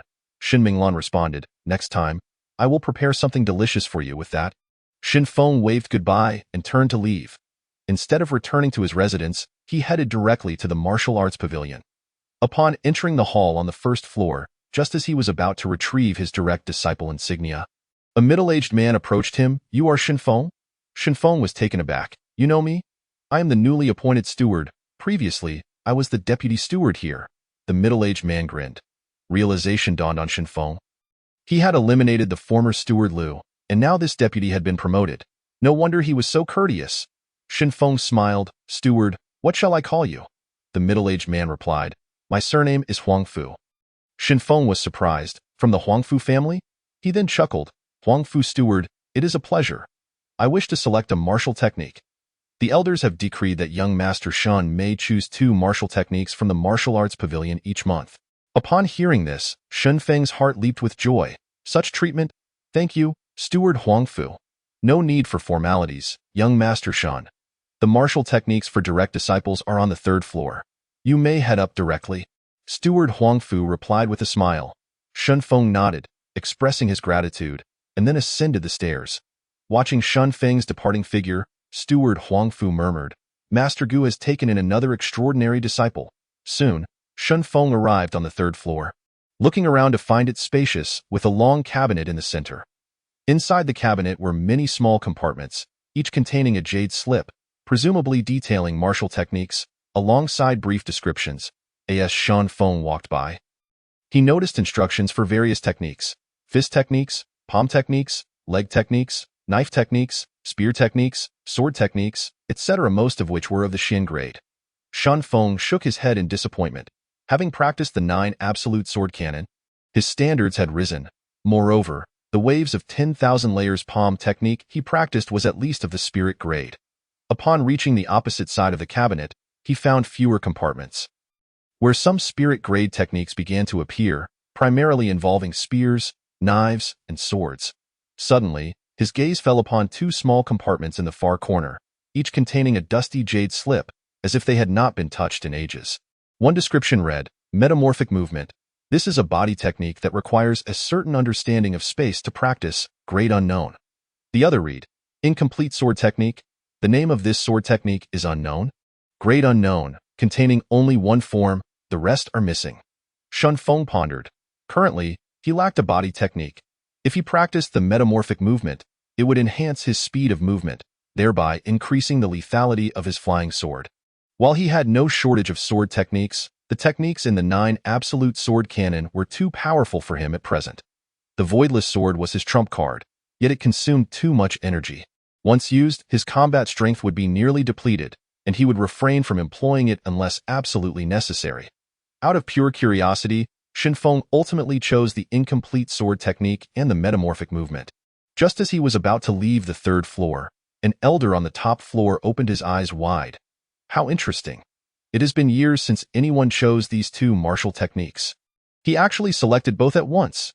Shenfeng returned to the hall on the 1st floor and handed the jade slips to Steward Huangfu. Upon seeing Shenfeng's selections, Steward Huangfu exclaimed in astonishment, "Young Master Shen, are you certain you want to choose these 2? These are martial techniques that have remained unmastered for centuries." Shenfeng smiled and nodded. "No problem. I will give them a try." "Very well, then you just need to drop 2 drops of blood on them." After Shenfeng did so, 2 beams of white light instantly entered his brow. Subsequently, Steward Huangfu retracted the 2 jade tubes. Shenfeng departed from the martial arts pavilion and returned to his residence. At this moment, 2 streams of information had manifested within his sea of consciousness, specifically the elusive footwork of the Bai Bian Shanxing and the incomplete sword technique. Inside his chamber, Shenfeng entered the time-space crystal and began to study the footwork martial art. Bai Bian Shanxing moves like a swift wind, ever-changing and formless. The phrase "moves like a swift wind" refers to incredible speed. When perfected, one can traverse 1,000 miles in an instant. The essence of Bai Bian Shanxing lies in the ability to slip into the void, constantly altering one's position in the ether. rendering oneself elusive and leaving no trace behind, as if appearing from thin air. Suddenly, Shun Feng erupted into laughter, exclaiming, "This is tailor-made for me." Having already mastered the technique of Yijian Wukong, he could bypass this initial step. Unbeknownst to him, countless individuals had faltered at this very juncture and abandoned their pursuit of this footwork. Subsequently, Shun Feng began to execute the footwork's incantation, swiftly moving within the crystal. A series of phantoms flickering throughout the space. These were mere afterimages left in the wake of his rapid movements. Although he did not slip into the void, his speed still left a discernible trail. 2 hours later, Shun Feng had adeptly grasped the operational principles of this footwork, and his speed had notably increased. He then ventured into the void, attempting to maneuver within it while mentally reciting the incantation. His body beginning to shift. Soon, he discovered that his speed in the void was significantly diminished compared to the external realm. Within mere 15 breaths, he could no longer withstand the pressure of the void and reappeared. This footwork utilizes the void to conceal and alter one's position, to confuse and evade the enemy, not to remain perpetually within the void. The voice of the sword spirit suddenly resonated in the space. Upon hearing this, Shun Feng nodded in agreement. Indeed, it should be a fusion of reality and illusion, ever-changing and formless, rather than constant concealment. Of course, the primary factor was that, at his current realm and physical strength, he could only linger in the void for approximately 15 breaths. Following this, Shun Feng repeatedly transitioned between the void and reality, leaping through the space, appearing and disappearing, his speed continually accelerating. Half a day later, within the time-space crystal, Shun Feng could be seen flashing at various corners, leaving no trace, darting forward and backward, side to side, up and down. 2 days later, Shun Feng had thoroughly mastered the essence of this footwork. Chapter 44. Shun Feng's origins. Next, Shun Feng turned his attention to the sword technique. Fu Gu Ji Ju. He furrowed his brow, pondering the peculiar name. It hardly resembled a sword technique. Upon closer inspection, his expression shifted to one of growing astonishment. As he continued to observe, excitement surged within him, prompting an involuntary exclamation, "Ha ha, fortune has arrived, truly unstoppable." Fu Gu Ji Ju. The sword strikes as if an affliction clings to the bone, shadowing its target relentlessly until the objective is achieved. This sword technique emphasizes an indomitable momentum and unwavering will. Once the sword is drawn, it is akin to a parasite, sealing off all avenues of evasion for the opponent, leaving them no escape until death. The essence of this technique lies in the state of mind, will, and momentum. Thus, only those who comprehend the sword's intent can unleash its full potential. For sword cultivators, sword intent embodies their will and state of mind on the path of the sword. Shun Feng comprehended the intent of slaughter, which resonated harmoniously with this technique. At this moment, he stood still, channeling the heart of the sword technique, feeling the surge of an unbeatable aura. Instantly, the sword intent within him surged, emanating a fierce radiance. Suddenly, Shun Feng grasped the 9 absolute sword, drawing it in a circular motion, and a formidable aura erupted from his position. Before Shun Feng, a colossal Taiji diagram materialized. In that instant, he thrust the sword forward from the center, uniting man and sword, launching a swift strike. Countless sword rays and sword chi surged forth from the heart of the 9 absolute sword, akin to a general leading a myriad of troops in a fierce charge against the enemy, instilling terror in the hearts of onlookers. This strike amalgamated sword intent, sword radiance, sword chi, and sword momentum into a singular technique, focusing and unifying them to unleash the greatest power. Boom! A tremendous roar resonated within the time-space crystal, causing the entire space to tremble. Shun Feng stood frozen, astonished by the immense power of this technique, which had allowed his perfected sword intent to reach its zenith. At present, this Fu Gu Ji Ju had become his most formidable killing move, especially as Yijian Wukong had yet to be fully mastered. Filled with excitement, he thought to himself, "Have I stumbled upon a treasure? This is certainly more than mere spirit-level martial arts, senior. How does this sword technique measure up? Passable. In this small world, it should be considered quite commendable. What tier of martial art is this? This footwork and sword technique should barely reach the heavenly tier." Heavenly tier. Upon hearing this, Shun Feng was overjoyed and inquired further, "How does it compare to Yijian Wukong?" There's no comparison. Do you think a millionaire can be compared to a billionaire? Shinfeng. You have merely entered the threshold of Yijian Wukong, not even reaching the minor completion stage. It's not that the sword technique lacks strength. It's that you are too weak. Shinfeng fell silent once more. He then continued to cultivate within the time-space crystal, experimenting with various martial techniques in conjunction with the Bai Bian Shan Xing footwork to maximize both speed and power. At the peak of Lu Hong, within the vast Great Hall, only two individuals remained. Lu Hong sat in the main seat, while a young man in his 20s stood before him, his expression dark, a glimmer of murderous intent flickering in his eyes. Elder, did that Shenfeng truly kill my brother while at the Tongyu realm? Lu Hong glanced at him. Lu Lin disregarded my instructions and challenged Shenfeng on his own, resulting in his demise on the life and death stage. At that time, Shenfeng was indeed only at the peak of the Tongyu realm. Lu Xiong, I just received a transmission from the family, stating that this Shenfeng has also killed the head of the martial hall. Lu Yan, the clan leader has issued a kill order on this person. The man named Lu Xiong responded coldly, even better. If I can't act within the academy, I shall challenge him myself on the life and death stage. I will use his blood to honor my brother. Lu Hong regarded Lu Xiong. I trust your strength, but the East Hall master, Lu Qing, has reported that this lad has broken through to the Tiangang realm and has attained mastery of sword intent. Even Lu Yan, at the initial stage of the Huahai realm, fell to his hands. We must not take this lightly. Upon hearing this, Lu Xiong's pupils constricted in shock. He really comprehended sword intent? Lu Hong nodded. Absolutely, Lu Qing witnessed it firsthand. Without that, he could not have defeated Lu Yan. He paused before adding, although Lu Yan's strength is inferior to yours, the true transmission competition is set for early next month. To prevent any unforeseen circumstances, we should find a way to lure him out of the academy. Once he leaves the academy's confines, he will undoubtedly face certain death. Lu Xiong nodded, but what if he remains within the academy? Such a person must not be given too much time to grow. Lu Hong smiled with satisfaction. It is rare for you to remain composed. Lu Lin is far inferior to you in this regard. Indeed, this lad possesses monstrous talent. If we grant him more time, he may become another Yi Changfeng. Thus just then, an inner door disciple hurriedly entered.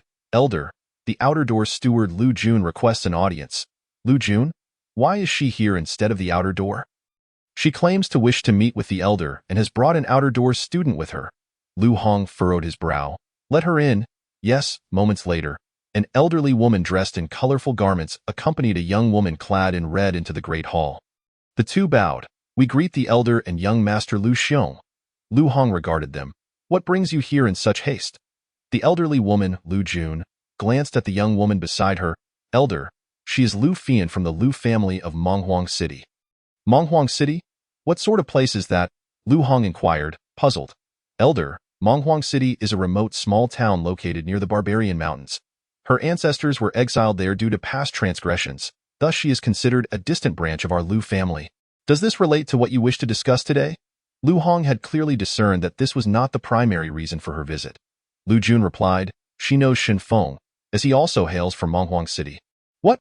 Lu Hong sprang to his feet in surprise. Lu Xiong beside him widened his eyes. Since Lu Fian had entered the great hall, his gaze had scarcely strayed from her, and now he was equally astounded. Lu Hong's eyes fixated on Lu Fian. Quickly, tell me the origins of that little brat. Lu Fian proceeded to recount everything she knew about Shenfeng, and when she spoke of her father and clan members being killed by him, her eyes glistened with tears, her expression filled with sorrow. Lu Xiong, noticing this, stepped forward to offer her a handkerchief. Lu Fian's cheeks flushed slightly. Thank you, young master Lu Xiong. At this moment, Lu Hong suddenly laughed heartily. Ha ha, splendid. Lu Jun, you have rendered great service this time. The family shall reward you handsomely. No wonder we could never uncover any information about that little brat. It turns out he hails from such a remote place. The elderly woman added, there is one more matter that the elder will surely find intriguing. Oh, do tell. Then, Lu Jun recounted the incident from the previous day, wherein Shenfeng clashed with Situyi in the outer door. Upon hearing this, Lu Hong and Lu Xiong exchanged glances. Excellent. Your news is truly timely. At this moment, Lu Xiong remarked, Elder, since Shenfeng has crippled Situyi, why not incite Situ Xiao to confront him? If Situyi learns that his brother has been crippled, he will undoubtedly not let that brat off easily. Simultaneously, I can observe the strengths of both parties. Lu Hong nodded, a cold smile forming. Precisely, moreover, regarding the outer sect Shan Minglan. Subsequently, the four individuals engaged in a clandestine conspiracy within the Grand Hall. Chapter 45. Ascending the Life and Death Platform. Within the time-space crystal, Shun Feng diligently honed his martial skills. A month later, with the Wan Chong Lang Palm technique, Shun Feng had mastered the ability to stack 30 strikes. Yet any further addition became exceedingly arduous, demanding an exceptionally high level of physical strength. The power of the Sword of No Void gradually intensified, although it still required significant amounts of profound energy and spiritual essence. However, with his sword intent reaching a state of perfection, he could now remain suspended in the void for approximately half a quarter of an hour. The flying sword technique, in conjunction with the ever-changing movement technique, became even more agile and versatile, enabling instantaneous attacks from various angles, positions, and distances against his adversaries. It was simply exhilarating. Over the past month, while refining his martial skills, Shun Feng's realm naturally advanced to the mid-stage of the Void Flight realm.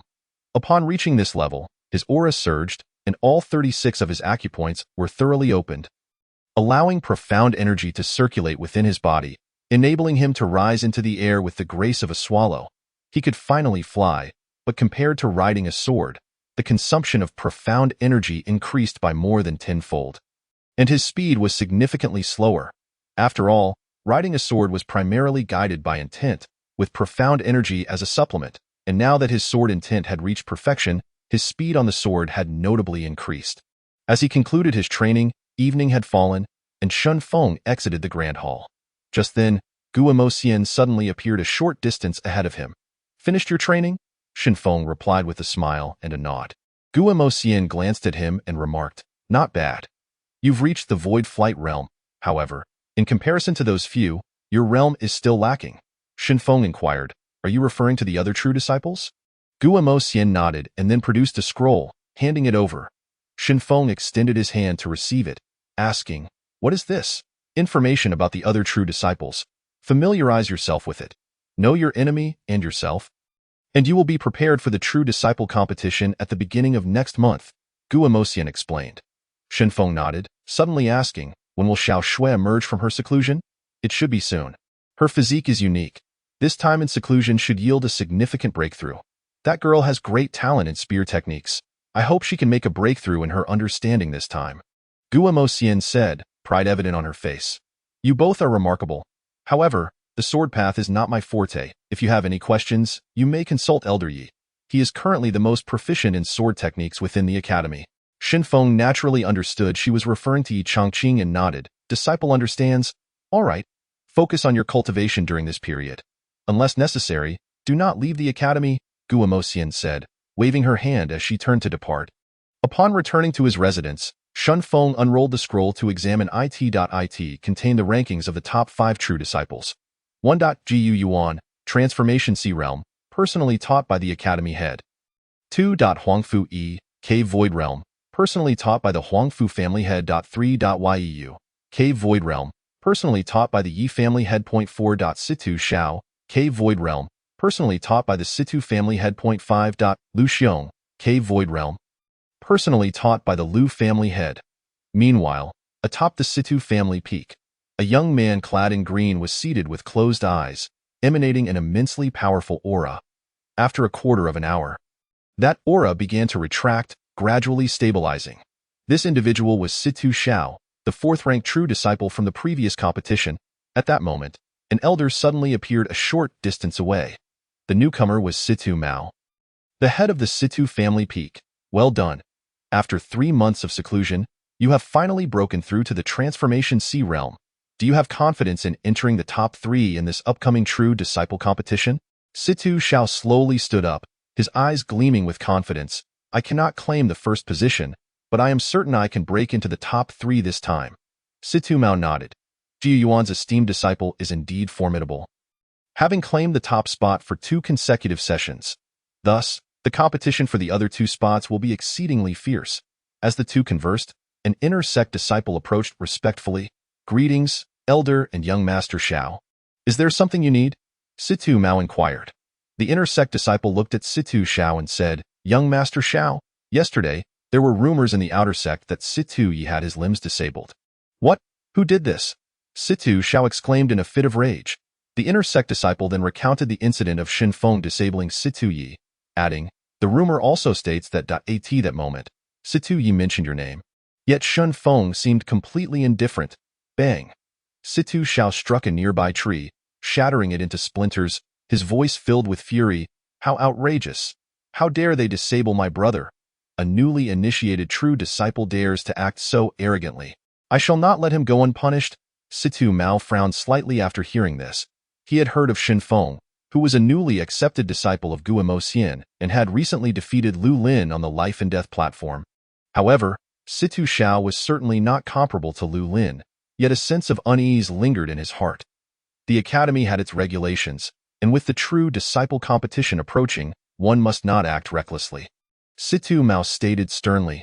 Situ Zhao's face darkened. Elder, do not worry. I know what to do. Situ Yi was his only biological brother, and now that he had been disabled, the murderous intent in his eyes was palpable. Situ Mao looked at him with concern, then turned and left. The following morning, after a night of training in the hall, Xin Feng had just exited when a tall young man in green appeared before him.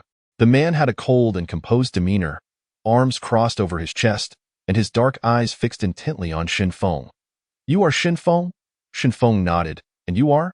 The man's eyes flashed with murderous intent as he declared. Situ Xiao, the fourth-ranked true disciple from the previous competition. Xin Feng chuckled. What brings you here? Situ Xiao coldly replied. You can either disable yourself or step onto the life and death platform. The choice is yours. Xin Feng was taken aback, gazing at him.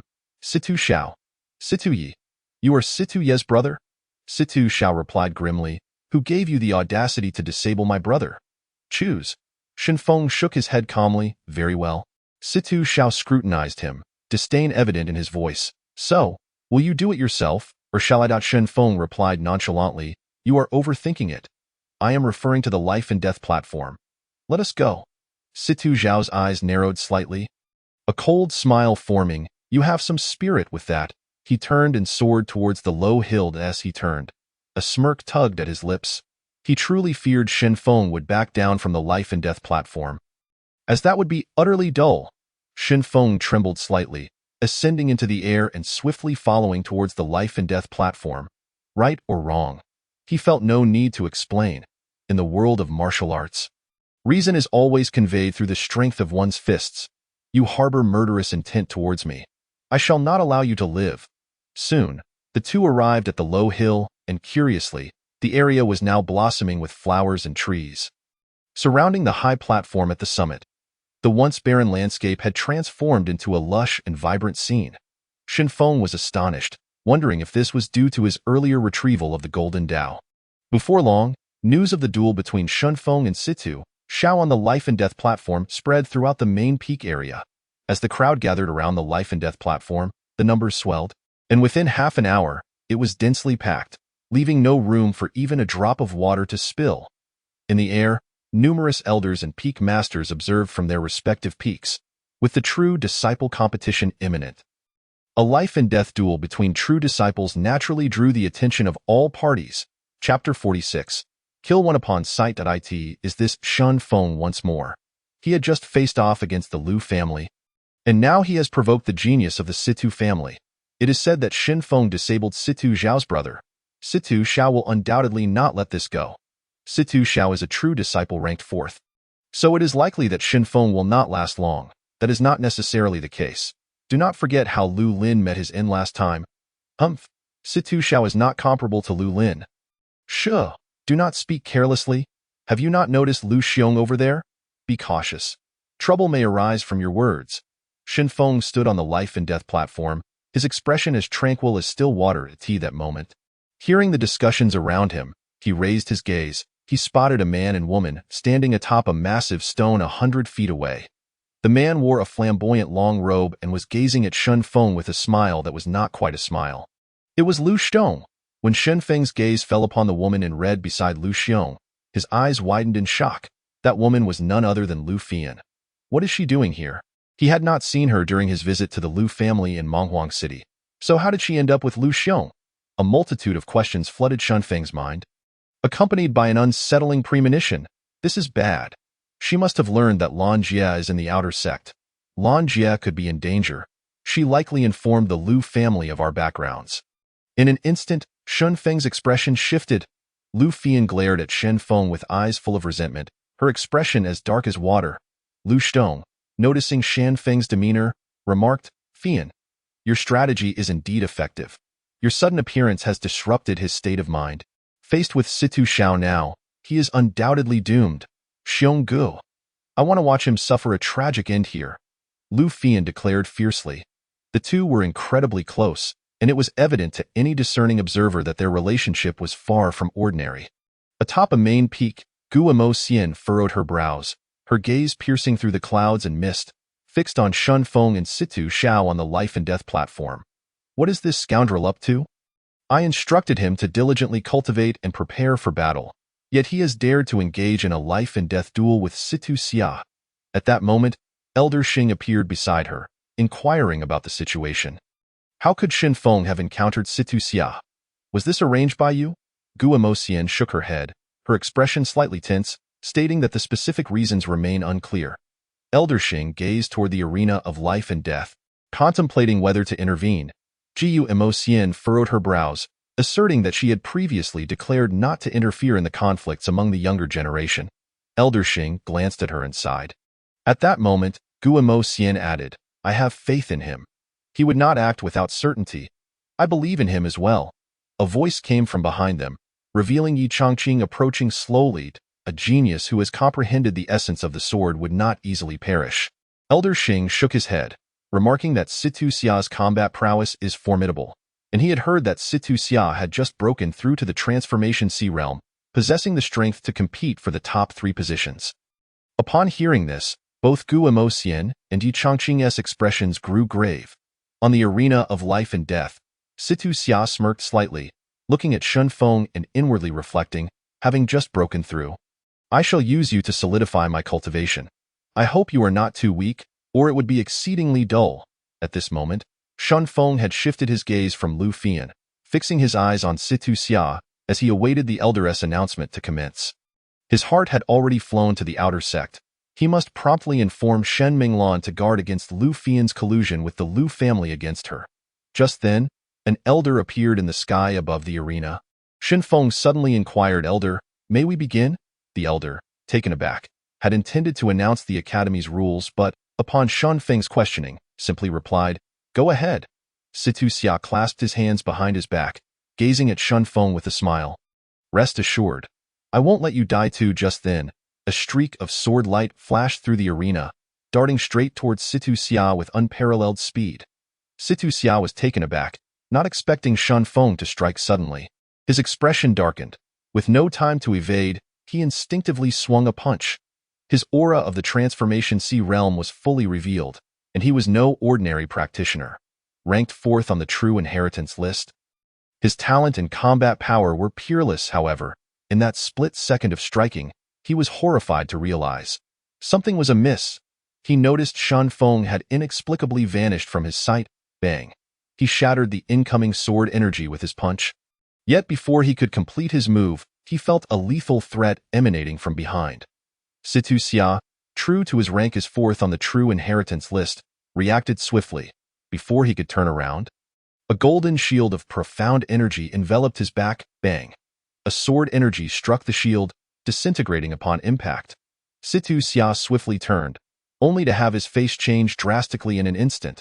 For at that moment, an overwhelming sword pressure descended upon him from above, causing his body to freeze momentarily, and then he beheld a gray-white long sword, and then there was nothing more. In that brief pause, Shun Feng had descended from the air, wielding his sword and standing before him. Situ Xia's eyes widened in terror, sword intent. In the next instant, bang! A beam of sword light shot forth from Situ Xia's forehead, cleaving him in twain, his body flying apart in opposite directions. The entire sequence lasted mere moments. Shen Feng seized the initiative with his flying sword, then utilized a swift and unpredictable movement technique, appearing behind Situ Xia without a trace, ultimately reappearing above him. unleashing his perfected sword intent to restrain and deliver a fatal blow. Situ Xia fell victim to his own arrogance and excessive chatter. Otherwise, even had Shen Feng been capable of defeating him, it would not have occurred so swiftly. Many techniques went unused, and he was inexplicably cleaved down by Shen Feng. At that moment, the arena fell silent. The sound of a pin drop audible. In the air, those observing the battle from afar stood frozen in disbelief. Who could have anticipated such a result? In the distance, Lu Xiong and Lu Fian watched the unfolding events. Momentarily stunned, their eyes filled with incredulity. This Shen Feng has proven to be remarkably powerful. Fortunately, they had refrained from striking first and needed to quickly inform the elder to implement the next plan. With this thought, he tugged at Lu Fian's sleeve, and the two swiftly vanished from the scene. Shen Feng paid no heed to the astonished gazes of the crowd. He took Situ Xia's storage ring and intended to leave the arena. Stop! At that moment, an elder appeared in the sky above the arena. It was Situ Mao. You resorted to ambush and deceit to slay a true inheritance disciple. You shall pay. Shen Feng halted, looking up at the elder. Old man, the elder over there has already announced the start. What treachery are you accusing me of? Situ Mao's expression darkened like water. If you were not using ambush and trickery, would you have been able to defeat Situ Xia? Shen Feng regarded Situ Mao with an impassive face. Are you blind? Or do you think everyone else is blind? You insolent! Situ Mao roared in fury, his facial muscles twitching with rage. Old man, if you cannot bear to lose, tell your people not to provoke me, or I will kill anyone I see. After speaking, Shen Feng turned and walked away without looking back. Situ Mao's eyes brimmed with murderous intent, his entire being surging with energy. He truly wished to crush Shen Feng with a single blow, but ultimately restrained himself. He understood that the peak masters and elders were observing from above, and Guamo Xian would not stand idly by. Suddenly, he let out a furious roar, slashing at a large bird flying overhead. Bang! The bird was instantly shattered in midair. Following that, Situ Mao glanced at Situ Xia's corpse on the arena, his face pale with rage as he vanished from the scene. This am I dreaming? Situ Xia is dead? This Shen Feng is terrifyingly powerful, to have killed Situ Xia in just 3 moves. With Situ Xia's death, the Situ family has no one left to compete in this true inheritance competition. No wonder the Situ Peak Master is so enraged. This effectively severs the Situ family's hopes. This matter may not end here. Did you not see the overwhelming killing intent in the eyes of the Situ Peak Master as he departed? The crowd began to murmur among themselves, discussing the events, and for a moment, few were inclined to leave Chapter 47. The crosscut peak atop the mountain peak, Elder Xing and Yi Chongqing stood in place, exchanging glances as they looked toward Guamo Xian. Yi Chongqing, astonished, asked, Sword intent perfected? Guamo Xian smiled slightly, nodding in affirmation. Elder Xing and Yi Chongqing gasped, their hearts filled with astonishment. Sword intent perfected. A sword master under 18? This is unprecedented not only in the history of the Sacred Martial Academy but throughout the Eastern Wilderness. Watching Shen Feng hastily depart, Guamo Xian remarked, what a remarkable young man. He has actually mastered that elusive movement technique. It seems I have underestimated you. Indeed. What he had just employed was the incomplete movement technique from the Martial Technique Pavilion, which caught Situ Xia completely off guard. Elder Xing exclaimed in admiration. Then he added, however, with Situ Xia's death, Situ Mao may not let this go easily. Guamo Xian responded coldly, if he dares to act, it will be a fight to the death between us. Yi Chongqing cast a glance toward the arena, stating, Shen Feng has rendered great service to my Yi family. Should anyone dare to bully the weak and disregard the Academy's rules, my sword shall not discern friend from foe. Elder Xing regarded the two with a shake of his head, refraining from further comment. At that moment, Yi Chongqing's expression shifted slightly. This is bad. Guamo Xian and the others looked at him in confusion. The outer sect elder of the Yi family has sent word that someone has abducted Shen Feng's cousin. Yi Chongqing said gravely. Elder Xing remarked, this must be aimed at Shen Feng.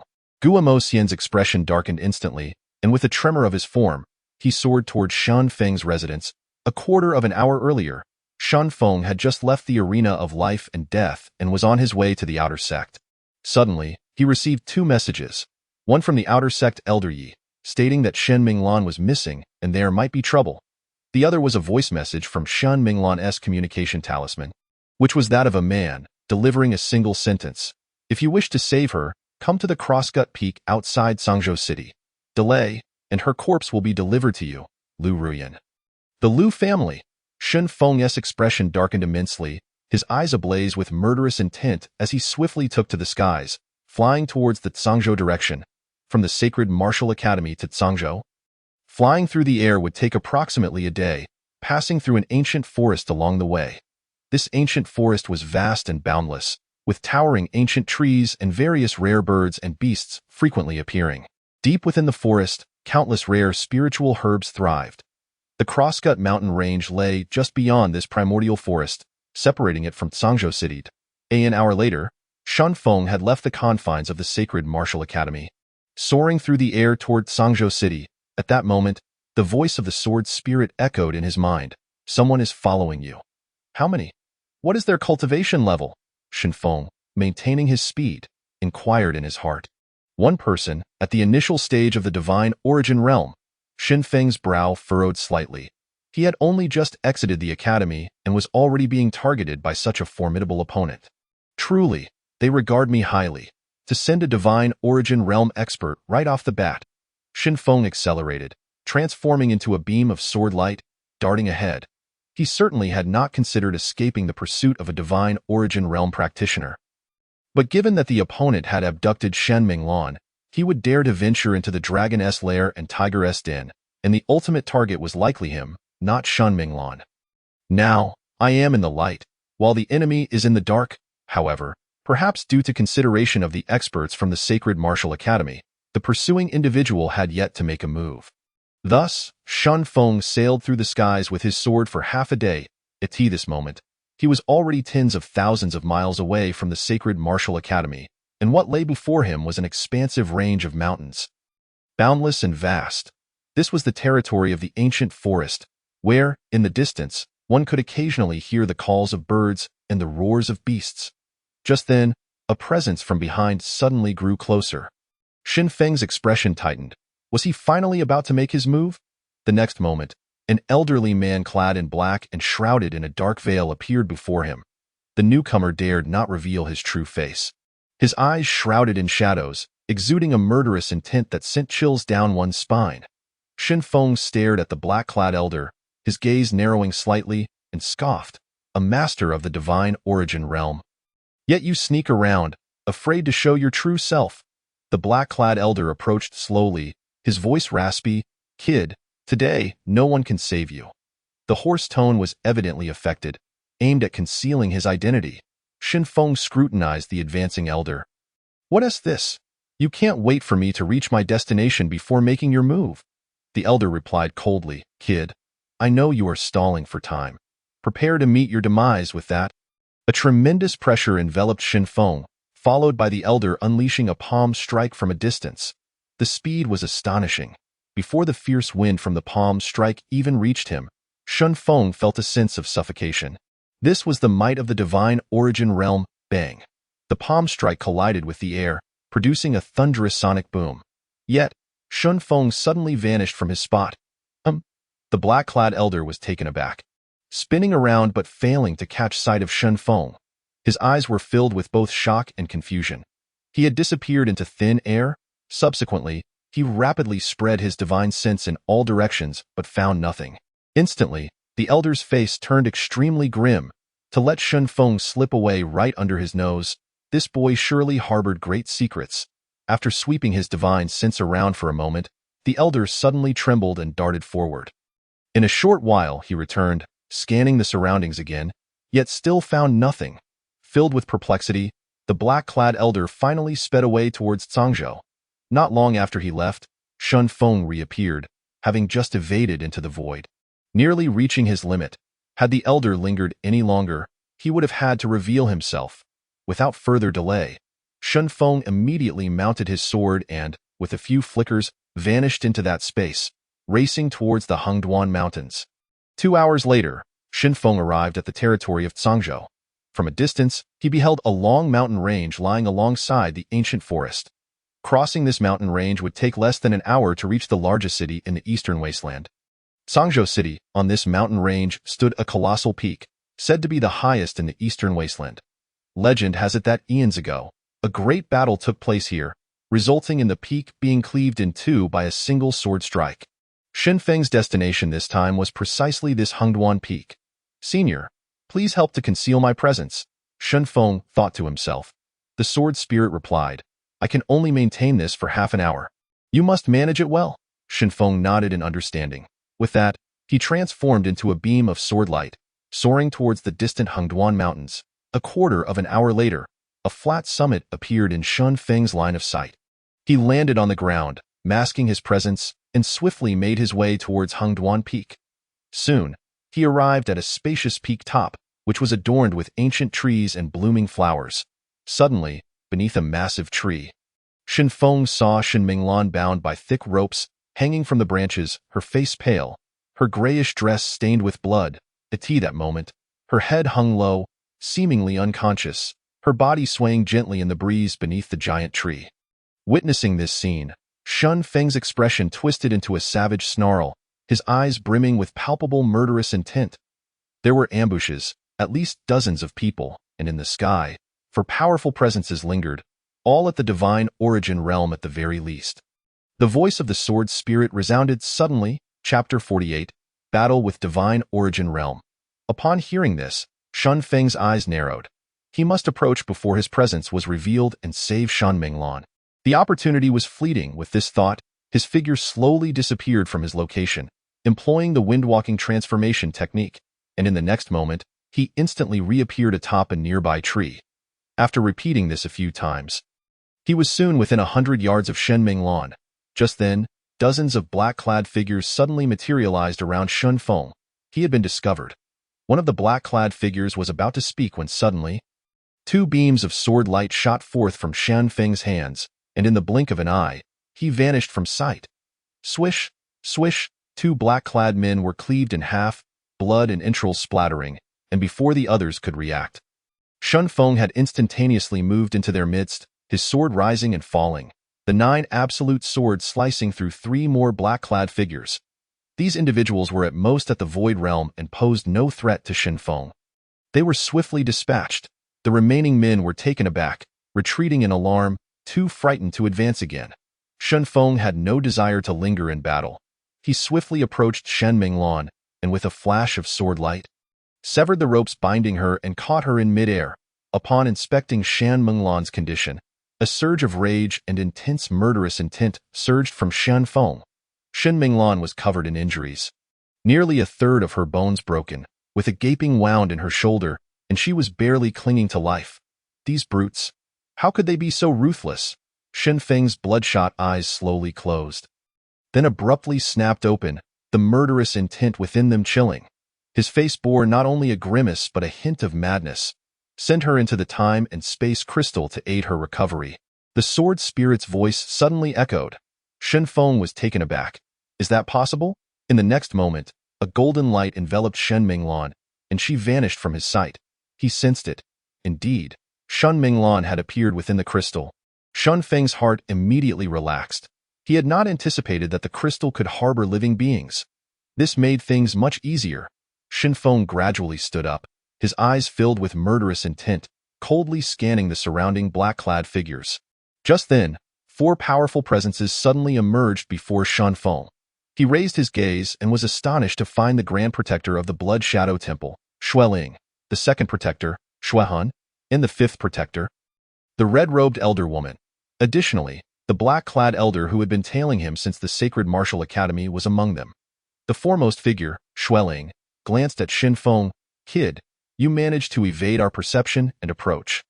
You indeed harbor secrets? Xin Feng shook his head and smiled.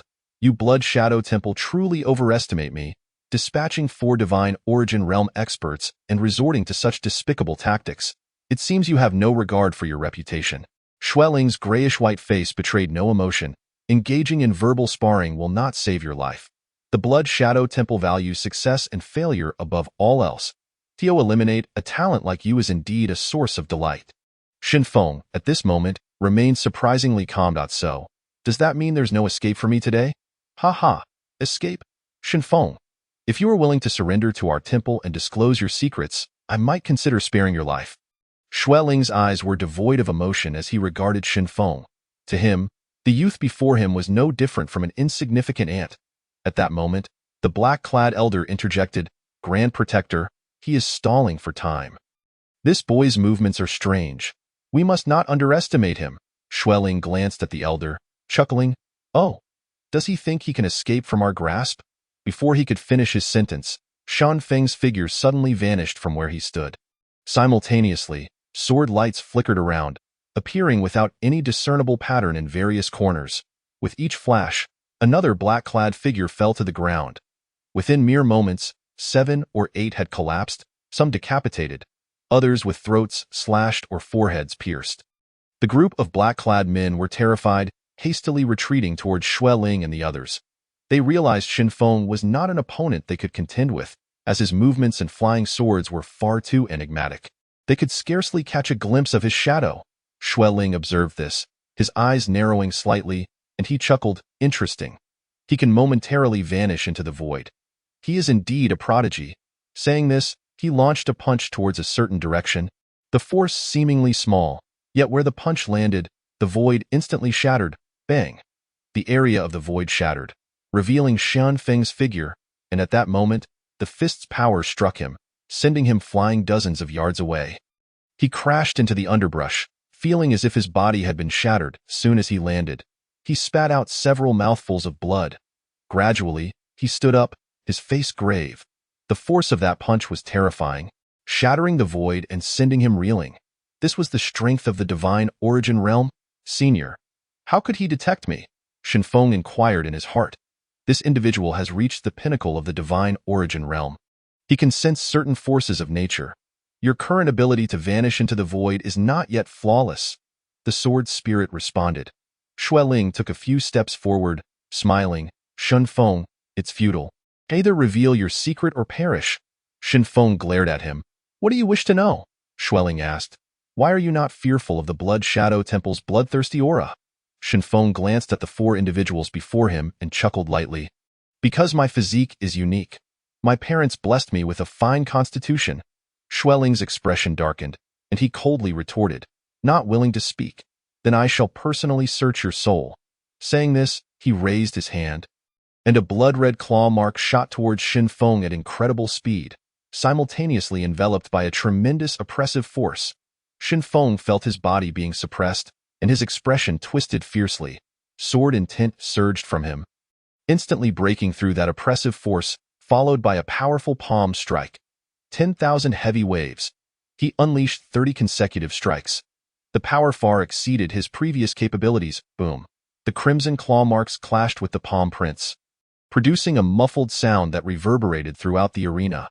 Feng immediately felt a sweet taste in his throat as he spewed a mouthful of vital blood, the tremendous shockwave propelling him nearly 100 yards away. In midair, Feng seized the momentum of his backward flight, swiftly pivoting to transform into a streak of sword light, darting rapidly toward the rear. Blood Spirit was momentarily taken aback, astonished that Feng had instantly shattered his oppressive aura. Sustaining his attack with little harm, his countenance darkened to an extreme. He exclaimed in shock, "Sword intent." Following this, he bellowed, "Pursue."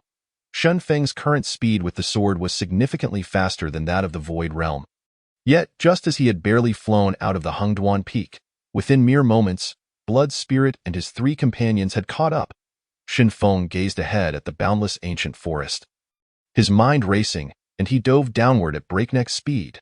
Just then, he sensed a piercing sound slicing through the air behind him. His face twisted in a grimace as he turned to slash with his sword. Bang! The intense sword struck against a rushing crimson light, instantly dissipating the sword's energy, yet the blood light surged forth relentlessly. Sizzle! The blood light pierced through his left shoulder, the immense force propelling him backward, causing him to spit out 2 more mouthfuls of vital blood in midair, his body crashing downward like a cannonball. Boom! Feng plummeted into a thicket of thorns, the surrounding vegetation shattering into fragments, scattering in all directions, startling the nearby birds into flight. Chapter 49. Purple Source Crystal. The moment Feng crashed to the ground, blood spirit and his 3 companions appeared beside the thicket, only to find a massive pit in the earth, with no trace of Shen Feng. Blood spirit immediately extended his divine sense, probing the surroundings, leaving no corner or inch of void unchecked. After a while, the 3 blood souls turned their gazes toward him. Blood spirit furrowed his brow, perplexed. What sorcery is this? This boy has seemingly vanished into thin air. Not a trace to be found, Blood Soul remarked. Great Protector, could it be that the boy has slipped into the void once more? Blood Spirit shook his head. Within this 100-yard radius, there is not a hint of disturbance in such a brief span. It is impossible for him to escape this range. The elderly figure in black wore a grim expression. This boy's concealment technique can easily elude us. He must still be nearby. We shall split up and search. The 3 blood souls nodded. Then their figures shimmered as they scattered in all directions to search. A quarter of an hour later, the elderly figure in black returned to the massive pit. His gaze fixed intently upon the human-shaped depression, his face as dark as water. How could Shen Feng have slipped away from the pursuit of 4 of them in the divine origin realm? After lingering for a moment, the elderly figure in black turned to leave. Within the pit, broken branches and scattered leaves created a scene of disarray, devoid of any sound. Time rewound to a quarter of an hour prior. At the moment Shen Feng struck the ground, the voice of the sword spirit echoed within him. Enter the crystal. Shen Feng concentrated, vanishing from the pit, and in the next instant, a flash of sword light appeared as the 9 absolute sword plunged deep underground. Inside the time and space crystal, Shen Feng coughed up several mouthfuls of vital blood and hurriedly spoke. Senior, the 9 absolute sword. The 9 absolute sword is underground, concealing its aura. They will not discover it within half an hour. The sword spirit replied. Shen Feng let out a sigh of relief, glancing at the wound on his shoulder, blood continuing to flow. He realized he was gravely injured, his cultivation still too low, a vast chasm separating him from the divine origin realm. Had blood spirit unleashed his full power from the outset, escaping would have been no simple task. Enduring the pain, Shen Feng approached Shen Minglan to check on her condition. To his surprise, he found her complexion had improved. Her breathing steady, and the fractured bones had begun to mend, though she remained in a state of unconsciousness. We can use those purple source crystals to heal her. The sword spirit's voice resonated. Shen Feng exclaimed in astonishment, purple source crystals? Indeed. The purple source crystals can rapidly mend your injuries. Without hesitation, Shen Feng summoned 2 purple source crystals into his hands. As he activated his technique, golden spiritual energy emanated from the crystals. The moment the golden energy was absorbed into his body, he felt his injuries visibly healing at an astonishing rate. Shen Feng was overjoyed. These purple source crystals were truly miraculous, possessing such extraordinary effects. It dawned on him that perhaps Sister Lan had also absorbed the golden spiritual energy from the purple source crystals, which explained her swift recovery. Next, Shen Feng sat cross-legged on the ground. Dozens of purple source crystals floating before him, activating his technique to commence healing. After 2 hours, his body had largely recovered, and Shen Feng was greatly astonished. Senior, what exactly are these purple source crystals? They are not crystals from your world. They have been formed from the primordial purple chi over millions of years, capable of not only swiftly healing injuries, but also rapidly replenishing a warrior's vital energy. Exceedingly precious. Upon hearing this, Shen Feng gazed at the piles of purple source crystals surrounding the altar, his eyes gleaming with excitement. Don't even think about coveting these purple source crystals. The formations sustaining the altar rely on them. Shen Feng fell silent, then moved closer to Shen Ming, observing her still unconscious state. Senior, why has she not yet awakened? Her injuries are no longer severe. After this grievous wound, a force within her seems poised to awaken. Shen Feng asked with concern, is that detrimental to her? Rest assured. If she successfully awakens, it will be immensely beneficial for her. Shen Feng looked at Shen Minglan, who lay quietly, finally feeling reassured. Senior, can you sense the presence of those individuals? I cannot. If they remain outside, the 9 absolute swords' aura will leak after half an hour, and they will discover it. Calculating the time, Shen Feng realized that half an hour outside the crystal equated to nearly half a month within. Determined, Shen Feng sat down, preparing to break through his realm within the forthcoming half-month. With a wave of his hands, a large pile of spiritual crystals appeared around him, coupled with the energy emanating from the crystal. The earth vein radiated a dense aura, activating the primordial supreme technique. The spiritual energy surged into Shun Feng's body like a whale swallowing the sea.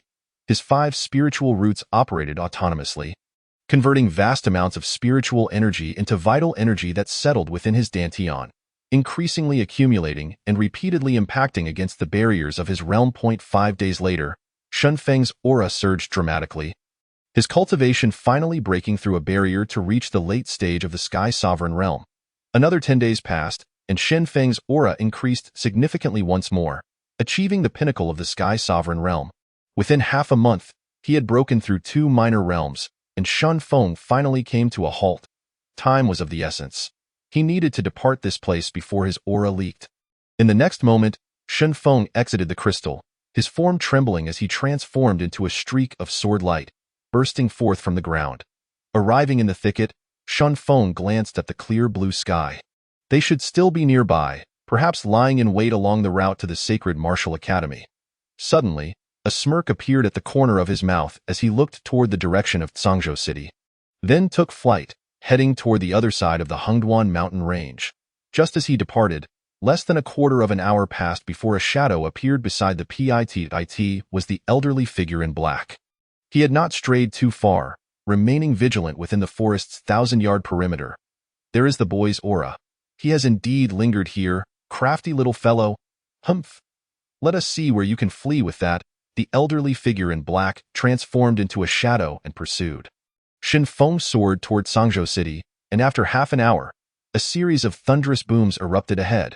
Shun Feng immediately halted, gazing at the swirling residual air currents.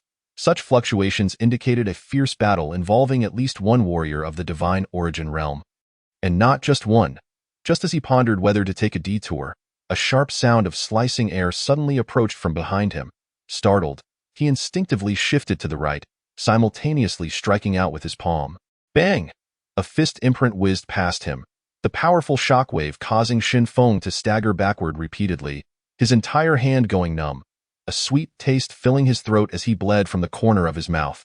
Kid, your reflexes are quite impressive. The elderly figure in black appeared a dozen yards behind him. Shun Feng narrowed his eyes. It's you? A dignified expert of the early divine origin realm resorts to sneak attacks. The figure in black scrutinized Shun Feng, exclaiming in shock, your injuries have healed. What kind of monster are you? You truly cannot be left alive. With that, the elderly figure's eyes brimmed with murderous intent. A powerful pressure enveloping Shun Feng. Shun Feng's expression darkened, his entire being suffused with sword intent. His right hand raised the sword, drawing a circle in an instant. An immense sword aura enveloped him, accompanied by countless sword energies and sword lights. The next moment, Shun Feng's 9 absolute sword quivered, merging man and sword, and he lunged toward the elderly figure in black, an affliction upon the bones. Upon witnessing Shan Feng's sword aura, the elderly figure's face paled dramatically. The power of this strike far exceeded the bounds of the Sky Sovereign realm. Clearly, he had not anticipated Shun Feng could unleash such a terrifying sword strike. Instantly, the elderly figure narrowed his eyes, his aura surging mightily, his palms coming together, summoning a tempest that generated numerous wind blades, which immediately met Shun Feng's sword light. Subsequently, the elderly figure forcefully thrust his palms forward, unleashing a force akin to a volcanic eruption that crashed against the 9 absolute sword at its center. Boom! Deafening sound echoed, countless shockwaves radiating outwards for 100 yards. The sword aura shattered, and Shun Feng was sent flying backward, hurtling nearly 100 yards away. Just as Shun Feng came to a stop, he coughed up 2 more mouthfuls of vital blood, his right arm losing all sensation. Meanwhile, the elderly figure in black was also forced back several yards by the tremendous shockwave. As the elder finally steadied himself, his eyes filled with astonishment, his heart racing with shock. This child possessed a talent surpassing that of a prodigy. Had it not been for his still insufficient cultivation, he would not have been able to withstand that sword strike. At that moment, from the horizon ahead, several powerful auras rapidly approached. Chapter 50. A great pursuit. Shun Feng lifted his gaze. Spotting 3 crimson figures in the front, with 3 more figures in pursuit behind them, arriving at their vicinity within mere moments. Upon recognizing the newcomers, Shun Feng felt a surge of joy. They had finally arrived.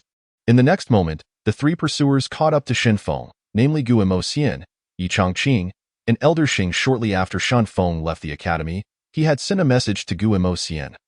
The 3 crimson figures were none other than Blood Spirit and the 2 other guardians, indicating that they had encountered each other moments prior. Shen Feng, are you all right? Gu Mo Xian advanced, her gaze fixed on the bloodstains at the corner of his mouth. Inquiring with concern, Shen Feng smiled lightly. It's nothing serious. Immediately thereafter, Gu Mo Xian's expression turned icy as she glared at Blood Spirit and the others. Is it not shameful to pursue a junior in such a manner? Come, I shall play with you. Blood Spirit glanced at Shen Feng and the others, coldly stating, Gu Mo Xian, surrender that boy, or you shall all perish today. Just then, Elder Xing took a few steps forward, his gaze locking onto the masked, black-clad elder. Who are you? Why do you evoke a sense of familiarity in me? The black-clad elder remained expressionless, staring at them without responding. Gu Mo Xian's eyes flared with murderous intent as she fixed her gaze upon Blood Spirit. Softly uttering, Blood Spirit, is it just you lot? Blood Spirit shook his head, and suddenly, he looked towards the distant horizon, where several powerful presences were rapidly approaching. In no time, they arrived behind Blood Spirit and his companions. There were over a dozen individuals, all masked, among whom 2 exuded formidable auras, both at the divine origin realm. Gu Mo Xian and her companions' expressions tightened. It was evident these individuals were not from the Blood Shadow Temple. Including Blood Spirit and his 3 associates, the enemy now had 6 experts at the divine origin realm. Elder Xing regarded the group of black-clad figures. Who are you to collude with the Blood Shadow Temple? Do you intend to wage war against our holy martial academy? Blood Spirit ignored Elder Xing and turned to Gu Mo Xian, saying, hand over that boy, and you 3 may leave unharmed. Gu Mo Xian, expressionless, retorted coldly, you talk too much. With that, she stepped forward, her right hand flicking, and whoosh! A silver spear shot forth from her hand with incredible speed. It was so swift that the onlookers could hardly track its trajectory. The spear's intent was infused. Shan Feng's eyes brightened. The integration of intent into this spear granted it such velocity. This was the pinnacle of merging intent. Upon witnessing this, Blood Spirit's expression turned solemn as he swiftly raised his hand. Conjuring a thick, blood-red shield in front of him, boom! The space trembled. A massive shockwave instantly radiated hundreds of feet outward. Everyone retreated hastily, creating considerable distance. In that brief standoff, bang! The blood-red shield shattered. Blood Spirit was thrown back 10 paces. Gu Mo Xian summoned her silver spear back into her grasp, forgoing the pursuit, and glanced at Blood Spirit. Is this your so-called bloodlight shield? Hardly impressive. Blood Spirit cast a faint glance at Gu Mo Xian, stating, if you surrender that boy now, we can allow you 3 to leave. Otherwise, you shall all accompany him to the grave. Gu Mo Xian let out a light laugh. What of your numbers? Come, let us see who is first to meet their demise. Blood Spirit narrowed his eyes. If that is the case, then let us all perish. With that, Blood Spirit and his companions charged towards Shen Feng and the others. Gu Mo Xian, along with her 2 companions, stood resolutely in front of Shen Feng, instructing him, look for an opportunity to break free. Shen Feng hesitated, about to speak, but Gu Mo Xian interjected, do as I say. Her expression was grave, her tone now stern. Shen Feng forced a smile, understood, after which, he turned and darted backward. Meanwhile, Blood Spirit and his group pursued Shen Feng directly, but soon, Gu Mo Xian and her companions obstructed their path. Blood Spirit shouted angrily, we will hold them off, you pursue. A fierce battle ensued. 6 divine origin realm experts surrounded Gu Mo Xian and her companions, 6 against 3. Seeing this, Gu Mo Xian's expression twisted, and with a sweep of her silver spear, she unleashed a ferocious assault towards the group of black-clad figures. Bang! 4 or 5 of them were immediately sent flying, while the rest were forced back over 10 paces. Simultaneously, Blood Spirit and Blood Soul rushed towards Gu Mo Xian. In a 2-on-1 scenario, the 3 were locked in a fierce struggle, and despite Gu Mo Xian not falling behind, she could not spare a hand. Elder Xing and Yi Changqing faced off against the other 4 divine origin realm experts. And from the moment they clashed, It was a relentless exchange of lethal strikes, however. Within just a few exchanges, they found themselves at a disadvantage. Just as Shun Feng leapt 100 paces away, he suddenly vanished from his original position. At that moment, not far away, one of the pursuing black-clad figures let out a blood-curdling scream as his head flew into the air. The crowd witnessed Shun Feng's figure flicker and disappear. The next instant, another scream echoed as a black-clad figure fell, a sword embedded in his throat, his eyes filled with terror as he collapsed. Following this, across various corners of the battlefield, more figures fell to the ground. Pierced by swords. In less than a quarter of an hour, nearly 30% of the black-clad figures had fallen, yet they could not catch a glimpse of Shun Feng's movements at this time. One of the black figures bellowed, "Gather together!" The remaining 12 black-clad individuals, their faces filled with dread, quickly huddled together, back to back, guarding against Shun Feng's ambush. They had become the hunted, while Shun Feng had transformed into the hunter. Among them were 5 experts of the Sea Transformation realm, while the other 7 were pinnacle experts of the Void realm. As Shun Feng concealed himself in the void, their divine senses could not detect him. The group of black figures, both alarmed and enraged, found Shun Feng's swift movements and flying swords utterly confounding, leaving them at a loss. However, in their tight formation, Shun Feng found it challenging to act against them. Bang! At that moment, in the distance, a figure was sent reeling from a blow, and as they stopped, a trickle of blood spilled from their mouth. It was Elder Xing. His adversaries were the 2 black-clad individuals of the Divine Origin realm who had just arrived. Both at the late stage of the Divine Origin realm, and had it not been for Elder Xing's formidable strength, he would have likely been defeated by now. Just as the 2 charged towards Elder Xing again, one of the black-clad figures suddenly changed countenance, sensing a lethal threat at the back of his neck. He instantly turned and threw a punch. Bang! A beam of sword light shattered. Shun Feng's figure appeared not far behind him. "Shun Feng! Retreat!" Elder Xing shouted urgently. Shun Feng shook his head. "Elder, at this moment, I cannot leave." After saying this, he glanced at the ongoing battle around him, and suddenly a smirk appeared at the corner of his mouth. Before he vanished from sight once more. Meanwhile, Yi Changqing was embroiled in battle with the 5 guardians and the black-clad elder who had followed him. All 3 were at the initial stage of the Divine Origin realm. Yet Yi Changqing, being a sword cultivator, was immensely powerful, and although he found himself slightly at a disadvantage in the duel, he was far from defeated. Just then, an unexpected turn of events occurred. The black-clad guardian to Yi Changqing's left suddenly turned pale, leaning back sharply as a flying sword whizzed past, leaving a bloodstain on her forehead. Realizing this, the black-clad elder on the right changed countenance. Speaking with caution, "It's that boy. Be wary of his flying sword." With that, he scanned the surroundings warily. However, lacking the divine sense strength of blood spirit, they could not detect Shun Feng's location in the void. Shun Feng sighed, shaking his head. The perception and reaction abilities of these Divine Origin realm experts were formidable, making it challenging to strike. The primary issue was the speed of the flying sword. It seemed he would need to focus on enhancing its speed and training. At that moment, the black-clad guardian suddenly turned, striking a palm towards a spot not far away, tearing the void apart. Yet Shun Feng was nowhere to be found. The black-clad elder also hurled several punches at the surroundings but found nothing. Just then, Yi Changqing's long sword had already surged forth, and the 3 engaged in battle once more. With the need to remain vigilant against Shun Feng's flying sword, Yi Changqing found himself evenly matched against them. Shun Feng continuously flickered across the battlefield, appearing now near Elder Xing, then moments later at the back of Yi Changqing's opponents.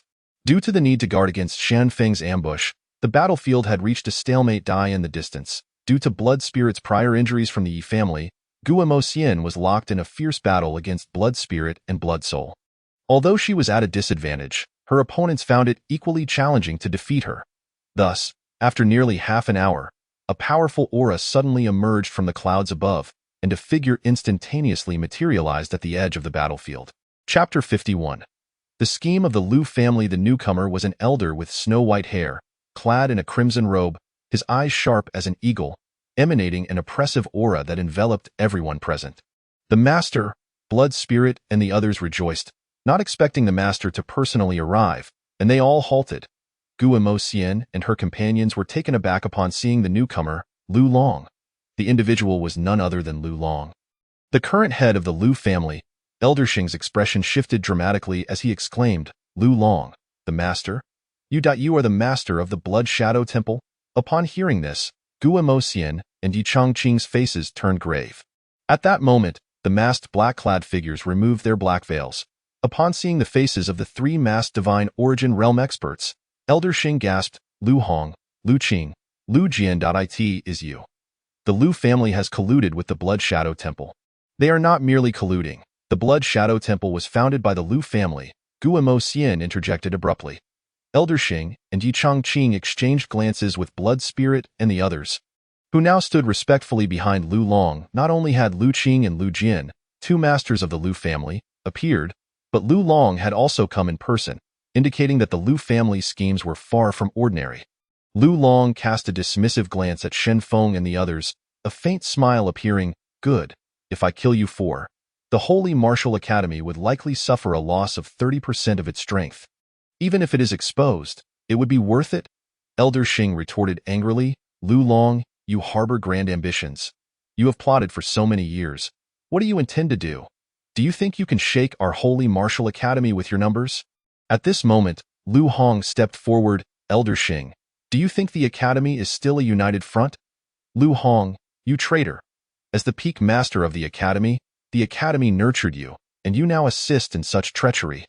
Beside them, Yi Changqing's expression darkened as he shouted angrily. Lu Hong glanced at him and chuckled lightly. "Yi Changqing, had it not been for that meddlesome brat Shen Feng, your Yi family would have been annihilated long ago." At that moment, Lu Long's gaze suddenly shifted to Shen Feng. "So, you are Shen Feng?" Shen Feng maintained a calm demeanor, looking at him with a smile. "Old fool, putting on such a grand display. You truly hold me in high regard."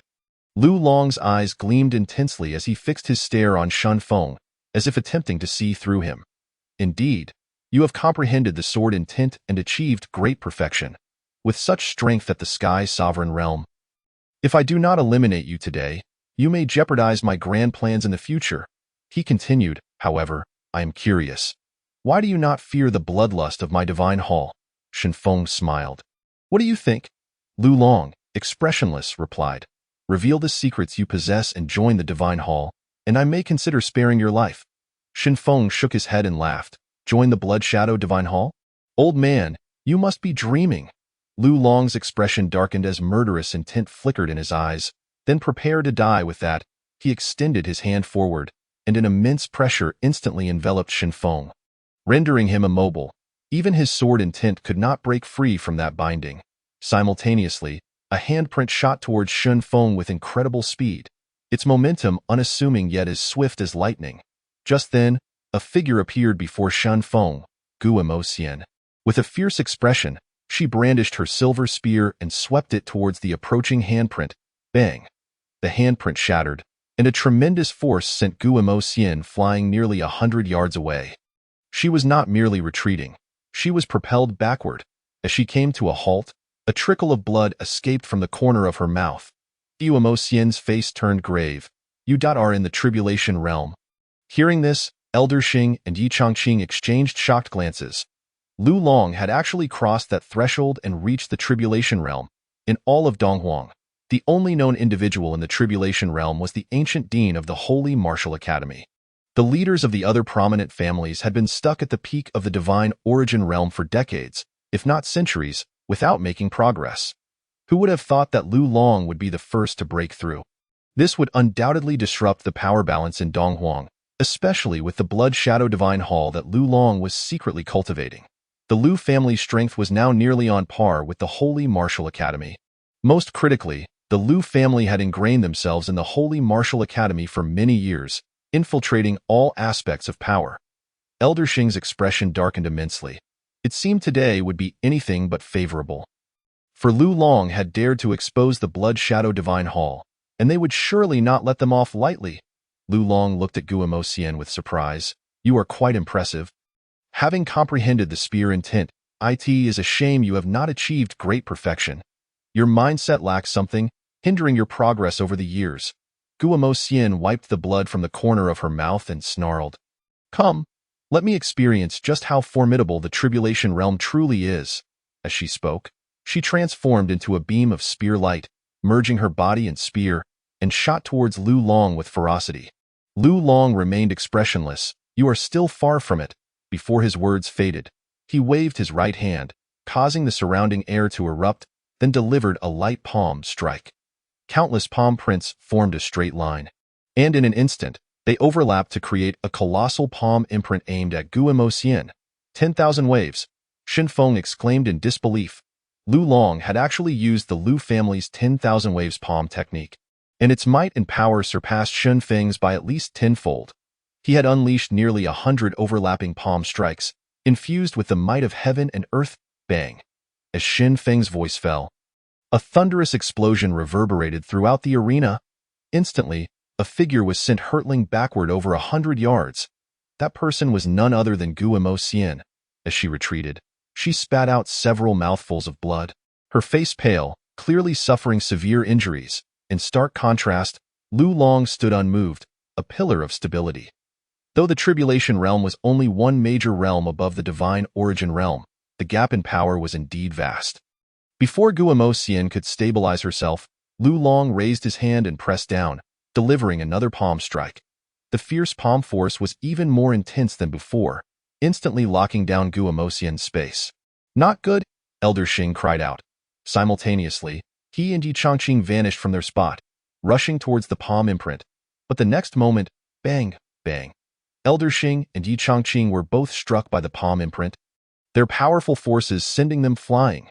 The palm imprint became faint, its speed slightly reduced, yet it continued to press down towards Guillemot Xian.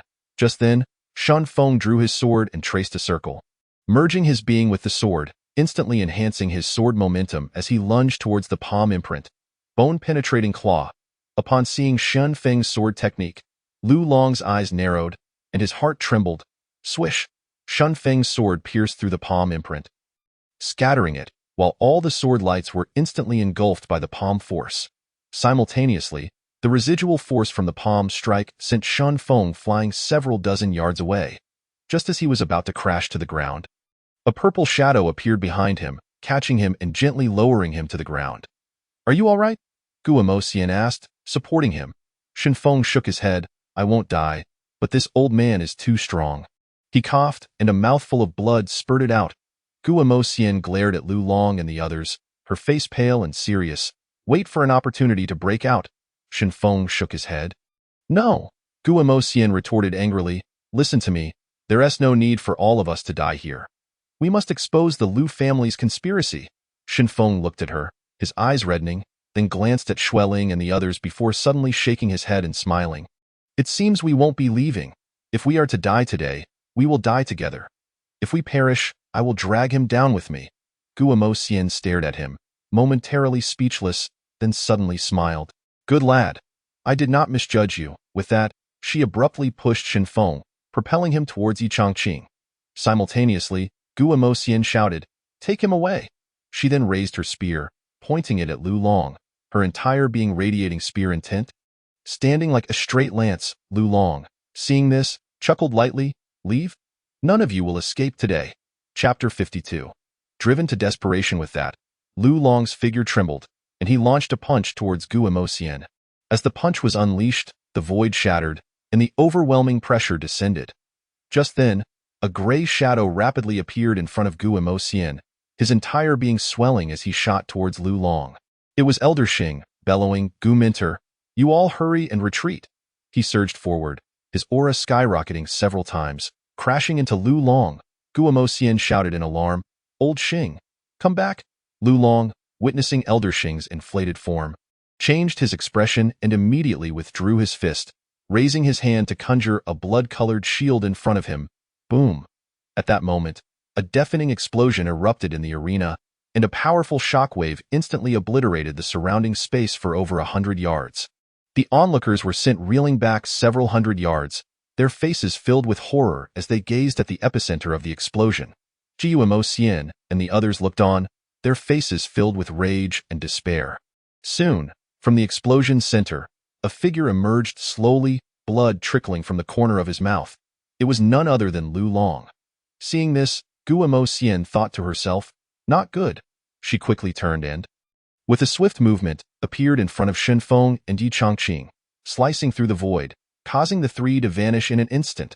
At that moment, Xueling and the others rushed to Lu Long's side. Master, clan leader, Lu Long gazed at the spot where Shenfeng and the others had disappeared, his expression darkening. Void escape. Guo Xian truly hails from Zhengzhou. Lu Hong, beside him, urged, clan leader, we absolutely cannot let them return to the Holy Martial Academy. It would be incredibly detrimental to us. Lu Long's face darkened, and suddenly, he coughed, a trickle of blood escaping from his lips. Elder Xing's self-detonation had indeed left him severely injured. Think they can escape? They are overestimating themselves. Pursue with that. He trembled and vanished from sight. Lu Hong and the others followed closely, hastening their pursuit. In the void, Guo Xian grasped Shenfeng and Yi Chongqing by their shoulders and sped towards the academy. However, her complexion grew increasingly pale. Already grievously injured, forcibly using the void escape technique only exacerbated her condition. After traveling through the void for a quarter of an hour, Guo Xian frowned. They are on our tail. Shenfeng asked, can they detect our location? Guo Xian replied gravely, others cannot. But Lu Long, being in the tribulation realm, is a different story. He has undergone a heavenly tribulation, granting him an acute perception of the forces of heaven and earth. Yi Chongqing exclaimed, Gu Minter, you take Shenfeng and flee first. I will go out to obstruct them. Guo Xian was about to respond when suddenly her expression changed drastically. Not good, bang. Just as her words fell, a violent palm force shattered the very void they occupied, sending a tremendous shockwave that sent the three of them flying out. Poof, poof, poof. As they materialized, all three spat out several mouthfuls of blood. Guo Xian's face was ashen. The void shield technique had been forcibly broken, and she bore the brunt of the impact, suffering further injury, leaving her with barely 50% of her strength remaining. In the next moment, a red figure descended not far from them. The pursuer was none other than Lu Long. He glanced at the fallen Shenfeng and the others before turning to Guo Xian. Void escape. The rumors are true. You indeed come from Zhengzhou. Guo Xian wiped the blood from the corner of her mouth, her pale face radiating coldness. Lu Long, your scheme will not succeed. Lu Long fixed his gaze on her. Since you hail from that family in Zhengzhou, you shall surely die today. At that moment, Yi Chongqing suddenly stepped forward a few paces, snarling, old thief, come, today. I shall ensure you do not fare well even in death. Upon uttering these words, his aura surged dramatically, and his abdomen began to swell. Upon witnessing this, Lu Long narrowed his eyes slightly, and with a fierce press of his right hand, a crimson haze enveloped the surroundings, creating a vacuum within it where spiritual energy instantly vanished. Following this, a tremendous oppressive force descended upon Shenfeng and his companions, the blood-red cage. Yi Chongqing's face contorted with rage as his aura abruptly stagnated. His entire being suppressed, and the swelling of his body gradually receded, making even movement a daunting task. Not far away, Lu Long observed with a sinister smile, still hoping to self-destruct, in my blood-red cage. You won't even be able to muster that much luck. Ha ha! Shenfeng and the others turned pale, feeling the immense pressure weighing down on them, as the surrounding spiritual energy was drained. If they failed to break free from this blood-red prison, they would be akin to lambs awaiting slaughter. Just then, whoosh, whoosh, whoosh, Blood Spirit and the others had also caught up, immediately surrounding Shenfeng and his companions. Within the crimson cage, Gu Maxian regarded Shenfeng with a light chuckle. Kid, do you regret becoming my disciple? Shenfeng shook his head at these words, laughing. I seem to have brought you trouble. Gu Maxian retorted, what nonsensical talk. I've said it before, when faced with trouble, find a way to resolve it. Shenfeng's spirits lifted. Master, do you have any hidden cards? Gu Maxian sighed. Hidden cards? All I have is desperation. I refuse to sit idly and await my demise. With that, she retracted her aura, and a powerful intent of the spear surged from her, attempting to shatter the blood-red cage. Though her spear intent had not yet reached its pinnacle, the essence of a late-stage divine origin realm was extraordinary. The blood-red cage trembled violently, seemingly on the verge of collapse. Observing this, Shenfeng immediately unleashed his perfected sword intent to counteract the oppressive force. As both intents manifested, the blood-red cage quaked uncontrollably. Lu Long, not far off, narrowed his eyes. Intent? Truly mysterious, such divine favor from the heavens. Today, I shall extinguish such talents as yours. With that, he pressed down forcefully with his right hand, intensifying the oppressive force within the blood-red cage, gradually compressing the intents of Shunfeng and Gu Emocian. In a moment of stalemate. Suddenly, Gu Maxian's spear radiance surged dramatically, indicating a potential breakthrough. Within the blood-red cage, the sword intent and spear radiance collided fiercely, and when the two forces merged, a thunderous roar erupted. The two intents soared skyward, and the blood-red cage shattered into pieces, granting Shunfeng and his companions a moment of respite. Yet, at that instant, Lu Long lunged towards the trio. Even before he arrived, layers upon layers of palm prints descended from the sky, transforming into an enormous hand magnified several times over. The overwhelming force stirred the heavens, securely locking them within that space, leaving no avenue for escape. Only a head-on confrontation remained. The faces of the trio turned ashen, and in the next moment, Gu Maxian's expression twisted fiercely as she unleashed her spear intent with all her might. Thrusting upward, simultaneously, Yi Changqing merged with his sword, transforming into a beam of sword light that cleaved towards the descending palm. Bang bang. The spear radiance and sword light instantly shattered. The two were violently struck down to the ground, coughing up blood incessantly, already grievously wounded. The strength of the Transcendence realm allowed one to harness the might of heaven and earth, elevating their martial techniques to new heights. This was the reason for the vast disparity between the Divine Origin realm and the Transcendence realm. The palm print in the air trembled violently, momentarily fading, before continuing its descent. Shunfeng's eyes flashed with madness as he suddenly vanished from his previous spot. At that moment, Lu Long's palm print drew near. Should it land, the three would either perish or be left severely injured. Chapter 53. The illusory woman. But just then, Lu Long's expression changed dramatically as a sense of lethal threat enveloped him. Before him, a fierce sword light suddenly materialized, slender and swift as lightning, as if it aimed to cleave the heavens in twain, tearing through the void as if it were mere paper. The instant the sword light erupted, he was seized by a suffocating, indomitable sensation of impending death. Astounded, he instinctively dodged, his right hand slicing through the air to conjure a blood shield before him. Yet in the next moment, the sword light struck, effortlessly cleaving the blood shield in two, along with severing his right arm. Ah! Lu Long screamed in agony, instantly retreating dozens of paces, his eyes wide with horror as he beheld the dark fissure that appeared where the sword light had passed. Retreating to a safe distance, he stared at the dark rift, momentarily forgetting the pain of his severed limb. Just then, Shunfeng appeared, his complexion pale, fissures appearing on his right arm as he slumped down weakly. He shook his head feebly, realizing, to his dismay, that one sword unbound had not been enough to vanquish that old scoundrel indeed.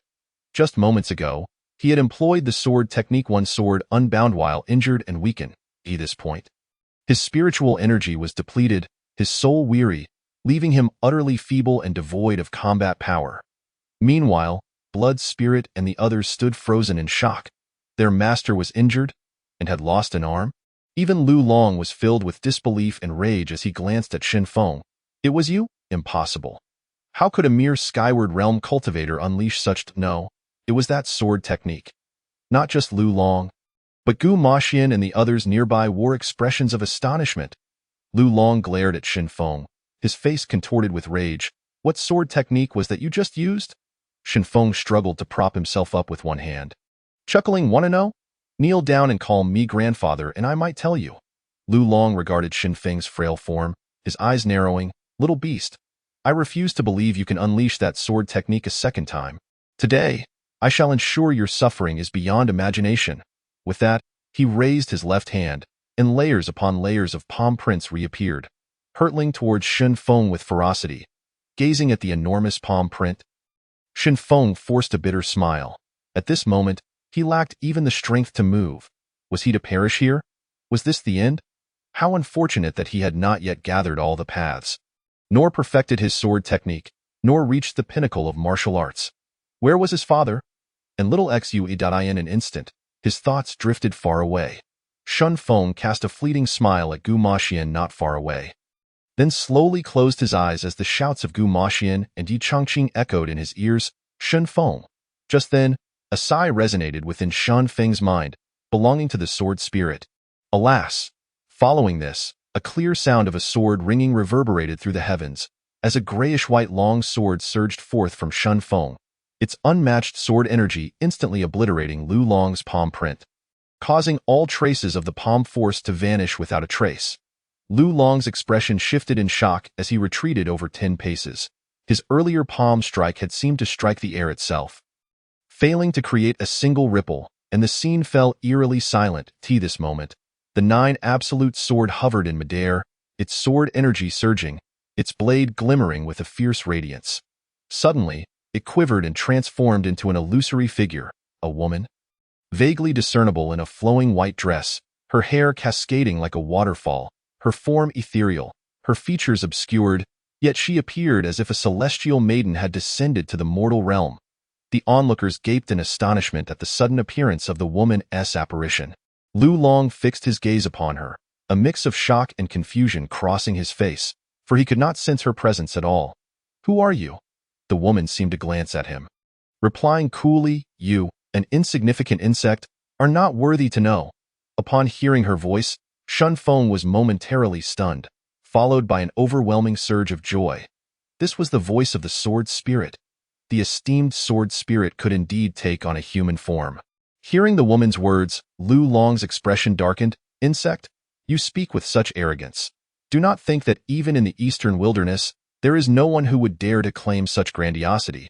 It is essential to note that a transcendence realm cultivator in the eastern wilderness was akin to a towering figure.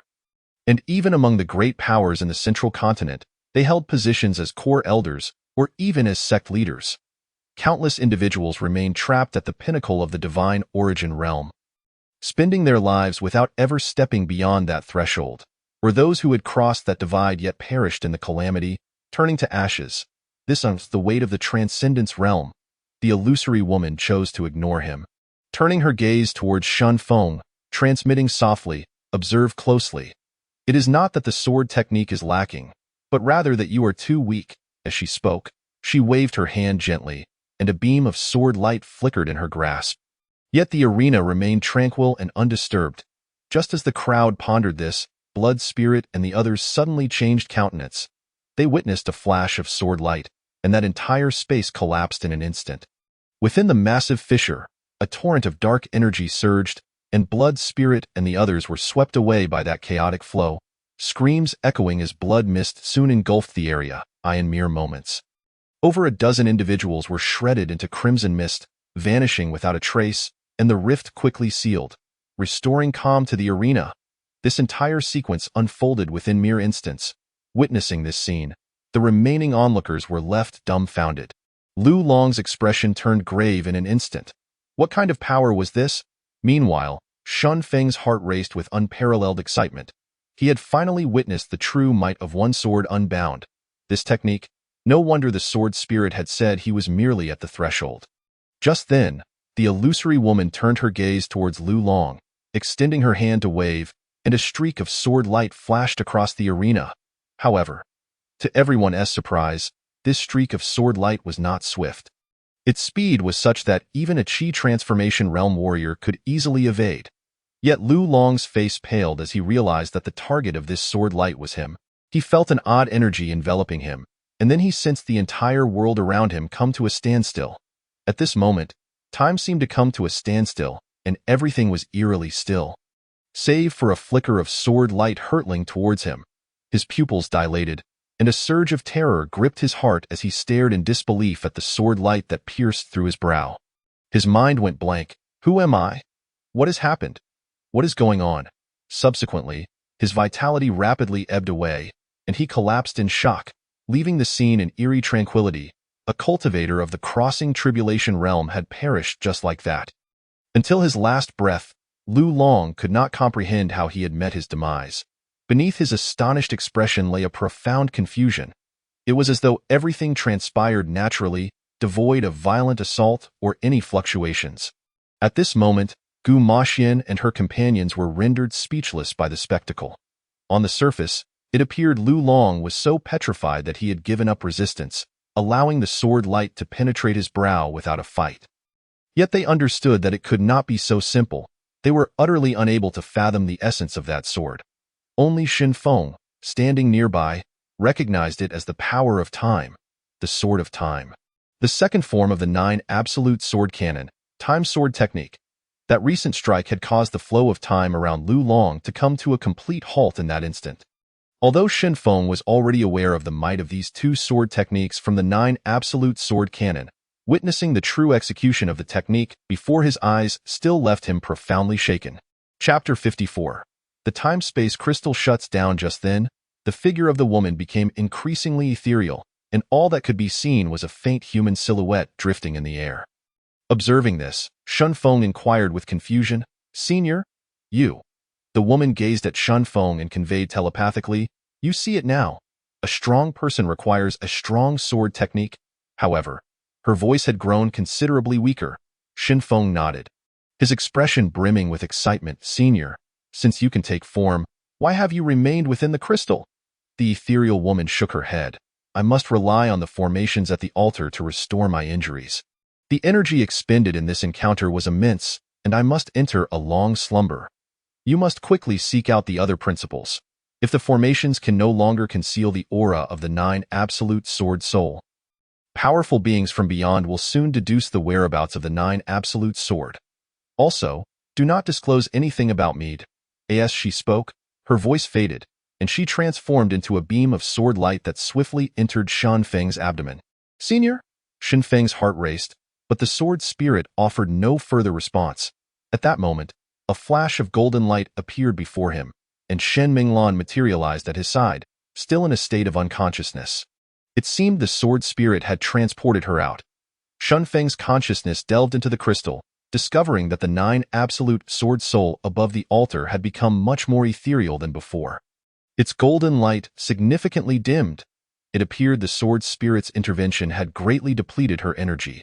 Was the calamity she spoke of related to whatever was sealed beneath this altar? At this juncture, Gu Maxian and her companion approached, observing Xin Feng's weakened state. Gu Maxian asked, "Are you all right?" Xin Feng shook his head and smiled. "It's nothing serious. I just need to rest for a bit." Gu Maxian looked at Xin Feng and offered a wry smile.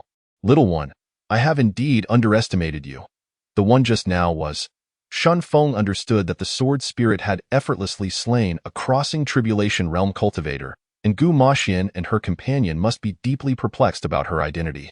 He looked at Gu Maxian and Yi Changqing, saying, "Master, I promised that senior I would not disclose anything about her." Gu Maxian nodded in response. "Every cultivator has their own secrets, and it brings me joy to see such a powerful guardian by your side." Xin Feng smiled and nodded, then sat down to meditate, beginning his recovery. Ji Maxian and Yi Changqing also settled nearby, remaining vigilant while recuperating from their injuries. Xin Feng realized that the time-space crystal seemed to have shut down. He could no longer retrieve the purple source crystals from within to heal his wounds, nor could he access the interior space for the time being. Half an hour later, while his injuries had not yet fully healed, Xin Feng's profound energy had recovered to 80%. Subsequently, the 4 of them set off towards the sacred martial academy. Now that the Lu family's conspiracy to control the Blood Shadow Shrine and disrupt the eastern wilderness had been revealed, Gu Maxian and Yi Changqing needed to return to the academy swiftly to discuss the next countermeasures with the higher-ups. Half a day later, Xin Feng and the others returned to the academy. Appearing atop Gu Maxian's main peak. At this moment, Xin Feng suddenly turned to Gu Maxian, asking, "Master, could you check on Sisterland's condition? Why has she not yet awakened?" Gu Maxian glanced at Xin Feng, who was cradling Shan Minglan, and replied, "Her condition is somewhat peculiar. Her injuries are mostly healed, yet she has yet to awaken. It seems there is a force within her that is striving to awaken. Let her stay here for now, and once she wakes, notify me." Having said that, she turned and, along with Yi Changqing, sped off towards the sacred martial peak. Xin Feng watched their disappearing figures, understanding that Gu Maxian and her companion were likely seeking the ancient headmaster. With the Lu family's extensive entanglements within the academy, it was probable that a series of significant events would soon unfold throughout the academy and the entire eastern wilderness. With the high-ranking powers of the Lu family and the Blood Shadow Shrine mostly dead, the Sacred Martial Academy would undoubtedly need to clean house, perhaps even restructure, and hunt down the remnants of the Blood Shadow Shrine and the Lu family of Tsangzhou. However, these matters were of little concern to him. What Shenfeng was most anxious about was finding the remaining principles to reopen the time-space crystal. Without the crystal's assistance, his cultivation speed would be drastically slowed. He surmised that only by locating the principles could he aid the sword spirit in her recovery and maintain the altar's seal. Otherwise, who could say what terrifying entity lay beneath the altar? If it were to break free, he would likely be the first to suffer the consequences. Shenfeng settled Shen Minglan in his palace, instructing the servant disciples to care for her, ensuring that he would be notified the moment she awoke. He then began his own seclusion, both to heal and to digest the insights he had gained from the recent battle. With no access to the time-space crystal, he could only methodically circulate his energy to recover. Fortunately, his cultivation method was extraordinary, and the abundance of spiritual energy in the main peak allowed him to fully heal his injuries within 5 days. Next, Shenfeng commenced his training in martial techniques, focusing primarily on the speed and power of his flying sword. After the previous battle, he realized that the speed of his sword was still insufficient. While he could eliminate ordinary sea transformation realm cultivators in an instant, against experts at the divine origin realm, both his speed and power were lacking. 7 days passed swiftly. Within the inner hall, flying swords darted about, their light flashing as the air resonated with the sound of tearing. At that moment, Shenfeng suddenly halted, realizing that the speed and power of his flying sword had reached his current limit. Unless he were to break through to a higher realm, progress would be exceedingly slow. However, he had only recently reached the sky control realm and did not wish to force a breakthrough. Instead, he planned to consolidate each realm to its utmost limit until the next realm naturally arrived. During their return journey, Gu Maxian had informed him that the transition from the divine origin realm to the crossing tribulation realm was a significant hurdle, one that many could never surpass in their lifetimes. Aside from talent and potential, a substantial reason lay in the lack of a solid foundation in the preceding realms. Many pursued speed in their cultivation without fully extracting their potential at each stage. To break through to the crossing tribulation realm, one must endure the heavenly tribulation. Only those with formidable talent and a solidified foundation could survive such trials. At this moment, Shenfeng recalled the sacred martial tower, where the gravity could aid him in solidifying his realm and enhancing the speed of his flying sword. Moreover, Gu Maxian had mentioned that every layer above the 6th offered rewards. This had been on his mind ever since. Previously, he had made it to the 6th layer, but he had yet to ascend from the 7th to the 12th layers. However, the spiritual crystals required for the tower challenge. Currently, the time-space crystal was closed, and most of his spiritual crystals were stored within, inaccessible. Thinking of this, Shenfeng suddenly produced 2 storage rings. One belonged to Situ Xiao. Upon scanning it with his consciousness, he found it contained 5,000 spiritual crystals, along with various techniques, weapons, and miscellaneous items. The other storage ring belonged to Lu Long, and upon inspection, Shenfeng's heart leapt with joy. Ha ha! Just as I was about to doze off, someone brought me a pillow. Inside the ring were a staggering 50,000 spiritual crystals, along with numerous techniques and martial skills, not to mention a wealth of weapons and other items, as expected of a family head. The resources he carried were abundant. While Shenfeng found most of the techniques and martial skills unimpressive, one jade slip caught his attention. It was the key to the Wanzhonglang palm technique. On that day, he had witnessed the power of Lu Long's Wanzhonglang palm technique, which boasted nearly 100 overlapping strikes, surpassing the strength of the palm technique Shenfeng had employed by more than tenfold. Shenfeng immediately dripped a drop of his blood onto the jade slip, and a beam of white light instantly entered his brow, revealing the secrets of the Wanzhonglang palm technique within his sea of consciousness. Upon closer inspection, an expression of delight emerged on Shenfeng's face. It turned out that he had previously only practiced the upper half of the Wanzhonglang palm technique, while this jade slip contained the lower half. Clearly, Lu Chengquan and Lu Yin had only mastered the upper half, while the true essence lay within the lower half. In a wonder, he had felt something different about Lu Long's execution of the Wanzhonglang palm technique that day. As Shenfeng sat cross-legged, preparing to cultivate the lower half of the palm technique, a flurry of footsteps echoed from outside. "Senior Brother Shen, something's wrong." Just then, a servant disciple rushed in, flustered. Chapter 55. Re-entering the sacred martial tower. Seeing the frantic servant disciple, Shenfeng's heart sank, for this was the very disciple responsible for caring for Shan Minglan. "What has happened?" Shenfeng asked urgently. The disciple replied nervously, Senior Brother Shun, Miss Shun is missing. What upon hearing this? Shun Feng's heart raced, and he dashed out of the inner hall. The next moment, he found himself in Shun Menglan's room, only to see the bed empty, with no one present. Did Sister Lan leave on her own after awakening? Just as Shun Feng was about to turn away, his gaze caught a glimpse of a white cloth on the table by the wall. Approaching it, he saw inscribed upon the cloth, in the Shun residence, "We meet and accompany each other, the bond of brother and sister. May fate reunite us again. Farewell from Shin Minglan." Upon reading this, Shun Feng furrowed his brows tightly. There was no doubt that this was indeed Shen Menglan's handwriting, yet the tone seemed rather uncharacteristic of her usual style, imbued with a sense of unfamiliarity. Sister Lan had been in slumber for such an extended period, and her sudden departure upon awakening might be related to the power awakening within her. Nevertheless, as long as she is safe and sound, they shall meet again in the future. With this thought, Shun Feng's mood lightened, and he stepped out of his residence. Outside, the sun shone brightly, birds chirped melodiously, and in the distance, the mist-shrouded peaks were occasionally graced by cranes soaring skyward, evoking a sensation akin to being in a celestial realm.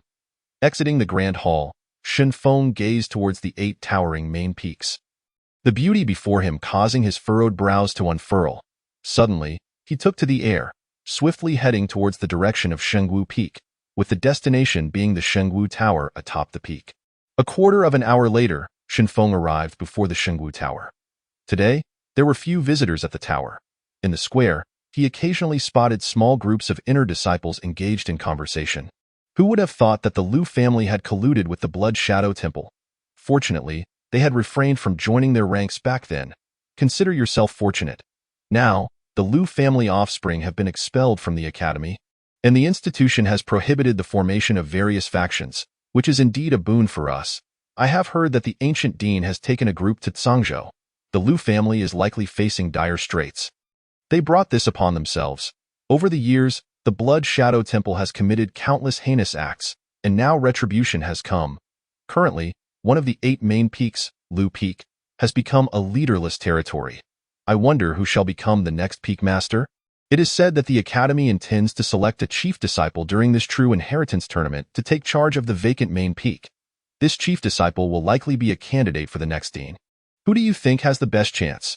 I have high hopes for Gu Yuan, the direct disciple of the ancient dean. He has topped the true inheritance rankings for 2 consecutive terms. The others around nodded in agreement. At this moment, Shun Feng was approaching the grand entrance of the Shengwu Tower, and with his current spiritual strength, he could not help but overhear their discussions.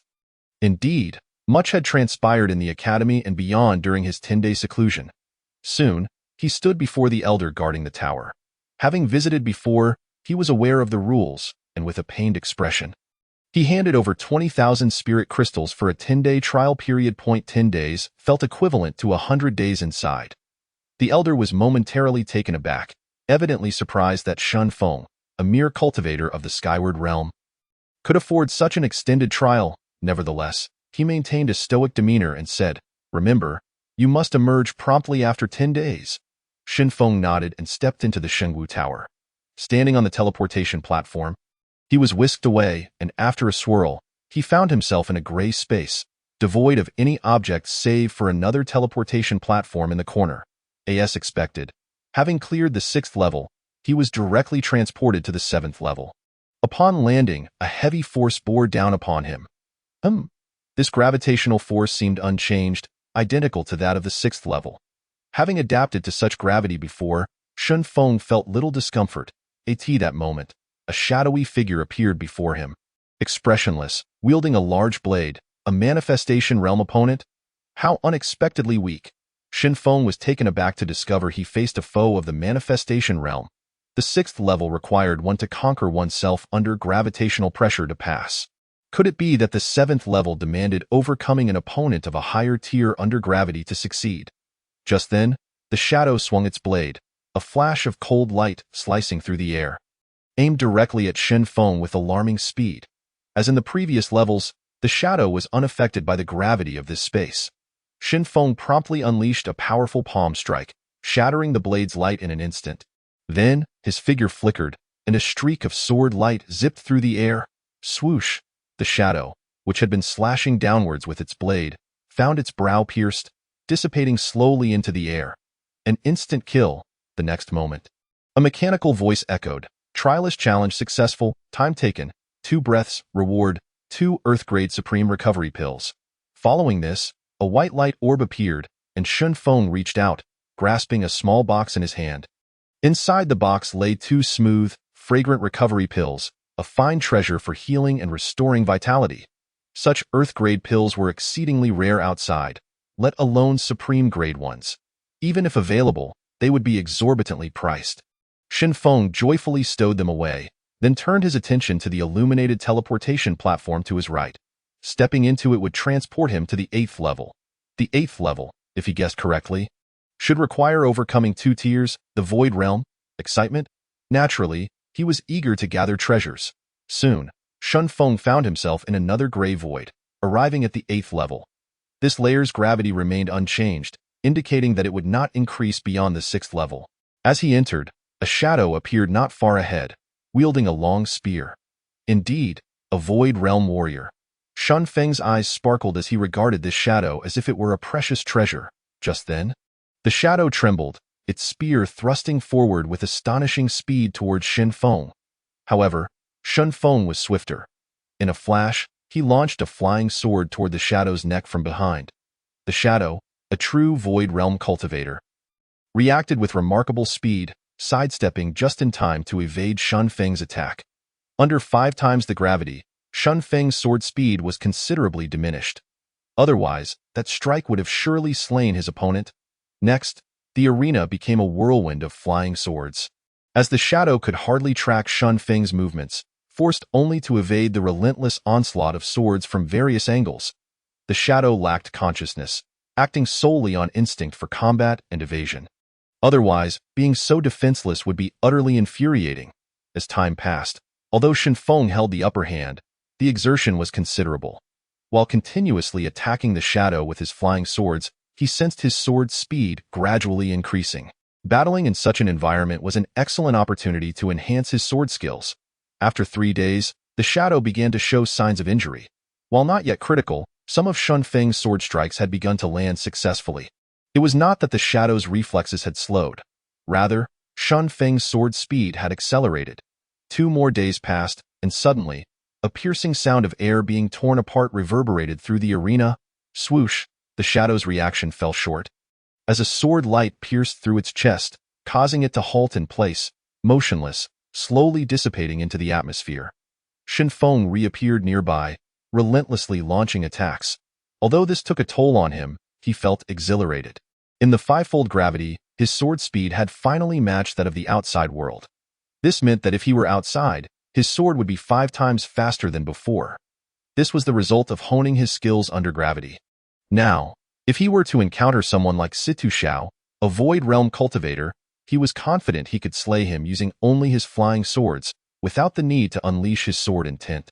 At this moment, the mechanical voice resonated once more. "Congratulations, trialist, challenge successful, time taken, 5 days, reward.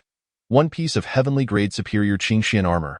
Following this, a black square box appeared before Shen Feng.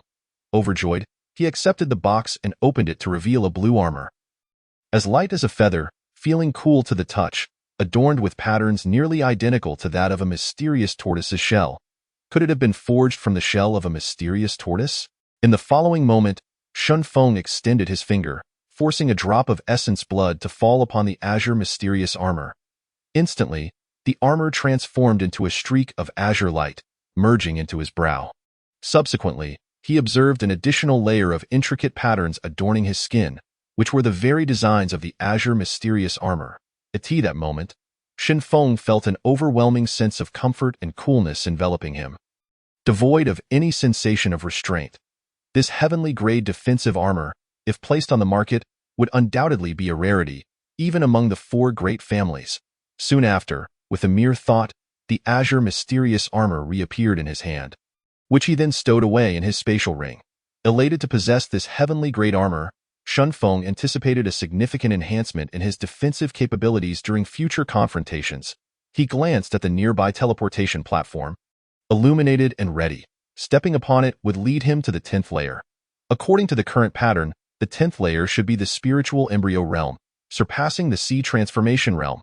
Shen Feng seated himself on the ground to recover his profound energy. He refrained from immediately ascending to the 10th layer, as he had been within the sacred martial tower for over 3 months, intending to utilize the gravitational forces and combat within to solidify his realm to its utmost before seeking a breakthrough. An hour later, having regained his peak condition, Shen Feng commenced his training in the latter half of the 10,000 waves palm technique. The portion he obtained from Lu Long was indeed the essence of this palm technique. Previously, after executing 30 overlapping strikes, he had already sensed a slight obstruction in his profound energy flow, his physical burden having reached its limit. Now, having completed the latter half of the technique, he discovered that he could stack more strikes without experiencing any hindrance in his energy flow. It appeared that Lu Long did not fully trust his own kin, as the true essence of the palm technique was known solely to him. In the arena, Shen Feng unleashed a flurry of palm strikes. Conjuring a series of palm shadows, the trailing palm propelled the leading one, forming a line of overlapping palm shadows that, in an instant, converged upon the first palm imprint. That imprint amplified instantly, surging forward with greater speed and ferocity. Bang! A tremendous explosion reverberated through the air, sending shockwaves rapidly outward. 31 strikes. Shen Feng had finally executed them. Following this, he continued to practice, enhancing both the speed and quantity of his strikes, pushing the limits of his abilities. The arena was alive with flickering palm shadows and swirling air currents, punctuated by increasingly thunderous booms. 10 days later, with a resounding roar echoing through the space, Shen Feng withdrew his palm and stood firm. At this moment, he could stack 35 strikes in one go, and at the moment of execution, the only sight visible to him was a series of afterimages, which swiftly coalesced into a colossal palm, channeling all its force into one point before erupting forth. With 35 strikes unleashed here, Shen Feng surmised that upon exiting, he could easily surpass 40 strikes. It could be said that the current state of the 10,000 waves palm technique had undergone a complete transformation. Shen Feng speculated that the technique's rank began at the earthly level. Simultaneously, through this period of rigorous training, he felt his own realm loosening, though he continually suppressed the urge to enter the myriad realms too hastily. Having cultivated the supreme primordial art, coupled with his innate 5-element spiritual roots, Shen Feng's rate of breakthrough was already several times that of others. However, after the previous battle, he understood that one's strength could not be solely measured by realm. Within the 9th layer, Shen Feng continued to hone his martial skills, striving to ensure that each technique matched its external speed and power even under 5-fold gravity. Time passed in the blink of an eye, and another half-month flew by. At this juncture, Shen Feng had spent a full month within the sacred martial tower. His gaze once again fell upon the teleportation platform leading to the 10th layer. Without hesitation, he strode towards it, filled with unyielding combat spirit. In a flash, a swirl of white light enveloped him, and Shen Feng found himself in the space of the 10th layer. To his astonishment, there was no gravitational pressure here. The 10th layer was devoid of such constraints, allowing him to regain his normal combat capabilities. A wave of relief washed over him as he surveyed the area. Not far off, a luminous barrier revealed the teleportation platform leading to the 11th layer. Curiously, seated near the barrier was a young woman. Clad in azure garments, she appeared to be of similar age to Shen Feng. Around 17 or 18 years old, with a long sword resting beside her, a pinnacle cultivator of the void realm. Upon noticing Shen Feng, the woman furrowed her delicate brows, displaying a hint of surprise. A cultivator of the airborne realm had managed to reach this level. She had attempted to challenge the 10th layer dozens of times, yet had not succeeded. During this period, she had not seen anyone else ascend. Shen Feng smiled at her, introducing himself. "I am Shen Feng. And you are?" The woman appraised him briefly before responding in a calm tone. "You." Shen Feng was taken aback. She was indeed the direct disciple of the Yi family's Master Peak, Yi Yu, who had ranked 3rd on the previous direct disciple leaderboard. Shen Feng approached her and noticed her resemblance to Yi Jing. Looking around, he inquired with curiosity, "Why are there no challengers in this layer?" Yi Yu gestured towards the luminous barrier, stating, "They are inside." Shen Feng, observing Yi Yu, smiled and asked, "Have you been here for long?" He sensed that she seemed unfamiliar with him. Logically, the Yi family should have been aware of his presence. At this, Yi Yu nodded. For over 2 months, Shun Feng was taken aback. It seemed the adversaries within were formidable indeed. He then asked, "Is it impossible for the illusion within to emerge?" Yi Yu nodded silently. Seeing this, Shun Feng refrained from further questions and turned his gaze towards the luminous barrier. Having come this far, he was determined to venture forth. With the absence of gravitational restraints, Shun Feng's eyes burned with combat fervor as he strode toward the barrier. In no time, he passed through the luminous barrier and entered the inner space. Upon encountering his opponent not far ahead, Shun Feng stood frozen momentarily, then narrowed his eyes, a grave expression crossing his face. Before him stood not a mere illusion, but a colossal spirit-tier mystical beast. Spirit-tier beasts corresponded to human cultivators of the spiritual embryo realm, yet their defenses and attacks far surpassed those of cultivators of the same realm. The beast resembled a massive rhinoceros, robust and towering, its body covered in a layer of dark scales that resembled armor. From a distance, Shun Feng could feel the hardness of those scales. Two sharp horns adorned its head, one long and one short, the tips emanating a menacing dark glow, instilling a sense of oppressive dread. This dark-scaled rhinoceros was neither a physical entity nor a mere phantom. It seemed to exist in a state akin to a beast's soul. And at this moment, its massive, fist-sized eyes were fixed intently on Shun Feng. In the next instant, it charged forward with tremendous speed, hurtling towards Shun Feng. Shun Feng's gaze sharpened. With a thought, a beam of sword light shot towards the rhinoceros with unparalleled swiftness. Almost imperceptible to the naked eye, yet, the dark-scaled rhinoceros did not flinch nor evade, barreling forward directly into the path of the sword light. Bang! The sword light struck the rhinoceros's head. Astonishingly, not only did it sustain no injury, but it also shattered Shun Feng's energy sword, maintaining its momentum as it lunged toward him. Seeing his flying sword disintegrate in an instant, Shun Feng's eyelids twitched. The rhinoceros's defense was even stronger than he had anticipated. With no time to spare, he hastily struck out with a palm. 10,000 waves, 35 overlapping strikes. At this moment, the shadow was upon him. Boom!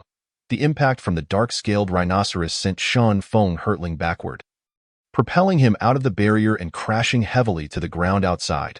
What the hell? This creature packed such a punch. This was Shun Feng's first encounter with an adversary of the spiritual embryo realm, and a formidable mystical beast at that. Wiping the blood from the corner of his mouth, he fixed his gaze on the barrier, noting that the rhinoceros indeed could not exit beyond it.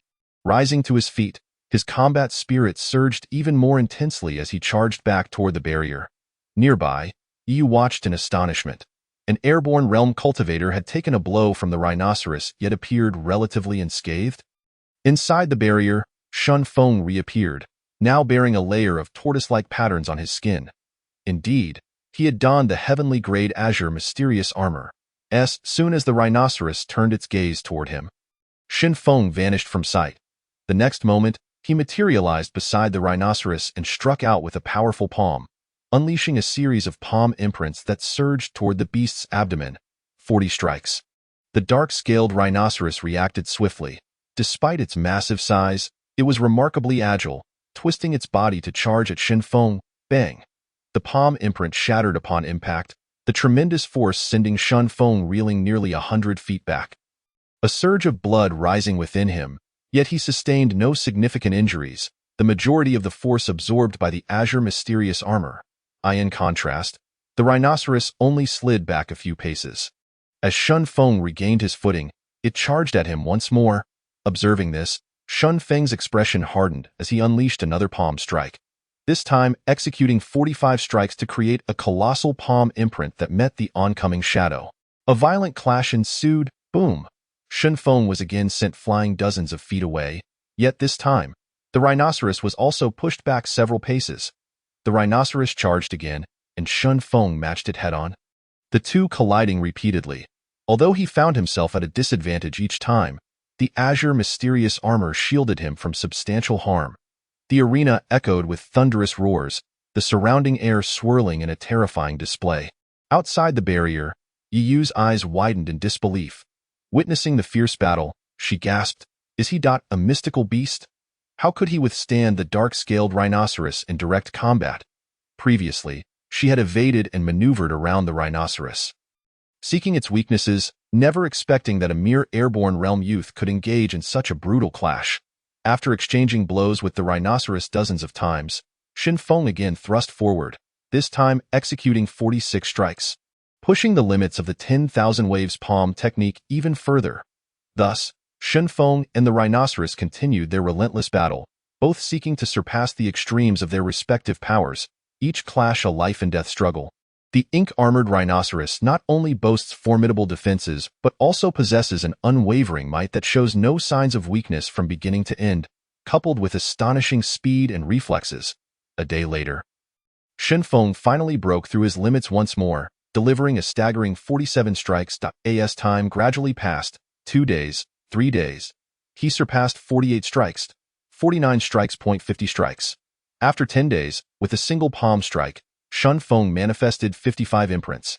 Bang! At that moment, the ink-hued rhinoceros was sent reeling nearly 100 yards away by Shen Feng's blow, causing him to stagger back as well. Outside the luminous barrier, Yi was rendered numb with astonishment as she murmured, "This freak is actually growing stronger with each battle." By now, Shen Feng had completely gained the upper hand. After over 10 days of life-and-death clashes, he had consumed an immense amount of energy and was compelled to use a high-grade Earth-level recovery pill. The protracted battle had exposed his lower realm's vulnerabilities, yet such combat was immensely beneficial to him. After the 10,000 waves palm technique reached 55 strikes, Shen Feng felt it increasingly challenging to improve, unless he ceased to suppress his realm and broke through to the boundless realm. To this juncture, the ink-armored rhinoceros lunged into the air, charging towards Shen Feng. In an instant, its colossal form barreled down upon him like a great mountain. Shen Feng's eyes narrowed slightly, and he suddenly bent his legs, dropping to his knees, his upper body leaning back as he slid across the ground to the rhinoceros's abdomen. He then struck the vulnerable spot of the beast's belly with the palm, causing the entire rhinoceros to surge upwards dramatically. In that fleeting moment, Shen Feng's sword light flickered continuously, 3 energy swords striking the weakest part of the rhinoceros's abdomen. The first sword light shattered. The second sword light fractured once more, swoosh. The third sword light pierced into the rhinoceros's body in an instant, and at that moment, the ink-armored rhinoceros attempted to twist its body to evade. But it was too late. The sword light penetrated its body, instantly shattering its life force, and its massive form began to dissipate slowly. Witnessing the sword lights, Yu outside the barrier was filled with horror, exclaiming, "A sword cultivator. He is indeed a sword cultivator." Just then, a mechanical voice sounded in Shen Feng's ears, congratulating the trial taker for passing, taking 12 days, and rewarding him with 5 drops of dragon marrow liquid. Upon hearing this, Shen Feng was overjoyed. It was indeed a treasure for body refinement, the dragon marrow spiritual liquid. In the next moment, a white light orb appeared before Shen Feng, encasing a milky white jade vial containing 5 drops of dragon marrow spiritual liquid. "Ha! What a splendid treasure!" Shen Feng exclaimed gleefully, hastily storing it within his spatial ring.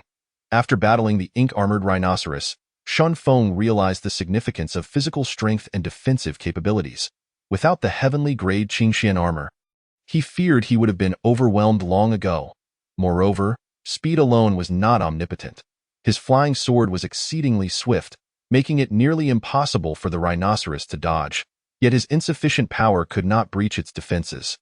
It seemed he would need to emphasize the cultivation of his physical body in the future. After securing the dragon marrow spiritual liquid, Shen Feng turned his gaze toward the nearby teleportation platform, his expression becoming somewhat serious. How formidable would the opponent on the 11th level be? Would it be of the Divine Union realm? Or even higher? It would surely be much stronger than the 10th level. Suddenly, Shen Feng shook his head with a smile. On the path of martial arts, what was required was an indomitable spirit. Then, amidst Yu's astonished and envious gaze, Shen Feng's figure vanished into the teleportation platform. Upon stepping onto the platform, Shen Feng was enveloped by a beam of white light, and the next moment, he found himself in a void space. The boundaries of this space were shrouded in a gray mist, stretching infinitely. Not far away stood an exceedingly vast arena, entirely encased within a luminous barrier. At that moment, a series of booming sounds emanated from the arena. Shen Feng soared closer, witnessing a robed man engaged in a fierce battle with a woman in a white dress atop the platform. To be precise, it was the woman who relentlessly pursued and battered the robed man. The white-clad woman exuded a fresh elegance, her pristine gown untouched by dirt, her beauty unparalleled, yet her eyes radiated an icy indifference. Her face devoid of any expression. In contrast, the robed man was tall, garbed in coarse gray robes, his hair disheveled, blood trickling from the corner of his mouth, his countenance a mask of grave concern. Upon seeing the woman in white, Shun Feng furrowed his brow, feeling as though he had encountered her before. At that moment, on the arena, the white-clad woman suddenly vanished from her position. Witnessing this, Shun Feng's pupils contracted sharply. For her speed was terrifying, fast to the point where he could hardly discern her trajectory. This velocity was certainly beyond his own transmutation of shadows, perhaps even swifter. The robed man, caught off guard, barely managed to raise his arm in defense. Bang! He was sent staggering back several dozen yards, and before he could regain his footing, a white figure had already darted behind him, seemingly anticipating the man's retreat. The robed man was taken aback, forcefully stamping his right foot on the ground, attempting to leap away, yet it was too late. As soon as he attempted to take flight, a delicate hand seized his right foot, followed by the woman delivering a fierce blow, causing the robed man to collide intimately with the ground. Bang! The earth cracked beneath him. The man spat out several mouthfuls of blood, agony ripping through his back. Just as he was about to rise, the white-clad woman charged forward, delivering a kick to his abdomen. Bang! The man was sent flying, this time directly out of the arena, crashing down near Shun Feng. Observing this, Shun Feng swallowed hard, his expression grave. This woman in white was exceedingly formidable, her speed like lightning, and her close-quarters combat displayed a fluidity and precision he had never witnessed before. Soon, the figure of the white-clad woman gradually faded from view. She was indeed the guardian of this 11th level. Shun Feng turned to the robed man, who, despite being severely injured, was still able to sit up, continuously coughing up blood. He then produced a pill and consumed it. Shun Feng was somewhat astonished. This fellow had endured so much, yet he did not appear excessively worse for wear. It seemed his physical defense was indeed not to be underestimated, allowing him to ascend to this level after passing the 10th. At that moment, the man glanced at Shun Feng, and upon seeing him merely at the skyward stage, a flicker of surprise crossed his gaze. Shun Feng smiled at him and clasped his hands. Introducing himself, "I am Shun Feng. May I ask your name, brother?" The robed man scrutinized Shun Feng for a moment, his brow furrowing slightly, clearly unfamiliar with the name, before replying, "Huang Fu Yi." Upon hearing this, Shun Feng was momentarily taken aback. Huang Fu Yi? A direct disciple of the Huang Fu family, second place on the last true transmission ranking. He noted that Huang Fu Yi was at the pinnacle of the sea transformation realm and exclaimed in astonishment, "Brother Huang Fu, what realm is that guardian woman? She is incredibly strong." Huang Fu Yi appraised Shun Feng and replied, "In this level, we do not consider realms, only strength." "How did you ascend?" Shun Feng frowned slightly and responded, "What do you mean by that?" "I fought my way up." At this, Huang Fu Yi regarded Shun Feng with a puzzled look, saying, "You're impressive." Huang Fu Yi thought to himself, "This guy is hiding his realm while trialing here."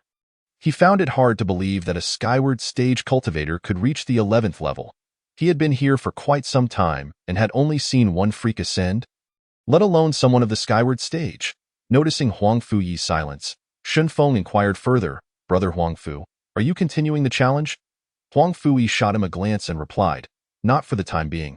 If you wish to go up, please do." With that, he settled down, slowly closing his eyes, no longer paying Shun Feng any heed, and began to circulate his energy for healing. Shun Feng observed this, shaking his head with a smile. "Since you are not challenging, it is my turn."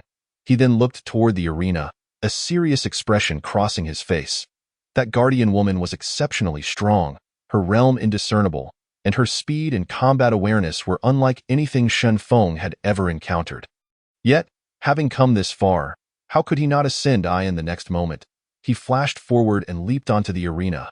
At that moment, Huang Fu Yi, who was healing, suddenly opened his eyes, a slight smirk gracing his lips. As soon as Shun Feng stepped onto the arena, the woman in white appeared before him once more, her expression still devoid of emotion, her mind focused solely on the instinct of battle.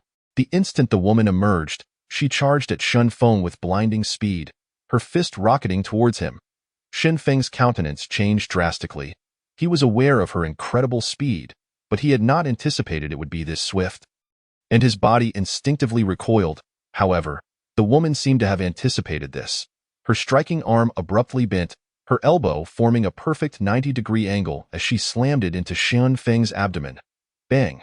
Shen Feng was instantly driven into the ground, before he could even register the pain. Following that, the woman unleashed another kick to his back. Bang! Shen Feng was propelled like a cannonball, hurtling several dozen yards away, crashing heavily to the ground, simultaneously spewing forth several mouthfuls of blood.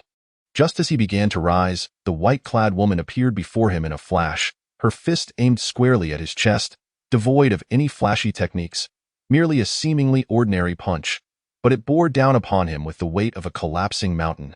In that moment, countless countermeasures flashed through his mind, yet every single option and escape route felt blocked by that ordinary punch. In a moment of crisis, he unleashed a palm strike forward, the 10,000 waves palm. Stacking 55 imprints, he could only clash head-on. Bang! In an instant, Shen Feng was sent reeling backward, and while his body soared through the air, the white-clad woman charged in, seizing one of his feet with her left hand, and her right fist struck his abdomen with ferocity. Bang! Shen Feng was sent flying from the arena like a balloon, crashing to the ground, blood spilling from his mouth. At this point, the figure of the white-clad woman gradually faded from the arena. Now, Shen Feng lay sprawled on the ground, his eyes tightly shut, utterly motionless. "Hey, are you all right?" Huang Fui called out to Shen Feng. Yet, Shen Feng remained unresponsive, not even lifting his eyelids. After a while, Huang Fui furrowed his brow, murmuring to himself, "Is he dead? It should not be, only after passing the 10th level. You have perished." At this moment, Shen Feng slowly rose to his feet, a trickle of fresh blood spilling from the corner of his mouth, and then he gradually settled onto the ground in a cross-legged position. Huang Fui glanced at Shen Feng's disheveled appearance, a flicker of schadenfreude gleaming in his eyes as he chuckled. "I understand." "Truly, I do." Shen Feng cast him a sidelong glance, disregarding him, and retrieved the remaining Earth-tier recovery pill, consuming it without hesitation. Chapter 59. Did he actually win? This time, Shen Feng was utterly dazed, devoid of the strength to retaliate. His speed, reflexes, power, and combat awareness were all thoroughly suppressed. He had never been so thoroughly beaten before. Fortunately, he was clad in the Qingxian armor. Otherwise, he would have either died or been gravely injured. The movements of the woman in white seemed meticulously choreographed, devoid of any superfluous motions, as if she could foresee her opponent's reactions and evasive maneuvers, each strike appearing to seal off all possible retreats for her adversary. Truly terrifying. Yet, simultaneously, Shen Feng felt a surge of excitement within him, discovering a novel approach to combat that provided significant insights. The combat awareness, predictive abilities, and even the foresight to anticipate one's anticipations exhibited by the woman in white had reached an extraordinary level. As he sat there, recuperating and reflecting on the every detail of the recent battle, he envisioned those combat scenarios and the methods to counter them. After a considerable duration, Huang Fui rose from a distance, glancing toward the arena before turning to look at Shen Feng, saying, "Shen brother, how about it? Shall we continue?" Shen Feng opened his eyes, one hand resting on his chest, and replied, "Huang Fu brother, please go ahead. I am severely injured." Cough, coughed. He coughed several times, as if his lungs were about to expel themselves.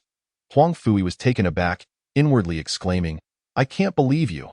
Just moments ago, he had clearly seen Shen Feng consume an Earth-tier pill.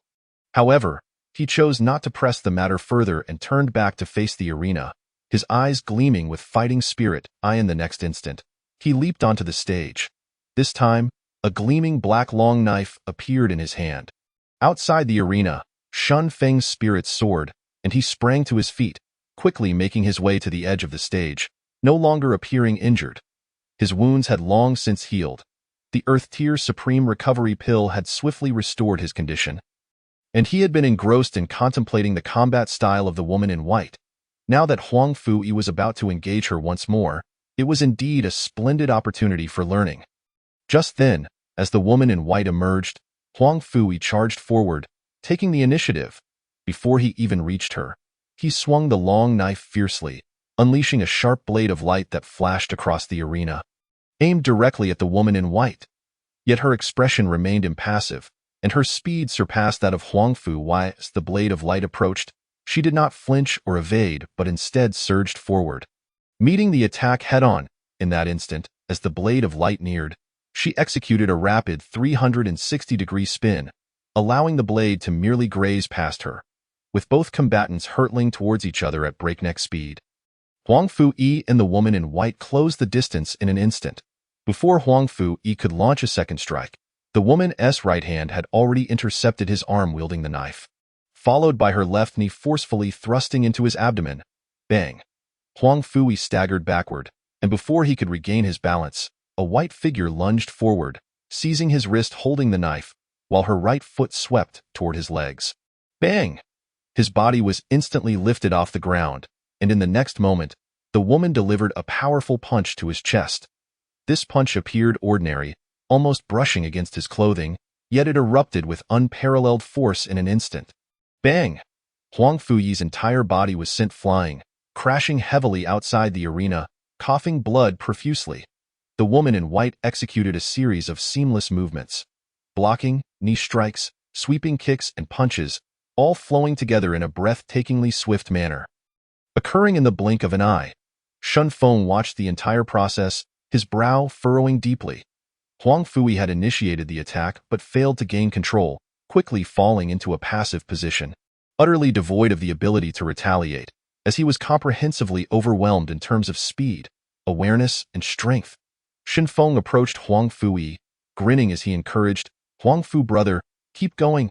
Hit her. I'm rooting for you." Upon hearing this, Huang Fui spat out a mouthful of blood again, shooting a glare at Shin Feng. "My time is running out. Shun brother, please go ahead. Time is running out."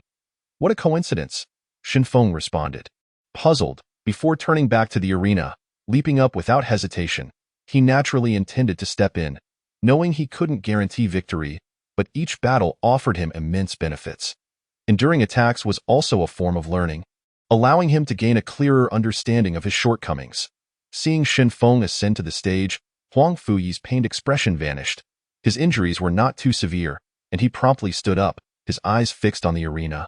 Clearly, he, too, desired to observe the clash between the two fighters on the stage. Shun Feng concentrated entirely, his gaze locked onto the center, and the moment the woman in white appeared, he vanished from his original position. The transmutation of shadows. Outside the arena, Huang Fuyi's pupils constricted in shock as he exclaimed, "So fast! What kind of movement technique is this?" The woman in white remained still, cold and serene, like a statue of ice, devoid of any emotion. Suddenly, she pivoted and charged forward, throwing a punch. That moment, Shun Feng's figure materialized precisely where her fist was aimed, and his expression changed drastically. Having just emerged from thin air, he had no time to counter as the woman surged toward him. The speed and adaptability were simply insurmountable. Her punch was delivered with astonishing speed, heading straight for Shun Feng's chest. With no other recourse, he instinctively raised his hand to block. Yet, in that fleeting moment, her punch was abruptly withdrawn, and her right foot launched a flying kick toward Shun Feng's groin. "What the hell?" Shin Feng's face paled, and he swiftly pressed his blocking hand downward. But just then, her retracted fist shot forward like lightning. "What is real is false. What is false is real." Bang! Shin Feng was struck squarely in the chest, sent flying dozens of feet away, even with the Qingxian armor protecting him. The tremendous force still injured his lungs, and he coughed up several mouthfuls of blood as he retreated. Before he could regain his footing, the woman charged forward again, landing a kick to Shan Feng's abdomen, sending him hurtling backward in an arched position. Before he could touch the ground, she was upon him, moving faster than his backward flight. As Shun Feng soared through the air, he caught sight of the approaching white figure, his gaze sharpening. In that split second, his right arm was suddenly grasped by the woman, who yanked him toward her, while her right knee forcefully drove into his abdomen. At that instant, a flash of sword light erupted from the palm of Shun Feng's captured right hand. Zing! He finally drew his sword. At such a close distance, Combined with the woman's pulling force, the flying sword was propelled with astonishing speed. Simultaneously, her knee struck Shun Feng's abdomen with tremendous force. Bang! He was sent flying nearly 100 feet, crashing onto the stage. Blood spurting from his mouth, staining his chest in a crimson hue. Meanwhile, the woman in white stood motionless, her demeanor frozen as the sword light pierced her heart. In the next moment, her figure began to fade, gradually dissipating from the scene. Shen Feng lay on the stage, his gaze directed toward the murky void above, a wave of excruciating pain sweeping through his entire being. Outside the arena, Huang Fui stood in astonishment, his eyes wide as saucers, filled with shock and confusion. What the hell? How did he manage to win? Now, he was utterly perplexed. Just moments ago, he had witnessed Shen Feng being utterly trounced. How had he suddenly triumphed? In that brief instant, as Shen Feng had turned his back to Huang Fui, the distance between the sword light and the woman's heart had been minimal, mere inches apart. He had not observed Shen Feng drawing his sword in that critical moment. At this juncture, Huang Fui forgot his own pain, his curiosity consuming him as he fixated on the stage, utterly transfixed. Chapter 60. The realm of all things, this time.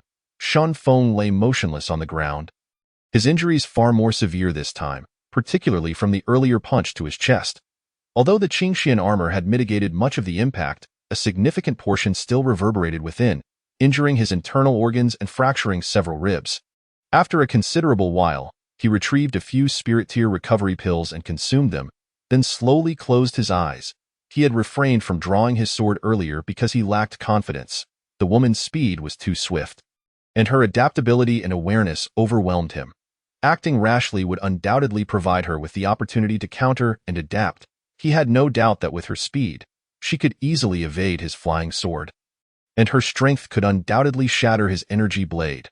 Thus, he had to wait for the right moment to strike unexpectedly, seeking an opportunity for a decisive blow. One could say he had relied on cunning. In a genuine fight, he had no real chance of victory. Lying on the ground, he silently circulated his energy, guiding the medicinal properties throughout his meridians. The spirit tier recovery pills were still inferior to the earth tier ones. He had kept the 2 heavenly tier recovery pills for emergencies in the future. After a considerable duration, Shen Feng sat up, continuing to meditate and recover from his injuries. Outside the arena, Huang Fui had nearly recuperated. Yet Shen Feng remained on the stage, the barrier preventing outsiders from entering and blocking any sounds from outside. He could only wait for Shen Feng to depart before he could challenge again. Just then, a mechanical voice echoed across the stage. Congratulations to the challenger for a successful trial, completed in 2 days. Reward: 1 heavenly tier technique. Following that, a white light orb flew into Shen Feng's hand. Heavenly tier technique? Upon hearing this, Shen Feng's brows furrowed slightly. While it would have delighted anyone else, as heavenly tier techniques were treasures coveted by many powerful factions, he was not so easily swayed. The Sacred Martial Academy. Only a select few, including the Dean, are permitted to practice the heavenly tier techniques. However, with the acquisition of the Hongming Supreme Art, Shen Feng found that this heavenly tier technique was no longer of use to him. He speculated that the Hongming Supreme Art was at least of divine tier or Dao tier caliber. Shen Feng decided to stow away the technique, as he could pass it on to Xiao Shui, Guo Xian, and Shen Ming Lan for their cultivation. After 2 days, Shen Feng's injuries had nearly healed.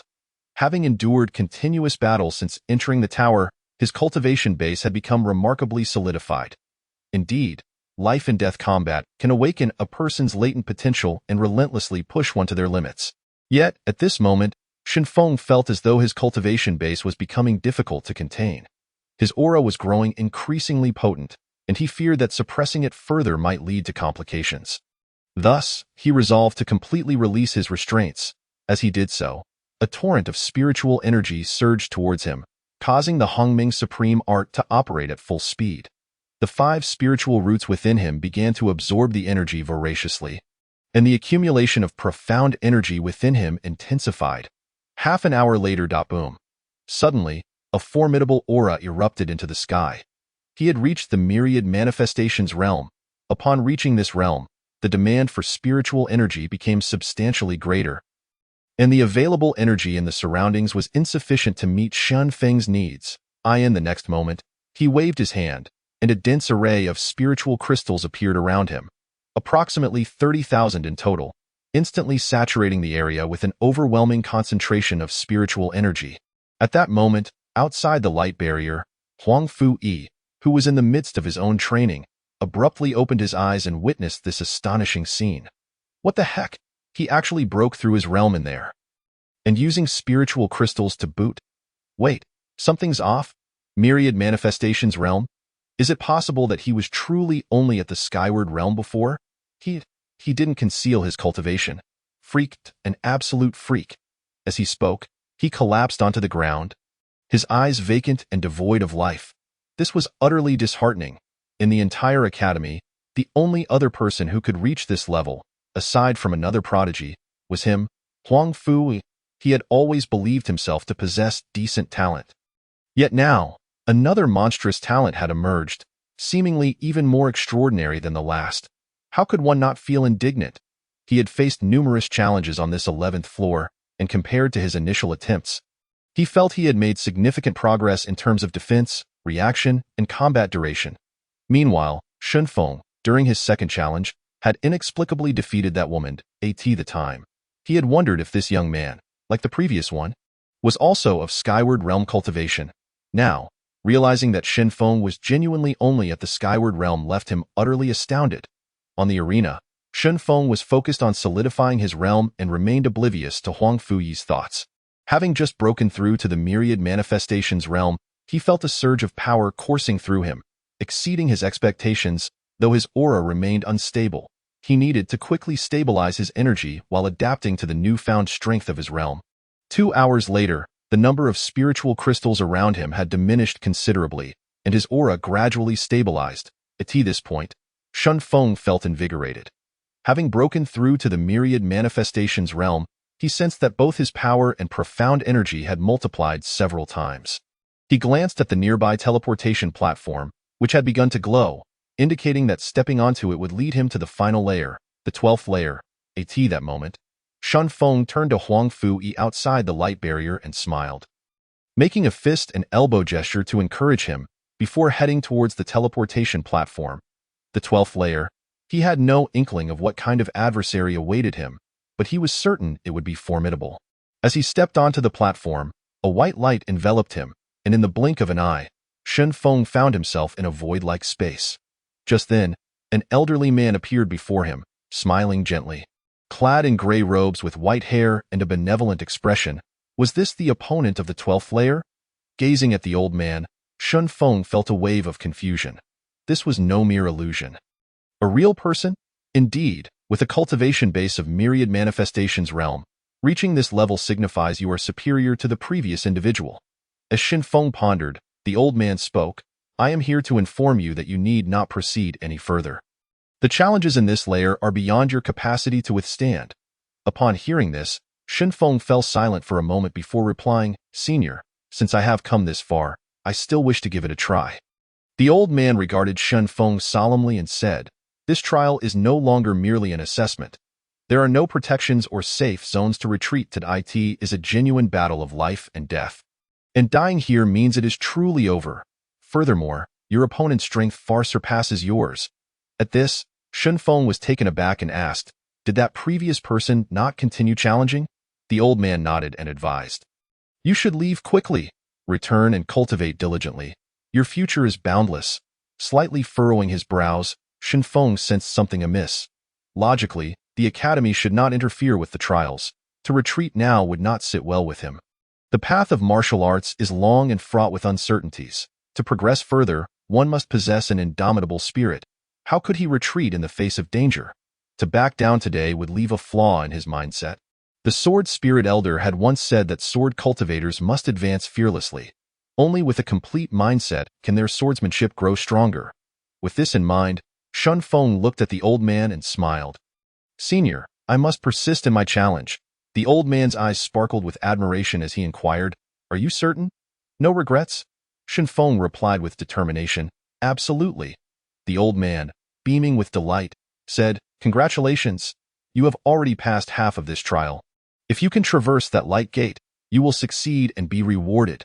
With that, The old man's form began to dissipate like the earlier illusion. Shun Feng stood stunned, gazing at the spot where the old man had vanished. Muttering to himself, indeed an illusion. That old man was merely a projection. How incredibly lifelike. At that moment, the scene before Shun Feng began to warp and shift. Chapter 61. Jointly breaking through the trial. Soon, Shun Feng found himself within a grand hall that resembled an expansive plaza, with ethereal walls surrounding him. Before him stood a colossal light gate. Not far from the light gate sat a young man in contemplation. The old man had indeed not spoken the truth. He was testing Shun Feng, and this young man was clearly the individual the elder had referred to. He had not given up on his challenge. The young man appeared to be around Shun Feng's age, with well-defined features, clad in a blue robe, and a long spear resting beside him. Upon seeing Shun Feng's sudden appearance, the young man wore a look of surprise. Staring at Shun Feng for several moments, as if he had not anticipated that someone could reach this place. Shun Feng surveyed his surroundings. There were no illusions, no barriers, nor arenas, only that shimmering light gate. He clasped his fists and addressed the young man. I am Shun Feng. May I ask your name? The young man glanced at Shun Feng and chuckled. I am Gu Yuan. Ji Yuan, the direct disciple of the ancient dean. Ranking first on the true inheritance list for 2 consecutive sessions, Shun Feng thought to himself, realizing that indeed the top 3 of the true inheritance list were all in this sacred martial tower seeking breakthroughs. Upon seeing the young man, he had his suspicions. The third-ranked Yi Yu was on the 10th floor, and the second-ranked Huang Fu Yi had appeared on the 11th floor, so this individual must be the first-ranked on the true inheritance list. Shun Feng approached the light gate and curiously asked, Brother Gu, how does one pass this layer? Gu Yuan smiled, gazing at the light gate. You must break through that light gate. Shun Feng remarked, it seems that the light gate is no simple matter. Gu Yuan shook his head. I have been here for over 2 months and have failed more than a dozen times. Upon hearing this, Shun Feng fell silent. It seemed that the old man had not deceived him. This challenge was likely unprecedented in difficulty.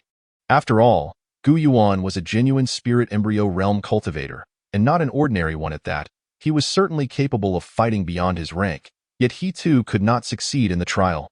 Seeing Shun Feng's silence, Gu Yuan suddenly urged, why not give it a try, Shun brother? Shun Feng glanced at Gu Yuan and smiled lightly. All right, since I've come this far, I must give it a shot. Otherwise, how could I be content? With that, Shun Feng strode towards the light gate. Seeing this, Gu Yuan immediately stood aside. He was quite curious about Shun Feng. A myriad manifestations realm individual had made it to this layer, indicating exceptional talent and strength, yet he had never heard of him before. As Shun Feng approached the light gate, he found nothing amiss. He then stepped back to stand several dozen feet away from the gate. Just as Gu Yuan was pondering this, Shun Feng suddenly unleashed a powerful palm strike, sending a massive palm imprint crashing towards the light gate. Bang! A resounding crash echoed as the light gate remained unscathed. However, in the next moment, Shun Feng's expression shifted. A gigantic beam of light shot forth from within the gate, hurtling towards him at incredible speed. Shun Feng's pupils constricted, and there was no time to evade. As the beam was far too swift, he could only meet it head-on. Fortunately, he had just retreated a considerable distance. Had he been standing before the light gate, he might not have had time to react. With a fierce expression, he unleashed all his power in a single palm strike, pushing the Wan Zhonglang palm to its utmost limit. 58 layers combined, bang! The beam of light collided with the palm imprint, causing the imprint to shatter instantly, while the residual force of the beam struck Shun Feng, sending him flying over 100 feet away. As he came to a halt, he spat several mouthfuls of blood. In the distance, Gu Yuan, witnessing this scene, swallowed hard, a flicker of sympathy crossing his face. At the same time, he was secretly astonished. The power Shun Feng had just displayed was terrifying. A myriad manifestations realm cultivator could unleash such force. This made Gu Yuan regard Shun Feng with a newfound admiration. At that moment, Gu Yuan approached with concern, asking, Brother Shun, are you all right? Shun Feng had consumed a pill and remained silent as he gazed at Gu Yuan. He thought to himself, you should have mentioned earlier that the light gate would retaliate. Nevertheless, he felt no anger. After all, overcoming challenges was a test of one's own capabilities. Shun Feng scrutinized the light gate and gravely inquired, how can we pass through? That light beam is utterly absurd. Gu Yuan shook his head and replied, I have been here for quite a while, and have yet to comprehend how to navigate this challenge. That light beam is likely a product of a formation. Any contact will trigger it. After a brief pause, Gu Yuan continued, to break through, perhaps the only option is to shatter the light gate, but even approaching it is no easy feat. Shen Feng nodded. And after a moment of silence, suddenly declared, then let us join forces to smash it. Gu Yuan turned to Shen Feng, astonished. Join forces? Is that permissible? Won't it breach the rules? Shen Feng responded. The old man didn't explicitly forbid cooperation. Let it be. The goal is to pass. Gu Yuan pondered for a moment, then nodded. Having come this far, he too was eager to see what lay beyond the light gate. At that moment, Shen Feng opened his palm, and a sword of energy coalesced in his hand as he fixed his gaze on the nearby light gate. Ji Yuan, witnessing this, narrowed his eyes and asked, Brother Shen, are you a sword cultivator?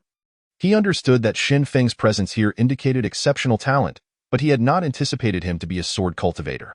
Shen Feng nodded, saying, Brother Gu, let us strike together.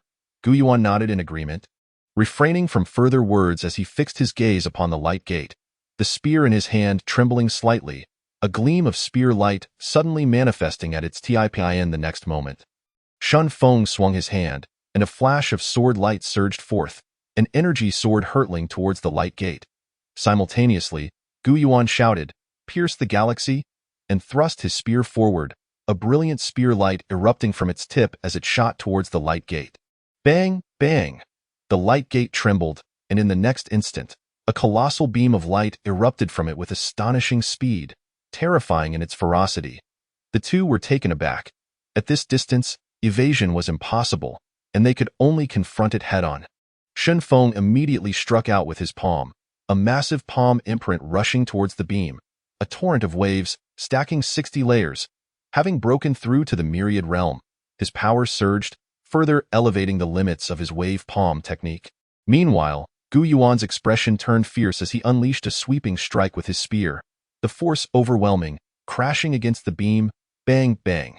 The two formidable forces collided with the beam, which shattered dramatically, the shockwave sending Shen Feng and Gu Yuan reeling back several dozen paces.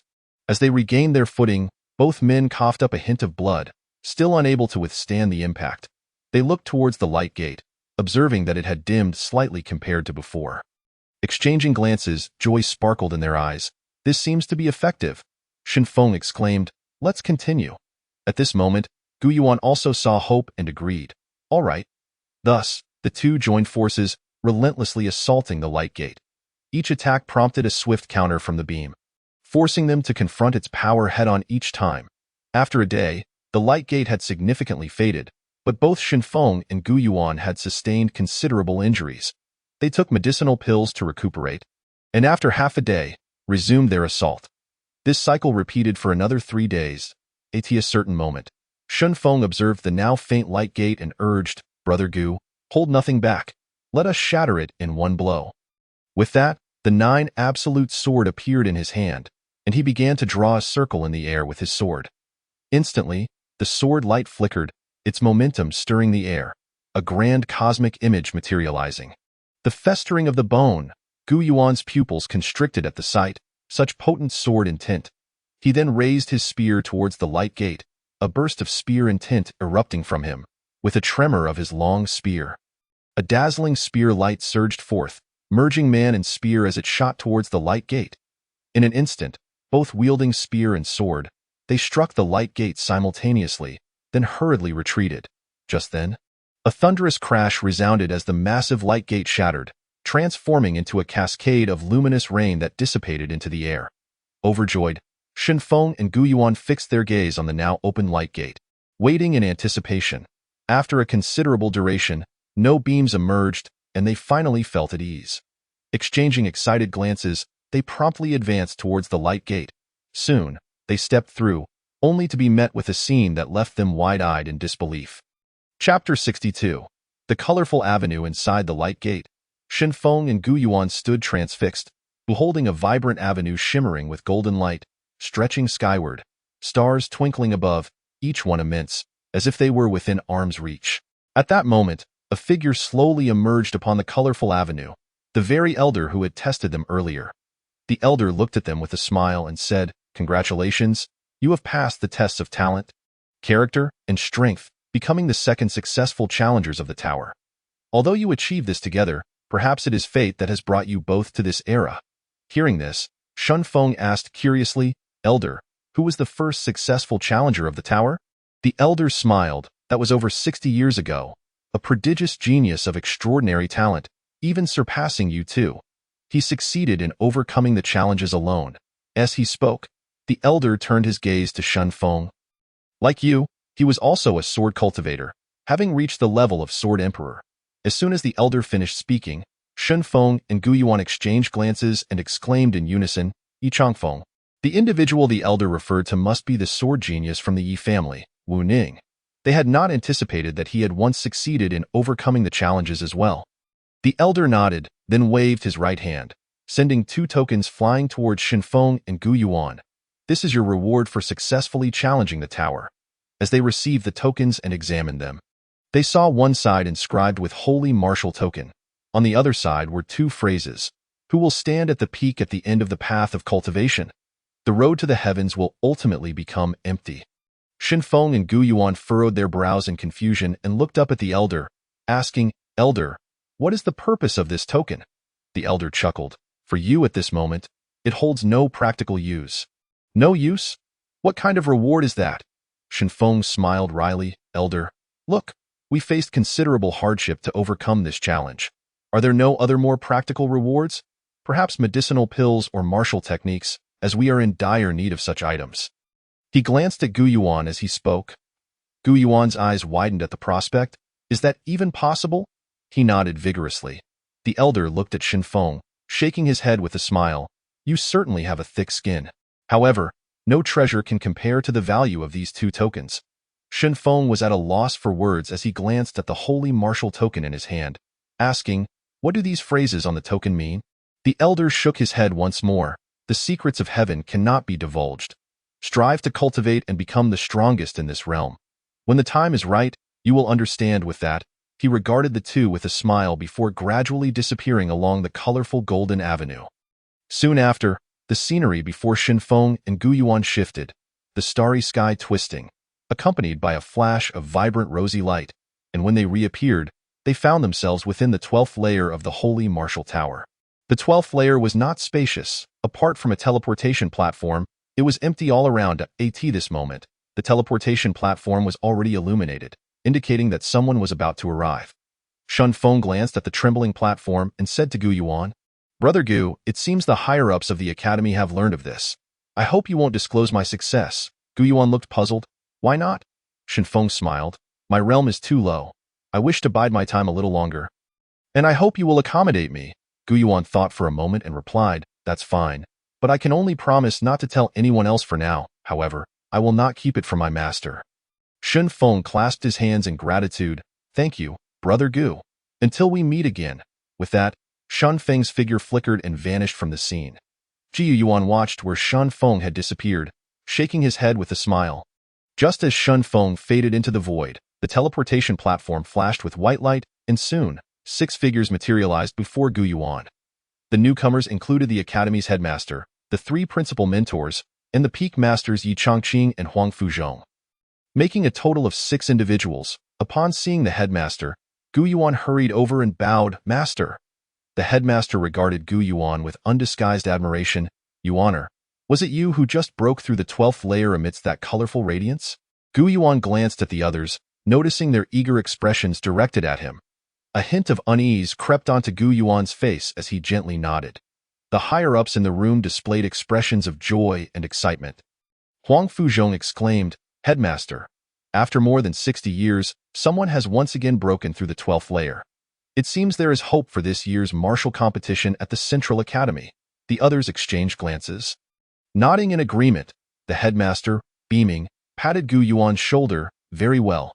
We shall discuss this further upon our return. With that, they quickly stepped onto the teleportation platform and departed from the 12th layer. After their departure, Shun Feng emerged from the void, stepping onto the teleportation platform and quietly leaving. Only a few of the academy's higher-ups were aware of Gu Yuan's success in passing the 12th layer, and the headmaster had decreed that this matter must remain confidential. More than 60 years ago, when Yi Changfeng ventured through the 12th level of the sacred martial tower, word somehow leaked out. The individuals from the Central Academy became aware and promptly sent invitations to Yi Changfeng, hoping he would join their ranks, all of which he steadfastly declined, stirring quite a commotion at the time. The esteemed Director Gu was aware that, although those individuals ostensibly sought to recruit talent for the academy, they had ulterior motives. Consequently, when Yi Changfeng and others later participated in the grand tournament of the academy, they faced relentless suppression, even enduring assassination attempts. As a result, Director Gu issued a gag order, forbidding any discussion of the matter to prevent further turmoil. AT's Sacred Martial Peak, within the Sacred Martial Hall. This was the place where Director Gu typically resided and practiced. Director Gu, known as Gu Tongtian, was once a prodigy in the Central Plains. For reasons unknown, he, along with several friends, journeyed thousands of miles from the Central Plains to the secluded East Wilderness, where he eventually took on the role of head of the East Wilderness Sacred Martial Academy. At this moment, within the hall, only Director Gu and his disciple Gu Yuan remained, as several higher-ups had already departed. Gu Yuan approached Gu Tongtian and said, "Master." In truth, there was another person who passed through the 12th level. Gu Tongtian looked at Gu Yuan, smiling. "Who might that be?" Gu Yuan responded, "His name is Shen Feng. We traversed the 12th level together." Upon hearing this, Gu Tongtian's expression shifted to one of realization. Ah, so it was him. No wonder, Gu Yuan, observing Gu Tongtian, inquired, "Master, which peak is he a direct disciple of? I have never heard of him before." Gu Tongtian chuckled. "Much has transpired in the outside world during your months of seclusion. He is one of the 2 new disciples taken under Gu Emosian's wing. By the way, what do you think of him?" Gu Yuan replied, "He is formidable, possessing such strength at the Wanxiang realm. His talent rivals my own. Moreover, I find his character quite appealing." Hearing this, Gu Tongtian's smile deepened. "You two are the hopes of the academy. Do you believe you can surpass him in the upcoming True Inheritance tournament?" Gu Yuan shook his head. "It is difficult to say. He likely still has strength in reserve when facing me. But it won't be easy for him to defeat me." Witnessing Gu Yuan's humble demeanor, Gu Tongtian's lips curved into a satisfied smile. The master and disciple continued their conversation about recent events. Gu Yuan was an orphan whom Gu Tongtian had taken in. Having grown up in the academy without parents, he later became Gu Tongtian's closed-door disciple. Thus, Gu Tongtian held a fatherly place in Gu Yuan's heart.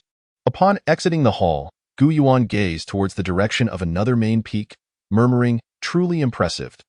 Tio have comprehended the essence of the sword." Chapter 63. The illusory statue. After Shen Feng departed from the sacred martial tower, he passed through the sacred martial square, where he frequently overheard inner disciples discussing something. "Have you heard? Today, someone saw colorful rays of light shooting straight up from the top of the sacred martial tower. Do you really believe that? Perhaps they merely saw a rainbow and are making a fuss about it. I hear it's true. A golden light appeared in the sky.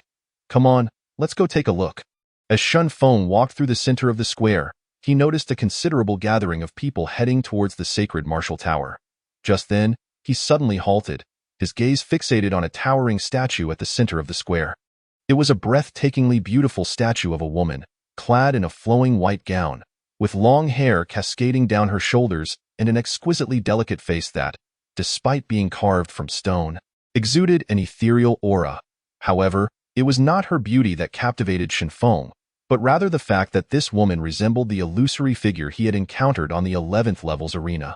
He had an indelible impression of the woman in the white gown, as she had effortlessly bested him in their encounter. In a wonder, he had felt a sense of familiarity.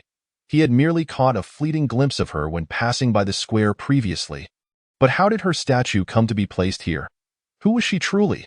At that moment, a female disciple clad in blue happened to pass by. Shen Feng approached her and politely greeted. "Hello, miss."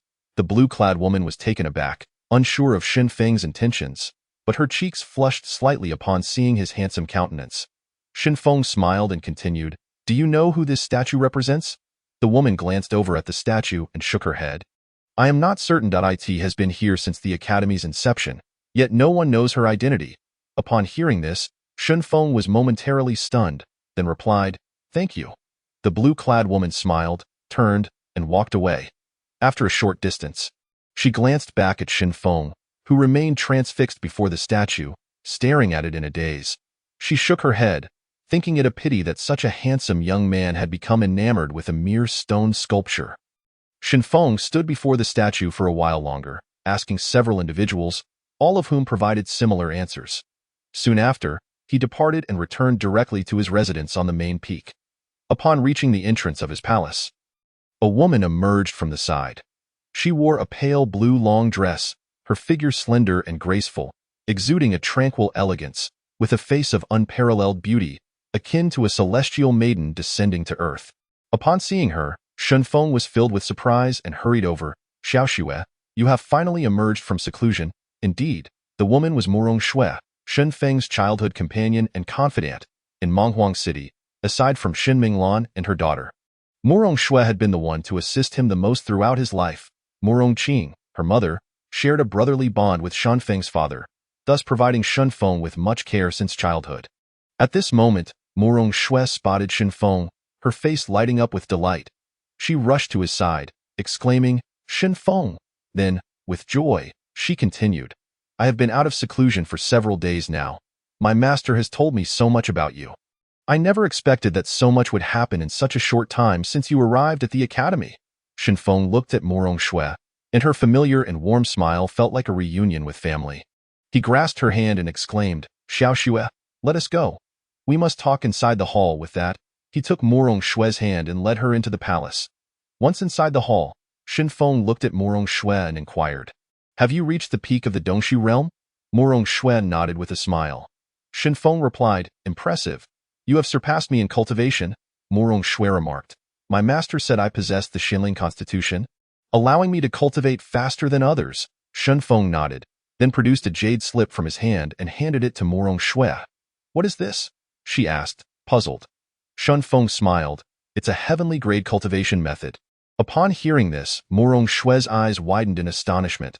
"A heavenly grade cultivation method? For me?" Shenfeng nodded, smiling. "Just drip a drop of blood on it." Murong Shui nodded and, extending her index finger, flicked the jade slip, causing a drop of her essence blood to seep into it. Instantly, the jade slip emitted a beam of white light, which entered her forehead. She closed her eyes, and a tremendous amount of information flooded her consciousness. After a moment, she opened her eyes and said, "This heavenly grade cultivation method is indeed extraordinary. With it, I should soon break through to the Huahai realm." Shenfeng smiled and replied, "That's great." Murong Shui looked at him, saying, "Thank you." Shenfeng, slightly displeased, responded, "Silly girl, why are you thanking me?" Murong Shui chuckled, "All right, I want to say it next time." At that moment, Guo Xian's voice echoed from outside the hall. Shenfeng and Murong Shui immediately stood up and looked towards the entrance, where Guo Xian was slowly walking in. The two quickly bowed and said, "Master." Murong Shui swiftly approached Guo Xian, helping her to sit in her designated spot.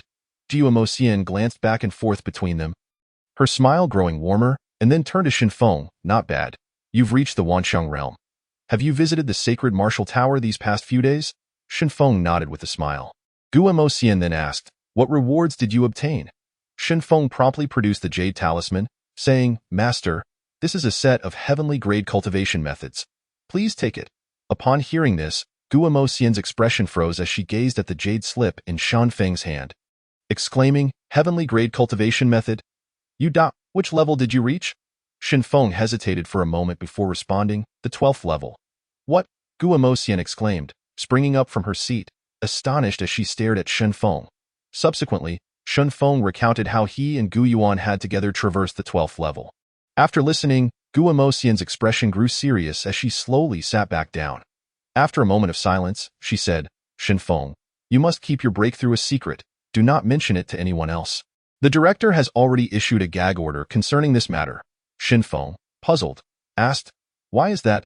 Guo Xian then recounted the events from over 60 years ago when Yi Changfeng passed through the 12th level and attracted attention from the Central Academy, resulting in a tumultuous conflict. After listening, both Shenfeng and Gu Yuan's expressions turned grave. Shenfeng then inquired, "Why is the Central Academy so eager to recruit those who have passed the 12th level of the Sacred Martial Tower?" Guo Xian shook her head, saying, "It is quite puzzling. It seems they sought something from Yi Changfeng, going so far as to attempt assassination and abduction." Upon hearing this, Shenfeng pondered, his brows slightly furrowing. Secretly contemplating, Could it be related to that sacred martial order?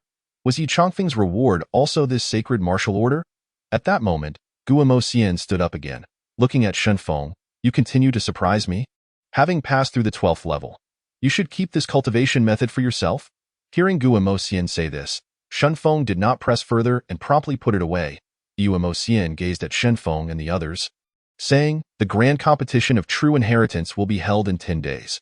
You should devote yourselves to cultivation and strive to place in the top 3, which will grant you the opportunity to participate in the martial arts competition at the Central Academy. Shen Feng and the others nodded in agreement. Subsequently, Shen Feng inquired, what is the senior brother occupied with? I haven't seen him around lately, Guo Xian replied. De Kue is in seclusion. His bloodline is showing signs of ancestral awakening. As she spoke, she turned to Mu Rongshui with a smile, saying, all right, Xiao Shui, let us train together. Mu Rongshui nodded and then looked at Shen Feng, cheerfully saying, see you later. Shen Feng smiled and replied, go ahead. Watching the two figures depart, Shen Feng lingered in the hall for a moment before suddenly raising his head to gaze outside, as if having made a decision. He immediately took to the skies on his sword, soaring swiftly toward the academy's exit. Chapter 64. The 9 absolute swords stirring Shen Feng soared through the clouds on his sword, resembling a streak of sword light as he sped away from the Holy Martial Academy. His destination was Zhangzhou City. Although he learned from Lu Yan's memories that his father was still alive, he had not returned to Menghuang City in all these years. Where was he now? Was he still in the Eastern Wilderness? Zhangzhou City was the largest city in the Eastern Wilderness, and he resolved to travel there to investigate, hoping to uncover some clues. Having reached the Wuxiang realm, his sword speed had increased significantly, allowing him to traverse the sky with ease, the vast mountains and rivers rushing beneath him. A few months ago, he had to rely on the cloud ship of the Immortal Treasure Pavilion to reach Zhangzhou from the ancient ruins station. But now he could fly on his sword for an extended period, filling his heart with exhilaration. Recalling the Immortal Treasure Pavilion, the image of the woman in plain clothes immediately surfaced in his mind. She had mentioned that upon arriving in Zhangzhou, he could seek her at the Immortal Treasure Pavilion. Searching for a person in the vast eastern wilderness was indeed a daunting task, but the Immortal Treasure Pavilion had numerous branches across the ancient continent. If he could leverage their resources, his chances of success would undoubtedly increase. With this thought, Shen Feng accelerated on his sword, resembling a shooting star streaking across the sky toward Zhangzhou City. A day later, Shen Feng crossed the outskirts of the ancient forest. He only dared to venture along the periphery, for it was said that the depths of the forest were home to ferocious beasts, making it exceedingly dangerous. Before long, a colossal city came into view, and soon he arrived at the gates of Zhangzhou City. The city was vast beyond measure, stretching endlessly in all directions. Within, the streets bustled with activity, merchants and common folk mingling freely, creating a lively marketplace atmosphere. As Shen Feng strolled along the streets, he soon came upon a vendor's stall displaying an array of exquisite ornaments. He picked up a jade hairpin, admiring its deep green hue, intricately carved with a vivid phoenix, and topped with a blooming snow lotus, complete with a dangling pendant resembling a lotus seed, embodying elegance and grace. Delighted, Shen Feng asked, Madam, how much for this hairpin? The vendor, a middle-aged woman, turned to him with a smile, saying, Esteemed guest, this hairpin is perfect for a lady, priced at merely 280 spirit stones. Shen Feng promptly tossed 3 spirit crystals her way and turned to leave with the hairpin in hand. The middle-aged woman beamed with joy, exclaiming, Thank you, esteemed guest. Please take care. 1 spirit crystal could be exchanged for 100 spirit stones, so she had made quite a profit, her face lighting up with delight. Having completed his purchase, Shen Feng had no time to linger and quickened his pace, eager to locate the Immortal Treasure Pavilion. Suddenly, as he passed a secluded stall around a corner, he halted, his brows furrowing slightly, for he felt the 9 absolute sword within him tremble faintly. Approaching the stall, he found the vendor to be a frail-looking girl of about 7 or 8 years old, dressed in rags. Yet her large eyes sparkled with vitality. The stall held only a few common mountain goods and a few ordinary spiritual herbs. His gaze landed on a clear heart 3-leaf grass, a common herb known for its healing properties. As his hand brushed against the herb, the trembling of the 9 absolute sword intensified. Puzzled, Shen Feng wondered why such an ordinary herb would provoke such a reaction. Just then, the little girl spoke. This clear heart three-leaf grass has excellent medicinal properties. Big brother, do you want it? Shenfeng set the herb down and casually examined the other spiritual herbs, asking, what makes it so special? Isn't it just an ordinary herb? The girl looked at him eagerly, saying, the ones we dug up this time are really effective. That's what my grandpa said. Oh, little sister, how much for this herb? Shenfeng inquired. The little girl, sensing his interest, replied excitedly, 50 spirit stones for each. Shenfeng smiled. That's fine. But could you tell me where you found this herb? The girl, thinking for a moment, exclaimed, oh, we found the clear heart three-leaf grass a few days ago at a cliff on the outskirts of the ancient forest with my grandpa. The ancient forest? Shenfeng chuckled upon hearing this, then handed the girl 5 spirit crystals, took the clear heart three-leaf grass, and turned to leave. The girl stared at the spirit crystals in her hand, astonished, and by the time she regained her senses, Shenfeng had already vanished from sight. Having wandered through the city for nearly an hour, Shenfeng finally arrived before a grand, ancient pavilion, the location of the Immortal Treasure Pavilion in Sangzhou City. As he stepped inside, a woman in blue immediately approached him with a smile, saying, esteemed sir, how may I assist you? Shenfeng replied, I am looking for a Miss Qin Shiming. Upon hearing this, the woman's smile faded, and she replied coolly, sir, we do not have anyone by the name of Qin Shiming here. Do you have any other needs? Shenfeng was taken aback, considering that the woman in plain clothes must have held a significant status. How could the staff of the Immortal Treasure Pavilion be unaware of her? He quickly smiled at the woman and said, of course, I would like to exchange these for spirit crystals. He then presented a storage ring for her inspection. The woman's eyes widened in surprise as she examined the items within the ring. They were all exceptional goods and in considerable quantity. Instantly, her expression brightened, and she said, certainly, I will assess them right away. At this moment, Shenfeng retrieved the storage ring, smiling, I prefer to discuss this with your supervisor. The blue-clad woman respectfully replied, of course, sir, please follow me. Soon, she led him to an elegant room on the second floor, saying, please wait here. The supervisor will be with you shortly. Shenfeng waited for less than the time it takes to brew a cup of tea when a middle-aged man entered, dressed in a dark robe. He was not tall and slightly stout, but Shenfeng immediately recognized that the man was at the mid-stage of the transforming sea realm. After sizing Shenfeng up, the middle-aged man smiled. Do you have items for exchange, sir? Shenfeng nodded and handed over the storage ring. After a careful examination, the man looked at Shenfeng again and said, you have quite a number of items here. We will need to evaluate them before making an offer. Please bear with us for a moment. Shenfeng replied, there is no rush. Please proceed with the assessment. Additionally, I would like to inquire about something. The middle-aged man said, please go ahead. Shenfeng looked at him and asked, does the Immortal Treasure Pavilion have a Miss Qin Shiming? Upon hearing this, the middle-aged man's expression changed slightly as he fixed his gaze on Shenfeng, asking, do you know her? Shenfeng nodded. I had a previous appointment with Miss Qin, which is why I am here.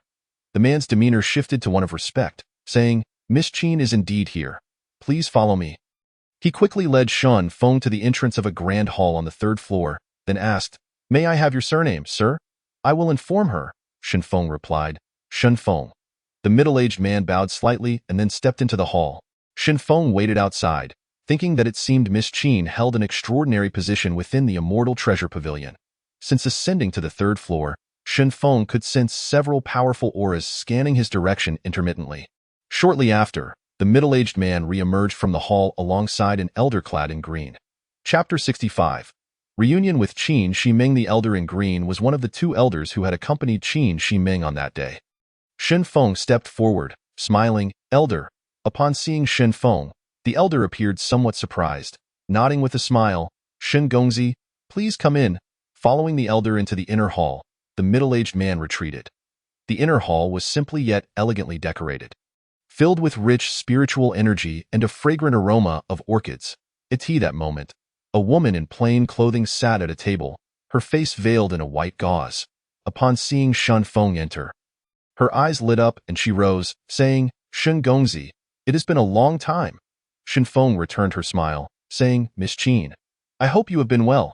Qin Shiming, her eyes sparkling with warmth, gestured for him to take a seat. Shenfeng sat opposite her, observing as she skillfully prepared a set of tea. Seems that after a few months, Shun Gongzi has become a true disciple of the Holy Martial Academy. What a remarkable transformation, Qin Shiming remarked while brewing the tea. Shen Feng was taken aback, asking, "How did you know?" She handed him a cup of tea, smiling. Although the Immortal Treasure Pavilion primarily focuses on commerce, we do have our sources of information. Moreover, it is a well-known fact that young Master Shun has already triumphed over the 4th place of the previous True Transmission ranking, Situ Xiao, within the Academy. Shen Feng chuckled and shook his head. Indeed, the Treasure Pavilion was quite remarkable, as they likely possessed intimate knowledge of the dynamics of various factions. However, this could prove beneficial, as perhaps they truly could lend a hand. He cast a glance around and inquired, "Miss Qin, your status within the Treasure Pavilion must be quite extraordinary, I presume." Qin Shiming glanced at Shen Feng and replied with a smile, "What do you think?" Shen Feng shook his head and said, "It is difficult to guess. Are you perhaps the person in charge here in Sangzhou City?" Upon hearing this, Qin Shiming lifted her head and smiled. "That is somewhat accurate." Then, she shifted the topic and asked, "I heard them say that you came today to exchange for some items?" Shen Feng looked at Qin Shiming and replied, "That is secondary. My primary intention is to seek assistance from the Treasure Pavilion in locating someone." Qin Shiming inquired, "Who are you looking for?" Shen Feng then waved his hand, and an image materialized beside them, depicting his father, Shen Lang. After observing the image for a moment, Qin Shiming turned to Shen Feng and asked in confusion, "You too, what is this?" Shen Feng nodded and explained, "Indeed, this is my father, who has been missing for over a decade. I am aware that your organization has branches everywhere. I wonder if your esteemed pavilion could assist in the search?" Qin Shiming replied earnestly, "Young Master Shun, can you confirm that he is still in the Eastern Wilderness?" Shen Feng shook his head, stating, "I cannot be certain, as it has been too long. However, the Shen family possesses my father's soul tablet, and I believe he is still alive." After a brief moment of silence, Qin Shiming said, "I can notify the people at the various treasure pavilions to keep an eye out and search. But if he has already left the Eastern Wilderness, it is uncertain when we might receive news." She then glanced at the elder in the blue robe nearby. "Elder Chu." The elder bowed respectfully, saying, "Yes, miss, I have noted the image." Shen Feng immediately expressed his gratitude, saying, "Then I thank you, Miss Qin. What about the cost involved?" Qin Shiming shook her head, saying, "Our treasure pavilion does not offer a service for locating people. If there is news in the future, consider it a favor owed to me." Upon hearing this, Shen Feng was taken aback and once again bowed in thanks. Qin Shiming smiled and gestured, "Please, young Master Shen, enjoy some tea." Shen Feng looked at the emerald green tea before him. He recognized it as the Jade Dew cold tea. He lifted the cup, not gulping it down as before, but instead savoring a small sip before slowly swallowing it. Noticing this, Qin Shiming remarked, "Young Master Shun, you are indeed extraordinary. It seems this tea has little effect on you." Shen Feng chuckled and replied, "Perhaps it is due to my unique constitution." Qin Shiming merely smiled knowingly, aware that everyone harbors their own secrets. After a leisurely conversation and exchanging a communication talisman for future contact, Shen Feng took his leave. Upon reaching the counter on the first floor, a middle-aged man approached, presenting Shen Feng with a spatial ring, respectfully stating, "Young Master Shun, this is the spiritual crystals you exchanged for, totaling 100,000 pieces, all contained within." Shen Feng was astonished, exclaiming, "So many?" The middle-aged man smiled, explaining, "Most of the items you exchanged were above the profound tier, and in considerable quantity. We charge based on the highest standard." Shen Feng had consolidated all the unusable items from the spatial rings of Lulong, Situ Xiao, and others into spiritual crystals, but he had not anticipated receiving such a substantial amount. He glanced at the man and smiled, saying, "Then I am most grateful." With that, he accepted the spatial ring and proceeded to exit. On the 3rd floor, within the inner hall, Qin Shiming watched Shen Feng's departing figure, a contemplative expression flickering in her beautiful eyes. At that moment, the elder in the blue robe spoke up, "Miss, as you previously mentioned, Shen Feng's talent is indeed exceptional. In just a few months, he has crossed several significant realms, reaching the myriad manifestations realm." Qin Shiming's expression remained calm as she nodded. Recently, news from the Academy indicated that he defeated Situ Xiao with his cultivation at the Skyward Realm, which means that now, even typical Spirit Embryo Realm practitioners would likely be no match for him. Upon hearing this, the elder's eyes widened in surprise, acknowledging Shen Feng's astonishing growth rate. He will not remain in the Eastern Wilderness for long. He should soon head to the central continent. Qin Shiming continued. The elder inquired, "Are you referring to the martial examination at the central continent's main academy?" Qin Shiming nodded and then turned to the elder, saying, "Elder Chu, please arrange matters regarding his father." The elder nodded in acknowledgement, responding, "Yes, I will contact Steward Fu immediately and have him notify all branches on the continent to distribute the image." With that, he turned and exited the grand hall. Qin Shiming lifted the jade dew cold tea before her, savoring a small sip as she murmured to herself, "With a 5-element spiritual root, the speed of cultivation is indeed extraordinary. The eastern wilderness is too small. Perhaps the central continent is truly your stage." Exiting the treasure pavilion, Shun Feng felt quite pleased, having not expected matters to proceed so smoothly. Although Qin Shiming exuded an air of mystery, she seemed genuinely willing to assist, at least thus far. The streets bustled with people coming and going, and soon enough, Shun Feng found himself in a tavern in the second-floor hall. He sat by the window, sipping wine while listening to the surrounding discussions filled with various gossip. Ever since the Liu family's upper echelons were annihilated by the Holy Martial Academy, forces from all corners have gathered in Sangzhou City. With other families seizing the opportunity to grow stronger in the martial world, the law of the jungle prevails. Only by becoming powerful can one seize their own destiny. As Shun Feng savored the exquisite jade-carved wine, he glanced out the window at the bustling street below, where each individual was striving toward their goals. Suddenly, in the crowd, his gaze fixated on a figure clad in red, whose silhouette was remarkably familiar. Could it be her?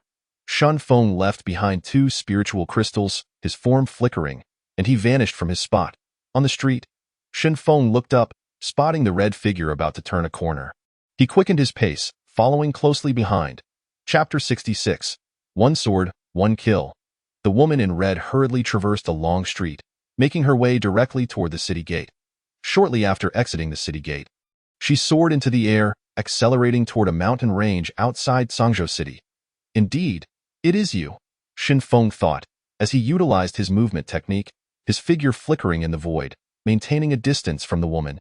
Outside Sangzhou City, the mountains were numerous, stretching for thousands of miles, separating the city from the ancient forest.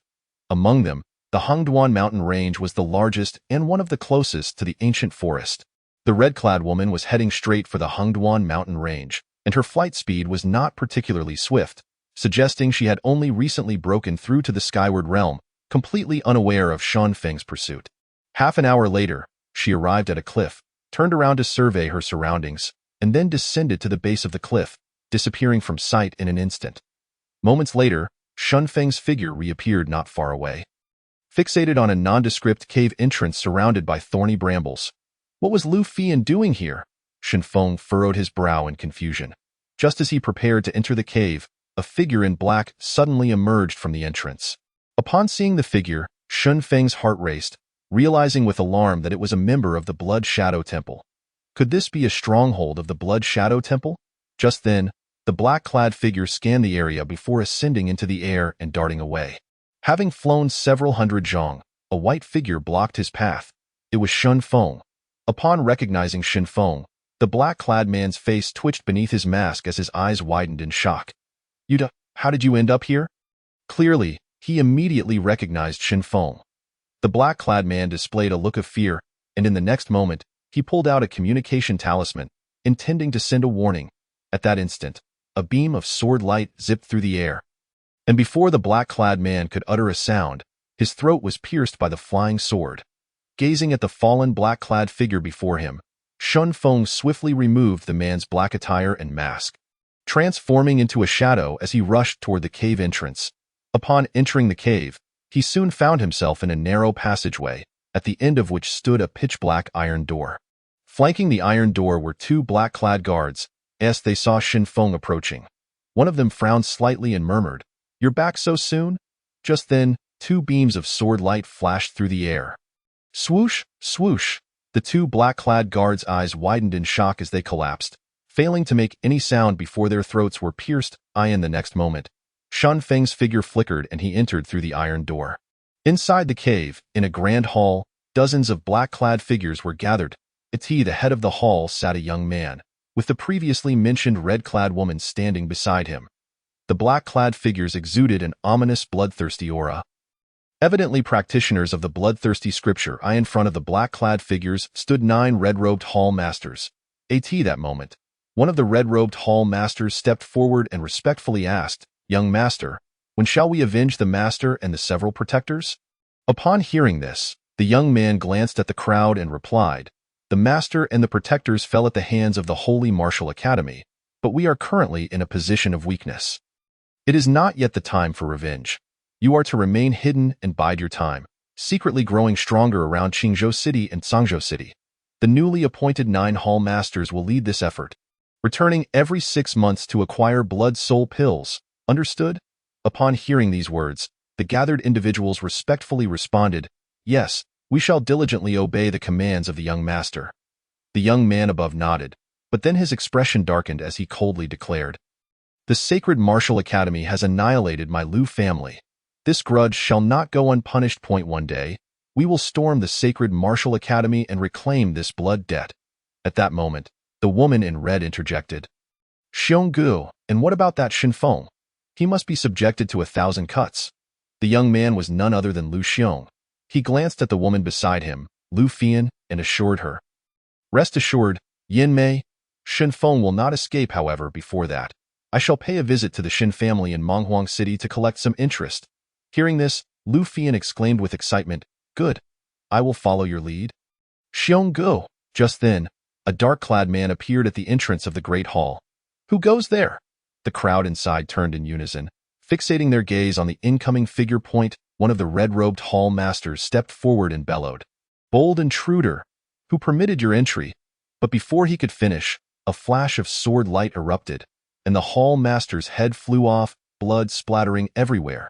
The others were aghast, their faces paling in terror as they swiftly retreated. "Shinfeng, it is you?" At that moment, Lu Xiong shot to his feet. How did you find this place?" Lu Xiong's expression shifted, his eyes narrowing with apprehension. Shinfeng removed the black cloth from his face, scanned the room with a smile, and said, "Of course, it was your old acquaintance who brought me here." He glanced at Lu Fian, who glared back at him in fury.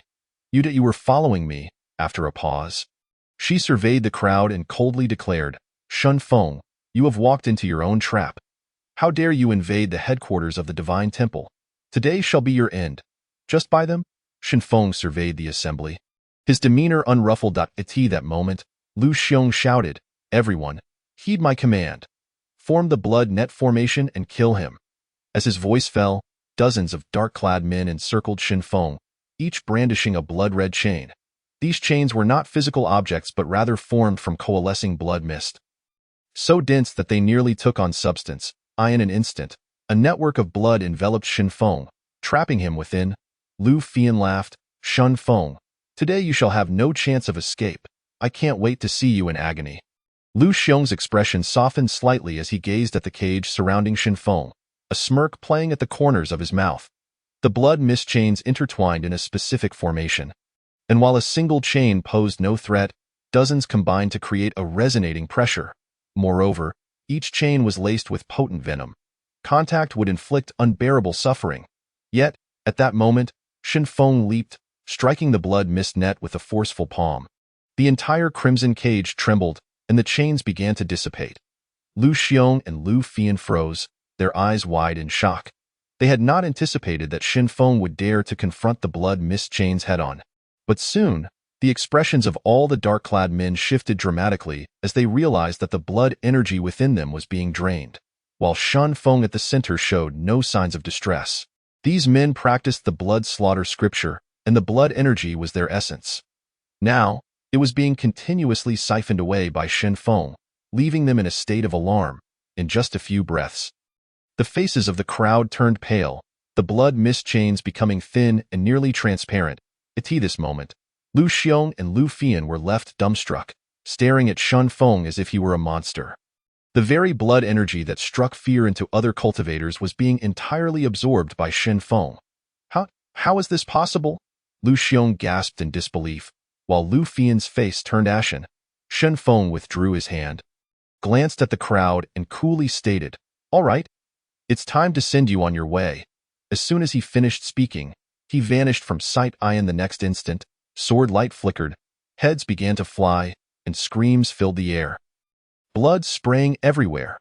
The dark-clad men found themselves either decapitated or pierced through the forehead or throat by the swift strikes. Yet none could capture Xian Feng's figure. In mere moments, a dozen bodies lay sprawled in the great hall.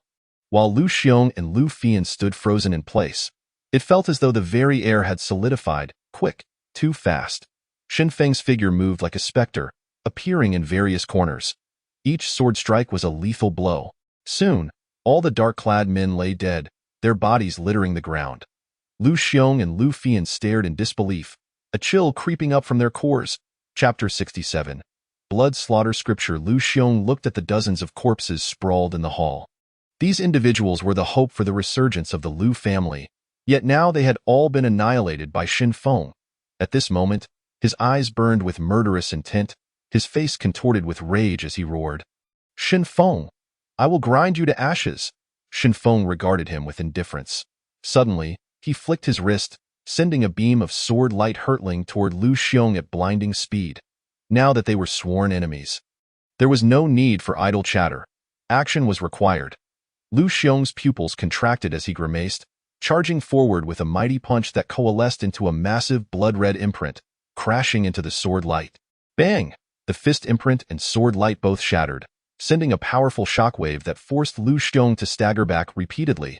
But soon, Xin Feng noticed Lu Xiong's aura surging, enveloped in a swirling blood energy. Spirit Embryo Realm. Once the fifth on the Sacred Martial Academy's true disciple rankings, his talent was indeed formidable. Now, having altered his cultivation to the Blood Shadow Temple's dark arts, he had managed to break through to the Spirit Embryo Realm. Even so, Xin Feng remained unperturbed, his palm open as 9 swords appeared in his grasp, his gaze calm as he regarded Lu Xiong's pale face. Blood Shadow Divine Palm. In that moment, Lu Xiong bellowed.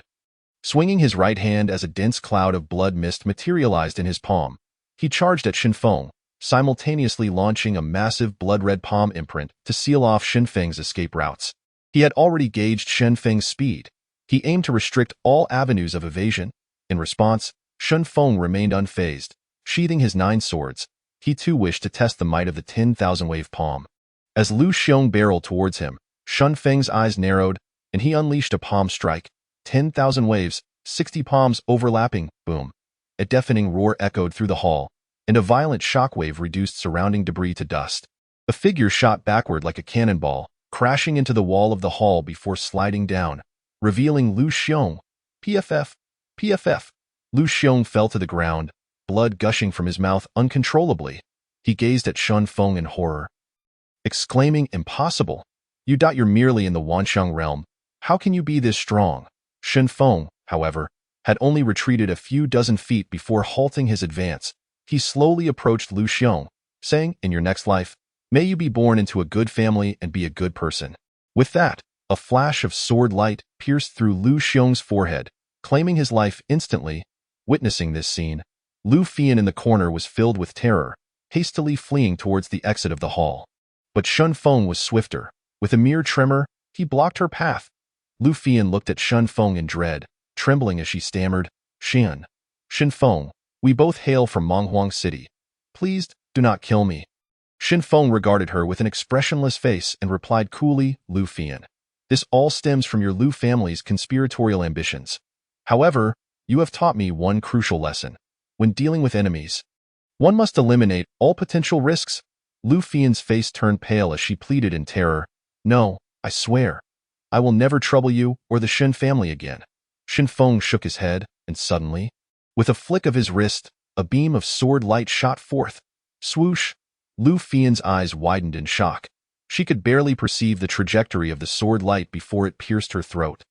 In the next instant, her vitality rapidly waned, and she fell straight down. Xin Feng felt fortunate to have encountered Lu Fian today, discovering the remnants of the Blood Shadow Temple. Otherwise, had they reached the Xin family in Menghuang City, the consequences would have been dire. Being careless with one's enemies only serves to lay hidden dangers. One must continuously grow through experience and learn to be more resolute. Xin Feng collected the spatial rings of all present, and when he removed Lu Xiong's, he inspected its contents with his divine sense. To his surprise, he found over 10,000 spirit crystals, likely remnants from his previous cultivation. while the spatial rings of the other dark-clad men contained scarcely any spirit crystals. He also discovered a map depicting the layout of the underground palace and a jade talisman containing the cultivation method for the blood slaughter scripture. This scripture was insidiously toxic, extracting blood energy from human blood for cultivation. Although it allowed for rapid progress, it posed significant long-term risks. When cultivators finally recognized the danger, it was often too late to stop. They could only alleviate the toxins with blood soul pills. No wonder Lu Long had shown no blood energy. He had not practiced this scripture but instead absorbed disciples through it, controlling them with blood soul pills. As Shan Feng surveyed the jade talisman in his hand. He waved it with a decisive flick. With a resounding crack, the talisman shattered into dust mid-air. Such a harmful artifact should not remain in the world. Following this, Shan Feng commenced a thorough sweep of the entire underground palace, inspecting every hall and chamber, ensuring no remnants of the Blood Shadow Temple remained. Soon, he delved deep into the subterranean palace, at which point an inner hall caught his attention. The hall was secured by an obsidian metal door. And as Shan Feng stood outside, a wave of blood-stained air assaulted his senses. He furrowed his brow, for this intense stench of blood was a novel experience for him. Had many perished within? Glancing at the skull-shaped emblem on the door, he suddenly struck out with his palm. Boom. A thunderous sound erupted. The entire inner hall trembled, yet the metal door remained unscathed, not yielding to his assault. Shan Feng frowned slightly, and with renewed vigor, he unleashed several more strikes, the shockwaves rippling outward, causing some areas of the underground palace to collapse. However, the door still stood firm, its material a mystery to him. At that moment, he spread his palm, and the nine extremities sword appeared in his grasp. With a determined gaze at the menacing emblem on the door, he swung the sword. Clang! The dark door split along the skull design, cleaving cleanly in two before flying outward. Shan Feng examined the nine-extremity sword, finding it entirely unscathed, exclaiming in awe at its remarkable sharpness, akin to effortlessly slicing through wood, encountering no resistance whatsoever. Just then, an overwhelming stench of blood surged forth, causing Shan Feng to furrow his brow again. Fixing his gaze inside, he spotted a pool, approximately 3 to 4 zhang in size, filled to the brim with thick, crimson blood. The foul scent emanated from this very pool, and beside it stood a wooden rack, upon which lay a jade-like pill bottle. Approaching the pool, Shan Feng gazed at the half-filled basin of blood, seething with anger at the thought of how many lives must have been extinguished to gather such a quantity. At that moment, the blood-red orb within his storage ring began to tremble violently, as if it sought to break free from its confines. Shan Feng was taken aback, realizing that the bloodthirsty aura of the black-clad figures had not entered his body. Instead, it had been entirely absorbed by this orb. Was it now attempting to consume the blood from the pool? With a thought, Shan Feng retrieved the orb, and to his astonishment, it autonomously flew into the blood pool. Under his astonished gaze, the blood began to transform into wisps of sanguine energy, all being drawn into the orb. Witnessing this spectacle, Shan Feng murmured to himself, pondering the extraordinary origins of this blood-red orb and wondering from where the blood demon had acquired it. Subsequently, he approached the wooden rack, opened the jade pill bottle, and discovered more than a dozen brown pills within. The pills were smooth and slightly larger than ordinary ones. Shan Feng took one out, inhaling its scent, which bore no resemblance to typical pills, but instead exuded a faintly refreshing aura. Could this be the blood soul pill mentioned by Lu Xiong? Suddenly, he recalled the conversation between Lu Xiong and the black-clad figures. Chapter 68. The blood-red orb's transformation. Shan Feng stowed the pill bottle into his storage ring, recognizing that the blood soul pill could eliminate the toxins within the bodies of the black-clad individuals, and perhaps possessed other remarkable properties. After securing the pills, he turned his gaze back to the pool. Now observing that the blood had diminished significantly, while the orb had grown increasingly vibrant in hue. A quarter of an hour later, the pool's blood had nearly vanished, completely transformed into blood energy, all absorbed into the orb. Shan Feng gestured with his hand, summoning the blood-red orb back to his palm, where it now shimmered with even greater brilliance, a faint, blood-colored halo appearing around its surface. Suddenly, Shan Feng's eyes narrowed, fixating on the orb in astonishment. The orb began to levitate slowly, trembling in the air. its oscillation quickening as if awakening from slumber. Soon, Shen Feng observed that, with each tremor, the blood-colored halo began to fade. The red exterior gradually peeling away, and the entire shape shrank to the size of a half-egg, revealing a pale blue core. This. Shen Feng was utterly astounded, realizing that it was not inherently blood-colored. Could it have mutated due to the absorption of such an immense amount of energy? Just as he pondered this, the blue orb transformed into a beam of azure light, instantaneously entering his brow. Shen Feng was taken aback, his consciousness immediately scanning his soul sea, where he found the blue orb suspended within, motionless. What was happening? Initially believing it to be merely a storage device for energy, it was evidently far more complex. Hey, come out. You can't stay in there. Hey. Noticing its utter stillness, Shen Feng persisted, shouting, Hey, if you possess intelligence, respond. At that moment, the orb quivered slightly within his soul sea. Buzz. Shen Feng was instantly overwhelmed by dizziness. His vision filled with golden stars, as if his head would split apart. It took a while for him to regain composure. What the hell? This was bewildering. A mutated orb had inexplicably entered his soul sea, akin to planting a landmine within his body, leaving him uncertain of its implications. He immediately assessed his body and found no abnormalities. It seemed to harbor no malicious intent for the time being. Despite Shen Feng's face being etched with confusion, uncertain of the orb's true nature, one thing was evident. It had absorbed enough energy to awaken a semblance of consciousness. Well, it is either a blessing or a curse. If it is a curse, there is nothing I can do about it. Shen Feng glanced around, finding no further discoveries, and then turned to exit the underground palace. Outside the cave, a gentle breeze wafted. The sun shone brightly, and the surrounding vegetation flourished, layers of green mountains, rising majestically. It was hard to believe that such an unassuming cave concealed a vast underground palace. In a wonder that for so long, few had known the location of the Blood Shadow Temple. After today, this power would be entirely eradicated from the eastern wilderness. Shen Feng cast one last glance at the cave before soaring away on his sword towards the Hengduan Mountains.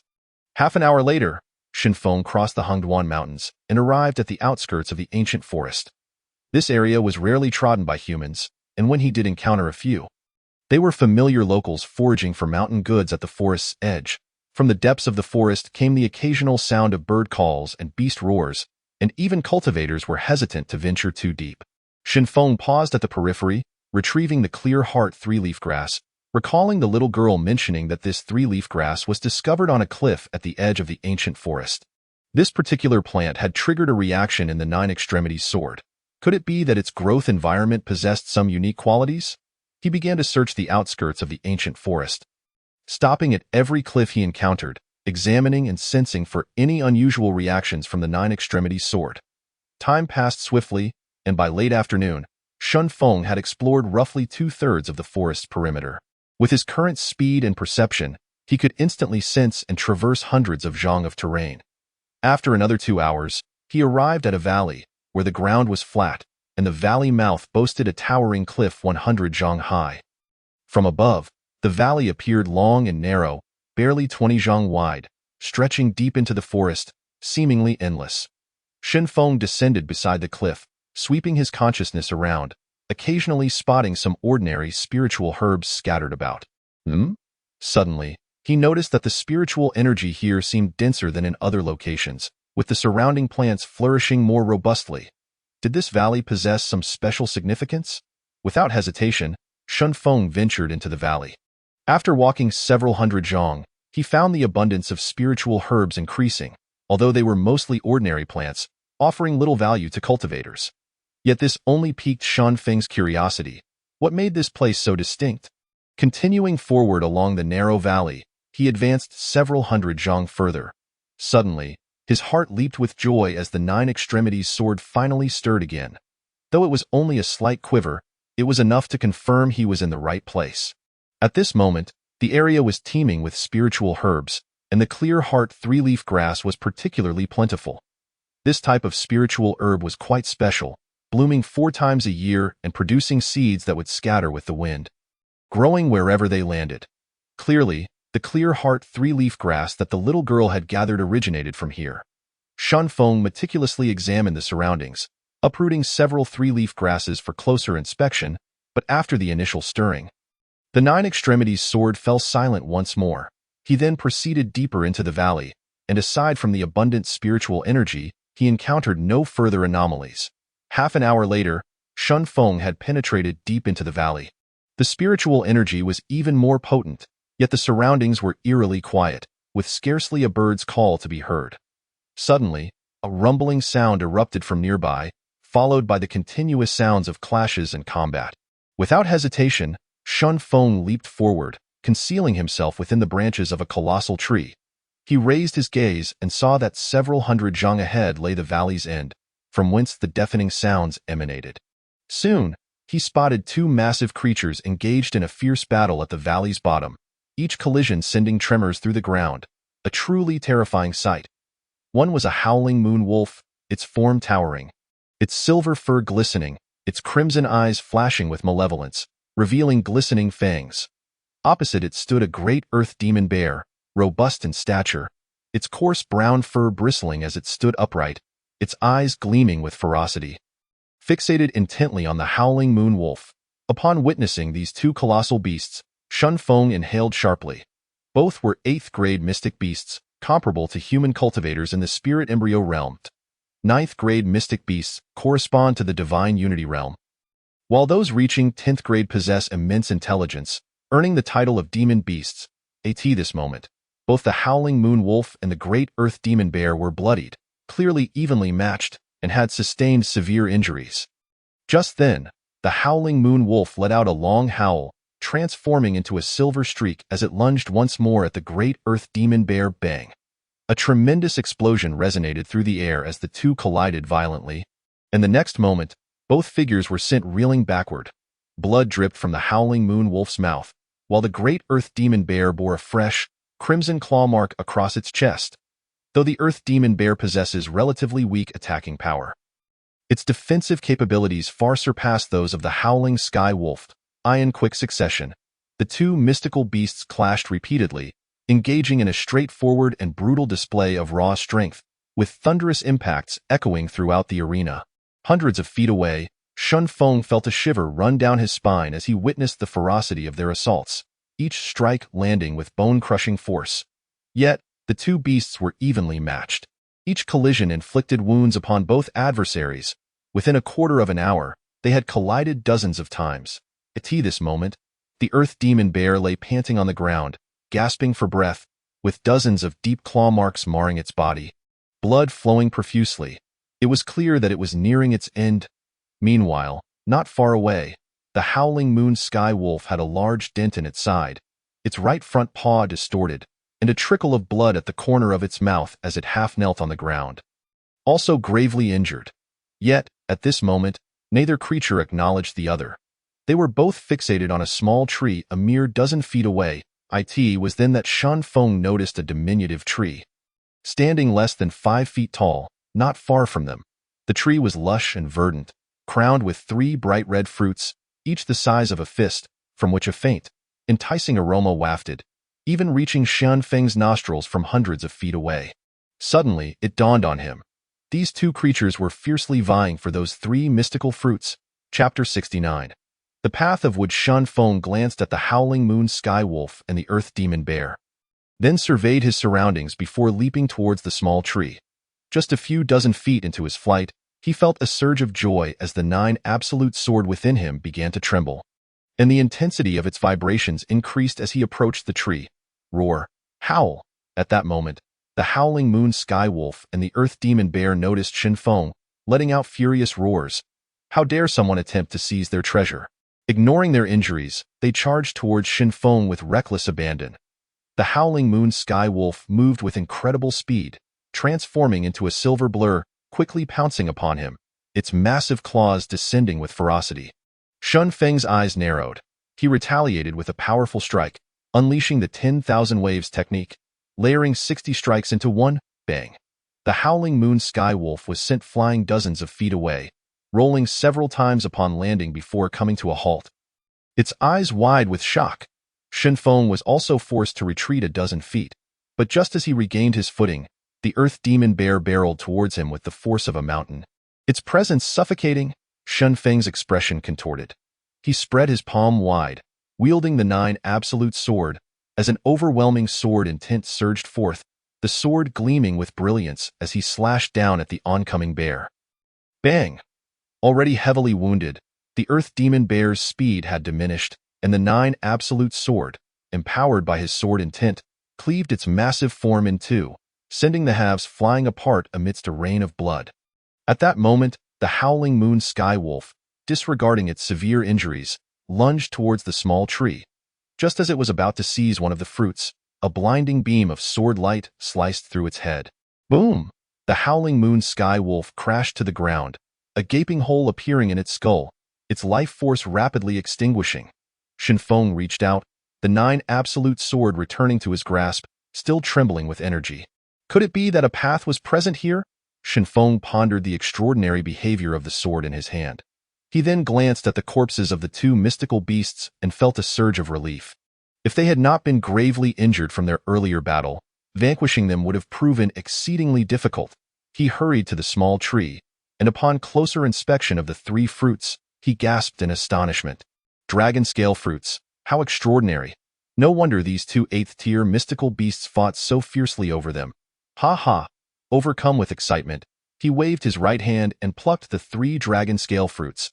The outer layer of the dragon scale fruit resembled dragon scales and was a supreme spiritual fruit for cultivators to temper their bodies and enhance their physical strength. For mystical beasts, consuming it could elevate their rank. Shun Feng joyfully stored the 3 dragon scale fruits in his spatial ring, for he had no time to consume them now. The 9 absolute sword was trembling more violently than ever, indicating that something extraordinary was afoot. Could there truly be a path here? Suddenly, Shun Feng was taken aback as he observed the dragon scale fruit tree beginning to wither. Starting from the leaves, they turned yellow and fell away, quickly leaving only a barren trunk. Under Shun Feng's astonished gaze, the branches of the tree began to disintegrate into dust, gradually vanishing from the smallest twigs to the largest limbs. In less than a quarter of an hour, the entire tree had turned to powder and scattered with the wind, disappearing from sight. The dragon scale fruit tree blooms once every 100 years and bears fruit in another 100. When the fruit ripens, the parent tree perishes, and new life springs forth from the fallen fruit, perpetuating this cycle endlessly. Once the small tree had vanished, Shun Feng barely had time to be astonished before the 9 absolute sword surged forth from his hand. As the sound of the sword's resonance filled the air, it flew to the spot where the dragon scale fruit tree had grown, vibrating violently. Shun Feng's eyes widened in shock. He realized the sword had discovered something. Soon, as the trembling of the 9 absolute sword intensified, the ground where the dragon scale fruit tree had once stood began to quake. Shun Feng was alarmed and quickly retreated 10 or so feet. His expression grave as he watched the trembling earth. At that moment, the ground suddenly split apart, and a blue light orb began to rise slowly from the fissure. The orb, about the size of a watermelon, released an overwhelming surge of spiritual energy upon its emergence, causing the surrounding flora to appear even more vibrant. Standing a dozen feet away, Shun Feng felt a wave of pure spiritual energy wash over him, invigorating him immensely. Within the orb, he vaguely perceived a blurred humanoid silhouette. The blue light orb then hovered around the 9 absolute sword, circling it endlessly. Indeed, it was a path. Shen Feng could hardly contain his excitement. His fists clenched tightly as his gaze remained fixed on the 9 absolute sword and the blue light orb. The 9 absolute sword continued to tremble, and suddenly, the light orb whirled around it twice before transforming into a beam of blue light that merged into the sword's body. Shun Feng rejoiced. He knew another path had returned. He extended his hand, and the 9 absolute sword flew back into his grasp. At that moment, he noticed a faint azure stripe had appeared on the sword's blade, joining the previous pale silver and light golden stripes. Now, the sword bore 3 distinct stripes of different colors, each slender and shimmering subtly upon the blade. Shen Feng surveyed his surroundings and, no longer lingering, turned to soar away from the valley on his sword. He was deep within the ancient forest, and it was certain that higher-tier mystical beasts lurked nearby. He urgently needed to find a safe haven to enter seclusion. Far from the depths of this valley, Shun Feng accelerated to his utmost. slicing through the narrow valley like a beam of sword light. Half an hour later, he reached the cliff at the valley's edge. Quickly, Shun Feng located a nearby cave. Though shallow, it was sufficiently spacious inside. He gathered some branches to conceal the entrance before stepping into the cave and settling down cross-legged on the ground. Each time the Nine Absolute Sword absorbed a new path, it released an immense surge of pure energy, and he needed to prepare himself to assimilate that energy. Otherwise, he risked damaging himself severely. In place, Shun Feng adjusted his breathing to attain his optimal state, awaiting the emergence of that energy. Time gradually slipped by half an hour. An hour. 2 hours later, Shun Feng grew perplexed. Why had the energy not manifested this time? He directed his consciousness into the time-space crystal, looking toward the altar, where he saw that the soul of the Nine Absolute Sword had solidified significantly, radiating even more brilliance. Shun Feng felt a surge of joy. He knew this was undoubtedly due to the integration of the new path. "Senior?" Shun Feng silently inquired. "Have you awakened?" Yet, after a long wait, he received no response from the sword spirit. Thus, another half an hour passed, and Shun Feng's brow furrowed slightly. Why was there no energy released this time? Had it all been absorbed by the sword spirit?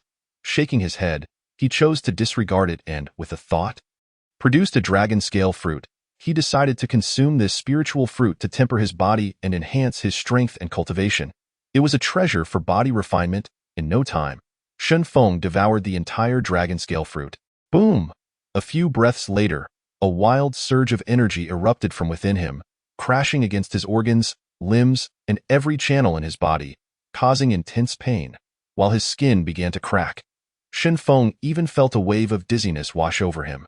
The potency of the dragon scale fruit was so overpowering that it exceeded his expectations. Damn it!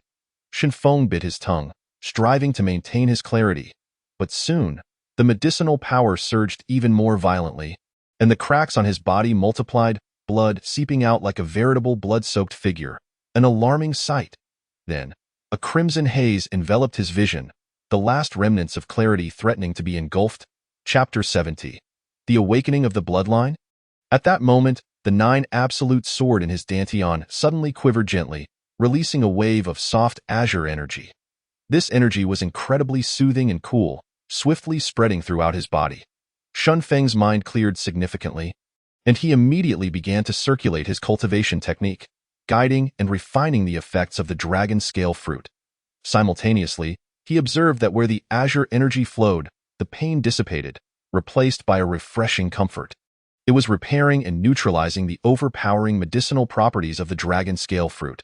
Could it be that this path was of the wood element, possessing restorative and healing properties? Witnessing this, Shun Feng felt a surge of joy. Closing his eyes to fully absorb and refine the medicinal energy of the dragon scale fruit, at this moment, although his pain had lessened, two immense energies suddenly surged within him. If he did not quickly guide and refine them, he feared his body might explode, especially the latter azure energy. Shun Feng could sense its purity was exquisite beyond measure. As Shun Feng devoted himself to circulating his technique, with his 5 spiritual roots rapidly absorbing these energies, he was suddenly taken aback to find 3 distinct forces racing to seize the pure energy within him. The heart and liver absorbing energy is one thing, as there have been precedents. The spleen belongs to the earth, the lungs to metal, the liver to wood. He was somewhat mentally prepared for this, however. He was utterly astonished to discover that the ashen blue orb within him was also voraciously consuming the energy from his body. It was truly beyond words. Nonetheless, this very phenomenon led to the rapid depletion of his internal energy, and the discomfort gradually faded away. After 3 time intervals, Shun Feng's body settled into tranquility, having fully divided the 2 immense sources of energy. At that moment, a layer of greasy filth appeared on the surface of his body, a byproduct of the impurities expelled after his physical form underwent a second transformation. Shun Feng utilized his mystical energy to cleanse his body and donned a fresh set of garments. At this juncture, he beheld his physical form, resilient and radiant, not only exhibiting greatly enhanced defensive capabilities, but also seemingly endowed with boundless strength. Upon introspection, Shun Feng noted that both his liver and the previously transformed lungs and spleen had taken on a faint golden hue, displaying considerable fortitude. The transformation of the heart was not as pronounced, merely deepening in color, approaching a pure golden shade, pulsating with vigor. Iti the dantian. The wood's spiritual root among the five elements had become exceedingly robust. Its capacity to absorb spiritual energy markedly increased, alongside the earth and metal roots. Most perplexing was the ashen blue orb, which absorbed the most energy yet exhibited no discernible change or reaction whatsoever. Under the impact of such vast energy, his cultivation naturally surged to the pinnacle of the myriad manifestations realm. Were it not for that orb, refining such a colossal amount of pure energy would likely have propelled him beyond the void realm in one fell swoop. Concluding his cultivation, Shun Feng exited the cave, calculating the passage of time. He had been away for 6 or 7 days, and the time for the true transmission grand competition was swiftly approaching. If he hurried back now, he would surely make it in time. Immediately, a beam of sword light manifested beneath him, and he soared on his sword, darting towards the Holy Martial Academy with great speed. At the Holy Martial Academy, atop the C2 main peak, within the Grand Hall, a youth clad in dark robes stood before C2 Mao. The youth, named C2 Hao, was a newly appointed true disciple of the C2 family. Is this truly the case? Pray, elaborate. C2 Mao exclaimed in astonishment as he gazed at C2 Hao. C2 Hao bowed respectfully. Elder, on that day, I was in the Holy Martial Tower. Upon failing to breach the 6th level, I was expelled from the tower, and at that moment, I witnessed a radiant rainbow light emanating from the tower's peak, reaching towards the heavens. Though it vanished swiftly, I can assure you, it was indeed there. Upon hearing this, C2 Mao's expression grew grave. The appearance of the rainbow light indicated that someone had successfully navigated the 12 levels of the Holy Martial Tower. Who could it be? Among the true disciples, only 3 possessed the potential for such a feat. The most likely candidate is Gu Yuan. And perhaps Shen Feng, he pondered. Why has the academy made no response? Could it be that someone is deliberately concealing this matter? Elder, if there is nothing else, I shall take my leave. C2 Hao began to withdraw, noticing C2 Mao's silence. At that moment, C2 Mao lifted his head and addressed him. Do not speak of this matter for now. Prepare for the true disciple martial competition in 2 days, and strive for a commendable ranking. C2 Hao replied respectfully, Yes, Elder, I will give it my all. Go now. C2 Hao bowed and promptly exited the Grand Hall. Inside, C2 Mao's expression darkened, his brow furrowed in contemplation. After more than 60 years, the rainbow light had re-emerged, and a name surfaced in his mind. Ling Yunpeng, the chief elder of the Martial Academy in the Central Continent. It was only through his covert assistance that C2 Mao had broken through to the Divine Yuan realm, subsequently becoming the master of one of the peaks in the Holy Martial Academy. Though they had met only once, Ling Yunpeng had left a formidable impression on him. Before him, C2 Mao felt as insignificant as an ant. The sole request Ling Yunpeng had made in return for his aid was that should anyone succeed in navigating the 12 levels of the Holy Martial Tower, he must be informed immediately. Over the years, Ling Yunpeng had not sought him out, nor had C2 Mao dared to contact him, for such a figure was far beyond his reach. While he remained uncertain of Ling Yunpeng's true intentions, the gravity of the situation suggested it was of utmost importance. Who could have surmounted the 12 levels? Gu Yuan? Huangfu Yi? Yu? Or perhaps Shen Feng? He murmured to himself, perhaps this true disciple grand competition will reveal the truth. In no time, a celestial-grade communication talisman appeared in his hand, the very one Ling Yunpeng had left him, capable of transmitting messages directly from the eastern wilderness to the central continent. While he could not ascertain the identity of the challenger, he resolved to notify Ling Yunpeng. After all, the C2 family had no hope of entering the top 3 of the true disciple rankings. Regardless of who the individual was, it was best to allow Ling Yunpeng and his associates to draw their own conclusions. Soon, the talisman in his hand began to glow. Meanwhile, Shen Feng soared through the skies at an astonishing speed. Racing back to the Holy Martial Academy, a day later, he arrived within the academy's vicinity. Upon returning to the main peak and entering his residence, his senior brother, Man Kuei, strode in. Junior brother, you have finally returned, Man Kuei exclaimed with a smile. Seeing Man Kuei, Shen Feng felt a surge of joy. Replying, Senior brother, you have emerged from seclusion. Man Kuei approached Shen Feng, casting a glance at him in astonishment. Junior brother, are you at the pinnacle of the myriad manifestations realm? Shen Feng nodded, observing that Man Kuei had also reached the pinnacle of the void realm. and inquired, "Senior brother, have all your bloodlines awakened?" Man Kuei shook his head, saying, "The master indicated that only a portion has awakened." Then he looked at Xin Feng and proposed, "Junior brother, shall we spar a bit?" Xin Feng met his gaze, eyes gleaming with competitive spirit. "Sure. I am eager to gauge the extent of my current strength." After all, his senior brother was a member of the Man tribe, and with his bloodline awakened, his combat prowess must have greatly increased. Chapter 71. Continue to strike him. Rewards awaited soon. The two arrived at a secluded grove on the back mountain, a tranquil and spacious area with towering ancient trees. An ideal setting for a sparring match. Man Kuei stood before Xin Feng like a giant, his combat spirit surging as he cheerfully declared, "Junior brother, get ready. I am about to make my move." Xin Feng smiled, "Come at me without holding back." In the next moment, Man Kuei surged forward with astonishing speed. Despite his large stature, as he charged, he delivered a powerful punch aimed at Xin Feng's chest. His technique grand and forceful, like a mountain crashing down upon him. Witnessing this, Xin Feng's eyes narrowed slightly, and with a push of his right foot, he propelled himself forward to meet the attack with an open palm. Waves of 10,000 layers, 50 palms, bang. The clash of fist and palm resonated throughout the area, followed by both combatants being thrust backwards several dozen yards. The violent shockwaves swept through the surroundings, causing nearby trees to splinter and sending debris flying. Xin Feng steadied himself, momentarily stunned by the sheer strength of Man Kuei. "Ha! Junior brother, once more, do not hold back," Man Kuei bellowed, evidently having not exerted his full strength previously. "All right," Xin Feng replied with a grin. Immediately, Man Kuei charged at him again, this time with even greater speed. With each step he took, the ground trembled.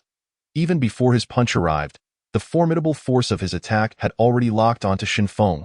Xin Feng remained rooted, unleashing another palm strike, which rapidly morphed into a colossal hand as a series of shadows converged. Waves of 10,000 layers, 60 palms. The fierce palm force collided with Man Kuei's punch in midair. A resounding boom echoed, sending a figure hurtling backward over 100 yards. It was Man Kuei. Xin Feng skidded back a few dozen yards before halting and quickly darted over to Man Kuei's side. "Senior brother, are you all right?"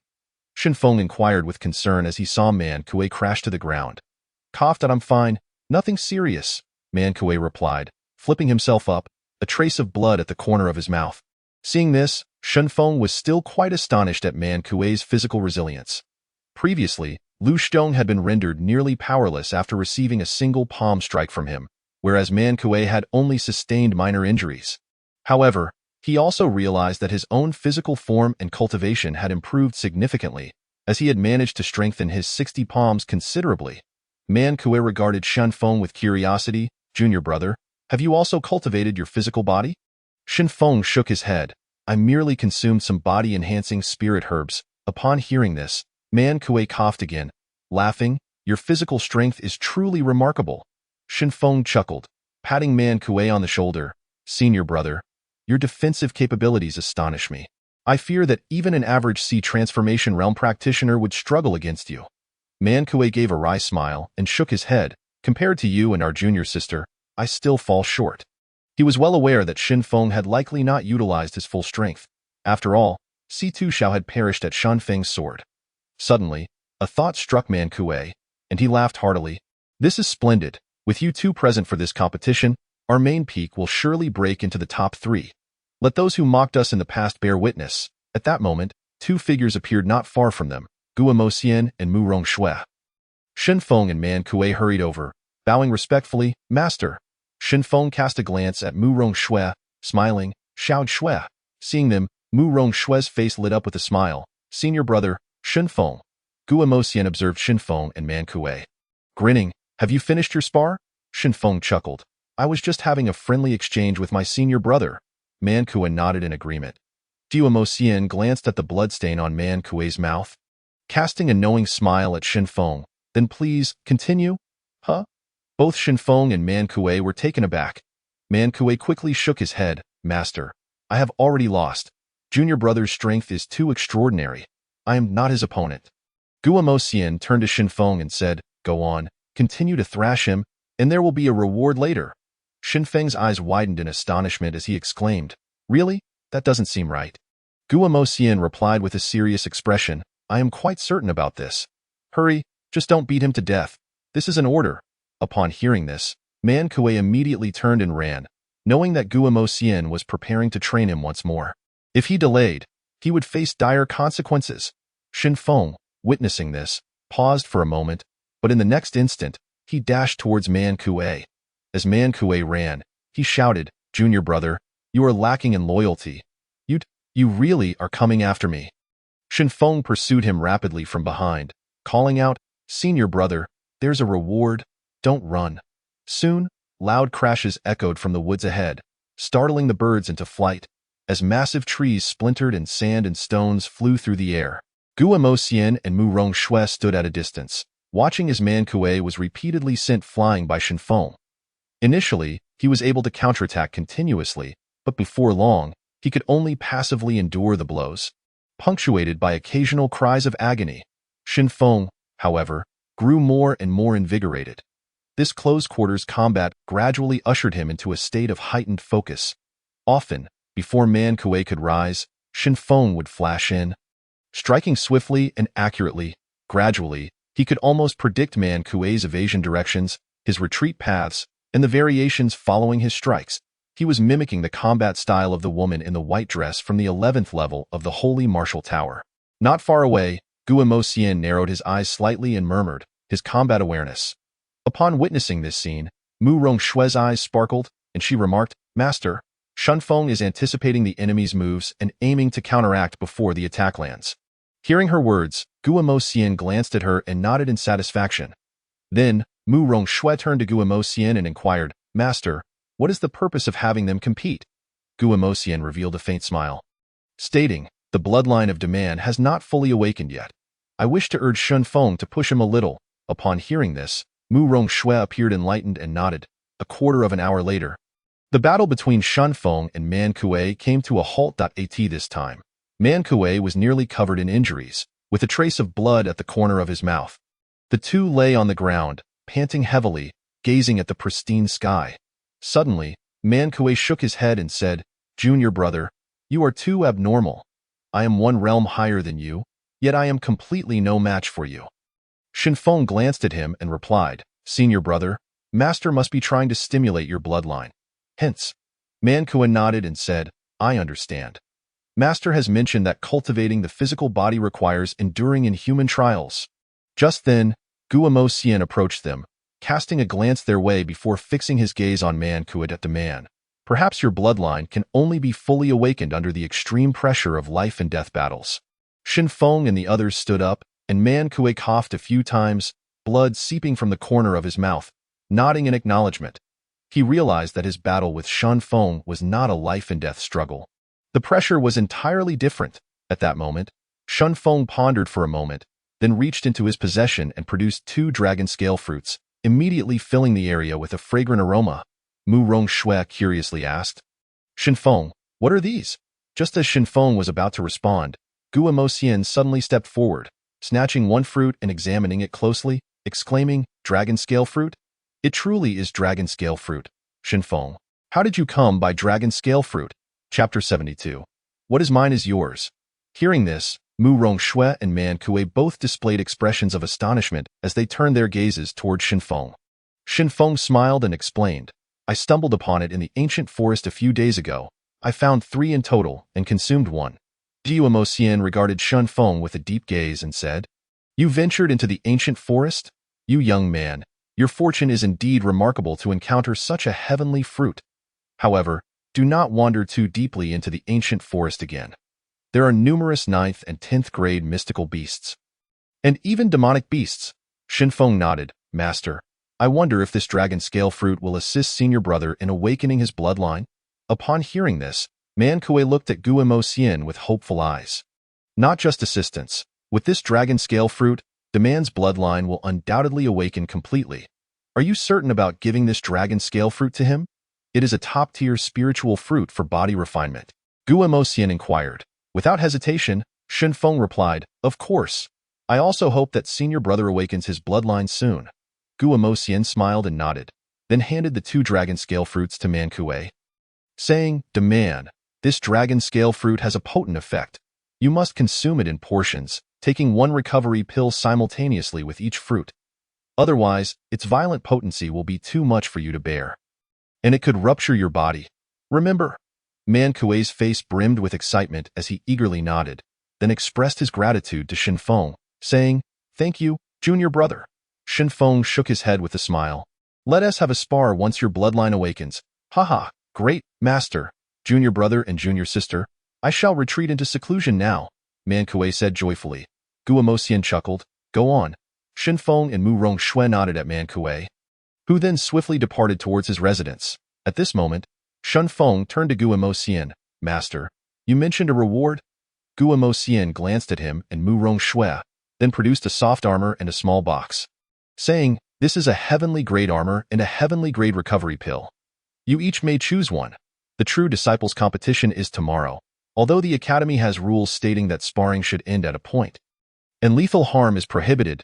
Injuries in arena fights are often unavoidable." Shen Feng looked at the heavenly grade armor and recovery pill, thinking to himself that he had no need for either, as he still possessed 2 top-tier recovery pills. He smiled and said, "Shui, you can have both of these." Guo Xian regarded him with a look of suspicion and remarked, "I never expected you to be so generous, first giving the dragon scale fruit to demand and now offering up heavenly grade treasures." Shen Feng chuckled, "It's nothing. Shui's family. What is mine is hers." Upon hearing this, Guo Xian was taken aback, glancing at the two of them before laughing heartily. "Haha, very well. It seems I was overthinking." As Guo Xian looked at them, Mu Rongshui's face flushed slightly, and she shyly said, "Master, don't listen to his nonsense." After saying this, she lowered her head slightly, her exquisite features growing even more radiant with embarrassment.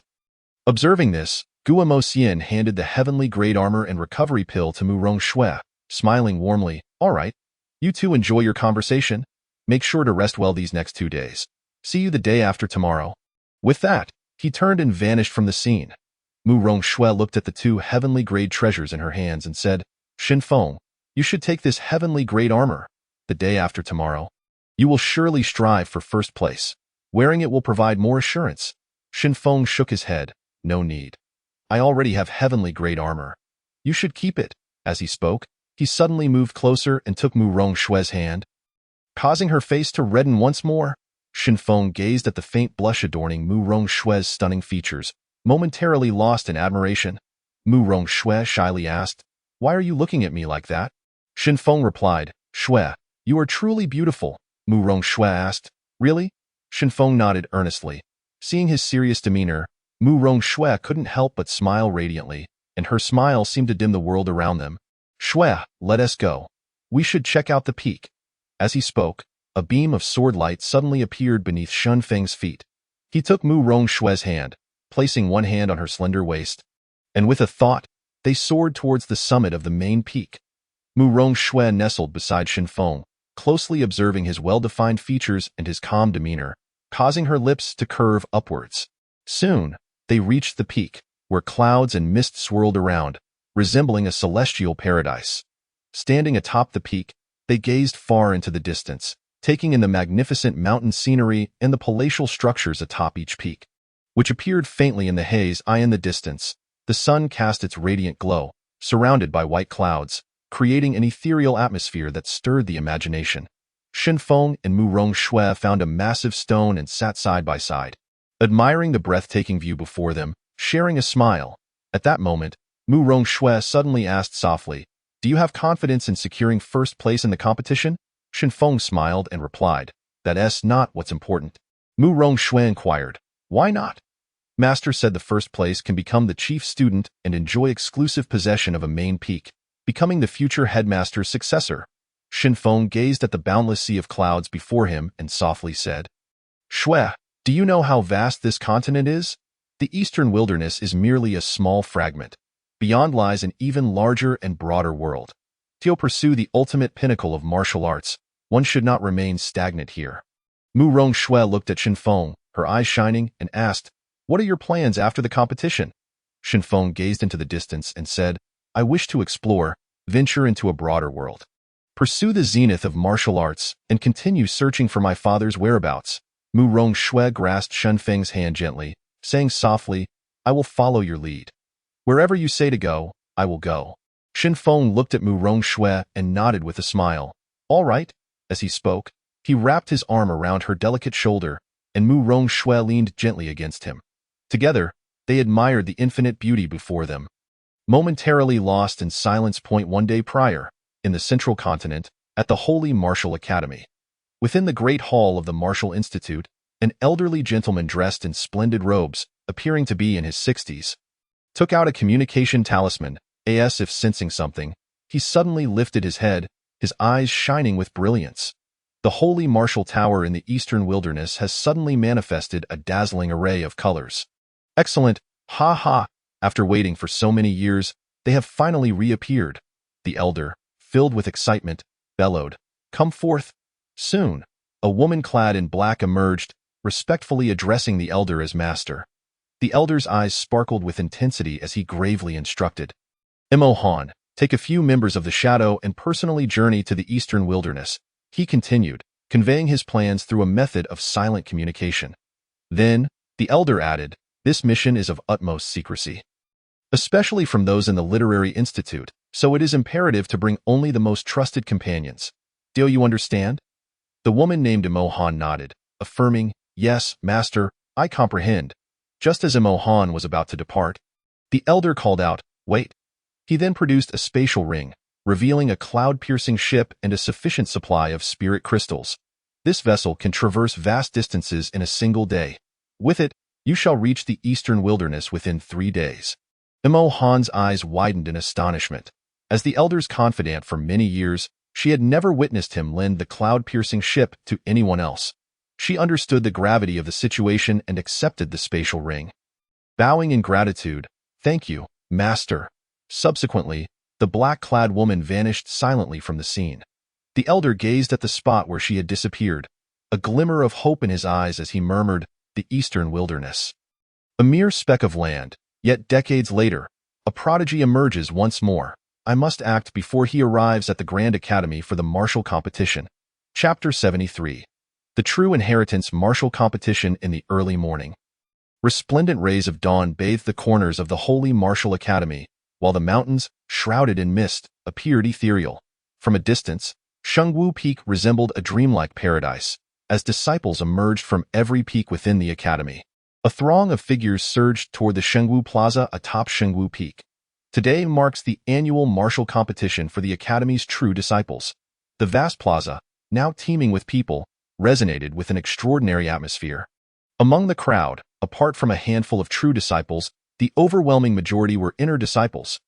The Academy has stipulated that inner disciples may ascend to true disciples through only 2 avenues, either possessing exceptional talent that attracts the attention of the 8 peak masters, or challenging the 8 true disciples during the annual competition.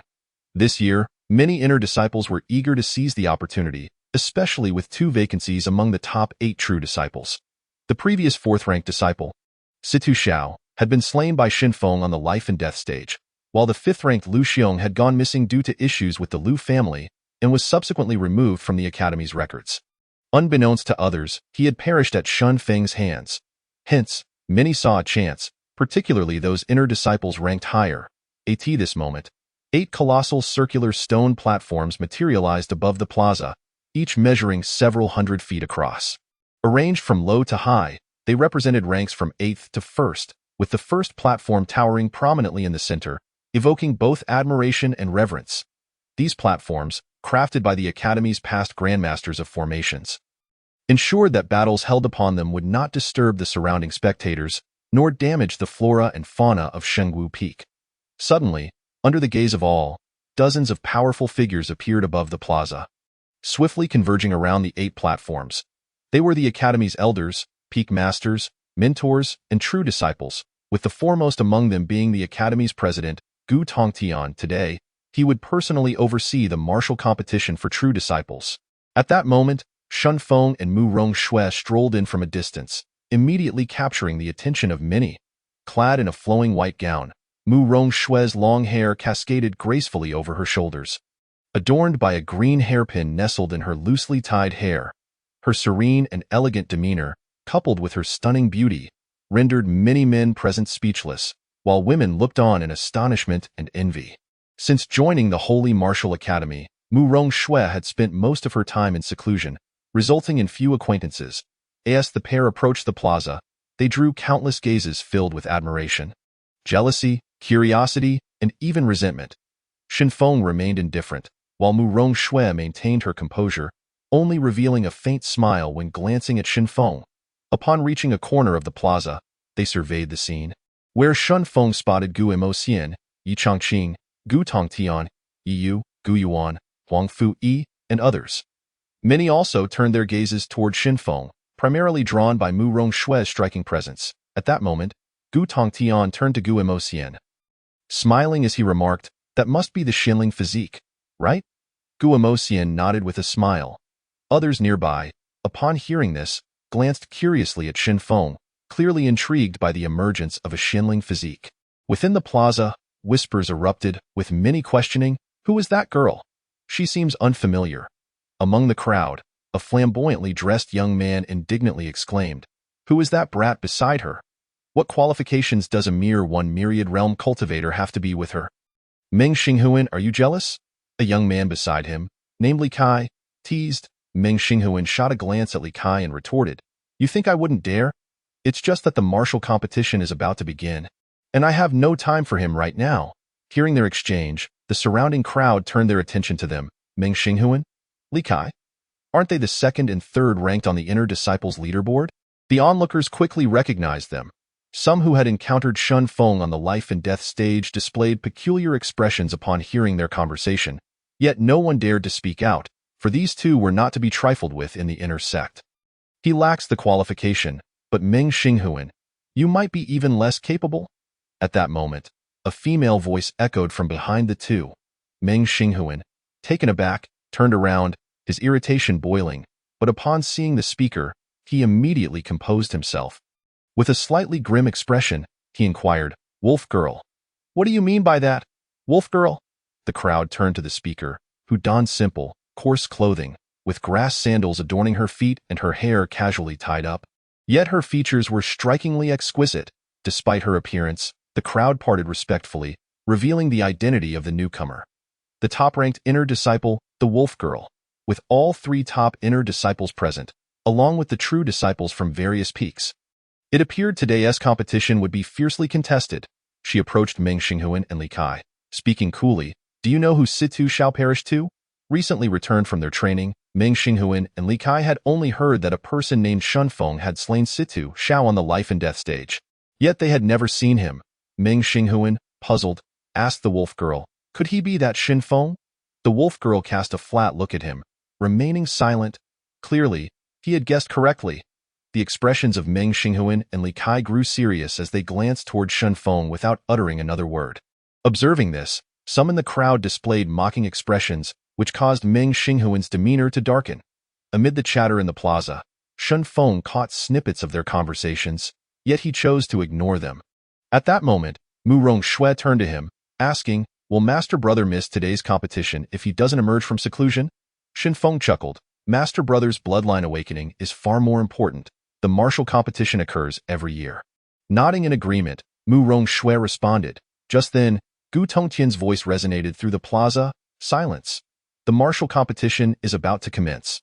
The rules remain unchanged from previous years, and I shall not reiterate them. However, I must emphasize that the competition must be conducted with caution to avoid casualties. The disciples from the last true disciple leaderboard should ascend to their respective platforms to accept challenges. Any vacant platforms may be contested by anyone.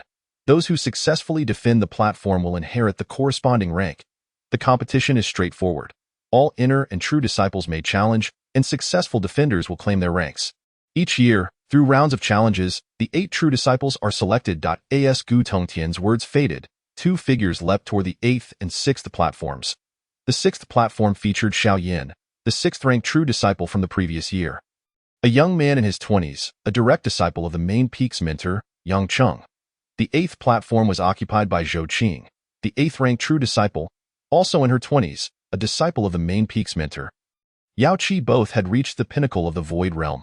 Soon, 3 more figures soared toward the platforms, eliciting gasps from the crowd. They were none other than the top three from the previous True Disciple leaderboard, Gu Yuan, Huang Fu Yi, and Yi Yu, who landed on the first, second, and third platforms, respectively. Chapter 74. Are we ready to begin? As the crowd beheld the top three True Disciples, admiration illuminated many faces. They were paragons, embodiments of aspiration and reverence. All three possessed cultivation at the Transformation C realm or higher, and none were yet 20 years old. Talent is often predetermined from birth. Sometimes, no amount of effort can bridge the gap, at present. The first, second, third, sixth, and eighth platforms were occupied by last year's True Disciples, while the fourth, fifth, and seventh platforms remained conspicuously vacant, drawing particular attention. The empty platforms of Situ Xiao and Lu Xiong were anticipated. But why was the seventh platform also unoccupied? Where was the previous seventh-ranked disciple? Man Kuei? Upon hearing this name, many people's minds immediately conjured images associated with it. Guimo Xian, noticing this reaction, furrowed her delicate brows and cast a fleeting glance towards the direction of the main peak where Man Kuei resided. She was acutely aware that Man Kuei was undoubtedly at a pivotal moment of bloodline awakening. Just then, on the stone platform, two figures darted towards the fourth and fifth stone platforms. They were Xiao Yan, ranked 6th, and Zhou Qing, ranked 8th. Observing this scene, the crowd showed no surprise. Those ranked lower were now taking the places of the original contestants, Situ Xiao and Lu Xiong. The situation had evolved such that the first through fifth platforms were occupied, while the sixth, seventh, and eighth platforms lay vacant. Soon, everyone's gaze shifted towards these three stone platforms. Who would ascend to seize these positions? As some pondered, and others felt eager, yet another three figures leapt towards the empty platforms. Behold, on the sixth platform stood Situ Hao, the newly appointed True Disciple from the Situ clan. The seventh platform was occupied by a True Disciple from the Huangfu family, Huangfu Qing. The eighth platform was claimed by the Inner Door's top contender, the Wolf Girl. Now, the first through fifth platforms were all occupied by individuals from the previous True Disciple rankings, each at the pinnacle of the Void Realm. Meanwhile, the sixth and seventh platforms were filled by newcomers, all possessing Void Realm cultivation. Naturally, the prowess of these talents could not merely be measured by their realms. With this, all stone platforms had their champions, and anyone wishing to ascend must defeat one of the incumbents. The challenge had officially commenced at that moment. The voice of the Dean, Gu Tongtian, resounded once more. As his words faded, three figures suddenly soared towards the sixth, seventh, and eighth platforms. On the sixth platform, a young man clad in blue appeared opposite Situ Hao. Both remaining silent as they regarded one another, their auras surging, eyes ablaze with combat fervor. Meanwhile, on the seventh platform, the figure leaping up was none other than Meng Xinghuan, who immediately charged towards Huangfu Qing upon landing. The crowd was astounded to discover that his cultivation had reached the pinnacle of the Void Realm. As Meng Xinghuan rushed forward, a fierce punch surged forth, aimed directly at Huangfu Qing's chest. Its ferocity palpable. Even through the formation, the spectators could feel the air being violently displaced, evoking awe. Huangfu Qing's expression darkened with gravity. He dared not underestimate the attack. A silver blade materialized in his hand, and he desperately slashed out a radiant arc of light towards the incoming punch. Bang! The clash between the blade and the punch resulted in an instant dispersal of the blade's radiance. While the punch maintained its momentum, striking Huangfu Qing directly, he was sent flying backward like a cannonball, crashing out of the stone platform and landing heavily on the ground, coughing up blood, his face a mask of shock as he gazed at Meng Xinghuan atop the platform. At this moment, Meng Xinghuan stood with his hands clasped behind his back, head held high, deliberately casting a glance towards Shunfeng and Mu Rongshui, though most of his attention lingered on Mu Rongshui. Fearing she had missed his recent display of dominance, bang! At that instant, a thunderous sound erupted from the eighth platform as the wolf girl dispatched her challenger with a single blow. The crowd then realized that she, at the late stage of the Void Realm, wielded a pitch-black iron staff. On the seventh platform, Situ Hao found himself locked in a fierce struggle against the swordsman. The man's sword energy was sharp, his footwork nimble, avoiding a direct confrontation with Situ Hao, making victory elusive for him. However, after a brief moment, Situ Hao's aura surged dramatically, his speed doubling as he unleashed a punch towards the swordsman's abdomen. Moving like lightning, the swordsman was taken aback, unable to evade in time. and was sent flying off the stone platform. The crowd looked on in confusion at Situ Hao, noting that he remained at the late stage of the Void Realm. Yet in that fleeting moment, his aura had surged significantly. At this juncture, in the air, Huang Fuzhong, the Peak Master, glanced at Situ Mao and remarked with a smile, "Situ Peak Master, that was your Situ clan's amplification secret technique, was it not?" Upon hearing this, the assembled mentors and elders turned their curious gazes towards Situ Mao. Situ Mao smiled but did not respond directly, his eyes inadvertently drifting towards Shenfeng among the crowd. His expression slightly solemn. On the day of the life and death stage, Situ Xiao hadn't even employed this secret technique before meeting his demise at Shenfeng's hands, leaving Situ Mao feeling that his death was somewhat unjust. Thus, except for the 7th platform, which had been taken by Meng Xinghuan, the 6th and 8th platforms remained with Situ Hao and the Wolf Girl, respectively. Soon, more challengers began to ascend, all gravitating towards the 6th, 7th, and 8th platforms, while no one dared to challenge the 1st through 5th platforms. Consequently, fierce battles erupted on the latter 3 platforms. An hour later, Situ Hao, Meng Xinghuan, and the Wolf Girl remained atop their respective platforms. Having won in multiple rounds of challenges, Situ Hao's amplification technique amazed the crowd. Despite being at the pinnacle of the Void Realm, his power, once amplified, rivaled that of the Transformation Sea Realm. Meng Xinghuan also showcased remarkable strength, defeating 3 inner disciples and a true disciple. However, upon witnessing Situ Zhao's amplification technique, he temporarily abandoned thoughts of challenging the 6th platform. Meanwhile, the Wolf Girl's opponents found it nearly impossible to withstand her 3 strikes, swiftly being sent flying from the platform. Although ranked higher than Meng Xinghuan within the inner door, she seemed uninterested in pursuing higher ranks and simply guarded the 8th platform to secure a position as a true disciple. Thus, the atmosphere in the arena grew silent, with no one daring to challenge further. At this moment, Shenfeng turned to Mu Rongshui and smiled. "Shui, it's your turn." Mu Rongshui smiled back, nodded slightly, and then turned her gaze towards the Wolf Girl on the 8th platform. In the next instant, she transformed into a white shadow, swiftly leaping onto the 8th platform, her speed astonishing even Shenfeng. The crowd, witnessing this, collectively turned their attention towards the 8th platform. Some were excited, while others were perplexed, intrigued by this unfamiliar, stunning lady whose cultivation appeared to be at the Void Realm, uncertain of her true strength. Meanwhile, the high-ranking elders and peak masters also observed the white figure on the 8th platform with keen interest. Jiu Mosian maintained a calm demeanor, a smile gracing her lips as she glanced at Shenfeng before refocusing on Mu Rongshui.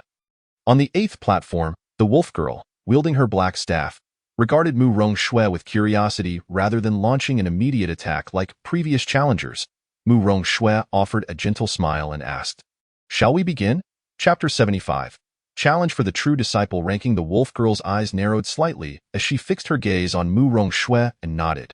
Observing the Wolf Girl's agreement, Mu Rongshui suddenly produced a silver spear in her hand, raising it with a flick of her wrist, her right knee bending into a bow stance as she swiftly lunged towards the Wolf Girl, leaving a flurry of white shadows in her wake due to her incredible speed. The Wolf Girl's eyes narrowed, and she swept her staff horizontally to counter the incoming spear strike. The surrounding air swirled like waves in response to her swing, creating a terrifying scene. Yet in the next moment, a white shadow pierced through the turbulent air, and the spear struck the thick black staff. Bang! A figure was sent soaring backward over 100 feet, landing and skidding back several paces. That figure was the Wolf Girl, her eyes wide with shock as she stared at Mu Rongshui, clearly unprepared for the immense power behind what had seemed to be an unremarkable spear thrust. The crowd was equally astonished. Previously, they had only witnessed the Wolf Girl send others flying with a single blow, yet now she herself had been struck back by Mu Rongshui's spear. Blood surged in the Wolf Girl's veins, and her eyes dimmed slightly as she realized that Mu Rongshui had likely held back during the initial exchange. Shaking her head, she turned to exit the platform. "Stop," Mu Rongshui called out, gazing at her. The Wolf Girl turned in confusion, only to find Mu Rongshui smiling gently at her. In the next moment, Mu Rongshui vanished in a flash, transforming into a white shadow that darted onto the 7th platform.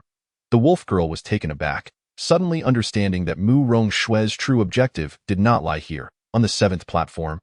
Meng Xinghuan's eyes lit up upon seeing Mu Rongshui, his gaze appraising her as he stepped forward with a smile. I am Meng Xinghuan. May I ask for your name, fair maiden? Mu Rongshui regarded him with a frown. Remaining silent before charging forward, unleashing an unmatched spear radiance aimed directly at Meng Xinghuan. Meng Xinghuan was taken aback. This was not how it had been on the 8th platform. Wasn't there supposed to be an exchange first? His expression darkened as he realized the gravity of the situation. Although he had elevated his cultivation, he could not afford to be careless, given his understanding of the wolf girl's strength. Watching the spear radiance hurtling towards him, Meng Xinghuan swiftly rotated his right hand and launched a punch. He poured all his strength into this blow. Bang! The spear radiance collided with his punch, and Meng Xinghuan's face paled dramatically. The force contained within the spear radiance far exceeded his expectations. Shattering his punch, and he was engulfed in the fierce energy of the spear. In the blink of an eye, the shining spear tip was poised at his throat. His eyes widened in disbelief. Frozen in place, as he attempted to speak, Mu Rongshui, however, did not even glance at him, simply flicking her wrist to strike Meng Xinghuan's waist with her silver spear. He was sent flying from the stone platform, crashing to the ground and spitting out blood from the corner of his mouth. Meng Xinghuan's expression darkened, reaching an extreme of displeasure. The surrounding crowd gasped in astonishment. They had not anticipated the strength of this woman, who had managed to send both the first and second inner disciples flying with a single spear thrust. Simultaneously, many spectators cast scornful glances at Meng Xinghuan, who had previously felt entitled to approach her. Now left humiliated, Shinfeng watched Mu Rongshui with a smile, fully aware of her talent and strength. Soon, Mu Rongshui arrived at the 6th platform. Upon witnessing her prowess, Situ Hao's expression grew serious. He believed he could not achieve such effortless victories over Meng Xinghuan and the wolf girl. He immediately activated his amplification secret technique, his aura surging dramatically as he charged towards Mu Rongshui, taking the initiative. Yet at that moment, Mu Rongshui suddenly vanished from his sight, leaving him alarmed as he spun around. A dazzling long spear suddenly swept across, causing his face to change dramatically. In a moment of panic, he raised his fist to block. Bang! He was sent flying backward, hurtling straight off the stone platform. The onlookers were left in shock, unable to comprehend that even with the amplification technique, Situ Hao was still no match for her. In midair, Situ Mao narrowed his eyes, and his expression darkened immediately. Standing beside Gu Maxian, Yi Changqing exclaimed in surprise, her speed. Did you pass on the void escape technique to her? He then turned to Gu Emocian. Gu Maxian shook his head and smiled. She is not yet at a level where she can cultivate the void escape technique. Just watch, there will be surprises ahead. In the arena, Shunfeng's eyes lit up as he mused. Xiaoshua's speed is nearly on par with my transmutation technique. On platform 6, Mu Rongshui slightly shook her head. She had initially intended to start her challenges from platform 8 to gain more combat experience, having been in seclusion for far too long with little actual combat. However, she found that these 3 opponents posed little pressure on her, and without hesitation, she soared toward platform 5. The crowd watched intently, excitement evident on their faces. Finally, someone was about to challenge the previous true disciple. Zhou Qing on platform 5 smiled upon seeing Mu Rongshui's arrival and remarked, Junior sister, you possess remarkable strength. What is your name? Mu Rongshui smiled and nodded, replying, Greetings, senior sister Zhou. I am Mu Rongshui. Zhou Qing's eyes widened in realization, and she laughed. So you are the newly accepted direct disciple of Master Gu. Mu Rongshui smiled and nodded. I hope to receive your guidance, senior sister. Zhou Qing observed Mu Rongshui for a moment, then shook her head with a smile. I am not your opponent. Why not challenge platform 4 instead? This Zhou Qing had a clever strategy, allowing Mu Rongshui to first challenge a higher rank while preserving her own strength. At her words, Mu Rongshui was momentarily taken aback, glanced at Zhou Qing, then turned her gaze toward the other stone platforms. Since Zhou Qing did not wish to compete, she did not press the matter. After all, platform 5 was not her true goal. Just as the crowd anticipated a showdown between the two, Mu Rongshui suddenly departed, directly advancing to platform 3, challenging the top 3. The audience erupted with excitement, as if they were the ones stepping up to challenge. She dared to aim for the top 3. This was a rank that had remained unchanged for several years. Master Gu's disciples were becoming increasingly impressive. A thrilling spectacle was about to unfold. In the air, Yi Changqing looked at Gu Maxian and smiled. Are you pushing her to break into the top 3? Gu Maxian shot him a glance and chuckled. What? Afraid you might lose. Yi Changqing shook his head. If it were Shenfeng, I would believe it, but she is only at the Void Realm. To win against Yuer, I feared. Gu Maxian winked and interrupted. Elder Yi, that may not be the case.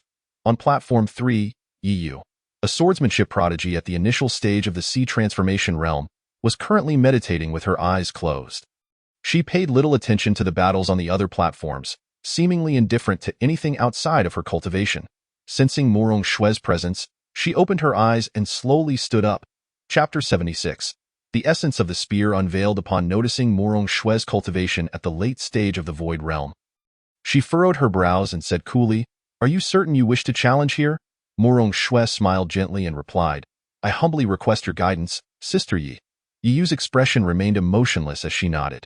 You may make your move. After speaking, she stood still, taking no action, as she did not believe that the Morong Shui before her possessed the strength to surpass her realm.